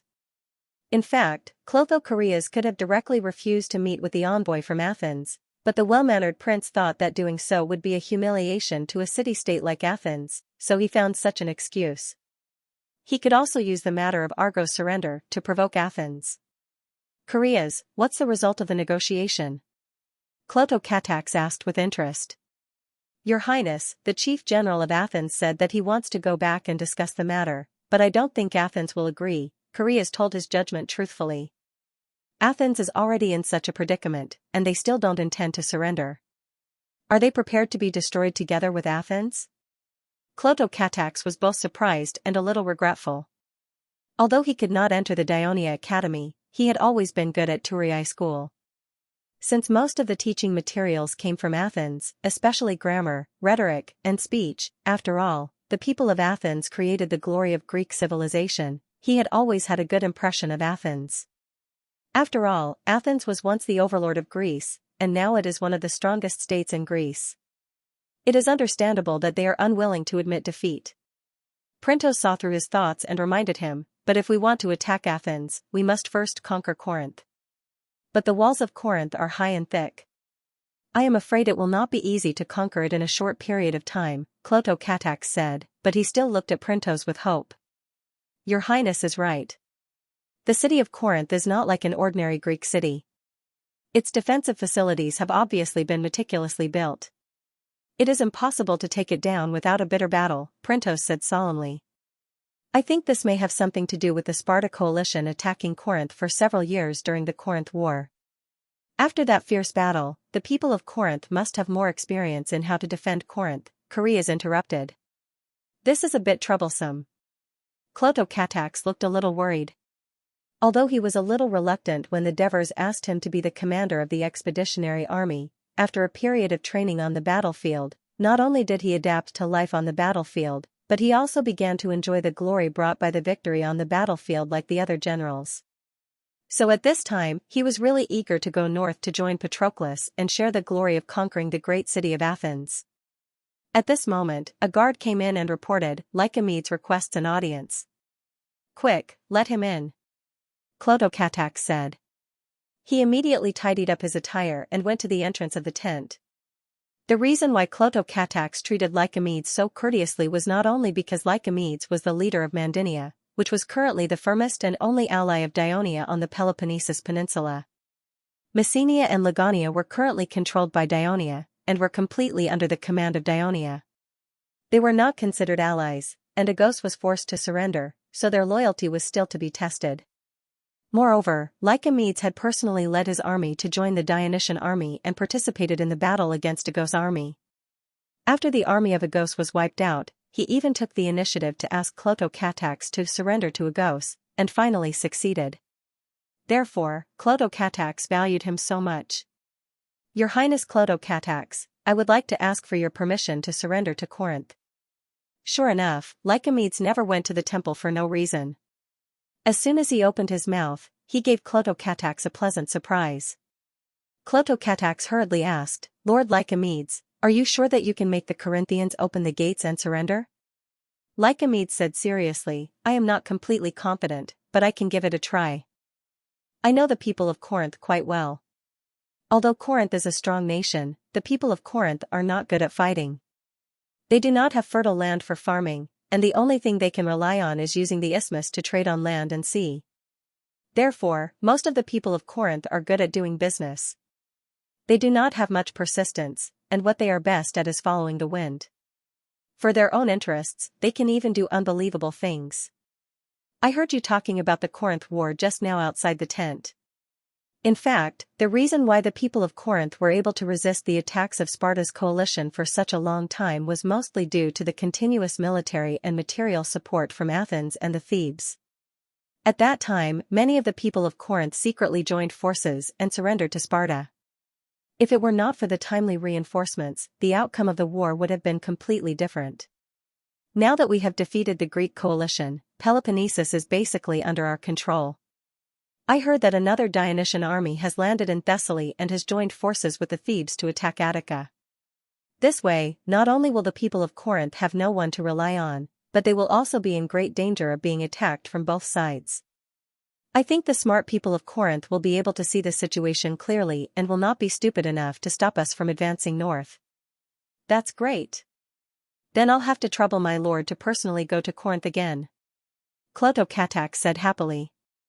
After listening to Lord Lycomedes, "I have a small suggestion," Printos interrupted. "Just now, the envoy from Athens came to the camp to ask for a truce and peace. The people of Athens are going to surrender so soon?" Lycomedes was a little surprised. "They only asked for a truce, but we rejected it. Moreover, the envoy from Athens is Callistratus," Callistratus said. After hearing this, Lycomedes's heart skipped a beat, and his face immediately lit up. "I understand. I will mention this in front of the people of Corinth. I believe it will be easier to persuade them to surrender." After leaving the military tent, Lycomedes went straight to Corinth city. He used to be a little dissatisfied with how Dionia gave the territory of Tegea to Mandinia, because this directly led to Mandinia being isolated by the other city-states of Arcadia. However, things had already come to this, and Lycomedes had no choice but to accept the reality. He quickly changed his mind and firmly believed that the only way out for Mandinia was to follow Dionia closely. Therefore, when the Dionysian army retreated to Legania and the Greek coalition surrounded Mandinia, it was he who convinced the people to stand their ground and not surrender, which led to the good situation they were in today. Now, he only hoped to do his best to help Dionia win the Greek war as soon as possible, so that Dionia's promise to Mandinia could be fulfilled. Corinth was indeed a smart man. Although Callistratus claimed that he went to see the commander of Dionia to retrieve the bodies of the citizens of Athens who had died in the war, this could not fool them. They already knew that the Dionysian army had invaded Attica, so they suspected that the people of Athens wanted a truce and a peace negotiation. If the people of Athens surrendered, Corinth would be a fool to continue to stand their ground. Therefore, when Lycomedes entered the city and explained the purpose of his visit to the leaders of Corinth, it was exactly what they wanted. Moreover, the request made by Lycomedes was easy for Corinth to accept, to join the new Greek coalition led by the Holy Kingdom of Dionia. Lycomedes did not ask for Corinth to dissolve his coalition, nor did he ask for this when he lobbied Agos. In fact, Dionia only asked for Athens, because the maritime alliance of Athens not only included many islands in the Aegean Sea, but also some of its allies in Macedonia, the coastal city-states in the Thrace region, and the coastal city-states in the Yoke Sea. This scope was too wide, and it was not allowed by the Devers who wanted to unify the Mediterranean Sea. Joining the new Greek coalition or joining the Peloponnesus coalition or the Greek coalition made no difference to Corinth, who had been reduced to a powerful state and did not have much ambition. In fact, the people of Corinth even felt that this would be of great benefit to Corinth's maritime trade in the future. Since the establishment of Dionia, Corinth had been the city-state that had the most trade with Dionia. Clotocatax led the army into Corinth without a hitch, and then went north along the eastern coast of the isthmus, and soon approached the city-state of Megara in the middle of the isthmus. Megara had mountains to the south and north as barriers. If it wanted to defend, it could stop the Dionysian army for a while. However, the northern part of Megara bordered the Attica region. A few days ago, the people of the city-state had just seen the soldiers of Athens fleeing in panic and the scene of the Dionysian army invading Attica aggressively. The people of Megara were terrified and did not think that they could resist the powerful Dionysian army's two-pronged attack. Under the persuasion of Corinth, Megara obediently joined the new Greek coalition. Clotocatax led the army through the territory of Megara with ease, entered the Attica region, and met up with the army of Patroclus. The citizens of Athens at the top of the city wall saw another mighty Dionysian army coming from the Dionia barracks outside the city, and all of them felt their hearts palpitate. In the few days that Callistratus was away, the city of Athens had been carrying out an emergency military mobilization. All the citizens and foreigners who could fight were organized. There were a large number of foreigners in Athens. They lived in Attica for a long time, paid taxes like citizens, and even took part in the military service, but they never had the citizenship of Athens, and prepared to defend. Not only did they have to ensure the safety of Athens, but they also had to protect the port of Piraeus and the long wall that connected the port to the city. Several well-known orators of Athens, led by Isocrates, gave speeches at the Agora Market in Athens, the Theatre of Dionysus, the Nene Square in Athens, and other crowded places, encouraging citizens and foreigners to defend Athens and fight bravely against the Dionysian army. Callistratus brought back the preconditions of Dionia's agreement to the peace talks and read them out to the citizens' assembly on Mount Priscus. The citizens were immediately enraged. In the words of Esocrates, the evil Dionia wants to destroy Athens. The citizens, full of fighting spirit, unanimously agreed to fight to the death against the Dionians, who were ready to destroy Athens. The people of Athens were ready for a full defense. After the two Dionysian armies met, the self-aware Clotocatax took the initiative to hand over the unified military command to Patroclus. Patroclus did not refuse, but he did not immediately attack the city of Athens. Instead, he ordered the 100,000 troops to build a strong camp around the city of Athens. The 100,000 troops included not only the Dionysian army led by Clotocatax and Patroclus, but also the Thebes, Mandinia, Argos, Corinth, Megara, and other allied armies. At the same time, he also sent troops to sweep through the entire Attica region. After capturing the villages and towns, he chased all the people in the villages and towns who could not escape into the city of Athens to the city of Athens. After that, the troops immediately left. These people were wailing outside the city. When the soldiers in the city saw that there was no danger, they immediately opened the city gates and let them in. Callistratus, Iphicrates, and the others could not stop them at all. Because these people were all people of Athens, they were relatives or relatives of the citizens in the city. So within a few days, the city of Athens accommodated the entire population of the Attica region, reaching nearly 300,000 people. Although Athens was the largest city in Greece, including the port of Piraeus, the entire urban area was more than 20 square kilometers. Such a large population still brought a lot of pressure to the entire city. Many of the Attica residents who escaped into the city did not have a place to live, so they slept directly in the courtyards and squares of public buildings. Even the road from Piraeus to the Acropolis of Athens was full of temporary shacks. Naturally, it was impossible to ensure that the city was clean and tidy. There was excrement everywhere, and few people cleaned it up.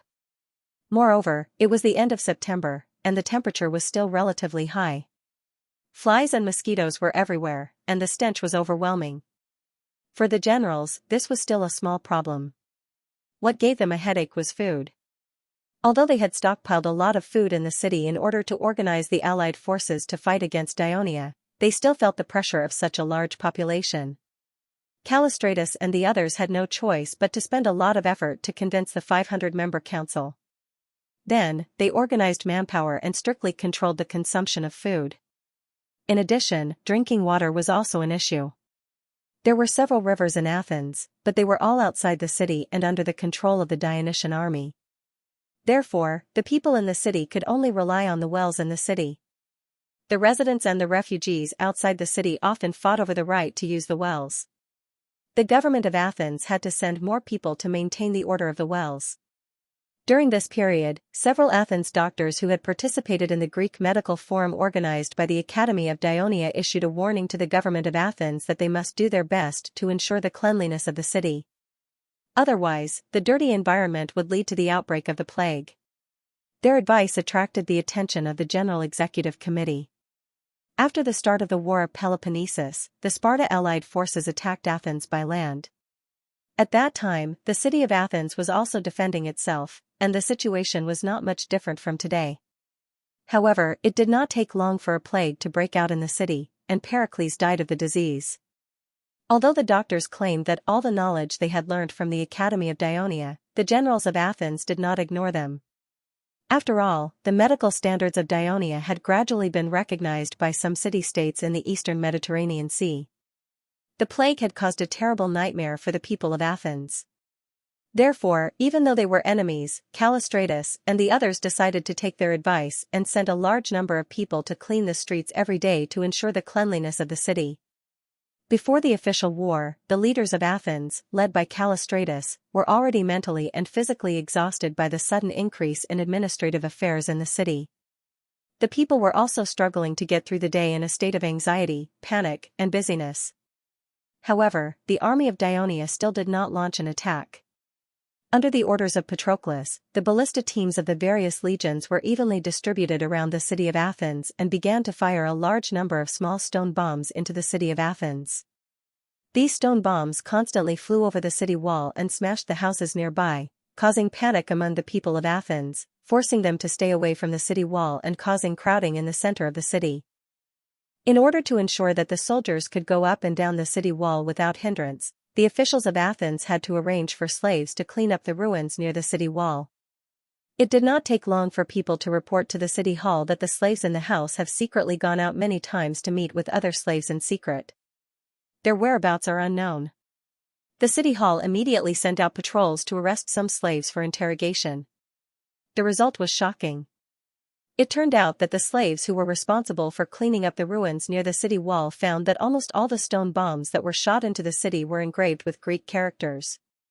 The main meaning was, as long as the slaves dared to rise up against their masters and the city-state, and assist the Dionysian army in breaching the city, not only will Dionia grant them freedom, but they will also be given land. The culture of Athens was prosperous and commercial. Not only were many slaves literate, but they were also trained by their masters to be their assistants in doing business. In their dealings with foreign merchants, they more or less knew something about how the western kingdom of Dionia treated slaves more leniently. Therefore, some slaves were a little tempted and began to contact each other in private. As a result, the news quickly spread among the slaves of Athens. When the General Executive Committee learned about this, they broke out in a cold sweat. Because the slave population in the city of Athens was as high as 100,000, almost the same as the population of Athens, and the living conditions of the slaves in Athens were not better than the black rogues of Sparta. For example, the number of mining slaves in the Rolion silver mine was not only very large, but their living conditions were also very poor. Many slaves died in the mines every year. These slaves, of course, were full of resentment towards the slave owners who exploited them, and there were many incidents of group revolting against their masters. The most famous incident was during the Peloponnesus War, when more than 40,000 slaves of Athens united and escaped from the city of Athens, causing a major blow to the national power of Athens. In the previous military meeting, Iphicrates also proposed to organize young and strong male slaves, equip them with weapons, and assist in defending the city. Although this proposal was not immediately adopted, it did indeed move some people, so it had been under discussion. But now that this had happened, naturally, this matter was no longer under consideration. And under their orders, the city patrol immediately took action and arrested hundreds of slaves who were previously cleaning the ruins. At the same time, the 500-member council passed a resolution, asking the people in the city to look after their own slaves, prohibit them from going out, and immediately report to the city hall if they found any abnormalities. The city hall also organized a group of soldiers to be responsible for looking after the slaves in the city. Just when the General Executive Committee was busy, another bad news came. The main city built on the high ground of Ina Island, after tenaciously defending against several strong attacks by the Dionysian army, finally fell. Since then, the warships of the 1st and 3rd fleets of Dionia were stationed at the port of Ina, the port of Isthmia in Corinth, and the port of Megara respectively, so that the port of Piraeus in Athens could be sealed off 24 hours a day. On land, Patroclus issued another order, the soldiers who had built the camp began to build siege platforms 100 meters away from the city. At the same time, he also ordered the engineering battalions of each legion to build super siege towers. After the order was issued, the 100,000 soldiers immediately began to work, and the surrounding area outside the city of Athens became a construction site, with dust flying everywhere. The transport fleet of Dionia was also busy. They transported the trees that the Myrcenians and Laconians had cut down from Mount Taygetos to Megara, then transported them to the camp of Dionia, where the engineers led the craftsmen to build siege weapons. In the entire land of Peloponnesus and central Greece, only Sparta, which did not pay much attention to navigation, still had dense forests, and the trees on Mount Taygetos were unusually tall. Standing on the top of the 10-meter-high wall of Athens, the militia of Athens was getting more and more nervous, because they saw that the originally flat land outside the city was bulging with mounds, and they were getting taller by the day, almost taller than the wall of Athens. Iphicrates did not passively defend. He had led the light shield men of Thrace and the mercenaries of Iazon out of the city several times to carry out surprise attacks. In the beginning, they achieved some results, killing some enemy soldiers, and even breaching the camp of Megara's army in a night attack. However, because they were afraid of alerting the enemy, not many soldiers participated in the night attack, and the Dionysian army's reinforcements came in time, so they were not able to increase their results. However, after that, the allied forces of Dionia learned their lesson. Under the strict requirements of Patroclus, not only did the various military camps strengthen their defense, but they also strengthened the communication between each other. The soldiers of Dionia also connected the trenches in front of each siege platform, formed by the excavation of the siege platforms, and expanded them into trenches, so that the army of Athens could not even raid the construction site. Therefore, after a few raids that resulted in casualties, Iphicrates had to temporarily stop this risky practice. Therefore, the speed of the construction of the Dionia soldiers was greatly increased, and finally, siege platforms more than 10 meters high towered outside the city of Athens. The soldiers of Athens looked up at the mounds that were taller than the city walls, and all of them were terrified. But what made them even more frightened was that stone shells whistled from these mounds over the city walls and landed in the city of Athens. With the siege platforms that were closer to the city, the attack range of all the ballistae was greatly increased. They covered almost half of the area of the city of Athens. Not only did the ballistae fire stone bullets, but they also threw burning oil cans into the city, causing fire everywhere in the city of Athens. The city was in chaos. Then, the Dionysian army pushed out another 9 super siege towers. They were protected by arrow-blocking carts, wooden carriages, and other siege weapons, as well as the light infantry that followed closely behind them. They slowly advanced towards the western wall of the city of Athens. The defending soldiers at the top of the city wall panicked when they saw these behemoths that were taller than the city wall approaching them. Iphicrates and Chabrias, who rushed to the city after hearing the news, were also stunned. At this time, the super siege towers that were still 50 meters away from the city wall stopped advancing. The light infantry on the top floor began to fire arrows at the defending soldiers at the top of the city wall. At the same time, the lower floor of the siege towers opened up, revealing the ferocious appearance of the archers. Huge iron arrows whistled towards the top of the city wall, like skewers piercing through meat. They were able to kill several soldiers at once, and they died horribly. If it were not for the timely rescue of the guards, Iphicrates would have been pierced by the iron arrows and lost his life. He looked at the towering siege platforms not far away and the huge siege weapons in front of him with lingering fear. He suddenly felt a strong sense of helplessness. For the next few days, Patroclus attacked the city of Athens in the same way. Although he had not launched an all-out attack, he had already caused a lot of casualties to the defending soldiers at the top of the city wall, and caused panic and chaos in the city. He showed the people of Athens the terrifying ability of the Dionysian army to attack the city. At the same time, he vaguely told the leaders of Athens that the holy kingdom of Dionia was strong enough to ensure the huge consumption of 100,000 soldiers. It was completely possible for them to carry out a siege war. For Athens, these days were a complete disaster. 1/5 of the city was attacked by Dionia's ballistae, and a small part of the city was burned to ruins. Even the civic hall on Phryneix Hill was destroyed. Phryneix Hill was very close to the southern wall, near the road leading to the port of Piraeus. It was completely within the range of the ballistae on the nearest siege platforms outside the city. It was also the target that Patroclus had mentioned. The reason why there was not too much damage was because Cloto specifically asked for mercy. Nearly 1,000 families lost their homes, and they cried day and night, asking for help from the city hall. This had also caused a great shock to the people of Athens. The government of Athens sent a large number of people to deal with the aftermath of these attacks. At the same time, they had to strengthen the defense of the city wall to prevent the Dionysian army from taking advantage of the turmoil in the city to launch an attack. However, the city of Athens was vast, and with the long wall and the port of Piraeus, they needed a large number of public militia. As a result, the number of patrols in the city to maintain order was greatly reduced. However, the damage caused by the ballistae to the city caused the food supply and water supply to become more tight. The conflict between the residents of the city and the refugees outside the city intensified, causing many conflicts. When the patrols were exhausted, more than 2,000 slave miners took advantage of the turmoil in the city and the weakening of supervision. They secretly contacted each other and suddenly launched a riot.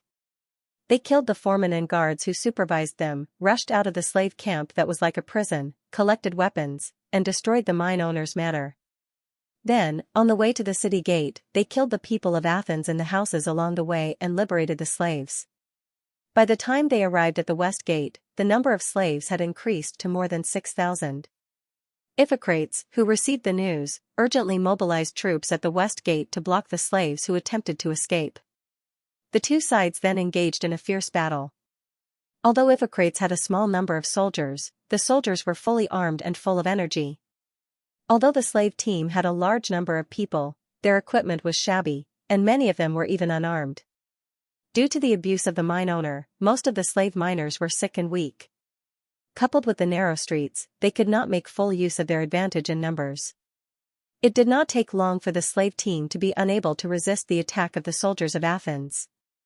At this time, Chabrias arrived from the rear with another force. Under the attack from the front and back, the slave team quickly collapsed and fled in all directions. Because the Dionia coalition forces outside the city were still using siege weapons to attack the defenders from afar, the light infantry on the siege towers noticed the abnormality in the city and rushed to inform the commander in the rear camp. Patroclus quickly made a decision: launch an official attack on the west wall. But just as the Dionia soldiers gathered in formation and blew the bugle to attack, the riot at the west gate had subsided. Patroclus, who received the news, hesitated for a moment and finally cancelled the attack order. It could be said that they missed a great opportunity to capture the city of Athens. But this slave riot had a great impact on the city of Athens. Although the rioting slaves only killed less than 300 people in 2 blocks of Athens, it caused many people in Athens to panic, especially those citizens who had more slaves at home.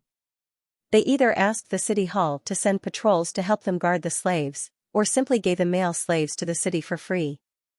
There were even a few citizens of Athens who killed the slaves at home because of excessive fear. Naturally, they were also met with desperate resistance from the slaves. As a result, scenes of family tragedies were staged in the city of Athens from time to time, and the contradictions between slaves and slave owners were intensified to the extreme. Besieged by the enemy outside and full of internal contradictions, the city of Athens was like sitting on a crater that was about to erupt, and there was a possibility of it being destroyed at any time. Finally, at the emergency meeting of 500 people in the city hall, most of the members rushed to propose that they accept the request of Dionia and negotiate a truce and peace with it. The citizens of Athens had to temporarily move to the theater of Dionysus due to the threat of Dionia's ballistae at Nyx Mountain. The citizens of Athens, who had once expressed indignation that they would rather die with the city than surrender to Dionia, had suffered from lack of food and water, their compatriots becoming enemies, slave riots, fires, daily threats of arrows and stone bombs from Dionia, and great mental pressure. When most of them heard the proposal of the 500-member council announced by Callistratus, they were relieved as if they had been granted amnesty. Only a few citizens, led by Iphicrates, expressed their firm opposition. Iphicrates even made an impassioned speech on the rostrum. He shouted in his hoarse voice, "Descendants of Theseus, your ancestors were once the best and bravest citizens in the world. When Persia's army of hundreds of thousands invaded Greece, and when the other city-states retreated in fear, your ancestors bravely stood up and defeated Persia's powerful navy at Salamis, and finally won the Persian War. Through this great victory, the other city-states saw the greatness of Athens, and thus saw Athens as their savior. Since then, Athens has created great glory. Do you still remember the words of Pericles, "Athens is the school of all Greeks"? Yes, that was the golden age that all of us here yearned for, and today, history is repeating itself. Another powerful invader has invaded Greece, and they have even killed their way to the city of Athens. Citizens, it's time. It's time to be like our ancestors. When the other Greek city-states were afraid to surrender, we should bravely stand up and fight against the Dionysian army for your freedom and dignity. Athens favors heroes, and she will only bless us who fight unyieldingly. In the end, we will defeat the Dionysian army, and by then, we will be the savior of all Greece. Without Sparta restraining us, we will create a future even more glorious than the previous golden age. But if you choose to surrender, to these barbarians who can't even speak Greek fluently, you will have to abandon the democracy that once made us proud and submit to a king. The wise and humorous plays that you loved will be replaced by their seemingly grand but actually ridiculous dances in the square. The athletic sports that you worshipped with the beauty of strength and skill will be replaced by the terrible games of brutal collisions. Most importantly, we will not be able to worship the beautiful and wise Athena and the other Greek gods as before, but will have to worship the heresy of their faith. In the end, the glorious culture and history of Athens will be forcibly erased, and the only thing left for posterity will be the history of their conquest. Citizens, when that time comes, the great Athens will be gone. It will be gone. At the end of his speech, Esocrates' tears flowed down his cheeks. The theater was dead silent, and gradually, sounds of sobbing and crying could be heard. However, ideals are beautiful, but reality is cruel. When it came time to vote, the resolution was passed by an absolute majority. Athens has surrendered. When the envoy from Athens walked into the camp of the Dionysian army with a dejected look, the good news quickly spread throughout the Dionia army, and everyone was cheering. Patroclus repeatedly asked Clotocatax to preside over the surrender ceremony of Athens, and Clotocatax had no choice but to accept it. The two military commanders cooperated and humbled each other throughout the war in Greece, and it became a legend for a time. When the envoy from Athens signed the armistice agreement in agony, a fishing boat quietly sailed out of the port while the people of Dionia were celebrating, and the blockade outside the port was loosened. It turned nimbly west into Salamiga Bay. At that moment, a tall and burly man came out of the shabby shed. "Hey, what are you doing out here? Hurry up and hide inside.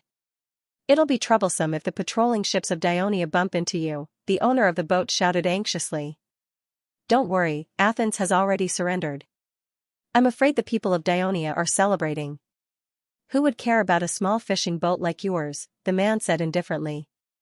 "I promised those big shots that I'll send you safely to Delos. Although I, Storus, always keep my word, don't give me any trouble.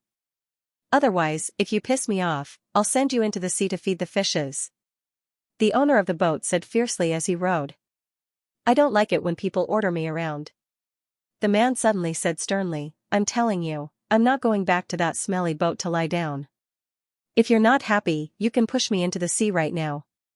The man's words carried a sense of authority, and the owner of the boat did not dare to meet his sharp gaze. He muttered a few words in a low voice, then lowered his head and rowed with all his might. After a while, he saw that the man was staring at the shore without moving. He could not suppress his curiosity and asked, "Hey, who are you? Why did Callistratus, Iphicrates, all these generals come to the dock to send you off?" "Because I'm their creditor," the man said angrily. Then, he added meaningfully, "It's also because I'm Dionia's sworn enemy." That was the truth, because this man was Iason. After he escaped to the city of Athens, the generals of Athens treated him with great courtesy. They hired the best doctors to treat him, and even set up a luxurious mansion for him to recuperate. However, they hoped that he could temporarily hand over the command of the mercenaries to the executive committee of the generals. Like a stray dog, Iason had no choice but to agree. As a result, these nearly 8,000 mercenaries became the main force against the attack of the Dionysian army, and they suffered heavy losses. They were elite troops that Iason had spent years and countless money to cultivate. They were very loyal to Iason. However, when Iazon learned of this, he did not complain at all. Instead, the higher-ups of Athens were embarrassed. Therefore, when Athens decided to surrender to Dionia, Callistratus specially talked to Iazon and made it clear that he was willing to take the risk to help Iazon escape from Athens. This was because once Athens surrendered to Dionia, the people of Dionia might demand this Thessaly Tarchus. Whether the people of Athens wanted to cause trouble for the people of Dionia out of guilt or indignation, Iazon knew that he had no other choice. At this moment, Iazon stared blankly at the shore that was constantly being hit by the waves. He remembered that his life's work had been destroyed, and he was even forced to leave his homeland. He was extremely annoyed and remorseful, and he could not help but want to go crazy. He suddenly knelt down, grabbed the side of the boat with both hands, and put his head directly into the sea. The owner of the boat was shocked. He hurriedly dropped the oars and ran over to pull him up, shouting, "Get up quickly, don't be stupid, don't jump into the sea." Iazon pushed himself up with both hands and suddenly stood up. The cold sea water temporarily extinguished the anxiety in his heart. He wiped his head and face with his hands, then threw the sea water in his hands at the owner of the boat. Seeing the owner of the boat dodging in panic, he laughed, then looked up at the sun that was slowly rising, and said fiercely, "Hurry up and row, I want to rush to the east." The surrender of Athens was like pushing down the dominoes, so that all the Greek city-states that were still watching no longer had any hope. Elis, Phocis, Locris, Arcadia, and the Ionian city-states that originally belonged to the Athens Maritime Alliance, all sent messengers to the Dionia barracks in Attica to express their goodwill to Clotocatax and take the initiative to join the new Greek alliance. Under such a trend, the city-states of Achaia, Euboea, and even Crete, which had remained neutral since the beginning of the war, Crete was forced by the Second Fleet of Dioria. Under the order of the Ministry of Military Affairs, the Second Fleet led by Middleades sailed around Crete every day, also expressed their willingness to serve Dionia as the leader of the alliance. As a result, Delphi, which had not moved at all, was particularly eye-catching. Many people speculated that as the holy land of the entire Greek world, Delphi might be fighting to the end against the heretical Dionia. But in fact, the priests of Delphi had long been in a panic, because there were rumors that Dionia was preparing to send troops to destroy Delphi and rob all the gold and silver in the sacred vault. Therefore, when they received the news that the prince of Dionia, Clotocatax, was coming to visit Delphi under the escort of the army, all the priests and people of Delphi felt that a disaster was coming. Some packed their bags and were ready to flee, while others had already made up their minds to protect the temple of Apollo, even at the cost of their lives. All the eyes of the people of the native Greek city-states were focused on Clotocatax. They were all worried. After the noble prince of Dionia entered Delphi, although he violated Delphi's tradition by leading the palace guards up the mountain and into the temple due to safety concerns, he did not meet the priests with weapons. On the contrary, he had been amiable. Not only did he solemnly worship Apollo, but he also took the initiative to build a sacred vault in Delphi to store the gold and silver donated by Dionia. The priests of Delphi temporarily put down their guard and began to negotiate with Clotocatax. Clotocatax promised the priests that after Dionia became the leader of the new Hellenic alliance, the status of Delphi among the native Greek people would not change. Moreover, the Holy Kingdom of Dionia would not only guarantee Delphi's status as the holiest oracle in the Greek world, but also make it the greatest oracle of the Holy Kingdom of Dionia. In the future, the areas conquered and controlled by Dionia would also carry out this promise. The priests of Delphi were overjoyed by this sudden big pie that fell from the sky. Since the rise of the Kingdom of Dionia, fewer and fewer city-states and people came to Delphi to worship and seek oracle. Today, the sacred status of Delphi among the Greek people was not as good as before. The promise made by Dionia would not only allow Delphi to regain its former glory, but also allow Delphi's influence to expand beyond the Greek world and to the vast Mediterranean Sea with the help of the strong power of Dionia. Just when the priests were overwhelmed with joy, Clotocatax made a request: Delphi must recognize the contents of the divine canon of Hades issued by the main temple of the Dionia, recognize Hades as the leader of the Greek gods, and accept the jurisdiction of the main temple of the Hades in name. The priests were stunned. On one side was the Dionysian army sharpening their swords in their territory, and on the other side was a brighter and brighter future. Delphi had no other choice. The priests accepted Clotho-Catax's request and quickly got to work. They held a grand sacrificial ceremony in which all the people of Delphi were asked to participate. Then, in front of everyone, Clotho-Catax sought oracle from the temple of Apollo. The old Pythia danced around in the sulfur-smelling oracle for a long time and almost fainted. When she came out, she announced that she saw the great Apollo driving the golden chariot, leaping out of the mountains in the west. The black-haired Hades was sitting in the chariot, and he was talking to another young man wearing a crown. The golden chariot rose high into the sky and turned into a dazzling white light, illuminating the land and the sea. Everyone immediately came up with their own interpretation of the oracle. Not long after, a version of the oracle that everyone agreed with began to spread in Greece. The mountains in the west referred to the Italian peninsula and the kingdom of Dionia, because Italy to the west of the Adriatic Sea was indeed a peninsula traversed by the majestic Apennines mountain range. Furthermore, the native Greeks often ridiculed the people of Dionia as barbarians, and barbarians were often a mountainous race. The golden chariot leaping out of Italy meant that Apollo had acknowledged the kingdom of Dionia. Moreover, he was driving the chariot for Hades, implying that Apollo had changed his allegiance to Hades. As for the young man in the chariot, there was no doubt that he was the king of Dionia, because it was widely known in the western Mediterranean that the king of the Devers was a descendant of Hades, and Delphi had publicly acknowledged this statement on behalf of Greece. The final scene implied that the kingdom of Dionia would achieve unprecedented glory, and that Hades and Apollo would share the glory. It could be said that the Pythia's oracle was very thoughtful, but it set off a spiritual storm in the minds of the native Greeks. In contrast, what Delphi announced next was more acceptable to the people. Delphi acknowledged the sacred name of the kingdom of Dionia, and that it was undoubtedly the kingdom of Greece. It would become an important member of the Sacred Alliance, and it was fully qualified to participate in the Pythian Games. In any case, Delphi was saved, and it was a happy ending.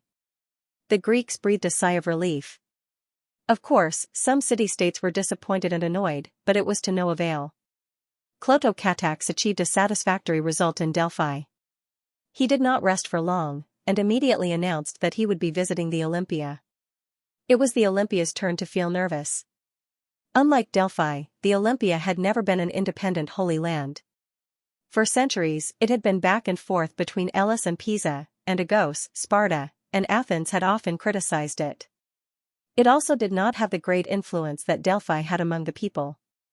Perhaps it was because the Greek people did not like the temperamental, lustful king of gods. However, the temple of Zeus at the Olympia was one of the oldest and most magnificent temples in the Mediterranean Sea. The Olympia was the oldest Greek games. Since its inception, the Greek world had its own calendar, based on the number of Olympia games. The games were also the largest number of participants and the widest range of city-states. The Olympia and Delphi had always been the Greek cultural symbols that connected the Greek city-states all over the Mediterranean Sea. Logically speaking, Clotho-Catax would use the same method as Delphi to appease the Olympia, but the Olympia worshipped Zeus, the king of gods, while the people of Dionia firmly believed that Hades was the king of the gods.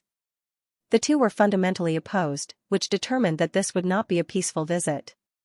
As for how to deal with the Olympia, the Devers had personally sent instructions. Clotho-Catax found it difficult to accept after reading it. Patroclus had expressed his willingness to carry out the plan on his behalf. After 2 days of painful thinking, the Prince of Dionia finally decided to go in person because he remembered the words written in his father's letter.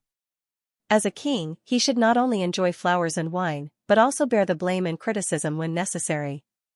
The road to prosperity of the kingdom is never smooth. Iron and blood are indispensable. The Olympia was located in the southern part of the Elis region, at the confluence of the Alpheos River and the Clades River. In addition to the Temple of Zeus, the Temple of Hera, the residence of the priests, and a meeting hall for the representatives of the city-states and the winners to gather and celebrate, the rest were places for competitions. There were no villages inhabited by civilians. Sycamore trees, olive trees, willow trees, and pine trees grew luxuriantly in the open space between the buildings, making it full of the atmosphere of the mountains. When there were no major sacrificial activities, the Olympia seemed a little sparsely populated, giving people a feeling of isolation. The army that followed Clotho-Catax to the Olympia was more than twice as large as the one in Delphi. More than half of them were former helots from the Myrcenia and Ligonia region. They surrounded the Olympia, looking murderous. Clotocatax forcibly summoned the priests of Zeus, put on a fierce look, and threatened them. The other city-states had confessed that the war between them and Dionia was deliberately instigated by the priests of the Olympia, so Dionia had come to investigate the priests of the Olympia for the war. Unless they were willing to promise that from now on, they would no longer claim Zeus as the king of the gods, and were willing to accept the supervision of the main temple of the Holy Kingdom of Dionia in name of Hades, then they would be absolved of their crimes, and could continue to serve Zeus as noble priests and continue to host the Olympia. Otherwise, they would bear the crime of war criminals, be deprived of their priest status, and be expelled from the Olympia. No city-state of the new Hellenic Union could take them in. Originally, the Devers asked Clotocatax to execute the priests of the Olympia who refused to cooperate as a warning to others, but the kind-hearted Clotocatax changed it to expulsion. Zeus was the king of the gods, but the priests of Zeus in the Olympia were not only not strong, they were often bullied. In order to gain control of the Olympia, Alice and Pisa often fought, and from time to time, they also asked the priests of the Olympia to express their stance. They were like grass on the fence, supporting whichever side was strong, and once the situation changed, they would immediately change their stance. It was the same when the Olympia was held. In the past, when Alice and Sparta had a conflict, Alice used her status as the owner of the Olympia to expel the Sparta athletes, not allowing them to participate in the competition, and the priests did not dare to oppose. Soon after, Sparta led the army to the Olympia, and expelled the Alice people, and then announced that all the results of the competition will be invalid until the Olympia is reheld. The priests also said yes. Such ridiculous things had happened many times in the past. It was precisely because of this situation that Clotocatax dared to accept this task, because he felt that in such an environment, the priests of the Olympia who had been subservient for a long time should not have many tough bones. His judgment was not wrong. Except for a few young priests who were expelled because of their firm opposition, the other priests chose to submit. Since then, the two holy lands of the Greek mainland, Delphi and Olympia, like the other Greek mainland city-states, had also submitted to the Holy Kingdom of Dionia. On this day, after Timotheus led the fleet to patrol the Near East coast and returned to Tyre, he found the messenger of the king of Persia waiting at the dock as soon as he disembarked. "The king wants to see me?" "Yes, the king has something important to discuss with you," the messenger said with a solemn expression. "May I ask what is the important matter?" Timotheus could not help but ask again. "Don't ask too much. Hurry up and follow us to see the king," the messenger urged impatiently. Timotheus looked at the arrogant messenger and the team of Persia royal guards in gorgeous armor behind him. He could not help but curse in his heart, the pure Persia nobles are all so annoying, treating the Greeks like barbarians. Timotheus had lived in Persia for many years, so he was already used to it. Even though he had some doubts, he did not hesitate to follow the messenger to the camp of the king of Persia. The king of Persia's camp was located in Damascus, east of Phoenicia. However, it was not in a town, but in a camp. However, the bustling scene of thousands of soldiers gathered here was no longer there, as the main force of Persia had been fighting in Egypt for nearly 2 months. Only the king of Persia and his family, attendants, and ministers were still here. Although there were 10,000 elite undead soldiers guarding the camp, it was still too little compared to the huge camp. At a glance, there were only empty tents everywhere. Timotheus could not help but think, if the Egyptians sent a surprise army to bypass the main force of Persia and ambush this camp, they could burn it to ashes with a single fire. Timotheus quickly suppressed this strange thought because they were already near the center of the camp, guarded by burly, well-equipped undead soldiers. They always looked at anyone who tried to enter the camp with suspicion. Even with the messenger leading the way, Timotheus still had to go through several strict checks before he was allowed to enter the camp of the king of Persia. The king of Persia's tent stood in the center of the camp like a mansion. Just the exterior was decorated magnificently, and the royal flag of Persia was erected high in front of it, a golden eagle. The king of Persia often hosted banquets in the tent, and Timotheus had attended one before. Sumptuous food, graceful dancers, beautiful music, it was memorable. However, at that time, Timotheus still felt a little uneasy. He felt that the king of Persia was a little too optimistic about the war, as though he could conquer Egypt in no time. Timotheus's premonition was right.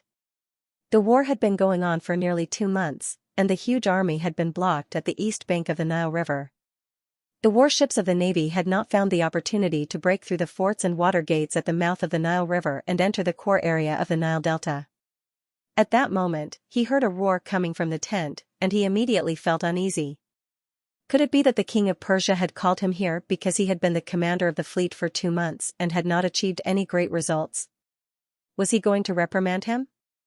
The more Timotheus thought about it, the more guilty he felt. He even felt that the royal guards outside the tent were looking at him strangely. "Your Majesty, I have brought the navy commander Timotheus. Tie up this Greek who is trying to rebel," Artaxerxes roared. The well-prepared guards immediately pressed Timotheus to the ground, tied him up, and dragged him in front of Artaxerxes. Trying to rebel? Timotheus was dumbfounded as he became a prisoner, and he could only scream in panic. "Accused?" Artaxerxes roared angrily. "Aeliobazenes has rebelled. He had planned this long ago, so he had you bring so few troops here to deceive me. I was really blind to have appointed you as the commander of the Persia fleet. In the end, you deliberately delayed the war and wasted 2 months of my time, giving that rebel enough time to prepare. Damn Greek barbarians, and I trusted you so much." The more Artaxerxes spoke, the angrier he became. He stepped forward and kicked Timotheus to the ground. "Drag him out and behead him." The guards stepped forward and dragged Timotheus out by his hair. Timotheus endured the pain and cried out in sorrow, "Aeliobazenes framed me." He knew that he had no chance of survival, so he simply shouted, "Artaxerxes, you are a stupid and incompetent king. No wonder your brother wants to usurp the throne, and your ministers want to rebel. As long as you are on the throne, Persia will never be at peace. Kill him. Kill him." Artaxerxes flew into a rage. A moment later, the head of Timotheus was presented to Artaxerxes. Artaxerxes was still angry and said with hatred, "Cut off his hands and send them to Aeliobazenes together with his head." This was because Artaxerxes remembered that this was how he dealt with his brother Cyrus the Younger's body. He was so angry that his mother, who loved Cyrus the Younger, fell seriously ill. He even believed that the rebellion in Asia Minor was caused by his brother. Back then, his father appointed Cyrus the Younger as the military governor of Western Persia. As a result, Cyrus the Younger, who was good at winning people's support, not only used the financial resources of Asia Minor to hire a group of Greeks to fight for him, but he also obtained the support of almost all the governors and nobles in Asia Minor. That was why he had the confidence to compete with him for the throne. After the death of Cyrus the Younger, due to the turbulent situation in the kingdom, Artaxerxes did not severely punish the officials and nobles of Asia Minor who had supported Cyrus the Younger. However, he had always been wary of Asia Minor. He originally hoped that Tissaphunes, whom he trusted, could bring Asia Minor back under his complete control. However, he did not expect that Agesilaus, the king of Sparta, would invade Asia Minor. Tissaphunes was defeated in every battle. The queen mother of Persia, who hated Tissaphunes for killing Cyrus the Younger, took the opportunity to execute Tissaphunes. Artaxerxes deliberately refused to help Asia Minor because he was secretly hoping that after Sparta completely destroyed Asia Minor, he would clean up the mess. However, when the Corinth War broke out, Agesilaus had to return to Greece in advance, and the nobles and people of Asia Minor who had their homes destroyed had a lot of complaints because of the inaction of the king of Persia. In particular, the other governor of Asia Minor, Phanabazos, in order to take revenge on Sparta, asked the general of Athens, Canaan, to lead his fleet to directly assist Athens in the war against Sparta. Even when Canaan took the entire fleet for Athens, Artaxerxes pretended to not see it. However, Artaxerxes accepted the advice of his advisor and supported Sparta. He also asked Phanabazos to take back the warships that he had given to Athens. This aroused strong dissatisfaction from Phanabazos. Not only did he not obey the order, but he also refused to recognize Sparta as an ally of Persia. As Phanabazos was a great nobleman of Asia Minor, he had a lot of influence in the western part of Persia. In the end, Artaxerxes had to marry his daughter to Phanabazos' son to appease the governor. However, since then, the rift between Asia Minor and the king of Persia had become deeper and deeper.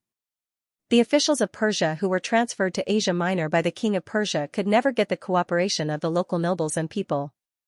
Artaxerxes had also been deliberately weakening the local forces of Asia Minor, such as conquering the Dukia Mountains, invading Egypt. Artaxerxes had asked Asia Minor to provide more soldiers and supplies. The key point was that every major war had ended in failure, causing Asia Minor to suffer great losses. One could imagine the resentment in the hearts of the nobles and people. Moreover, the failure of these wars had also lowered the prestige of the king of Persia, causing the governors and nobles of Asia Minor to have wild ambitions. For this invasion of Egypt, although Artaxerxes did not ask Asia Minor to provide more soldiers, he asked them to fully support Sparta and Athens. That was also a huge consumption of supplies. As a result, a rebellion finally broke out. Not only Phrygia rebelled, but Lydia, Mysia, Cilicia, Bithynia, Lycia, Pisidia. Most of the eastern and western parts of Asia Minor rebelled, and it even affected Syria. To be honest, Artaxerxes was now very frustrated. His original plan was to attack Egypt 2 or 3 years later, because by then, the turmoil caused by the Dukia people would have passed. The situation in the country would be more stable, and the military preparations against Egypt would be more complete. Under such circumstances, the governors of Asia Minor might not dare to openly rebel against Persia, but when he heard the news that the Dionysian army had invaded Peloponnesus and had an absolute advantage in the battle against Sparta, he could not sit still. Once Dionia controlled Greece, it would become more difficult for Persia to smoothly conquer Egypt. He had no choice but to take advantage of the time when the Dionysian army was pinned down in Greece to launch an attack on Egypt in advance. However, he did not expect that it would incite a rebellion in Asia Minor. Tribasis, now that there is a rebellion in Asia Minor, what suggestion do you have? Artaxerxes looked at the brocade box on the table that contained the decorated severed head of Timo. His seemingly angry expression could not hide his nervousness. Your Majesty, the army of the kingdom is fighting in Egypt, and there are not enough troops in the Mesopotamian plains. Once the rebel army of Asia Minor advances eastward, it may threaten the capital. Tribasis was indeed a favorite subject of the king of Persia. He knew very well what the king of Persia was worried about at the moment. He continued, Your Majesty, I believe that when the generals who are fighting in the front lines hear about the rebellion in Asia Minor, they will definitely write letters to you to put down the rebellion and restore peace to the kingdom as soon as possible. Artaxerxes nodded with satisfaction and said, Go and arrange it. As the most honorable king of Persia, he had already lost a great deal of prestige when he personally fought against Dukia. This time, if he returned to Egypt without achieving anything, he would definitely be ridiculed by the people of Persia. Of course, if the generals first collectively asked for a suspension of the war against Egypt, and he reluctantly agreed, he could more or less save some face. After Tribasis left the tent, Artaxerxes remembered that Dionia had already conquered the mainland of Greece and established a so-called New Greece Union. And the military plan that he had prepared for a few years to conquer Egypt had to be stopped because of the rebellion. The more he thought about it, the angrier he became. He could not help but angrily smash his fist on the wooden table. The brocade box flipped over, and the bloody severed head of Timo rolled out. The pair of eyes that had already lost their luster were still open, as if they were staring coldly at the king of Persia. Artaxerxes was startled and shouted in panic, quickly. Take it away! Take it away! The eunuch in the tent hurriedly put the severed head into the brocade box and handed it to the guards outside the tent. Another eunuch asked with concern, Your Majesty, you are tired and need a good rest. Should we ask Princess Atossa to come and take care of you? After all, Artaxerxes was old and needed someone to take care of him when he went to war. Therefore, he brought along his favorite and youngest consort, Atossa, who was also his daughter. At this moment, after venting his extreme emotions, Artaxerxes felt that his head was heavy and his limbs were weak, so he nodded. On the 1st of January 369 BC, year 25 of the kingdom of Diana, many merchant ships flooded into the port of Philai in Thessaly. Although the number of merchant ships from Dionia increased every month due to Dionia's conquest of the entire territory of Thessaly, the scene of the entire port being congested like today had never happened before. Chabrias finally got off the ship and began to complain, since the people of Dionia informed us to come to Thessaly, they should have made preparations in advance. How could they let the order of the port be so chaotic and delay us for more than half a day? If they're making fun of us with the attitude of a victor, that's too ungentlemanly of them. I'm afraid that the people of Dionia did not expect that all the city-states, including us, would immediately send their messengers to Philai upon receiving the notice. Callistratus said in disappointment as he looked at the various docks in the port. After hearing this, Cabrias immediately understood, it seems like they're the same as us. They want to come here as soon as possible and fight for more benefits for their city-states before the alliance conference starts and the Treaty of Alliance is signed. From this incident, we can see how powerful the kingdom of Dionia is in Greece now. Callistratus sighed softly. Cabrias instantly became silent. Yes, first they defeated Sparta, then they conquered Thessaly, then they defeated the Greek allied forces and forced Athens to surrender. Moreover, the people of Greece already knew that in order to make Greece surrender, Dionia had sent more than 100,000 troops and thousands of warships. How could the people of Greece not tremble in fear at such a powerful military force? Eh? Cabrias, you have good eyesight. Quick, see if that person is Agesilaus. Callistratus suddenly pointed to the side in front of him. Cabrias fixed his eyes on the direction and shouted excitedly, "That's right, it's Agesilaus. Let's go, hurry up and catch up with him." Callistratus immediately ordered his followers to carry their luggage and hurried forward. Although the two of them were not too far apart, the crowd at the port was too dense. They only caught up with each other when they entered the city. "Goddess of Athens, bless me. It's a pleasure to see you again, King Agesilaus," Callistratus said sincerely. During the signing of the peace treaty of Callias, the two of them had a tacit understanding of each other. When Sparta was conquered by Dionia, there were rumors that Agesilaus had died in battle. He was sad for it. "I'm not happy to see you," Agesilaus said bluntly. "You know, when the news of Athens surrendering to Dionia reached Sparta, I was in so much pain that I almost wanted to commit suicide. Fortunately, I survived in the end. The people of Dionia are too powerful. The people of Athens were besieged for less than a month, and they strongly demanded to surrender. If we didn't agree, I'm afraid the people's anger would be vented on us." Callistratus recalled the scene at that time and was still a little worried. He could not help but say, for a city of Dionia that was only built for a few decades to become so powerful, Sparta is partly responsible for this. As the most powerful city-state in Greece, you should have strangled them in the cradle long ago instead of letting them grow. Otherwise, there wouldn't be today's disaster. How can you blame us for this? Agesilaus retorted in dissatisfaction, "If it wasn't for the people of Athens playing tricks behind the scenes and inciting Corinth and Thebes to go against us again and again, so that we couldn't deal with Dionia at all, how could it be today? In the end, it's all the fault of Athens."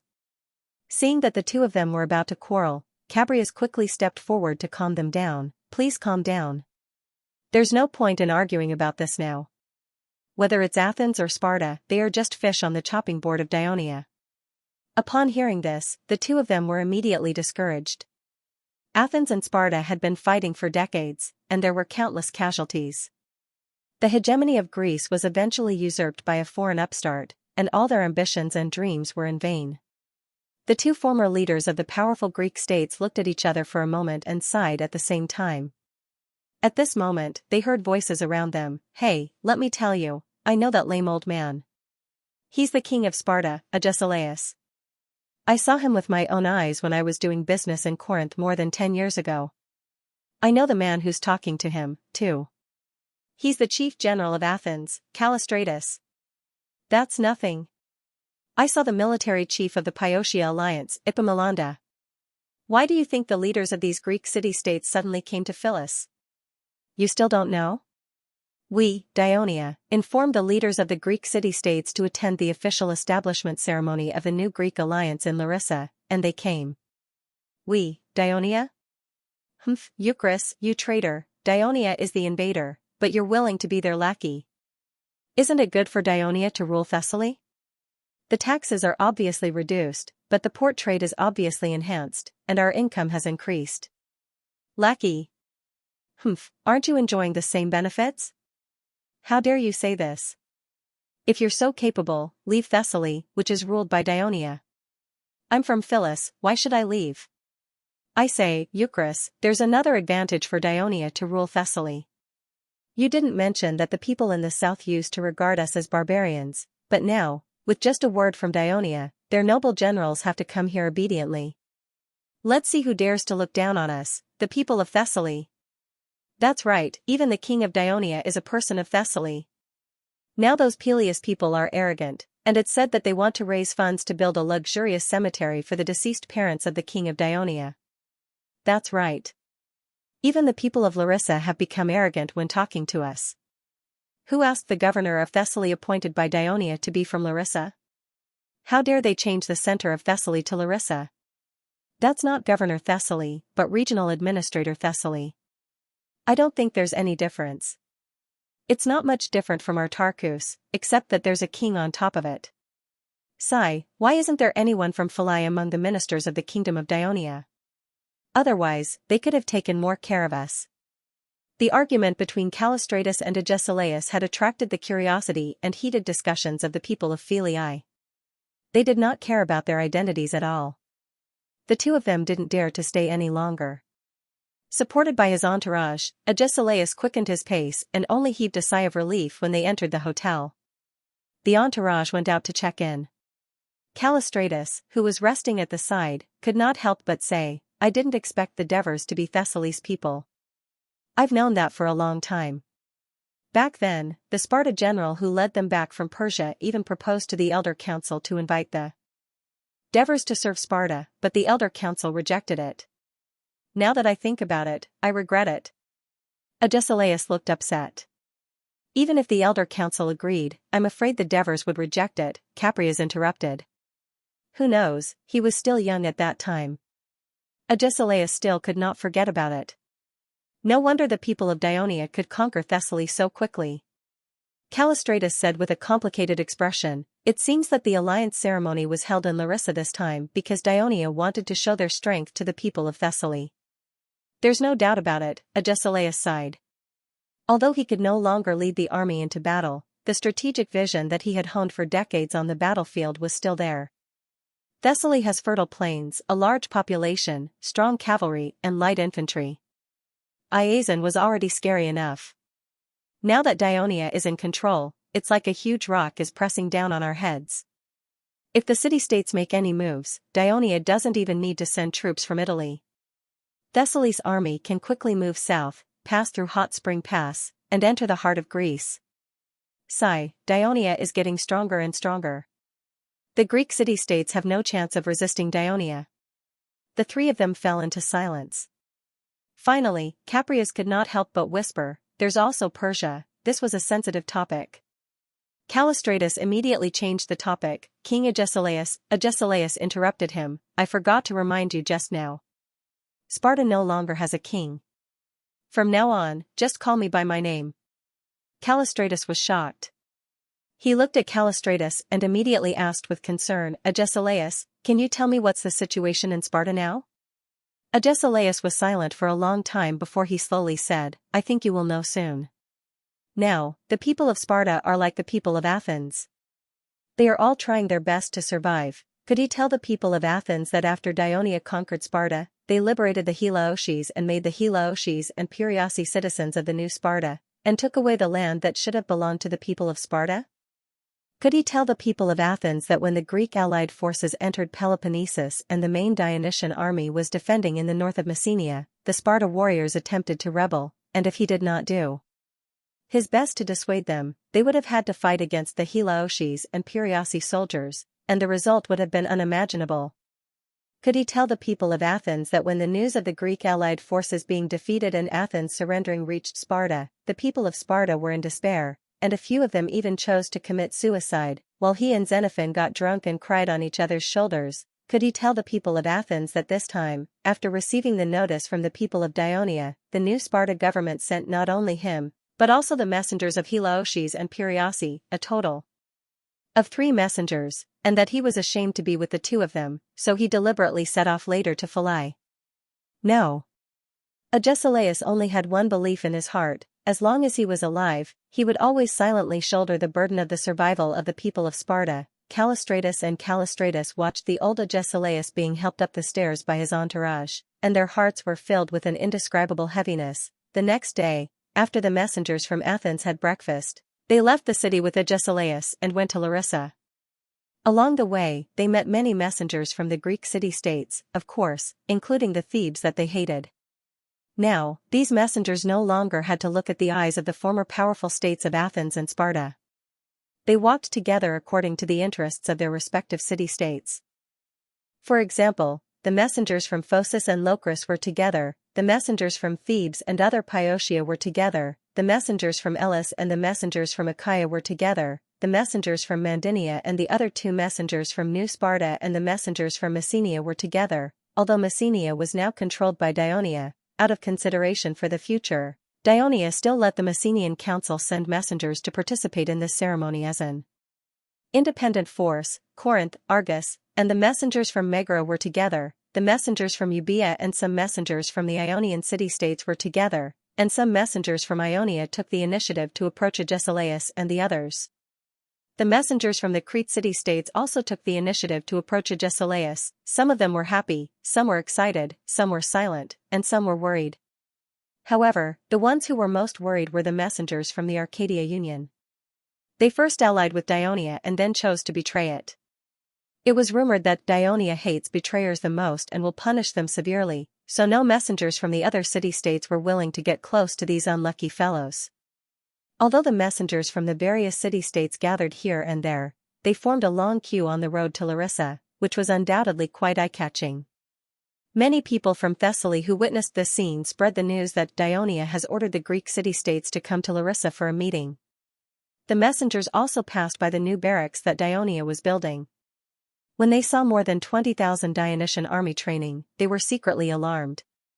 After the surrender of Athens, more than 100,000 troops and thousands of warships from Dionia returned to the western Mediterranean one after another, leaving only 3 legions stationed in Thessaly. The first reason was to continue to stabilize the order in Thessaly and strengthen the rule of Dionia here.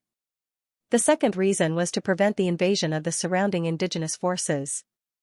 Of course, in the plan of the Ministry of Military Affairs, these regular legions would be replaced by the re-established border legion after a few months. With the development of military training in the Thessaly area and the establishment of its own legion, Thessaly would have sufficient defense capabilities. The barracks that the Greek messengers saw was only one of the ones built by the Dionia soldiers in Thessaly. After all, Thessaly was vast. Whether it was for the needs of military training or security defense, one barracks could not meet the requirements. Therefore, another barracks was also being built in the southern plains of Thessaly near the edge of the mountains. This way, it could ensure that the southern towns such as Pharsalus and Arcadia, as well as the citizens of Lamia in the south of the mountains, could participate in the military training in a timely manner. The barracks that Iazon originally built outside the city of Philae was located in the northeast corner of Thessaly's territory. Its location was too remote, so it was abandoned. The messengers entered the city of Larissa one after another, each carrying out their own diplomatic mediation. The ones in charge of this alliance ceremony were the Prince of Dionia, Cloto-Catax, and the regional governor of Thessaly, Helos. Both of them showed a positive attitude, received the messengers, and listened carefully to their opinions. Note: in history, the rebellion in Asia Minor was a major event in the later period of Artaxerxes' reign. The rebellion lasted for several years, greatly weakening the national strength of Persia. At the time of the rebellion, the army of Persia was attacking Egypt, which caused Artaxerxes' plan to recover Egypt to fall short of success. At that time, in order to resist the attack of the army of Persia, the pharaoh of Egypt hired many Greek soldiers. After the defeat in the Battle of Leuctra, Agesilaus, in order to raise funds and build an army to fight against the Thebes, which had become stronger, accepted the invitation of Egypt at the age of 70 and became the main leader of the Greek mercenaries. However, because he was not put in an important position, he turned to support the rebels in Egypt and drove out the original pharaoh. Due to the internal struggle in Egypt, the plan of Egypt to counterattack Persia and support the rebellion in Asia Minor was cancelled. This gave Artaxerxes a buffer, and finally, the rebellion in Asia Minor was quelled. On the 5th of January, the new Hellenic Alliance Conference was held. It was chaired by Clotho-Catax and assisted by Helos. Nearly 200 city ambassadors attended the conference. Even though the framework of the alliance had been established, the ambassadors still had a heated debate over some of the smaller details. On the 11th of January, the final agreement was finalized. The main contents of the agreement were as follows. First of all, the first clause was that Dionia, Athens, Sparta, Thebes, Argos, all the Greek cities voluntarily formed the new Hellenic alliance and voluntarily elected Dionia as the permanent leader of the alliance. After the establishment of the new Hellenic Alliance Conference, each city would recommend one of its citizens to become a member of the alliance. The change would take place every 3 years, but the member of Dionia would always be the chairman of the alliance. Members of the alliance were not allowed to wage war against each other. Otherwise, the alliance would form an army under the leadership of Dionia to suppress the initiator of the war. Any conflict between members of the alliance would be reported to the alliance conference. Dionia would form an investigation team to discuss and resolve the conflict. If a member of the alliance was invaded by an enemy, the alliance would form an army under the leadership of Dionia to repel the enemy and ensure the safety of the members of the alliance. If a member of the alliance wanted to wage war against an enemy, they could make a request to the alliance conference. If the alliance passed the request, help would be provided. If the request was not passed, the alliance would not ensure the safety of the territory. Furthermore, Dionia had a veto. If other cities wanted to join the alliance, they would have to obtain the consent of the alliance conference. However, Dionia had a veto. In addition, under Dionia's deterrence and strong insistence, the new Hellenic alliance also confirmed the areas of influence of the main members of the alliance. Recognizing Athens as the entire Attica peninsula, including Ina and Salamis Island. Recognizing Sparta as Lagonia, including Caesarea Island. Due to Argos' timely surrender at the end of the Greek War and actively sending troops to assist the Dionysian army, Dionia returned Tisha, which Sparta had occupied for hundreds of years, to Argos. At that time, Sparta was still worried about their own fate and did not have the heart to object. Affirmed that Thebes will establish the Piosa alliance, which will be led by Thebes. This alliance will include the entire Piosa region, including Oropus.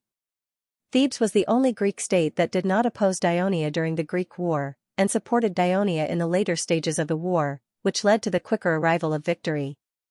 Of course, Dionia had to repay the alliance conference by fully satisfying the dreams of Pelopidas, Epaminondas, and other leaders of Thebes. However, regarding the assignment of Oropus to Thebes, the emissaries of Athens, led by Callistratus, strongly opposed it. They believed that Oropus had always been close to Athens and viewed Thebes as an enemy. Oropus had always been considered a part of Attica and should be assigned to Attica instead of Piotia. As Pelopidas also strongly argued, this issue was debated endlessly during the negotiation process. In the end, Clotho-Catax mediated.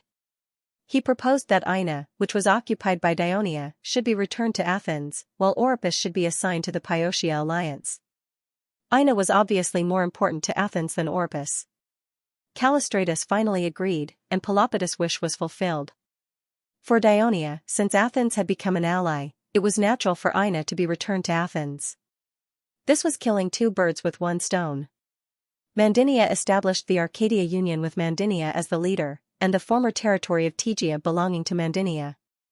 This was the biggest reward that Clotho-Catax gave to Mandinia, who had always firmly supported Dionia in the war, and also fulfilled his previous promise.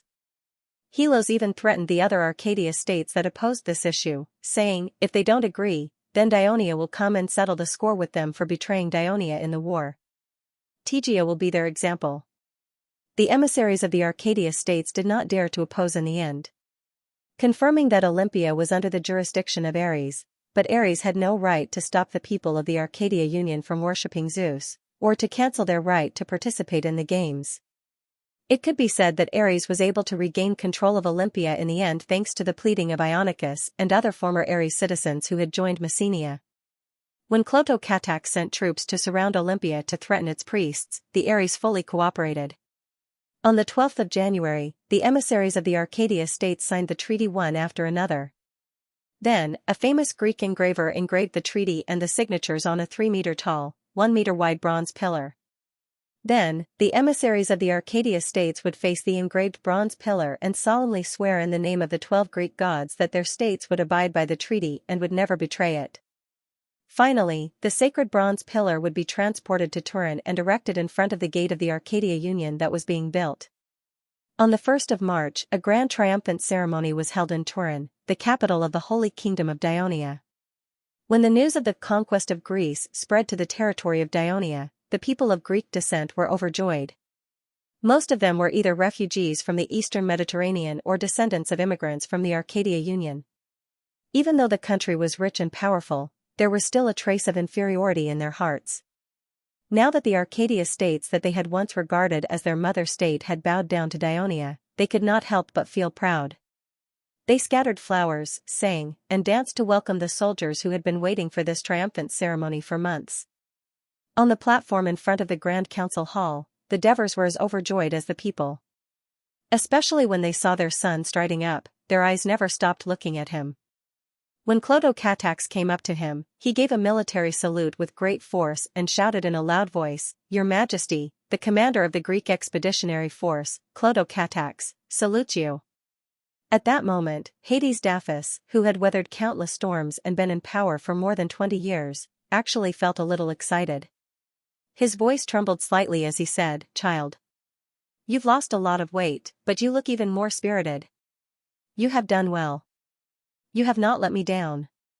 His father's kind words melted away the perseverance that Clotocatax had trained for more than half a year.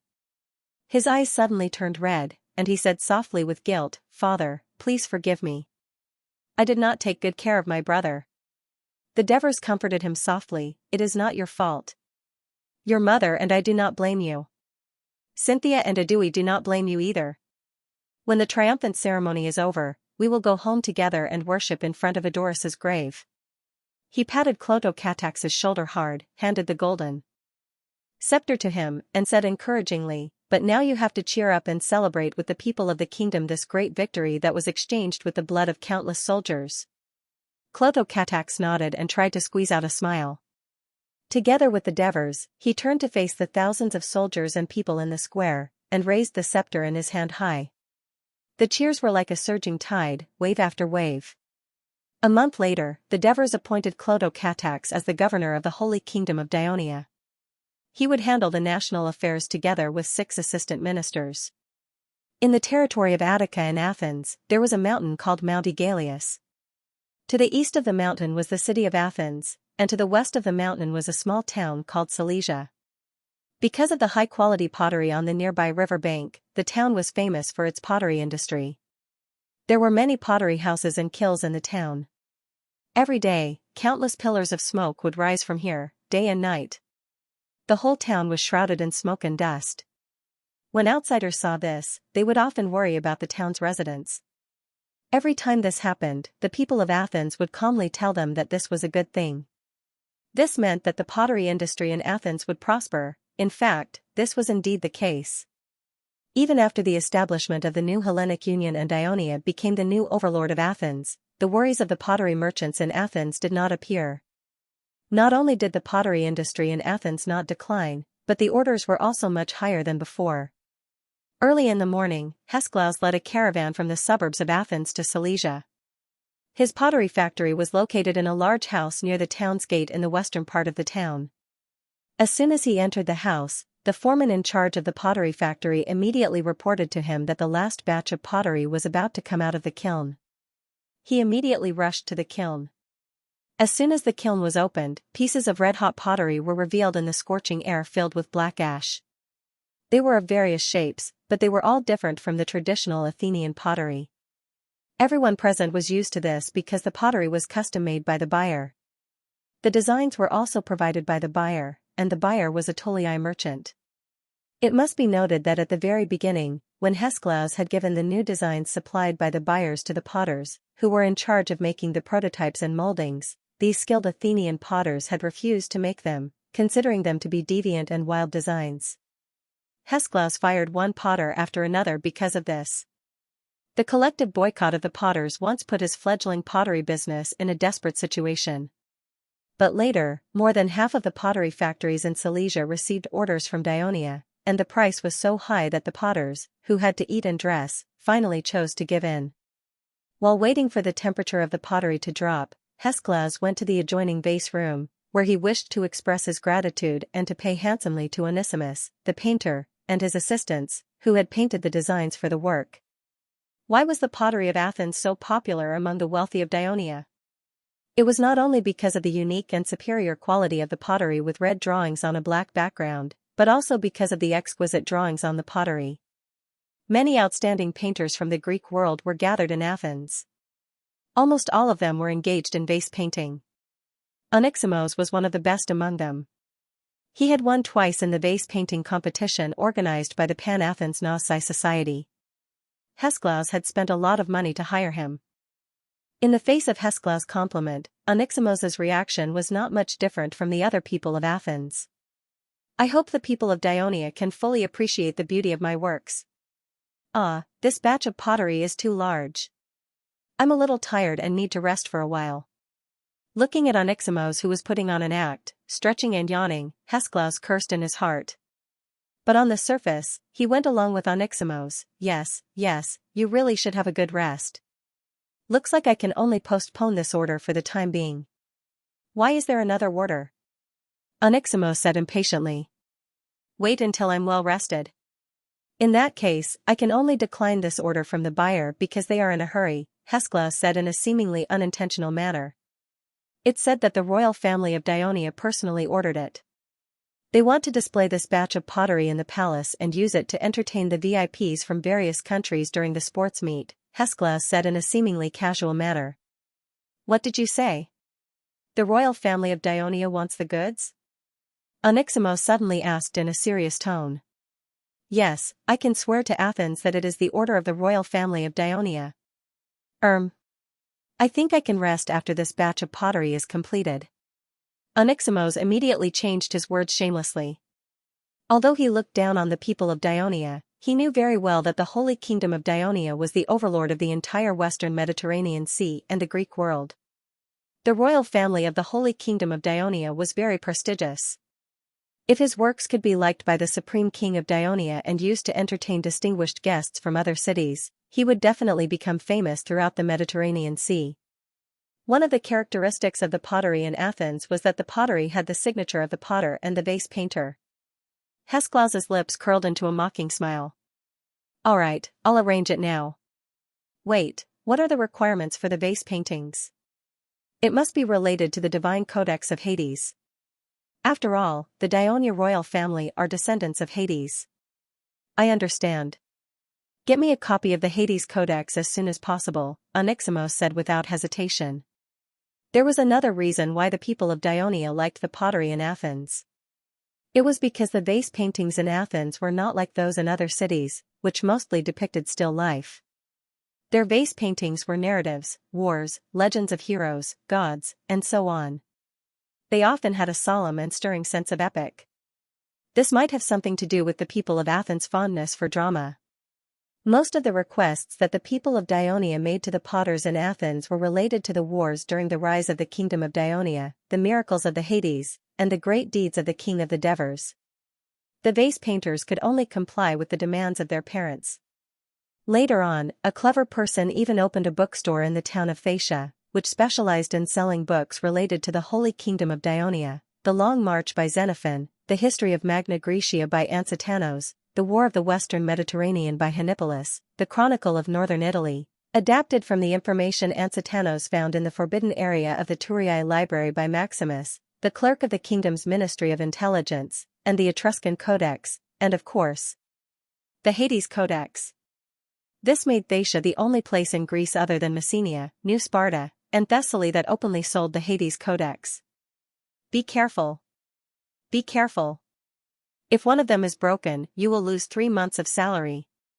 The foreman kept reminding the slaves who were carrying the pottery. Pieces of exquisite pottery were put into wooden boxes covered with straw and thick wool. Before leaving, Hesklaus repeatedly told the foreman to start the production of the next batch of pottery as soon as possible, but he must strive for perfection and not make any mistakes. There was a port not far from Phaeacia, which specialized in the transportation and export of pottery, but Hesklaus still transported the pottery back to his house in the suburbs of Athens first. Although it was his house, it was actually a long-term rental, because Hesklaus was a foreigner and had no right to buy real estate in Athens. If it was 4 years ago, Hesklaus would not have the courage to settle down in Athens and do business, because he was a small merchant from Thessaly, which was once regarded as a barbarian land by the people of Athens. However, Thessaly became a region of the Holy Kingdom of Dionia, and the Thessaly people became citizens of Dionia. Hesklaus was fortunate enough to know a Thurii merchant, and with his help and support, he moved his family to Athens to engage in the pottery industry. Athens was an open city-state, and there were a large number of foreigners in various industries, but most of them were of low status. Although the citizens of Athens hated Hesklaus's identity, his identity as a citizen of Dionia ensured that the judge would not be too partial to the locals when he was in trouble. Of course, he also had to abide by the laws of Athens. In addition to paying a certain amount of taxes and the occasional public donation, as a foreign merchant, he also had to pay a small market tax that the citizens of Athens were exempted from. Of course, these fees were only a drop in the bucket compared to the profits he earned. The most reassuring thing was that because of his identity, he would not be recruited by the government of Athens as a heavy infantry. Of course, since the establishment of the new Greek Union, there had been no more wars in Greece, and the days of fear for the people had passed. Now, Hesklaus had no desire to return to Thessaly, and preferred to stay in Athens, which was full of business. In the evening, Hesklaus held a banquet at his home and invited several Thessaly merchants who were doing business in Athens like him. Everyone sat at the banquet, eating delicious food, drinking wine, and talking about the great changes that Dionia had brought to Thessaly over the past few years. Not to mention anything else, the format of their banquet had changed greatly. It was no longer like a traditional Greek banquet, where each guest had a bed, and they could eat, drink, and talk while lying down. Instead, they sat on wooden chairs with their own dining table in front of them. This was due to the increasing interaction between Dionia and Thessaly, as well as the migration of some native Dionia citizens to the Thessaly plains. The people of Thessaly originally had a sense of inferiority when compared to the native Greece in the south. Now that they had become citizens of Dionia, although this sense of inferiority was gradually disappearing, another sense of inferiority was quietly growing, and that was when they were facing the native citizens of Dionia. Therefore, the people of Thessaly, who had close contact with the native Dionia, had been trying their best to learn. For example, the merchants had been trying their best to imitate their customs in order to shorten the distance between them and the native Dionia. The atmosphere of the banquet was very lively, and everyone drank a little too much. Hesklaus even called his eldest son, Lilias, and drunkenly told him that he would take him on a boat to Thurii the next day. The 9-year-old boy was so excited that he did not sleep well that night. In the end, the next morning, Hesklaus, who had woken up from his drunken stupor, could not remember anything. Lilias cried and threw a tantrum. Finally, under the persuasion of his wife, Hesklaus had no choice but to nod his head in agreement. After breakfast, he brought his son and led the pack to the port of Piraeus. Piraeus was the largest trading port in the eastern Mediterranean. Every day, thousands of cargo ships entered and left the port. It was unusually prosperous. Hesklaus came to a remote dock. Although it was still early, the dock was already full of cargo ships. The ground was filled with all kinds of goods, and countless dock laborers and slaves were busy moving goods onto the ships. Fortunately, at the banquet last night, a few Thessaly merchants had agreed to set off for Thurii today. They had already booked the cargo ships and found the laborers. The port of Piraeus had a rule that no one who did not belong to the port was allowed to enter the dock to avoid disrupting the order of the dock and causing losses. Hesklaus hurriedly asked the laborers to carefully move the wooden boxes of pottery to the dock's warehouse one by one. Then, the laborers' foreman brought him into the warehouse. In the middle of this huge room, which was also filled with goods, was the office of the port officials of Athens. After confirming the type and quantity of goods that Hesklaus wanted to ship out of Athens, they asked Hesklaus to register and sign. Then, after calculating the value of the goods according to the market price, they asked him to immediately pay a 1/10 tax on the exported goods. According to the rule of Athens, no matter if it was exported or imported goods, they had to pay 1/10 tax. It was simple, crude, and convenient. However, the tax was too high, which naturally led to the high selling price of the goods. If the goods were not sold well, the owner would face losses. Hesklaus brought a large amount of silver Hades coins with him.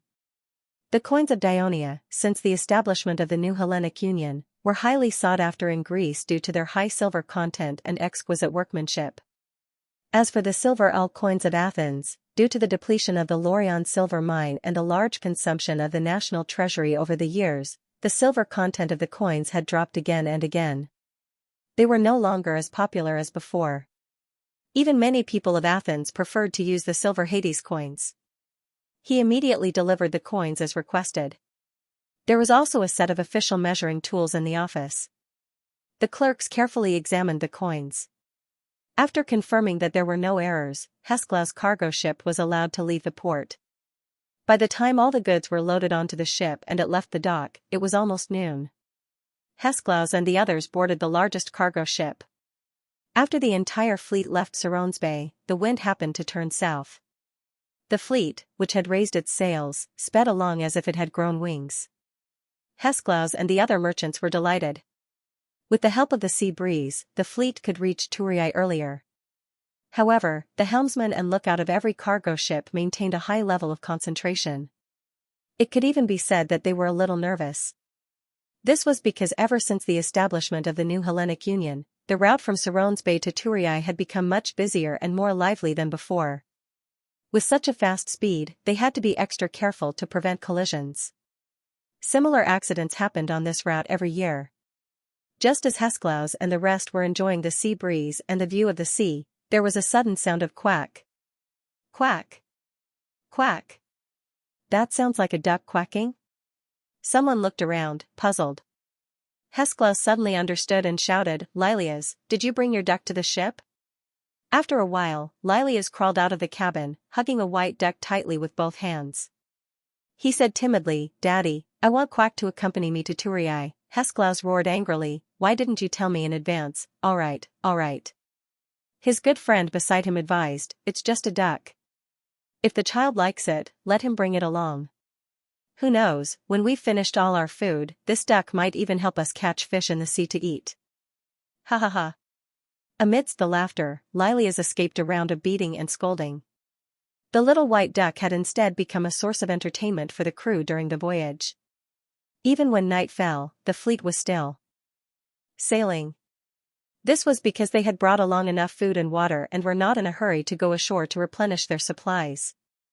Moreover, ever since Dionia had taken control of the Greek mainland, they had taken many measures to strengthen the trade between the mainland of Greece and Dionia. One of the most important measures was to ensure the convenience of the sea route. For example, the entire route was subdivided into more than 10 regions, with supply points set up at regular intervals along the coast of each region. In each region, there must be warships patrolling day and night to combat pirates or search for shipwrecked crew members. In each region, the coastal towns or city-states must expand and improve their own ports, especially the construction of lighthouses. Therefore, even when sailing at night, the safety was greatly improved. Even a novice sailor would not be too nervous, because they would be greeted by patrol ships from time to time and would see lighthouses on the distant coast. Then, according to the Dionia, Greece nautical chart in their hands, the Ministry of Commerce of Dionia, under the instructions of the Devers, hired some crew members who traveled between the eastern and western Mediterranean, and at the same time, invited the Ministry of Military Affairs to send cartographic experts. After countless explorations and corrections, they finally drew a relatively detailed nautical chart, which was then sold to the public. It was very popular among merchants and crew members, and the supply could not meet the demand, and they could roughly determine their location and whether there were any hidden reefs around them. Even if the ship was suddenly damaged or there was a lack of food and water, they could follow the instructions of the lighthouse and the map to try their best to reach the nearest supply point or port. Therefore, Hesklaus's fleet sailed day and night, bypassing the entire Peloponnesus peninsula without stopping to rest. It only took them 2 days to reach Kikira Island. After the Greek War, Dionia withdrew from some islands, such as Zakynthos, Kephallonia, Kazira, Ina, and so on. However, there was only one island that they did not give up, and that was Kikira Island. This small island was repeatedly fought over by Athens and Sparta during the War of the Thebes. Its people were already extremely afraid of war. Under the temptation of some people, they volunteered to join Dionia. Of course, the Devers were more than happy to do so. Today, Xianxia Island not only had a number of well-equipped ports, but also a military port belonging to the First Fleet. Hundreds of warships were permanently docked there, and there were 2,000 fleet infantrymen stationed there. Xianxia Island had become the first bridge for the Kingdom of Dionia to control the mainland of Greece. For the Greek merchants, it was the last rest stop to the mainland of Dionia. The people living on Xianxia Island also benefited a lot from this. The crew took a short rest on Xianxia Island, then continued to sail westward, across the Adriatic Sea, and into the Gulf of Thurii. A few years ago, someone in the Senate suggested, how can this bay in southern Italy be named after a municipality under the kingdom? This often puzzles foreigners who come to the kingdom for the first time. This bay must be named after the capital of the kingdom, Thurii, in order to show its importance and the majesty of the kingdom. The proposal was quickly passed, and the Gulf of Taranto was renamed. In the early morning of the fourth day after departing from the port of Piraeus, the fleet of Hesklaus had arrived at the coast of Thurii. Lirias had lived in Athens for several years, and he had always thought that the bustling port of Piraeus was the largest port in the world. But when he looked at the coast of Thurii from the ship, he was stunned because he could not see the coast at all. From the south to the north, all he could see were ships. The densely packed masts had turned the coast of Thurii into a lush forest.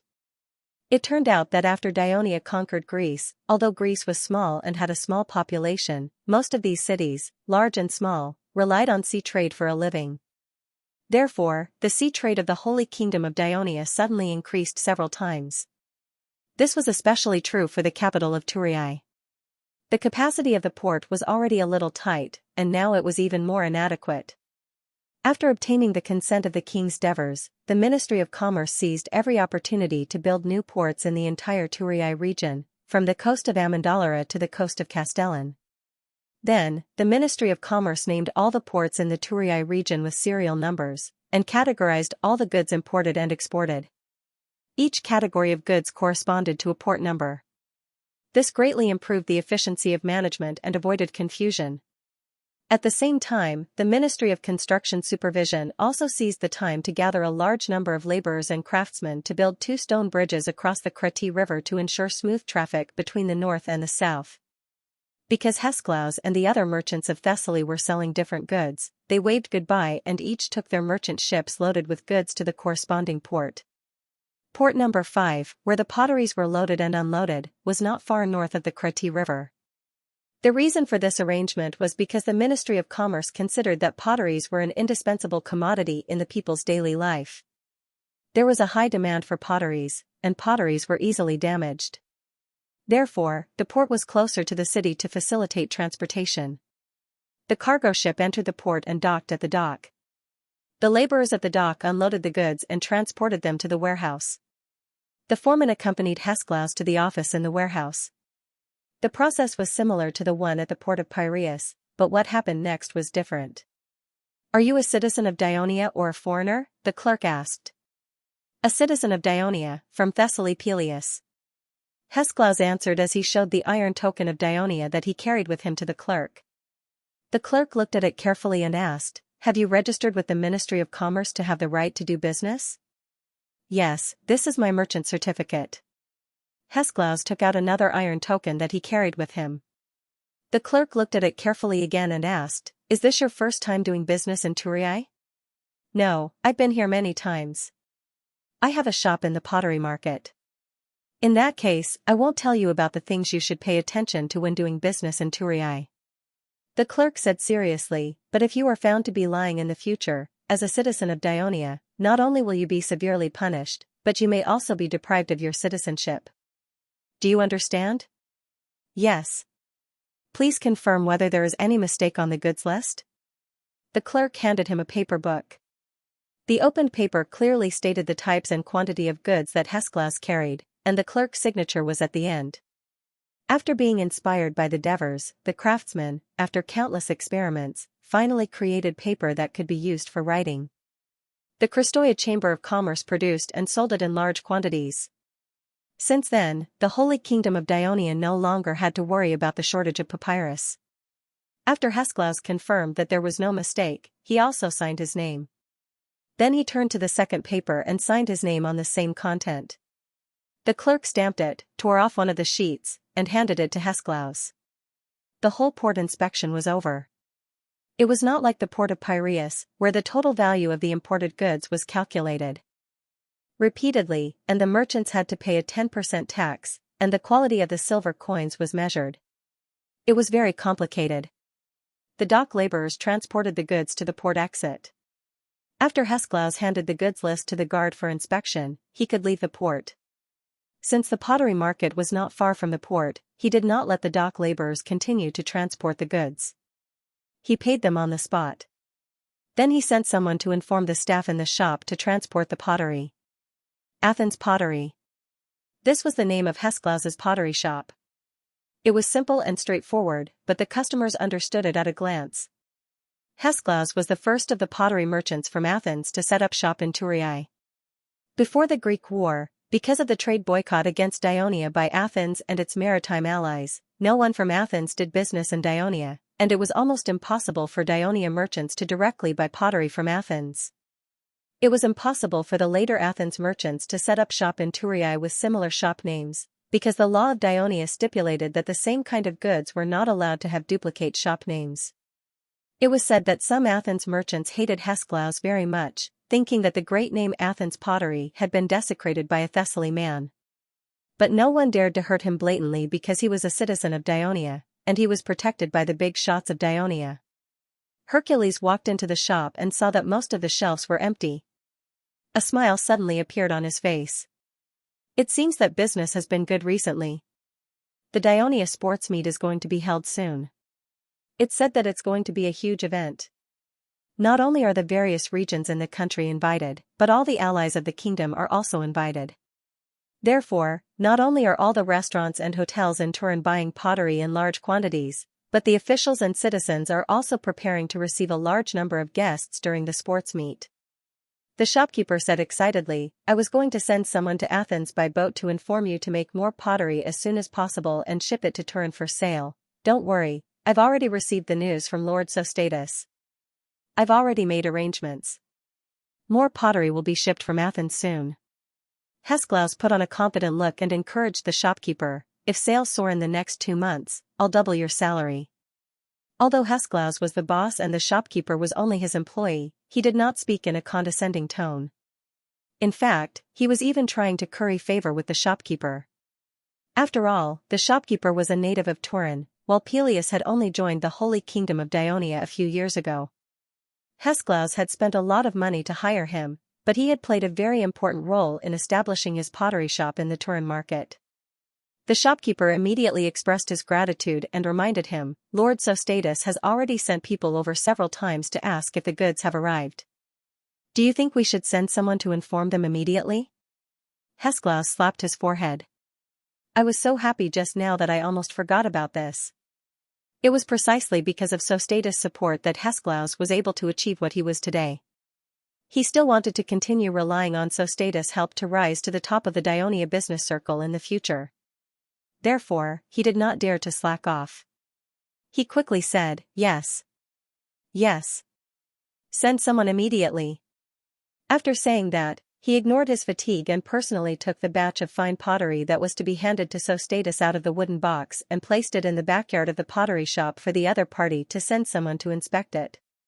Unexpectedly, after noon, Sostatus still hadn't sent anyone, and Hesklaus didn't dare to leave. As a result, his plan to take his son to the nearby Christoia restaurant for a sumptuous meal was ruined. He could only get the shop assistant to buy a few pieces of bread for him to eat. For this, Lilias cried and made a fuss while hugging the duck, and was even reprimanded by him. In the afternoon, Sostatus's men came with good news. He was invited to Sostatus's banquet in the evening. Hesklaus was so happy that he danced with joy, and his previous resentment immediately disappeared without a trace. Of course, before that, both parties still had to complete the formal procedures for this transaction. The seller would list the price of the goods, the buyer would pay, and then the seller would take out the payment slip he had received from the management office of the pottery market. After all, it was made of paper, and currently, only the Christoia Chamber of Commerce in the Holy Kingdom of Dionia could make it. The seller would fill in the type of goods, quantity, and price of the goods for sale. Both parties would sign the form in duplicate, and the buyer would take one of the copies to the management office of the pottery market to receive a certain amount of tax refund. The buyer would then leave the payment slip with the management office as proof of tax collection at the end of the month. The Ministry of Commerce of Dionia adopted this method so that the people of Dionia would take the initiative to ask for payment slips from the merchants when they purchased goods and hand them over to the market management office in exchange for extra money. In fact, the tax refund they received had already been added to the price of the goods and returned to the kingdom's Ministry of Finance at the end of the month. In addition, the Ministry of Commerce also stipulated that the people could report the merchants who refused to give the payment slip, and the management office would heavily punish them, and part of the money from the fine would be rewarded to the people who reported it. In addition, if the buyer and the seller did not go through the formal purchase procedures, but instead engaged in a shady business transaction, the people could report it. Once it was proven, the people who reported it would also be rewarded. Due to these strict measures of the Ministry of Commerce, most people who did business in Dionia would follow the rules. After all, if they broke the law for a small profit, they would face confiscation of their property, or even being permanently disqualified from doing business in Dionia, or even being expelled from the kingdom. That would be too much of a loss. Therefore, even though Sostatus had a share in Hesklaus's pottery factory in Athens, he still followed the formal purchase and sale procedures to avoid being reported by people who did not know what was going on. However, compared to the traditional Greek tax collection method led by Athens, the Holy Kingdom of Dionia's tax collection method was obviously more beneficial to merchants and could promote the development of business. Therefore, when the trade between Dionia and Greece was fully launched, many Greek merchants were more willing to settle down in Dionia and do business. Of course, there were also Greek city-states that tried to use this better method to collect taxes, but due to the limited power of the country, they eventually gave up. Although Hesklaus had opened his shop in Thurii for more than 2 years with the support of Sostatus, it was the first time he was invited to his house. To be cautious, he decided to prepare in advance and arrive early to show his respect. After dressing up meticulously, he put on brand new clothes and bought gifts. Of course, he left the duck in the shop with Lirias and was ready to set off. As the pottery market was a little far from Sostatus, and there was a lot of people on the way, and it was early June, the weather was hot. By the time he arrived at his house, he would be drenched in sweat and covered in dirt. Therefore, Hesklaus took the shopkeeper's suggestion and hired a sedan chair. Sostatus's mansion was in the eastern outer city, very close to the inner city of Thurii. Back then, he took the initiative to hand over the mansion left by his father, Cunigarata, to the kingdom so that the kingdom could settle the hacker brothers who came to Thurii. Therefore, the Devers were very grateful and specifically instructed the Thurii city hall to not let Cunigarata's son suffer losses. Based on the difference in land prices between the inner and outer city at that time, Sostatus finally exchanged for a large piece of land in the outer city. He built the entire piece of land into houses and divided it into 2 mansions, one for himself and the other for his brother. Both mansions were twice the size of the senator's mansion. "Welcome! Welcome!" When Sostatus heard the servants' report, he personally came to the door to welcome them. "Lord Sostatus, this is my first time attending a banquet in your mansion. I was afraid that I might be late because I don't know the way, so I came a little early. Please forgive me," Hesklaus said respectfully. In fact, Sostatus was only the president of the Thurii Chamber of Commerce and a member of the Thurii City Council. He did not hold any official position. Strictly speaking, the title Lord was not appropriate for him. However, in recent years, the people of Dionia had gradually used this title on some of the more respectable celebrities in society, causing the term to become more common. "It's fine. There are a few guests who came earlier than you." Sostatus waved his hand. Then, when he saw Lirias behind Hesklaus, he immediately bent down and asked with a smile, "Little friend, what's your name?" Lirias shyly hid behind Hesklaus. Hesklaus quickly explained, "Lord, this is my son, Lirias. This time, he insisted on coming to Thurii with me. I did not dare to leave him alone, it's fine." "I already said that he could bring his family," Sostatus said disapprovingly. He then lowered his head and teased Lyria's, "Hey, little fellow, if you call me uncle, I'll give you something good." When Lyrias heard this, he mustered up the courage to call out, "Hello, uncle."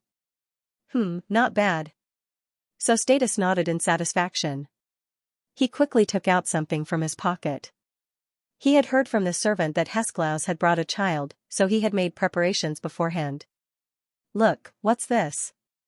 Lyria's eyes widened as he looked at the item in Sostatus' hand. It was a gold-plated statue the size of a palm. He had handsome features and a determined expression.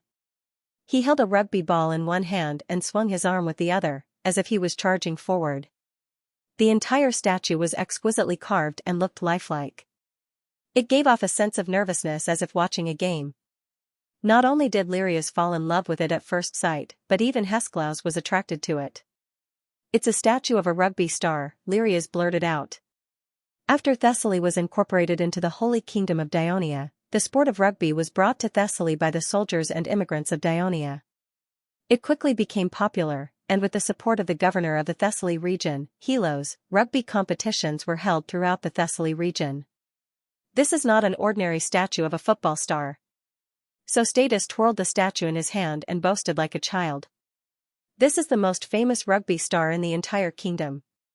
He set the record of scoring a touchdown in 5 consecutive national rugby finals. He's the third son of the great king of Devers, Prince Antibris. He's also the most popular football star among the children. Furthermore, this statue was personally carved by the best sculptor in the kingdom, Erex. He's also the son-in-law of the king of Devers. Due to the complicated manufacturing process, the production of this statue is very low. It's very difficult to buy it on the market. After saying that, Sostatus stuffed the statue into Lyrias's small hands. "Now it's yours." "Thank you, uncle." Lyrias's thanks came from the bottom of his heart. He couldn't wait to start fiddling with it. This is too expensive." Hesklaus instinctively wanted to decline. "It's just a small toy." Sostatus didn't seem to care at that moment. He turned around and said to his servant, "Call Sosicles over." Then, he led the father and son into the courtyard as he said, "The quality of the pottery you brought over this time is very high. It'll definitely be liked by the nobles in the inner city. Thanks to you, my pottery shops in the inner city are now very famous. Many merchants are asking about the source of my pottery. If it wasn't for your help, I wouldn't be who I am today." Hesklaus quickly expressed, "I'm willing to serve you forever." "Hey, we're helping each other out. No one has to serve anyone," Sostatus said straightforwardly. "If one day you want to develop independently, no problem. Just tell me. My father once told me, the more friends, the wider the road. I've always kept that in mind and followed it. That's why I'm where I am today. Even if you want to be independent in the future, I'll still support you. We're still friends and can still help each other." I wouldn't dare." Hesklaus quickly said, but he kept Sostatus' words in mind. "Let's get down to business." Sostatus' expression suddenly became serious. "My pottery shop in the inner city is very famous. Even His Majesty the Devers knows about it. That's why he ordered a batch of pottery from me. The order I sent you 7 days ago was for the goods he wanted. You must use the best clay, the best potter, and the best vase painter according to my requirements. Make the most exquisite pottery in the shortest time possible and send it to Turris. If His Majesty is satisfied. Think about it, we might become a pottery merchant specializing in supplying the royal family. By then, the whole kingdom and its allies will be proud to own our pottery. More importantly, if His Majesty is satisfied, I'll mention that you're from Peleus and from his hometown. He'll definitely look at you differently. Don't you think so?" Hesklaus' jaw dropped. He was stunned. He didn't expect the order to be so important to him. He had already paid enough attention to it, but it seemed like it was far from enough. He immediately said, "I'll rush back to Athens tomorrow and personally supervise the workers to make the best of the best." Sostatus nodded and comforted him. "You don't have to worry. The sports meet will only be held a month later. There's still time. I've already bought the tickets for the opening ceremony and some important competitions. You don't have to worry about it. Just focus on this matter. Oh, and this little guy, Sostatus patted Lilia's head. Don't let him go back and forth. Just stay at my house. I'll get someone to take care of him. Okay. Hesklaus agreed without hesitation. Lirias raised his head and looked at the two blankly. He had only been playing with the statue and did not know what had happened. At this moment, a youth ran over. Father, why did you call me here? You came just in time. Sostatus waved his hand. This is Uncle Hesklaus, my partner. Hello, Uncle Hesklaus. The young man immediately greeted him politely. At the same time, Sostatus pointed at him and introduced, this is my second son, Sosicles. Hesklaus was a little embarrassed because he hadn't prepared a special gift for the children of Sostatos. He pointed at Hesklaus's son and said, this is your uncle's son, Lilias. He will be staying at home for a while. As the young master, you are responsible for taking good care of him. Make sure he has a good time in Turii, understand? Understood, father. Sosicles stepped forward and quickly pulled Lirias into the inner courtyard. Sir, this. I'm sorry to trouble you. Hesklaus said, a little touched. I have 3 children. One of them died of illness. When he was young. Sostatus casually began to talk about his family matters. I only have 2 left. The eldest was influenced by his uncle and doesn't want to be a merchant. He wants to be a soldier and is now an officer in the border army stationed in Thessaly. There was a riot at the border army in the Periva region. The Ministry of Military Affairs learned a lesson from this and stipulated that all officers of the border army must be regular Daionia officers to ensure the army's absolute loyalty to the kingdom. 4 years ago, I went to Thessaly mainly to visit him. In the end, thanks to Hades, I found you, a very capable merchant, sir, you flatter me. Hesklaus was a little embarrassed. Of course, he didn't know that Sostatus went to Thessaly to visit his son. More importantly, he wanted to open up a business channel between Thessaly and Daionia. As Helos was his brother-in-law, it was convenient for him to do things in Thessaly. It was only a coincidence that he met Hesklaus, a pottery merchant. Although Hesklaus was indeed capable, Sostatus valued his background more because he was from Peleus. So, I can only pin my hopes on Sosicles, hoping that he will inherit my family business in the future. Sostatus said as he led Hesklaus into the dining hall in the front yard. The dining hall was large and had many tables, but there were only a few people chatting with each other. Come, let me introduce you, Sostatus said with a smile. This is Hesklaus from Thessaly. This is Ascaris from Myrcenia. This is Ionidas from New Sparta. This is Androgeades from the Arcadia Union. After Sostatus finished the introductions, the 4 of them realized that they had something in common. All of them came from regions and alliances that joined Daionia after the Greek War. They were all newcomers to the huge business network established by Sostatus. No wonder they came so early. They immediately felt a sense of familiarity with each other. Just as everyone was shaking hands and greeting each other, Sostatus's trusted servant hurried in and whispered a few words in his master's ear. Sostatus immediately took his leave and strode towards the courtyard gate. At this time, his butler had already respectfully welcomed a skinny, spirited old man. Sir Dios, I didn't expect you to be the first guest to arrive. Sostatus's chubby face was like a blossoming flower. Welcome, welcome. Your presence brings light to my humble dwelling. As a businessman, the most important thing is to be punctual and trustworthy, Dios said seriously. We've agreed to arrive at dusk, so it should be. Anyone who's late tonight will be punished with drinking. I'll definitely carry out Sir Dios's orders. Sostatus said with a grin. The banquet won't end until the latecomers are all drunk. But Sir Laus, shouldn't you be punished with drinking as well? I came so early, why should I be punished with drinking? Dios pretended to be confused. Your son Axicus has married Princess Avia. This is a joyous occasion. Sostatus said angrily. You actually held the wedding in secret and didn't invite us for a banquet to celebrate. You've even been hiding all this time. Is it because you've become a relative of His Majesty that you think you have a higher status and look down on us old brothers? Don't spout nonsense. I've already made it clear to you last time. It's not that I don't want to celebrate. It's because Princess Agnes and Princess Avia don't want the wedding to cause a commotion, so His Majesty specially instructed me to do so. I was also very depressed. After they attended the wedding ceremony, they directly hid in the palace. When the wedding was held on the Hill of Kings, only my family was allowed to go.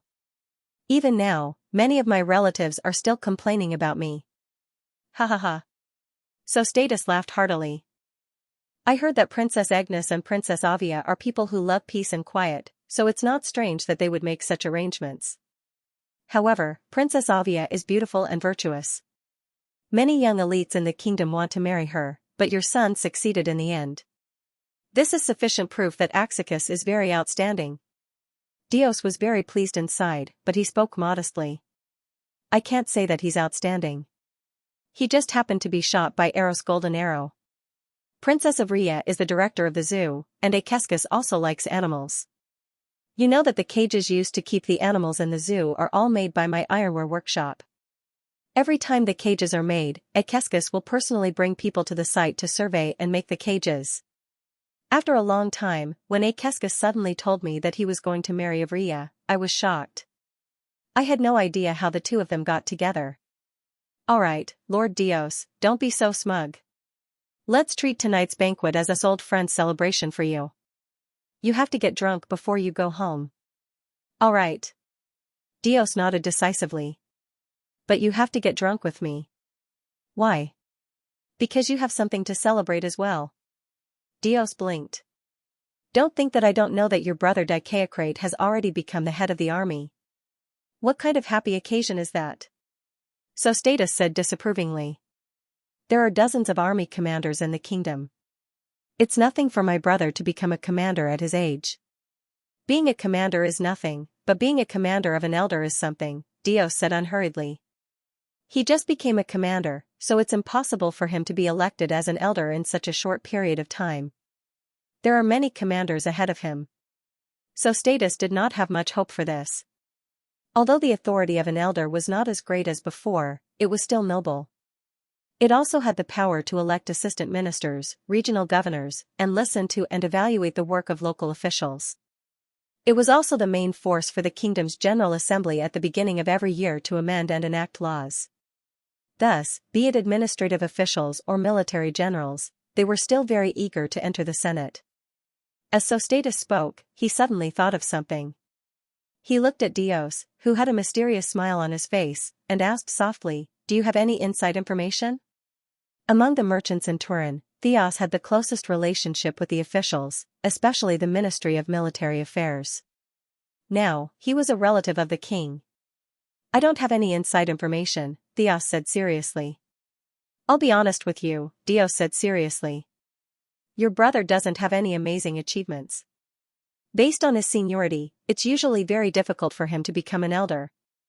But because of you, he has a very high chance of becoming an elder. Me? So Status was confused. Theos reminded him softly, "You've been a great help to the expansion of the kingdom. Take the war in Greece for example. In order to transport troops to Greece and Thessaly, you organized a large number of ships. You helped the Ministry of Military Affairs in the later stages of the war. As the chairman of the Turin Chamber of Commerce, you organized many merchants to buy a large amount of food from the kingdom. You helped the Ministry of Military Affairs get through the difficult times. You also did this during the war in Gaul. The Ministry of Military Affairs won't forget it.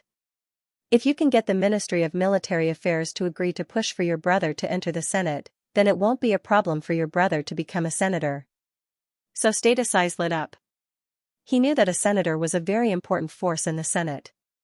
If he could get the support of the Ministry of Military Affairs, it would definitely be a success.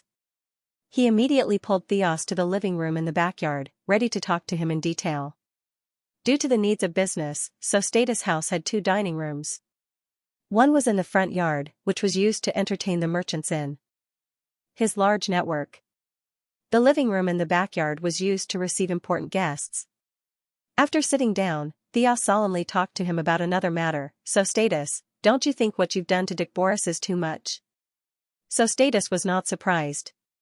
He was prepared for Theos to bring up this matter, and he immediately defended himself. "You've definitely wronged me. I have no grudge against Lord Dickboris. On the contrary, I respect him very much. He was the one who gave me the position of president of the Turian Chamber of Commerce.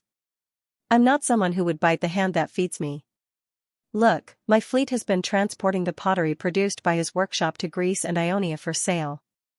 The sales increase every year, helping him expand the market and earning him a lot of money. If I had a grudge against him, would I do that? Theos muttered to himself, but you also transported pottery from Athens and sold it in Turian. Now, many officials and rich people are more willing to buy your pottery, causing the sales of Dickboris pottery in Turian to plummet. So status, our Chamber of Commerce has a rule that prohibits malicious competition between members of the Chamber of Commerce. As the current president of the Chamber of Commerce, you should set a good example. Hearing that, Sostatus suppressed the rising anger in his heart and said rather bluntly, Lord Theos, I know that you and Dickboris are good friends, but you can't just ignore the facts and speak for him. The pottery I sell is more than twice the price of his pottery. How can this be called malicious competition? And it's because of him that I don't import too much pottery and only sell it in Turian. This is the biggest concession I can make, but he's still dissatisfied. What else does he want me to do? Theos hesitated for a moment and sighed. We've been friends for decades, and you're a wealthy merchant who distributes so many kinds of goods. Why do you have to make the relationship between the two of you so stiff because of pottery? Theos, I've always respected you, but what you said today is wrong. Sostatus's anger was evident in his words. You're all looking forward to me selling a large amount of your goods to the Eastern Mediterranean, but you won't allow me to bring the goods from the Eastern Mediterranean to the Kingdom of Turian. What kind of logic is this? If you really want to do this, I'll go see His Majesty the Devers and tell him that Dickboris and you strongly request that goods produced outside the Kingdom of Turian cannot be sold in Turian. That's not what I meant. Theos hurriedly explained. Look, ever since you brought the pottery of Athens into Turian for sale, not only are the upper echelons of the kingdom willing to use it, I heard that even His Majesty wants to buy from you. This is bound to become a trend. If this continues, Dickboris's pottery sales in the kingdom will inevitably decline. You know that Dickboris has pottery workshops in many towns in the kingdom. When that happens, it will be difficult for him to maintain such a large scale, and he may even face bankruptcy. Sostatus put on a solemn expression and said, after the Greek War, His Majesty had the Ministry of Commerce gather the heads of the chambers of commerce in all towns for a meeting. During the meeting, he specifically mentioned that the Greek merchants who want to do business in the kingdom should not be excluded or suppressed, but should be given as much help as possible. After the meeting, I specially summoned you to convey the message. You and Dickboris both expressed your full support at the meeting. Do you still remember this? Theos nodded helplessly.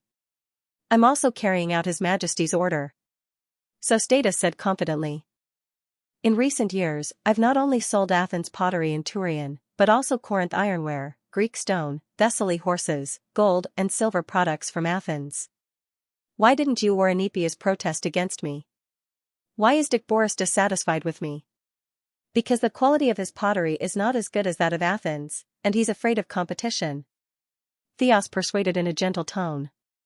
All these years, Dickboris has been working very hard to improve the quality of his pottery, and even improved the process of making ceramics. You and I both know this, but Athens pottery has been developed for hundreds of years and has a deep foundation. Dickboris' workshop can't catch up in a short time. His Majesty hopes to rope in the Greek merchants, and also hopes that the kingdom's market will be more diversified, increase competition, and give the people more choices. He doesn't want an exclusive monopoly. I understand all these, but if Athens pottery sells well in the kingdom, it will only drive Dickboris, who is still working hard, into a dead end. I don't think this is what His Majesty wants to see. Sostatus' heart trembled, and he immediately said, as the president of the Turian Chamber of Commerce, of course I won't deliberately harm the interests of the members of the Chamber of Commerce. I've been selling Athens pottery in Turian for more than 2 years, and I've kept the sales very low. I've only introduced fine products at high prices, and the ordinary pottery is still dominated by Dickboris, so it doesn't pose a great threat to him. And I've long been aware of this problem, and I've taken the initiative to discuss it with Dickboris several times, but he's turned me away several times, making me a joke of the Turian people. I believe you've heard of it. Sostatus put on a wronged look. Theos was silent for a moment. The strained relationship between Sostatus and Dicboris had become a joke of the Turian people, so how could he not know? He didn't want to get involved in this troublesome matter, but several of his friends in the Chamber of Commerce begged him, and he didn't want to see the originally united Turian Chamber of Commerce fall into endless strife, so he intervened. At this moment, he had to sincerely persuade Theos again. Dicboris refused to discuss with you, causing the problem to worsen. Of course, this is his fault. But it's not without reason that he's angry with you. Of course, he knows that it's impossible to only allow us to sell our goods in Greece, and not the Greek merchants in the kingdom. But he doesn't have any objections when merchants from other kingdoms bring in fine Athens pottery, but you can't, because your sales channels are too wide. Look, it didn't take long for you to open up a sales channel for Athens pottery to the upper echelons of the kingdom. Even if Dicboris desperately tries to improve the quality of his pottery, he can't catch up with you selling your pottery. You even sold your pottery to the royal family. Wait a minute. Sostatus interrupted him. His Majesty wants to buy my Athens pottery, but it's not me who recommended it. It's the head of the palace, Ribazot, who came to me on his own initiative and repeatedly reminded me. He mentioned the name of the pottery merchant I worked with several times. I guess His Majesty already knows about this fellow. His Majesty's fellow? Yes, this pottery merchant is called Hesklaus, a native of Peleus. Sostatus pretended to recall and said slowly, I remember when I went to visit my brother-in-law, Helos, I met this merchant at a banquet. At that time, the one who introduced him to me was the new Thessaly chief of intelligence, Gorgon. This time, it was Theos' turn to feel nervous. A Peleus merchant, a recommendation from the chief of intelligence. All the upper echelons of Turi knew that the kingdom's intelligence department mainly served His Majesty the Devers. Theos immediately asked, is this Hesklaus a relative of His Majesty in Peleus? I'm not sure about that. Sostatus spread his hands and shrugged. I don't think even Lord Ribazot knows, but no one knows if His Majesty knows. Theos frowned and fell into deep thought. After a while, he said seriously, it seems that you can't be blamed for this. But as the president of the Turi Chamber of Commerce, you should understand that if the conflict between you and him is not resolved as soon as possible, it will have a great impact on the Chamber of Commerce. How about this? When he comes over later, I will first persuade him. Then, as a mediator, you can negotiate with him. Both sides should make some concessions, and we will strive to resolve this conflict by tonight. What do you think? That's what I hope, Sostatus replied with some doubt. But will Dicboris come today? My servant told me that he did not respond to my invitation. He will come. He promised me. Dio said with certainty. No wonder you talked to me about this the moment you arrived. Sostatus thought to himself. He said, that's great.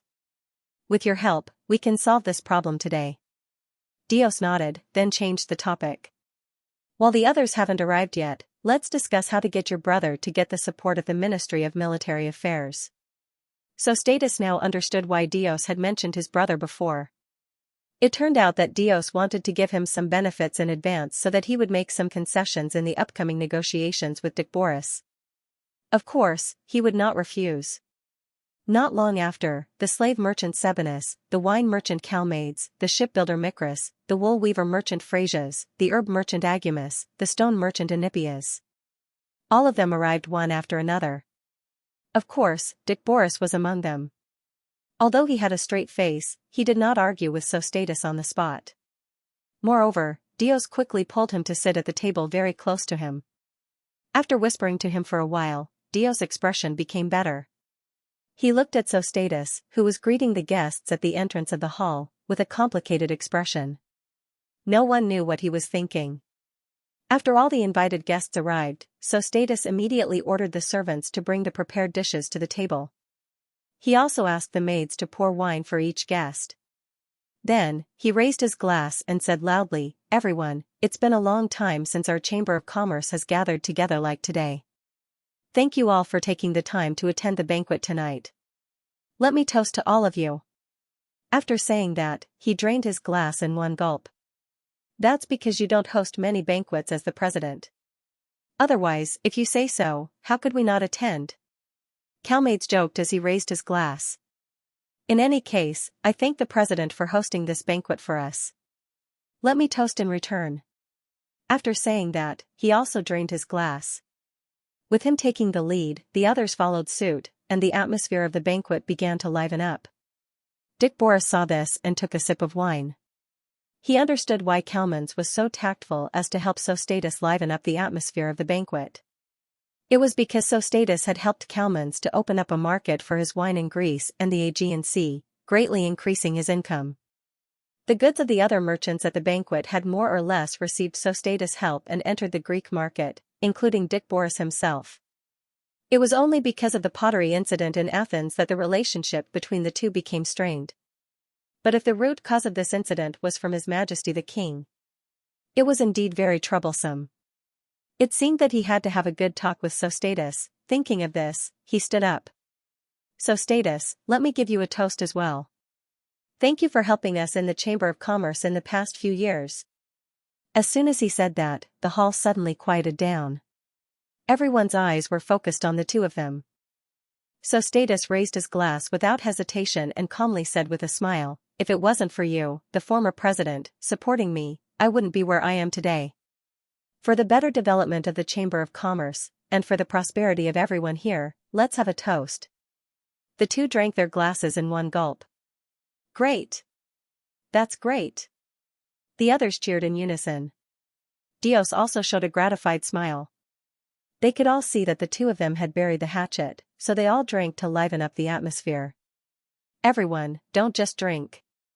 Hurry up and eat." "Let's talk while we eat," Sostatus, who had temporarily resolved the conflict, said in a good mood. "President, the Ministry of Commerce gathered the presidents of the Chamber of Commerce from all the towns for a meeting yesterday. Today, you invited everyone to the banquet. Is there something important that you want to tell us? Why don't you tell us first? Otherwise, we won't be able to drink and eat happily if we keep thinking about it."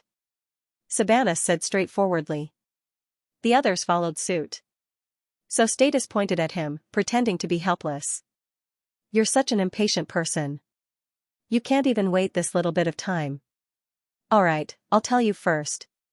He stood up, looked around at the crowd, and said loudly, "I believe you all should have guessed that the Ministry of Commerce gathered all the Chamber of Commerce to discuss the upcoming Dionia Games." "That's right, it's true. Ever since His Majesty announced that the Dionia Games would be held in Turin 2 years ago, the Ministry of Finance has spent a lot of money to prepare for the games. They have also set up high bonuses for the various competitive sports in the games. This has caused a sensation among the people of the kingdom and its affiliated states.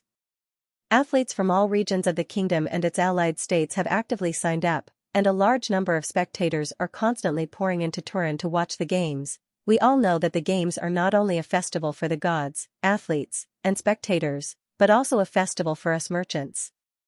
The 103rd Olympia Games 2 years ago was the first time the kingdom sent athletes to participate in the games. We also went to join in the fun. During the games, the Olympia gathered tens of thousands of spectators from all over the world. The shops set up in the Olympia and the surrounding towns all made a lot of profits. However, although the kingdom has become the leader of the Greek alliance, the traditional ideas of the native Greek people are still deeply rooted. The Dionia athletes are discriminated against and ridiculed in the Olympia, and we, the Dionia merchants, are also excluded. We can't even buy a shop for us to set up a stall no matter how much money we spend. President is right. Those damn Greek merchants dare to use those despicable means against us. This time, during the Dionia Games, I'll let them know the power of the Dionia merchants." Sabanus shouted angrily. "That's right, President. We should take advantage of this games to show these ignorant Greek merchants the power of the Turii Chamber of Commerce." Sabanus' words immediately resonated with some people. Sostatus smiled and did not respond directly. Instead, he continued, "Perhaps it is because of our encounter in the Olympia that His Majesty the Devers decided to hold the grandest games. While showing the power of the kingdom, it also contrasted the narrow-mindedness and selfishness of the Greeks, showing the tolerance and generosity of the kingdom. Therefore, the Minister of Commerce, Marigi, told us that the kingdom not only sent an invitation to the allies, but also informed all the countries in the Mediterranean Sea, including the enemy of the kingdom, Persia." There was a commotion in the hall. The reason why the Ministry of Commerce held this meeting is to request the merchants of the kingdom not to participate in the games with a mentality of revenge. Instead, we should welcome the merchants from other countries with a tolerant attitude. Only in this way, the trade of the Dionia Games will become more prosperous, and we will earn more gold and silver. Only in this way can the Dionia Games become the most famous and great event in the entire Mediterranean Sea that everyone will enthusiastically participate in. At this point, Sostatus emphasized, after the meeting, Lord Marigi specially asked me to stay behind for a discussion. He requested me to warn all the merchants in the Turii Chamber of Commerce when I return. During the games, they must not exclude, harass, or infringe upon the interests of foreign merchants. They must not use illegal means to obtain certain privileges, thus destroying the fairness of the trade activities during the games. Furthermore, as one of the hosts of the games, the Turii Chamber of Commerce must actively assist the Ministry of Commerce to maintain the normal operation of all the trade markets in the Turii region. Lord Maligia also asked me to convey to you the order personally issued by His Majesty the Devers. If the Ministry of Commerce finds any merchants of the kingdom, especially those from the Turii Chamber of Commerce, violating the above requirements during the games, they will be severely punished regardless of who they are. As soon as his voice faded, the hall suddenly became silent. After a while, Dick Boris could not help but ask first, according to what you said, the Turii Chamber of Commerce has no right to enter the 4 temporary trade markets in the city for the games? The question he asked was also the one that everyone was most concerned about. On the day when the Ministry of Commerce announced the opening of the temporary markets, almost everyone present used their own network in an attempt to obtain the best location and the largest storefront in each market, or even the more the better. Of course not. Sostatus said seriously, I also asked Lord Marigi about this. He told me, all the local merchants and foreign merchants who apply to enter these markets will be treated equally. He will personally be responsible for the distribution so that every merchant participating in the games can get a better storefront. The distribution plan will be submitted to His Majesty for review. Lord Marigi also told me secretly that His Majesty has appointed the Intelligence Department to investigate illegal activities during the games. Once they are found, both parties involved will be severely punished. Therefore, don't take any chances, or else you'll harm yourself and others. Sostatus' words made everyone's heart tighten. They looked at each other and silently calculated. Dios could not help but say, isn't it just a fair competition? What's there to worry about? Our Turii Chamber of Commerce is the largest chamber of commerce in the kingdom. All of you are also the top merchants in a certain industry in the kingdom. Be it financial resources, manpower, quality, and quantity of goods, all of you are better than the merchants from other regions in the kingdom, not to mention those merchants from small towns in Greece. Besides, you have the geographical advantage. In a fair competition, don't tell me you can't beat them. As soon as Dios finished speaking, Dick Boris continued, His Majesty and the Ministry of Commerce may be a little harsh on the Turkish Chamber of Commerce, but the fundamental purpose is to show the kingdom and Turin to the people of other countries in the Mediterranean, and to promote the prosperity of Turin's trade. In the long run, the prosperity of Turin's trade will be beneficial to the development of Turin's merchants. This is great news. I think we should be happy and do our best to assist the Ministry of Commerce in this sports event. Sostatus looked at Dick Boris. Dick Boris had taken the initiative to speak up for him, indicating that he was willing to restore his friendship with him. The others at the banquet were deep in thought after listening to Dios and Dick Boris's words. Sostatus laughed and said loudly, Everyone, we're done with business. Let's not just stand there. Come. Come. Hurry up and eat. These are the dishes I've carefully made under my supervision. They're getting cold. Don't waste them. The banquet in the hall in the backyard had just begun. The banquet in the living room in the front courtyard was already very lively under the leadership of Sostatus. Hesklaus's face was a little red from drinking. A businessman from Carthage, who was a stranger to him, was now holding his hand and talking to him warmly. You said that you brought your child to Turin. How old is he? 9. It seems that you're going to let him go to school in Turin, right? No, you're mistaken. I'm just bringing my child to watch the sports event. The kingdom has also built schools in Larissa and Philai. I'm going to let my son go back to school in Thessaly next year. I'm advising you. The businessman from Carthage did not seem to hear Hesklaus's response. He continued while hiccuping, "It's best to let your child go to school in Turin. This will be of great help to him when he grows up, be it in business or politics. After all, Thessaly is now incorporated into Daionia. You're a Diorian citizen, this is your fortune." Hearing this, Hesklaus was greatly moved. At this moment a head popped up behind him, startling him. It was the merchant of Massilia, whom he had just met. The businessman overheard their conversation and asked curiously, "I heard that there are more than 10 Daionia schools in Turii?" "Of course. Didn't you see the population of Turin? It said that they have more than 400,000 people, which is several times the population of Carthage." Merchant Carthage sighed. "That's why 1 or 2 schools aren't enough. I heard that there's almost 1 school per block now." The merchant from Massilia excitedly continued, "I heard that the school in the inner city of Tulii is the best. Moreover, the children of the king, the children of the senators, and the children of the ministers of the kingdom are all studying there. I heard that they are also recruiting students. If our children can study in this school, it will definitely be of great help to their future development." "Stop dreaming." Merchant Carthage spat the grape seeds on the table and sneered. "The school in the inner city has the children of the royal family and ministers studying there. How can it not be heavily guarded?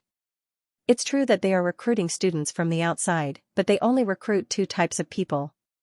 One is the children of the soldiers who died in the war in Turin, and the other is the children of the leaders of the races and the leaders of the city-states that are dependent on the kingdom of Daionia.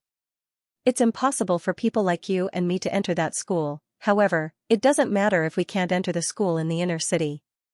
The schools in the outer city are not bad either.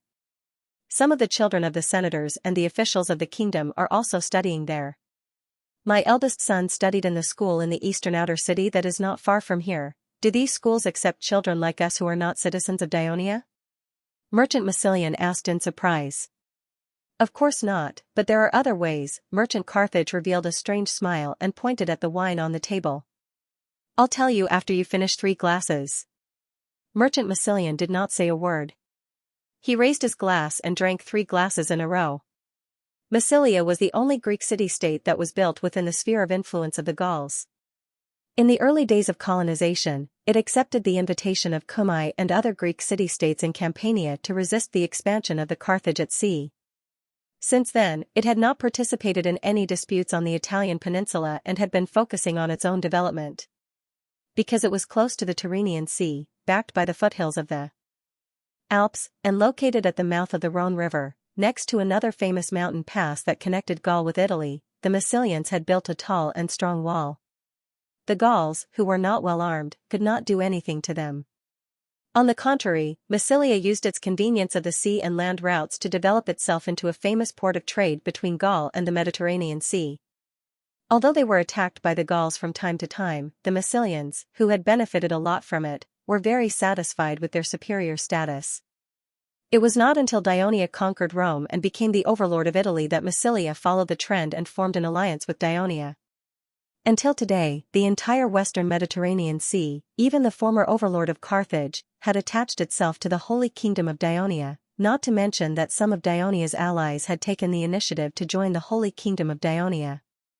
However, Massilia still maintained its former alliance.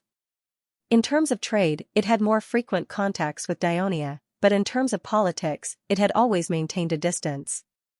In fact, many merchants from Massilia felt more and more uneasy when they saw that the kingdom of Daionia was becoming more and more powerful. They had repeatedly proposed to establish a closer diplomatic relationship with the Holy Kingdom of Daionia. However, this proposal had never been passed by the General Assembly. This was because the ordinary people of Massilia were used to this kind of isolation and comfort, and they did not want this situation to change.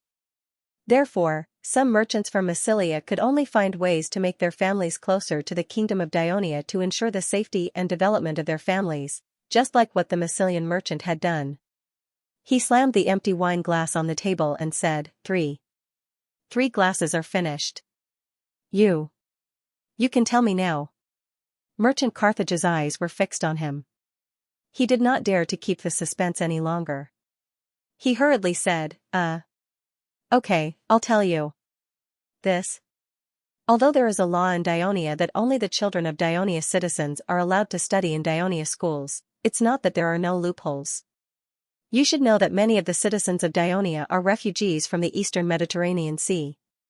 They wandered alone in Dionia, and finally became official citizens and settled down permanently. However, some of them died on the battlefield without having children after getting married. Merchant Carthage smiled. The adopted children of the citizens of Dionia are legally valid. If you can get the widow of the deceased citizen to agree to recognize your child as an adopted child, and register it with the local household registration office, then your child can enter the school as a future citizen of Dionia. Back then, Lord Sostatus helped my child enter the Turii school through this method. Oh. I see. The merchant of Massilia, on hearing this, began to think how he might entreat Sostatus to do the same for his child. This method won't work now. A deep voice came from behind Merchant Carthage. Hesklaus and the Massilia merchant immediately said respectfully, Lord Conus. Merchant Carthage turned around and saw Sostatus' butler, Conus, standing behind him. He quickly got up and greeted him. Conus was originally a trusted slave of Cunigarata. He obtained his freedom many years ago and became a citizen of Dionia. However, he was still willing to continue working for Cunigarata. Later on, he became Sostatus' right-hand man. He was mainly responsible for the implementation of the huge business network established by Sostatus. Many downstream merchants dealt with him more than Sostatus. This was also why he could host this banquet well and why the merchants were willing to surround him. At this moment, he looked at Merchant Carthage with a profound gaze. Merchant Carthage could not help but shiver. He realized that he had made a slip of the tongue. Conus quickly put on a smile and said loudly to the people around him, this method he mentioned would have worked 10 years ago. However, after the Turan protectors reported it, the Senate specifically issued a decree. Unless one of the biological parents is a citizen of Dionia, and he or she is adopted by another citizen of Dionia, only then can he or she enjoy the rights of a minor citizen of the kingdom. Therefore, even if a foreigner's child is adopted by a citizen of Dionia, he or she will still not be able to study in Dionia schools. However, Conus looked at the dejected merchant Massilia and said seriously, there are other ways for your child to study in the schools in the kingdom. For example, in towns with small populations like Capusa and Galaguso, the kingdom has also built schools in these towns and sent teachers. Due to the small number of students, it's actually a waste. If you apply to the educational department of Turin and are willing to pay a high school fee, it won't be a problem for your child to study in these towns and cities. But, what's the point of letting your child study in these remote places? Merchant Massilia seemed a little disappointed. First of all, even the teachers in schools in remote towns and cities in the kingdom have graduated from Dionia schools or even academies. They have passed the educational department's examination and have gone through more than a year of professional training before they can become teachers in schools. Their teaching ability is guaranteed. Caunus looked at the Massilian merchant and said seriously, secondly, all the schools in the kingdom now have the same teaching content. There are fixed teaching materials for the 3 stages of elementary, middle, and high school. You don't have to worry about learning less than the children in the big cities. Most importantly, when your child enters school, he can apply to the kingdom to become a citizen of Dionia. Even if he doesn't pay taxes to the kingdom, as long as he graduates with excellent grades and has not committed any illegal acts, all the time he studied in school will be included in the years of becoming a citizen of Dionia. In this way, he only needs to live in the kingdom after graduation and pay taxes for a few years before he can successfully become an official citizen of Dionia. Since he has been studying and living in Dionia since he was young, he is completely adapted to the laws and customs of the kingdom. He can smoothly integrate into the kingdom of Dionia. After hearing that, the Massilian merchant was immediately overjoyed. He felt that this method was tailor-made for him. I've never heard of this decree before. Did it just come out this year? Someone asked tactfully as it was inappropriate to question Caunus. You guessed it right. It was indeed proposed and revised at the kingdom's General Assembly at the beginning of the year. It was only officially announced last month. Caunus looked at the crowd and reminded them with a smile, so, if any of you have children who are willing to take this path, now is the best time. Some of them had an active discussion about the matter. Kaunas introduced some of the allied merchants who had worked with Sostatus in the early days to Hesklaus. Under his guidance, everyone had a pleasant conversation. Half an hour later, Sostatus arrived at the banquet. He first apologized to everyone, then expressed his sincere gratitude to the merchants present for their help during this period of time. Next, he mentioned the upcoming sports meeting, hoping that they would actively participate in it and not miss the business opportunity. He would also try his best to help them. The banquet in the front yard reached its climax. The sound of glasses clinking and laughter continued until late into the night. Originally, Sostatus wanted to let the slightly drunk Hesklaus stay at his house. However, considering that he had to rush back to Athens the next morning, he politely declined. Since Hesklaus' pottery shop was far away and there were patrols patrolling late at night, Sostatus was worried. Hence, he specially asked Hesklaus and his son to leave in his sedan. Lirias, who had originally been unwilling to attend the banquet, was now extremely unwilling to leave with his father. Thus, he kept grumbling in the sedan chair. Hesklaus leaned on the couch and looked at his son who was throwing a tantrum. He thought of the merchants from the Dionia alliance he met at the banquet. They had been working with Sostatus for far longer than he had. They were rich and more familiar with the market of the kingdom of Dionia. However, they envied him because he came from Thessaly and was lucky enough to become a citizen of Dionia. Thinking of all the hard work they had done for their child, Hesklaus deeply felt that it was time for him to start planning for Lilia's future. He said softly, "Son, I have to rush back to Athens tomorrow for something urgent. I'll only be back here in about 20 days to watch the games. During this time, I'd like you to temporarily stay at Uncle Sostatus' house. What do you think?" Lirias was instantly overjoyed. "Great! Great! Dad, you know what? Brother Chris said he would take me to the Turii Zoo. He said that there are terrifying beasts and strange animals in there." Hesklaus listened to his son with a smile, but in his mind, he was thinking of the suggestion Kaunas gave him at the banquet. Galaguso was a small mountain town not far from the Turii region. However, due to its small population, it was once home to the most conservative and traditional tribes of Lucania. However, due to its location in the most prosperous region of the kingdom centered around the Gulf of Turii, many Galagusos were no longer willing to live in poverty and had migrated to other places for a better life. It was easy for the Ministry of Education to allow their children to study there. When their children graduated in the future, whether it was in business or politics, they would have an advantage over their peers in Thessaly. Hesklaus made up his mind. After the games, he would ask Kaunas to help him with this matter. The next morning, Lilias was sent to Sostatus' house. As it turned out, Sostatus was not joking last night. He really brought Lilias to the zoo. Of course, there were also a few other merchants' children and the servants of Sostatus' house.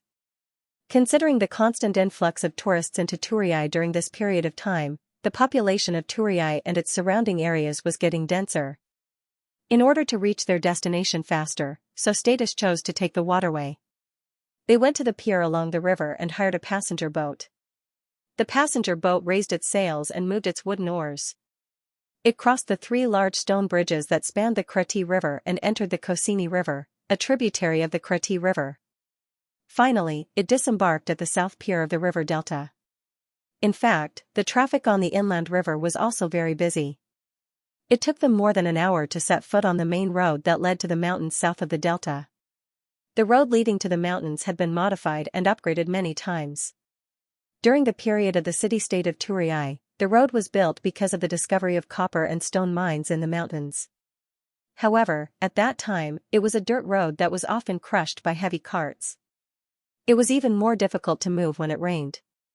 After the establishment of Dionia, in order to improve the efficiency of our transportation, it was turned into a stone road. However, it was only after the establishment of the zoo that it became the best road in the kingdom. More and more tourists went to the zoo, and pedestrians and/or carts mixed on the road. It was crowded and dangerous, and accidents happened from time to time. The city hall of Turii had to expand the road into a main road again. This way, the road became wider, and pedestrians used the sidewalk while the carts used the main road. They did not interfere with each other, and the traffic became smoother. The establishment of the Turii Zoo was nothing new in the Mediterranean. The royal family of Persia had built a royal garden in Babylon a long time ago. Not only were there all kinds of rare animals, but there were also all kinds of precious plants. King Xerxes, the one who suffered a crushing defeat in the naval battle of Salamis, was an outstanding horticulturist. In Memphis, Egypt, the pharaoh built a garden in the backyard of his palace. It was beautiful, and all kinds of rare animals were raised in it for the pharaoh and his concubines to admire. However, it was indeed unprecedented for the kingdom of Dionia to open the entire zoo to the general public. The Greeks loved to travel, and so did the wealthy citizens of Dionia. However, no matter how daring they would never risk their lives to explore the mysterious animals hidden in the mountains, forests, and rivers. However, the Turii Zoo could completely satisfy their curiosity. They could even see the monsters that once appeared in myths and legends, such as the python that was shot to death by Apollo, the lion that fought with Hercules, and so on. The attraction of the zoo to children was even more obvious. Since its establishment, the zoo had been widely spread among the people of the kingdom, and even the citizens of the Allied states were attracted to it. Every day, an endless stream of tourists came to visit the zoo, making it one of the most famous tourist attractions in Turii. Although there were many visitors to the zoo on a regular basis, it was extremely rare to see the sidewalks full of people, and it was difficult to even walk. This was obviously due to the upcoming sports event, which had led to a sharp increase in the number of visitors. Sophocles groaned inwardly. He really did not expect the situation to be so bad. When they reached the foot of the mountain where the zoo was located, there was already a long queue at the entrance. Countless tourists were anxiously waiting under the scorching sun to pay to enter the zoo. Some people did not want to queue up, nor did they want to leave.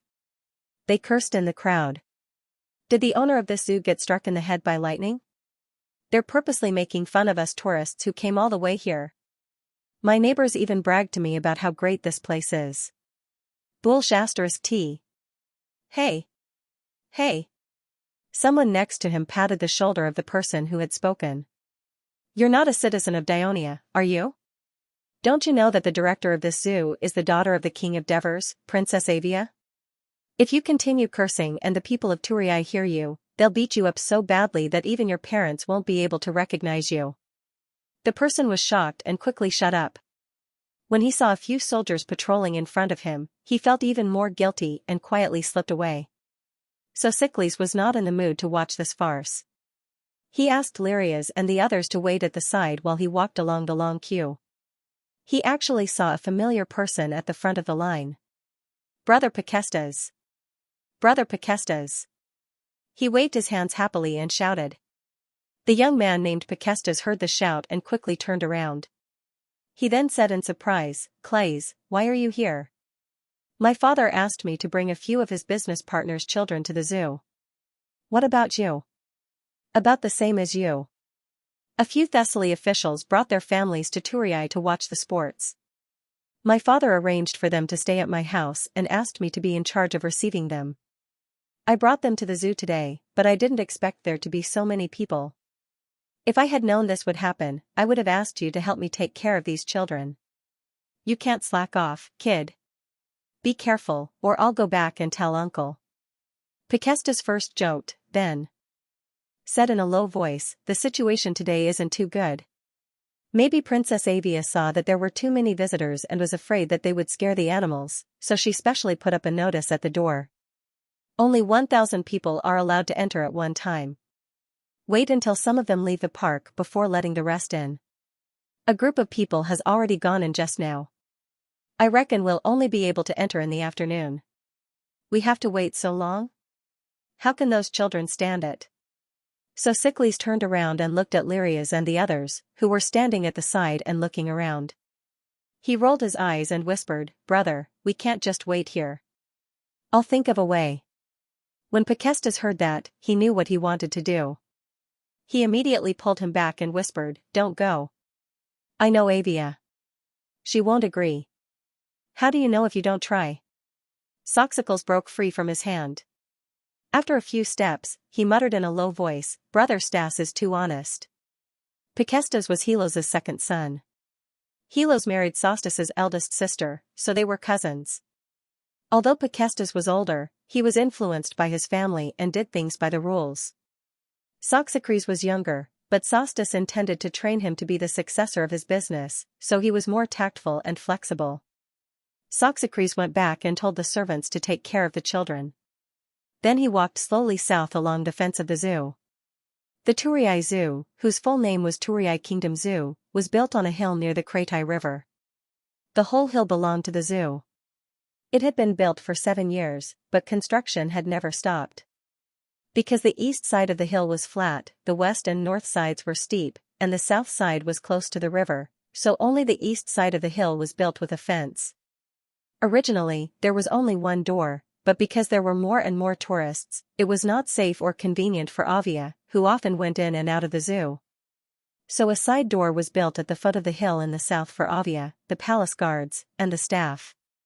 Soxocles saw some people standing at the side door from a distance. Obviously, they had the same purpose as him, but they did not succeed. He walked over with his head held high and said to the guard at the door, "I am Axicus's brother. I have something important to see him." The guard quickly called the team leader and whispered a few words to him. The team leader looked at Soxocles and said, "Wait a moment." There was a huge water wheel and a long stone trough by the river near the side door. It was embedded in the fence and led the Kratai River into the zoo, which finally flowed into an artificial lake not far from the main entrance. Around the artificial lake were large cages and small houses next to the cages. In front of each cage, there were some people gathered, exclaiming and screaming from time to time. There were also some places where spectators were gathered, but there were no cages. Instead, there were large pits with low walls built on top, and pools in the pits. Suddenly, the people in front of a large pit let out deafening cheers. It turned out that the animal hiding in the pool at the bottom of the pit had finally climbed up to the shore. It had a large mouth, but a pair of small ears. Its body was as thick as a cow, but it was matched with 4 thick, short legs. This was the hippopotamus from the Nile River. It shook its small ears and opened its mouth to spray water, causing waves of cheers from the tourists. In a corner beside the crater, there was a person who stood out from the rest. He was sitting there quietly, and there was a wooden board in front of him. On the wooden board was an unfinished painting of the hippopotamus at the bottom of the crater. However, the continuous screams clearly disturbed him. He angrily threw the ink brush in his hand to the ground and then looked at the excited tourists. In the end, a helpless expression appeared on his face. At this time, an honest-looking young man hurriedly walked up to him and said eagerly, "Brother, the weather is so hot. Drink some water to quench your thirst." As soon as he finished speaking, the servant beside him immediately untied the wooden box on his back and took out a long-eared pottery bottle and 2 clean wooden cups. He pulled out the cork and poured the green water into the cups. Then, he opened the other wooden box wrapped in layers of cloth and used a wooden clip to pick up a few ice cubes and carefully put them into the cups. This action was seen by the people around them, and they couldn't help but look at the two of them carefully. After all, people who could use ice cubes to cool off in such a hot day were definitely not ordinary people. The man who was painting picked up a cup and drank it in one gulp. Then, he chewed on the ice cubes and said vaguely, "Not bad, it's apple juice. Pour me another cup." The servant hurriedly took the cup and poured the water. "I say, Axicus, are you always so extravagant when drinking water?" This man was drinking the water provided by others, and he actually wanted to criticize him. That was a bit too much. But the young man didn't care. He also drank a mouthful of the water and explained, "I'm busy every day. How can I be so delicate? This is all prepared for Avia." The man who was painting didn't say anything. The young man curiously asked, "Brother, haven't you been helping the city hall with the carving and design for the sports meet recently? How come you have time to come here?" "I've already finished helping them, so I came out today to relax." "Then if you want to come to the zoo, you should tell us in advance. If Big Sister Eunice knows that we didn't take good care of you, Avia and I will be scolded by her." It turned out that these 2 people were the 2 sons-in-law of the king of Devers, Alex and Axicus. Hearing this, Alex was a bit unnatural. In the past, when he was carving and painting, he could not eat or sleep for a long time and was completely immersed in his creation. This was actually very harmful to his body. After getting married, Eunice asked him to change his bad habits in the past. Because of this, the two had several arguments. After the Devers intervened and talked to the couple, he was willing to change. Yunus also took good care of his life so that he could devote himself to his creation.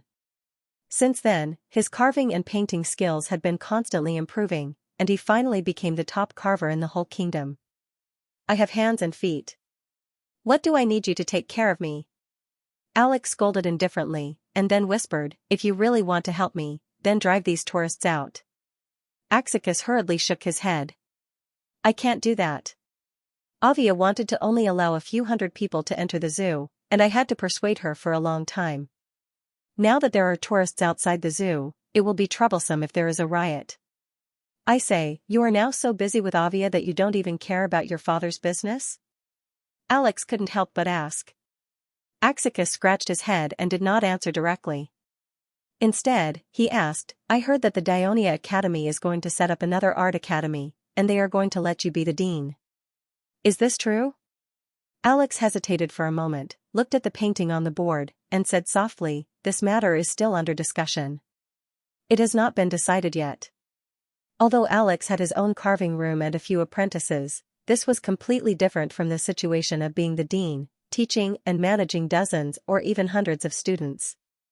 It was because of the great pressure that he had slipped out to draw alone these days to relieve his boredom. After the news was confirmed, Axicus was delighted. As the largest ironware manufacturer in the Kingdom of Dionia, his father not only continued to maintain the lead in weapons and civilian ironware, but also began to involve in the production of metal handicrafts. For example, the previous Anti-Bryce Star statue was designed by Alex and made by the Theos Ironware Workshop. But after all, his family did not have a strong foundation in the production of handicrafts, and there were not enough engravers. In the metal handicrafts market of the kingdom, the famous engravers either worked alone or were trained by other workshops. The upcoming establishment of the Dionia Academy of Arts would be good news for his family's handicrafts workshop. While Axicus was thinking, the zoo guard came and said, his brother is looking for him. He was stunned. Because he had no brothers, only a sister.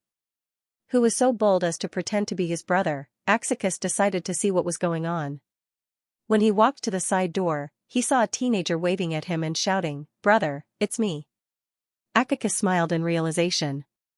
Since Theos and Sostus were both big businessmen in Turkestan, and they were both in the Turkestan Chamber of Commerce, the two families often interacted with each other.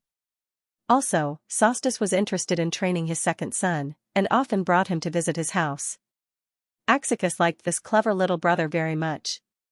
Why are you here? Axicus asked in a pleasant tone. Brother, help me. Soxicles put on a pitiful look. Isn't this a sports day? Many guests came to my house, and my father insisted that I bring the guest children to the zoo. In the end, we found that we had to wait for a long time when we arrived. The weather is so hot, and the younger children can't stand it anymore. How many people? Axicus frowned. Including me, 5 people. But I just saw my cousin, Pakestas, also in the queue. He brought about 7 people.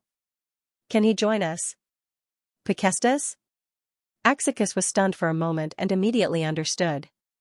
The only person who could be called cousin by this little guy was the son of the Thessaly district administrator, Xenos. He thought for a moment and said, okay.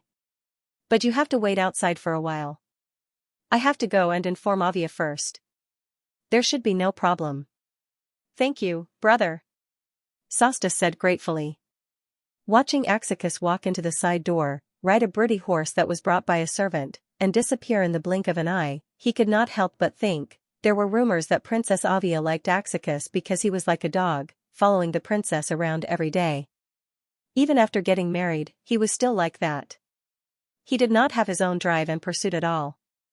He was a disgrace to the upper class of the kingdom's young citizens. Sostus used to scoff at this saying, thinking that it was just some jealous people saying it out of jealousy, but now it seemed that it was true.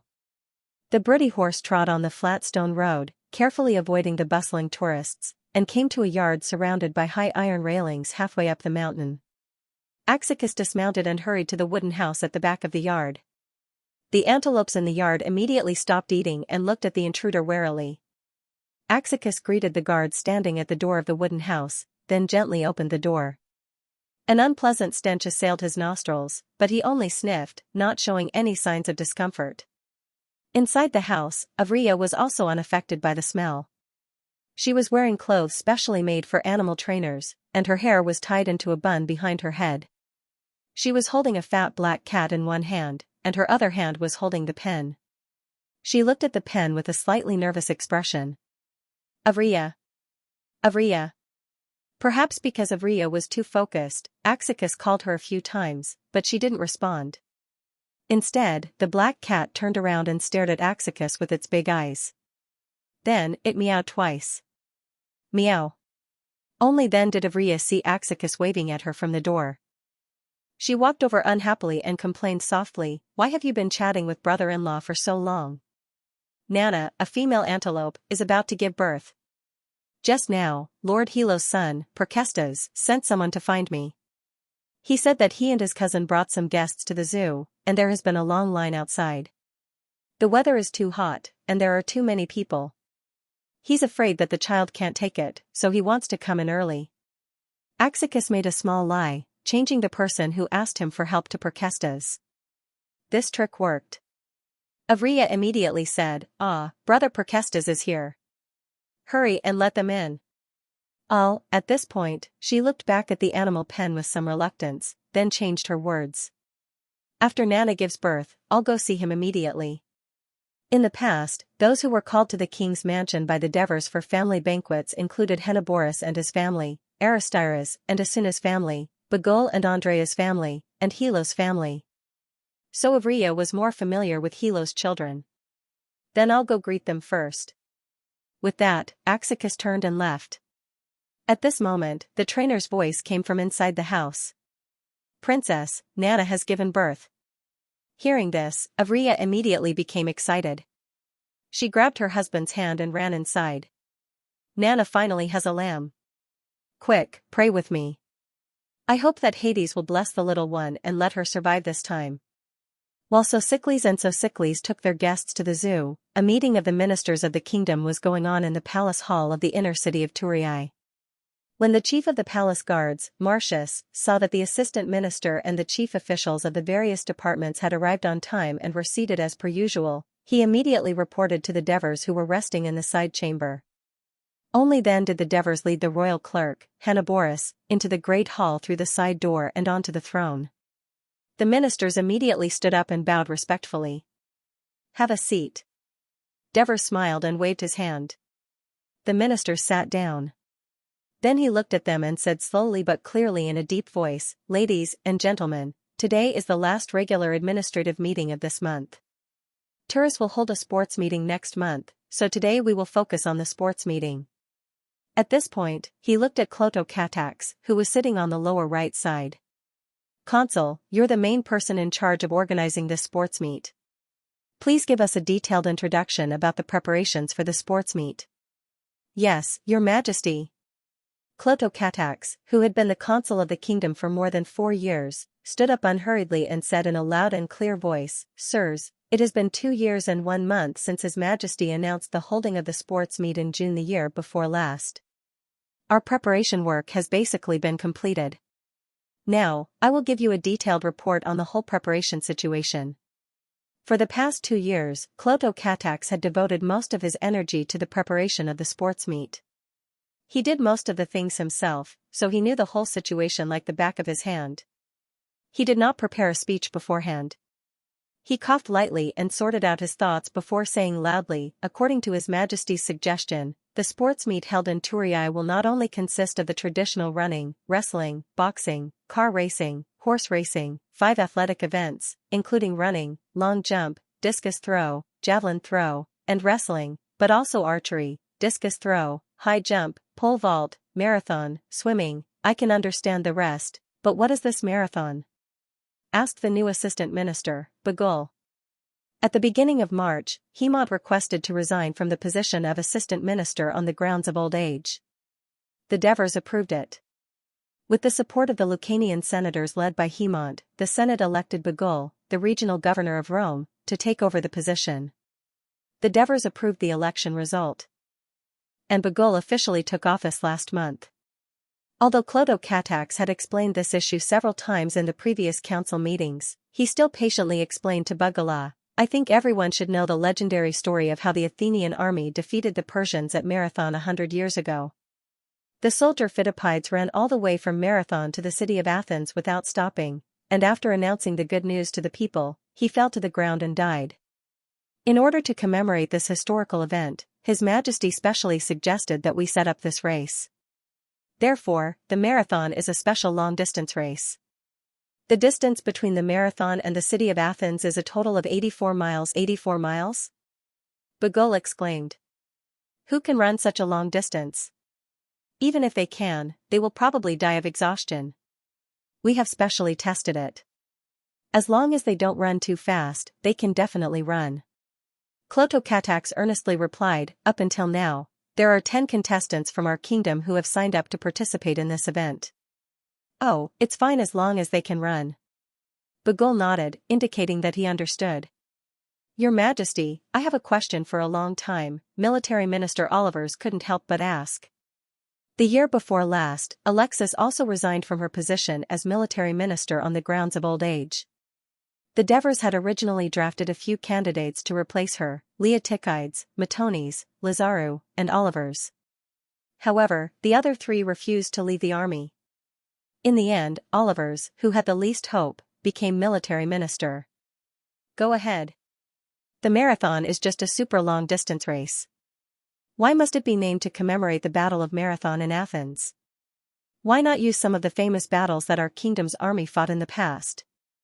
For example, the First Legion's long-distance attack on the Roman army in Wolsey, and our army's landing on Peleus Beach 5 years ago, the long-distance raid on Larissa. Isn't it better to use these battles as a name?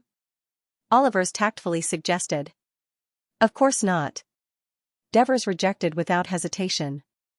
Whether it's the people from Rome or the people from Thessaly, they are all citizens of our kingdom. Using these battles as a name is disrespectful to them and will have a negative impact.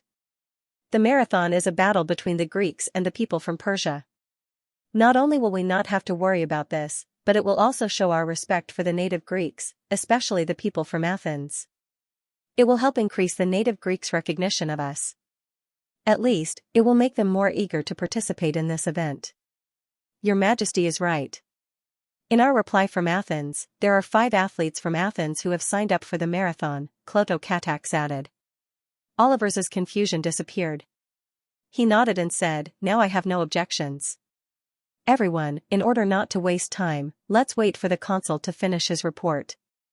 If you have any questions, let him answer them together, Devers reminded them in a calm tone. The hall immediately became very quiet. Clotho-Catax continued. Marathon, swimming, rowing, sailing, and military events, including the heaviest race, javelin throwing, horseback riding, and swimming. There are a total of 15 major events. At present, all the venues and necessary equipment for the events have been prepared. All regions of the kingdom and the city-states that have received the invitation, except for Persia, have promised to send athletes to participate. According to their replies, the total number of athletes participating in the event is 1982, with more than 50 participants in each event. According to the preliminary schedule, the event will last for 15 days. Therefore, we are going to empty all the hotels around the arenas and the royal guesthouse in the inner city of Turin to provide free accommodation and food for the athletes and officials sent by various regions and city-states to ensure that the athletes participating in the event can compete in a good condition. At first, because of the annual national rugby and football finals, the Turin City Hall set up temporary camps for athletes near the arenas. Later, hotels managed by the City Hall were built on these temporary camps to provide accommodation for the athletes who participate in the 2 games every year, as well as convenience for the tourists. As a result, the hotels are often full, earning a lot of profit for the City Hall. At the same time, we have also reached an agreement with the Carriage Association of Turin. During the event, they will be responsible for escorting the athletes to the venue to avoid being late. The Temple of Hades has organized a team of priests and referees from various temples. They have been training for several months and have basically mastered the judging standards of each event. I believe that the entire team of referees will be able to judge the issues in each event fairly and avoid cheating and other ugly phenomena. Lord Stasakotas has provided us with a lot of help. During the event, the medical department will send experienced medical teams to each venue to treat the injured athletes and spectators. Herpes has retired, so Stasakotas has taken over as the medical minister. In addition, we initially estimated that more than 100,000 tourists may come to Turin to watch the games during the games. This will inevitably put a great burden on the whole of Turin. I have had a discussion with Lord Agathia. Agathia was promoted to Lord Provost the year before last, and he has transferred a number of patrols from the neighboring districts to be deployed during the games to maintain order in the whole of the Tyrol district. Considering that half of these tourists may be visiting Turin for the first time, our preparatory team followed the method implemented when the football finals were first held and mobilized youths above the age of 16 from various Turin schools and Ionia schools to serve as volunteers for the games to help these tourists. After Cloto Katax had spent more than 10 minutes explaining the preparatory work in a clear and organized manner, the ministers began to discuss in whispers.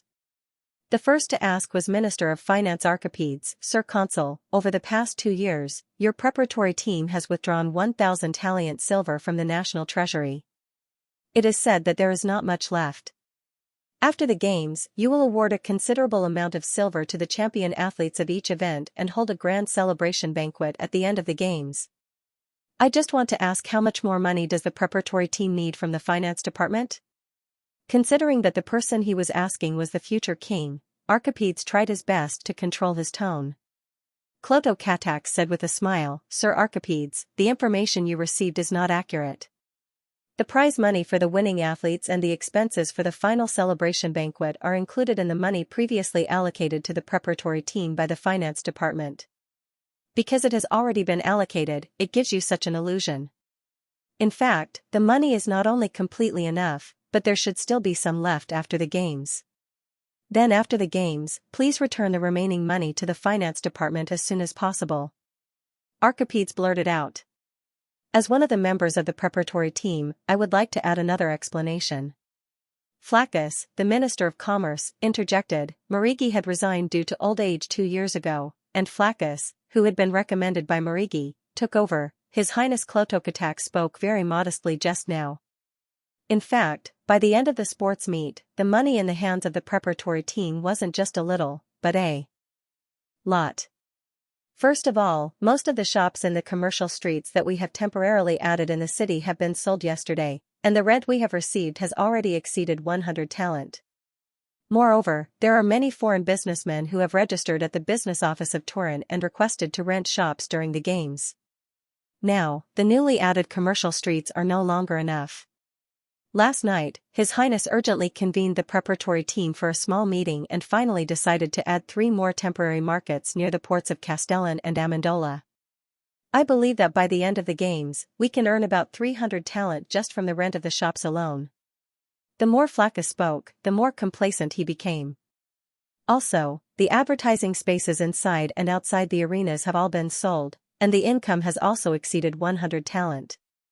Placing and hanging advertising boards inside and outside the arenas has been implemented in Turin since 10 years ago. It is precisely because the annual football and rugby finals are in full swing that the Turin Devers inadvertently made this suggestion to Marigi.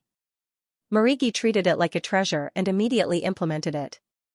In the beginning, the businessmen were unwilling to pay to place advertisements in the arenas, mainly to please Minister of Commerce Marigi. As a result, the sales of goods that were advertised in the arenas increased greatly.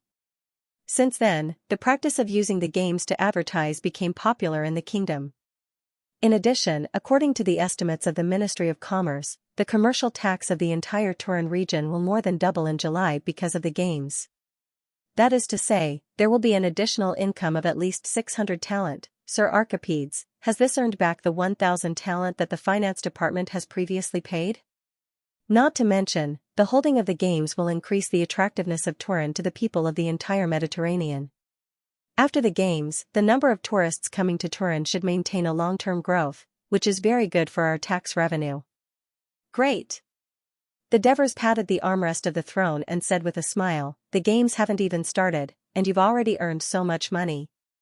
It seems that our insistence on holding this games is not a waste of manpower and money because of a gamble. Instead, it is very beneficial to the national treasury. Upon hearing the Dever's words, the ministers who had initially expressed their opposition were slightly embarrassed. At this moment, the Minister of Education, Mentodicus, asked, "Your Highness, Turin has a dense population.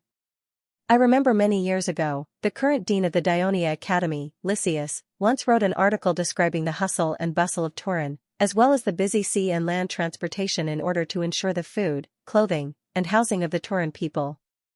Now that the games will be held in Turin, you just said that more than 100,000 people will swarm into Turin in a short period of time. 100,000 people is a huge number. Won't it crush the entire urban supply system of Turin and bring great difficulties to the lives of the Turin people?" "Let me answer this question." Taras, the regional governor of Turin, took over the conversation and said, "First, let's talk about food. The merchants of the kingdom are very shrewd. They have already predicted that the games will be very grand, so many restaurants and hotels have begun to stock up on food, cured meat, cattle, sheep, and wine in the past few months. According to the news I received, half of the warehouses in all the ports and markets have been used to store food. It should not be a problem to supply 500,000 to 600,000 people for a month. If there is still a shortage, I have reached an agreement with Lord Bucos.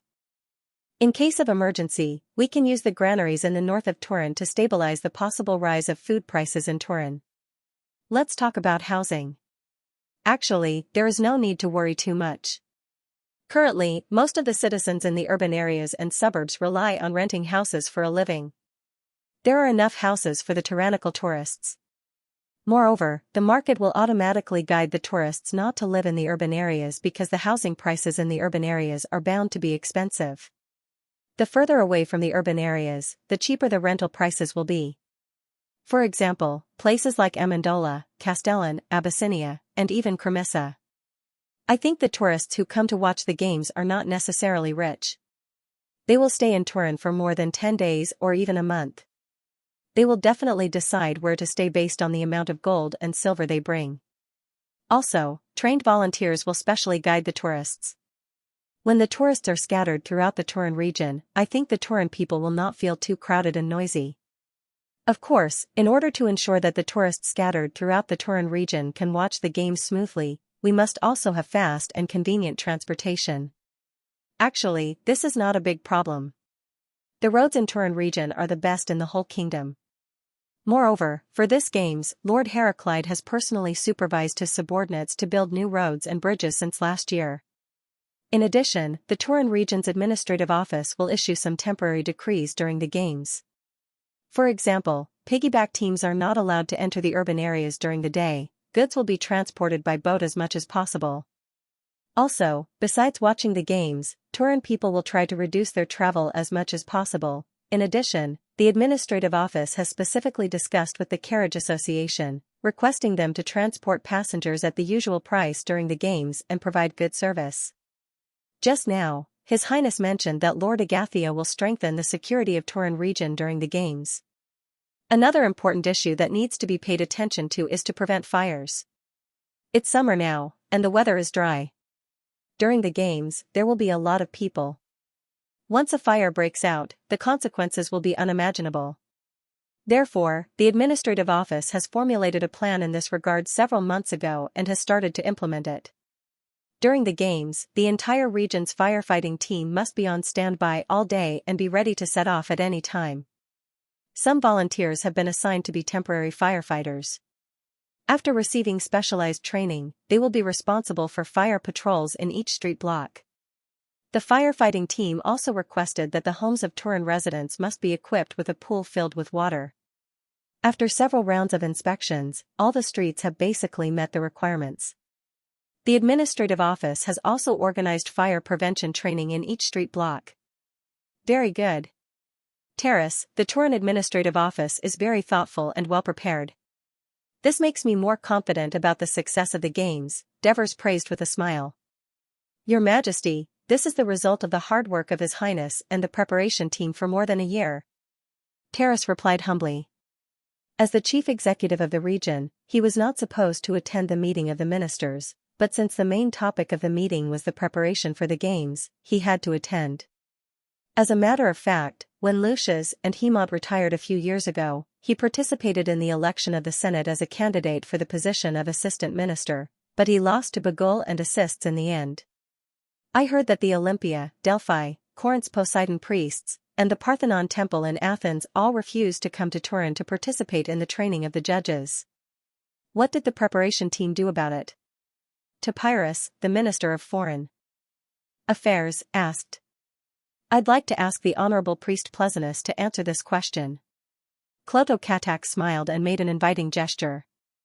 According to the rules, Priest Pleasonus was not allowed to attend the meeting of the ministers of the kingdom, but as a member of the preparation team, he had received an invitation today. Although he was already over 70 years old, his face was still glowing and his spirit was hale and hearty. He smiled and looked even more benevolent. Before answering Lord Topyrus' question, I would first like to sincerely thank His Majesty for holding such a grand sports meeting with such great courage, giving the Temple of Hades such a good opportunity to show the light and glory of God Hades to the world. End of chapter 1248. Don't forget to subscribe, like, and share the video to support the channel.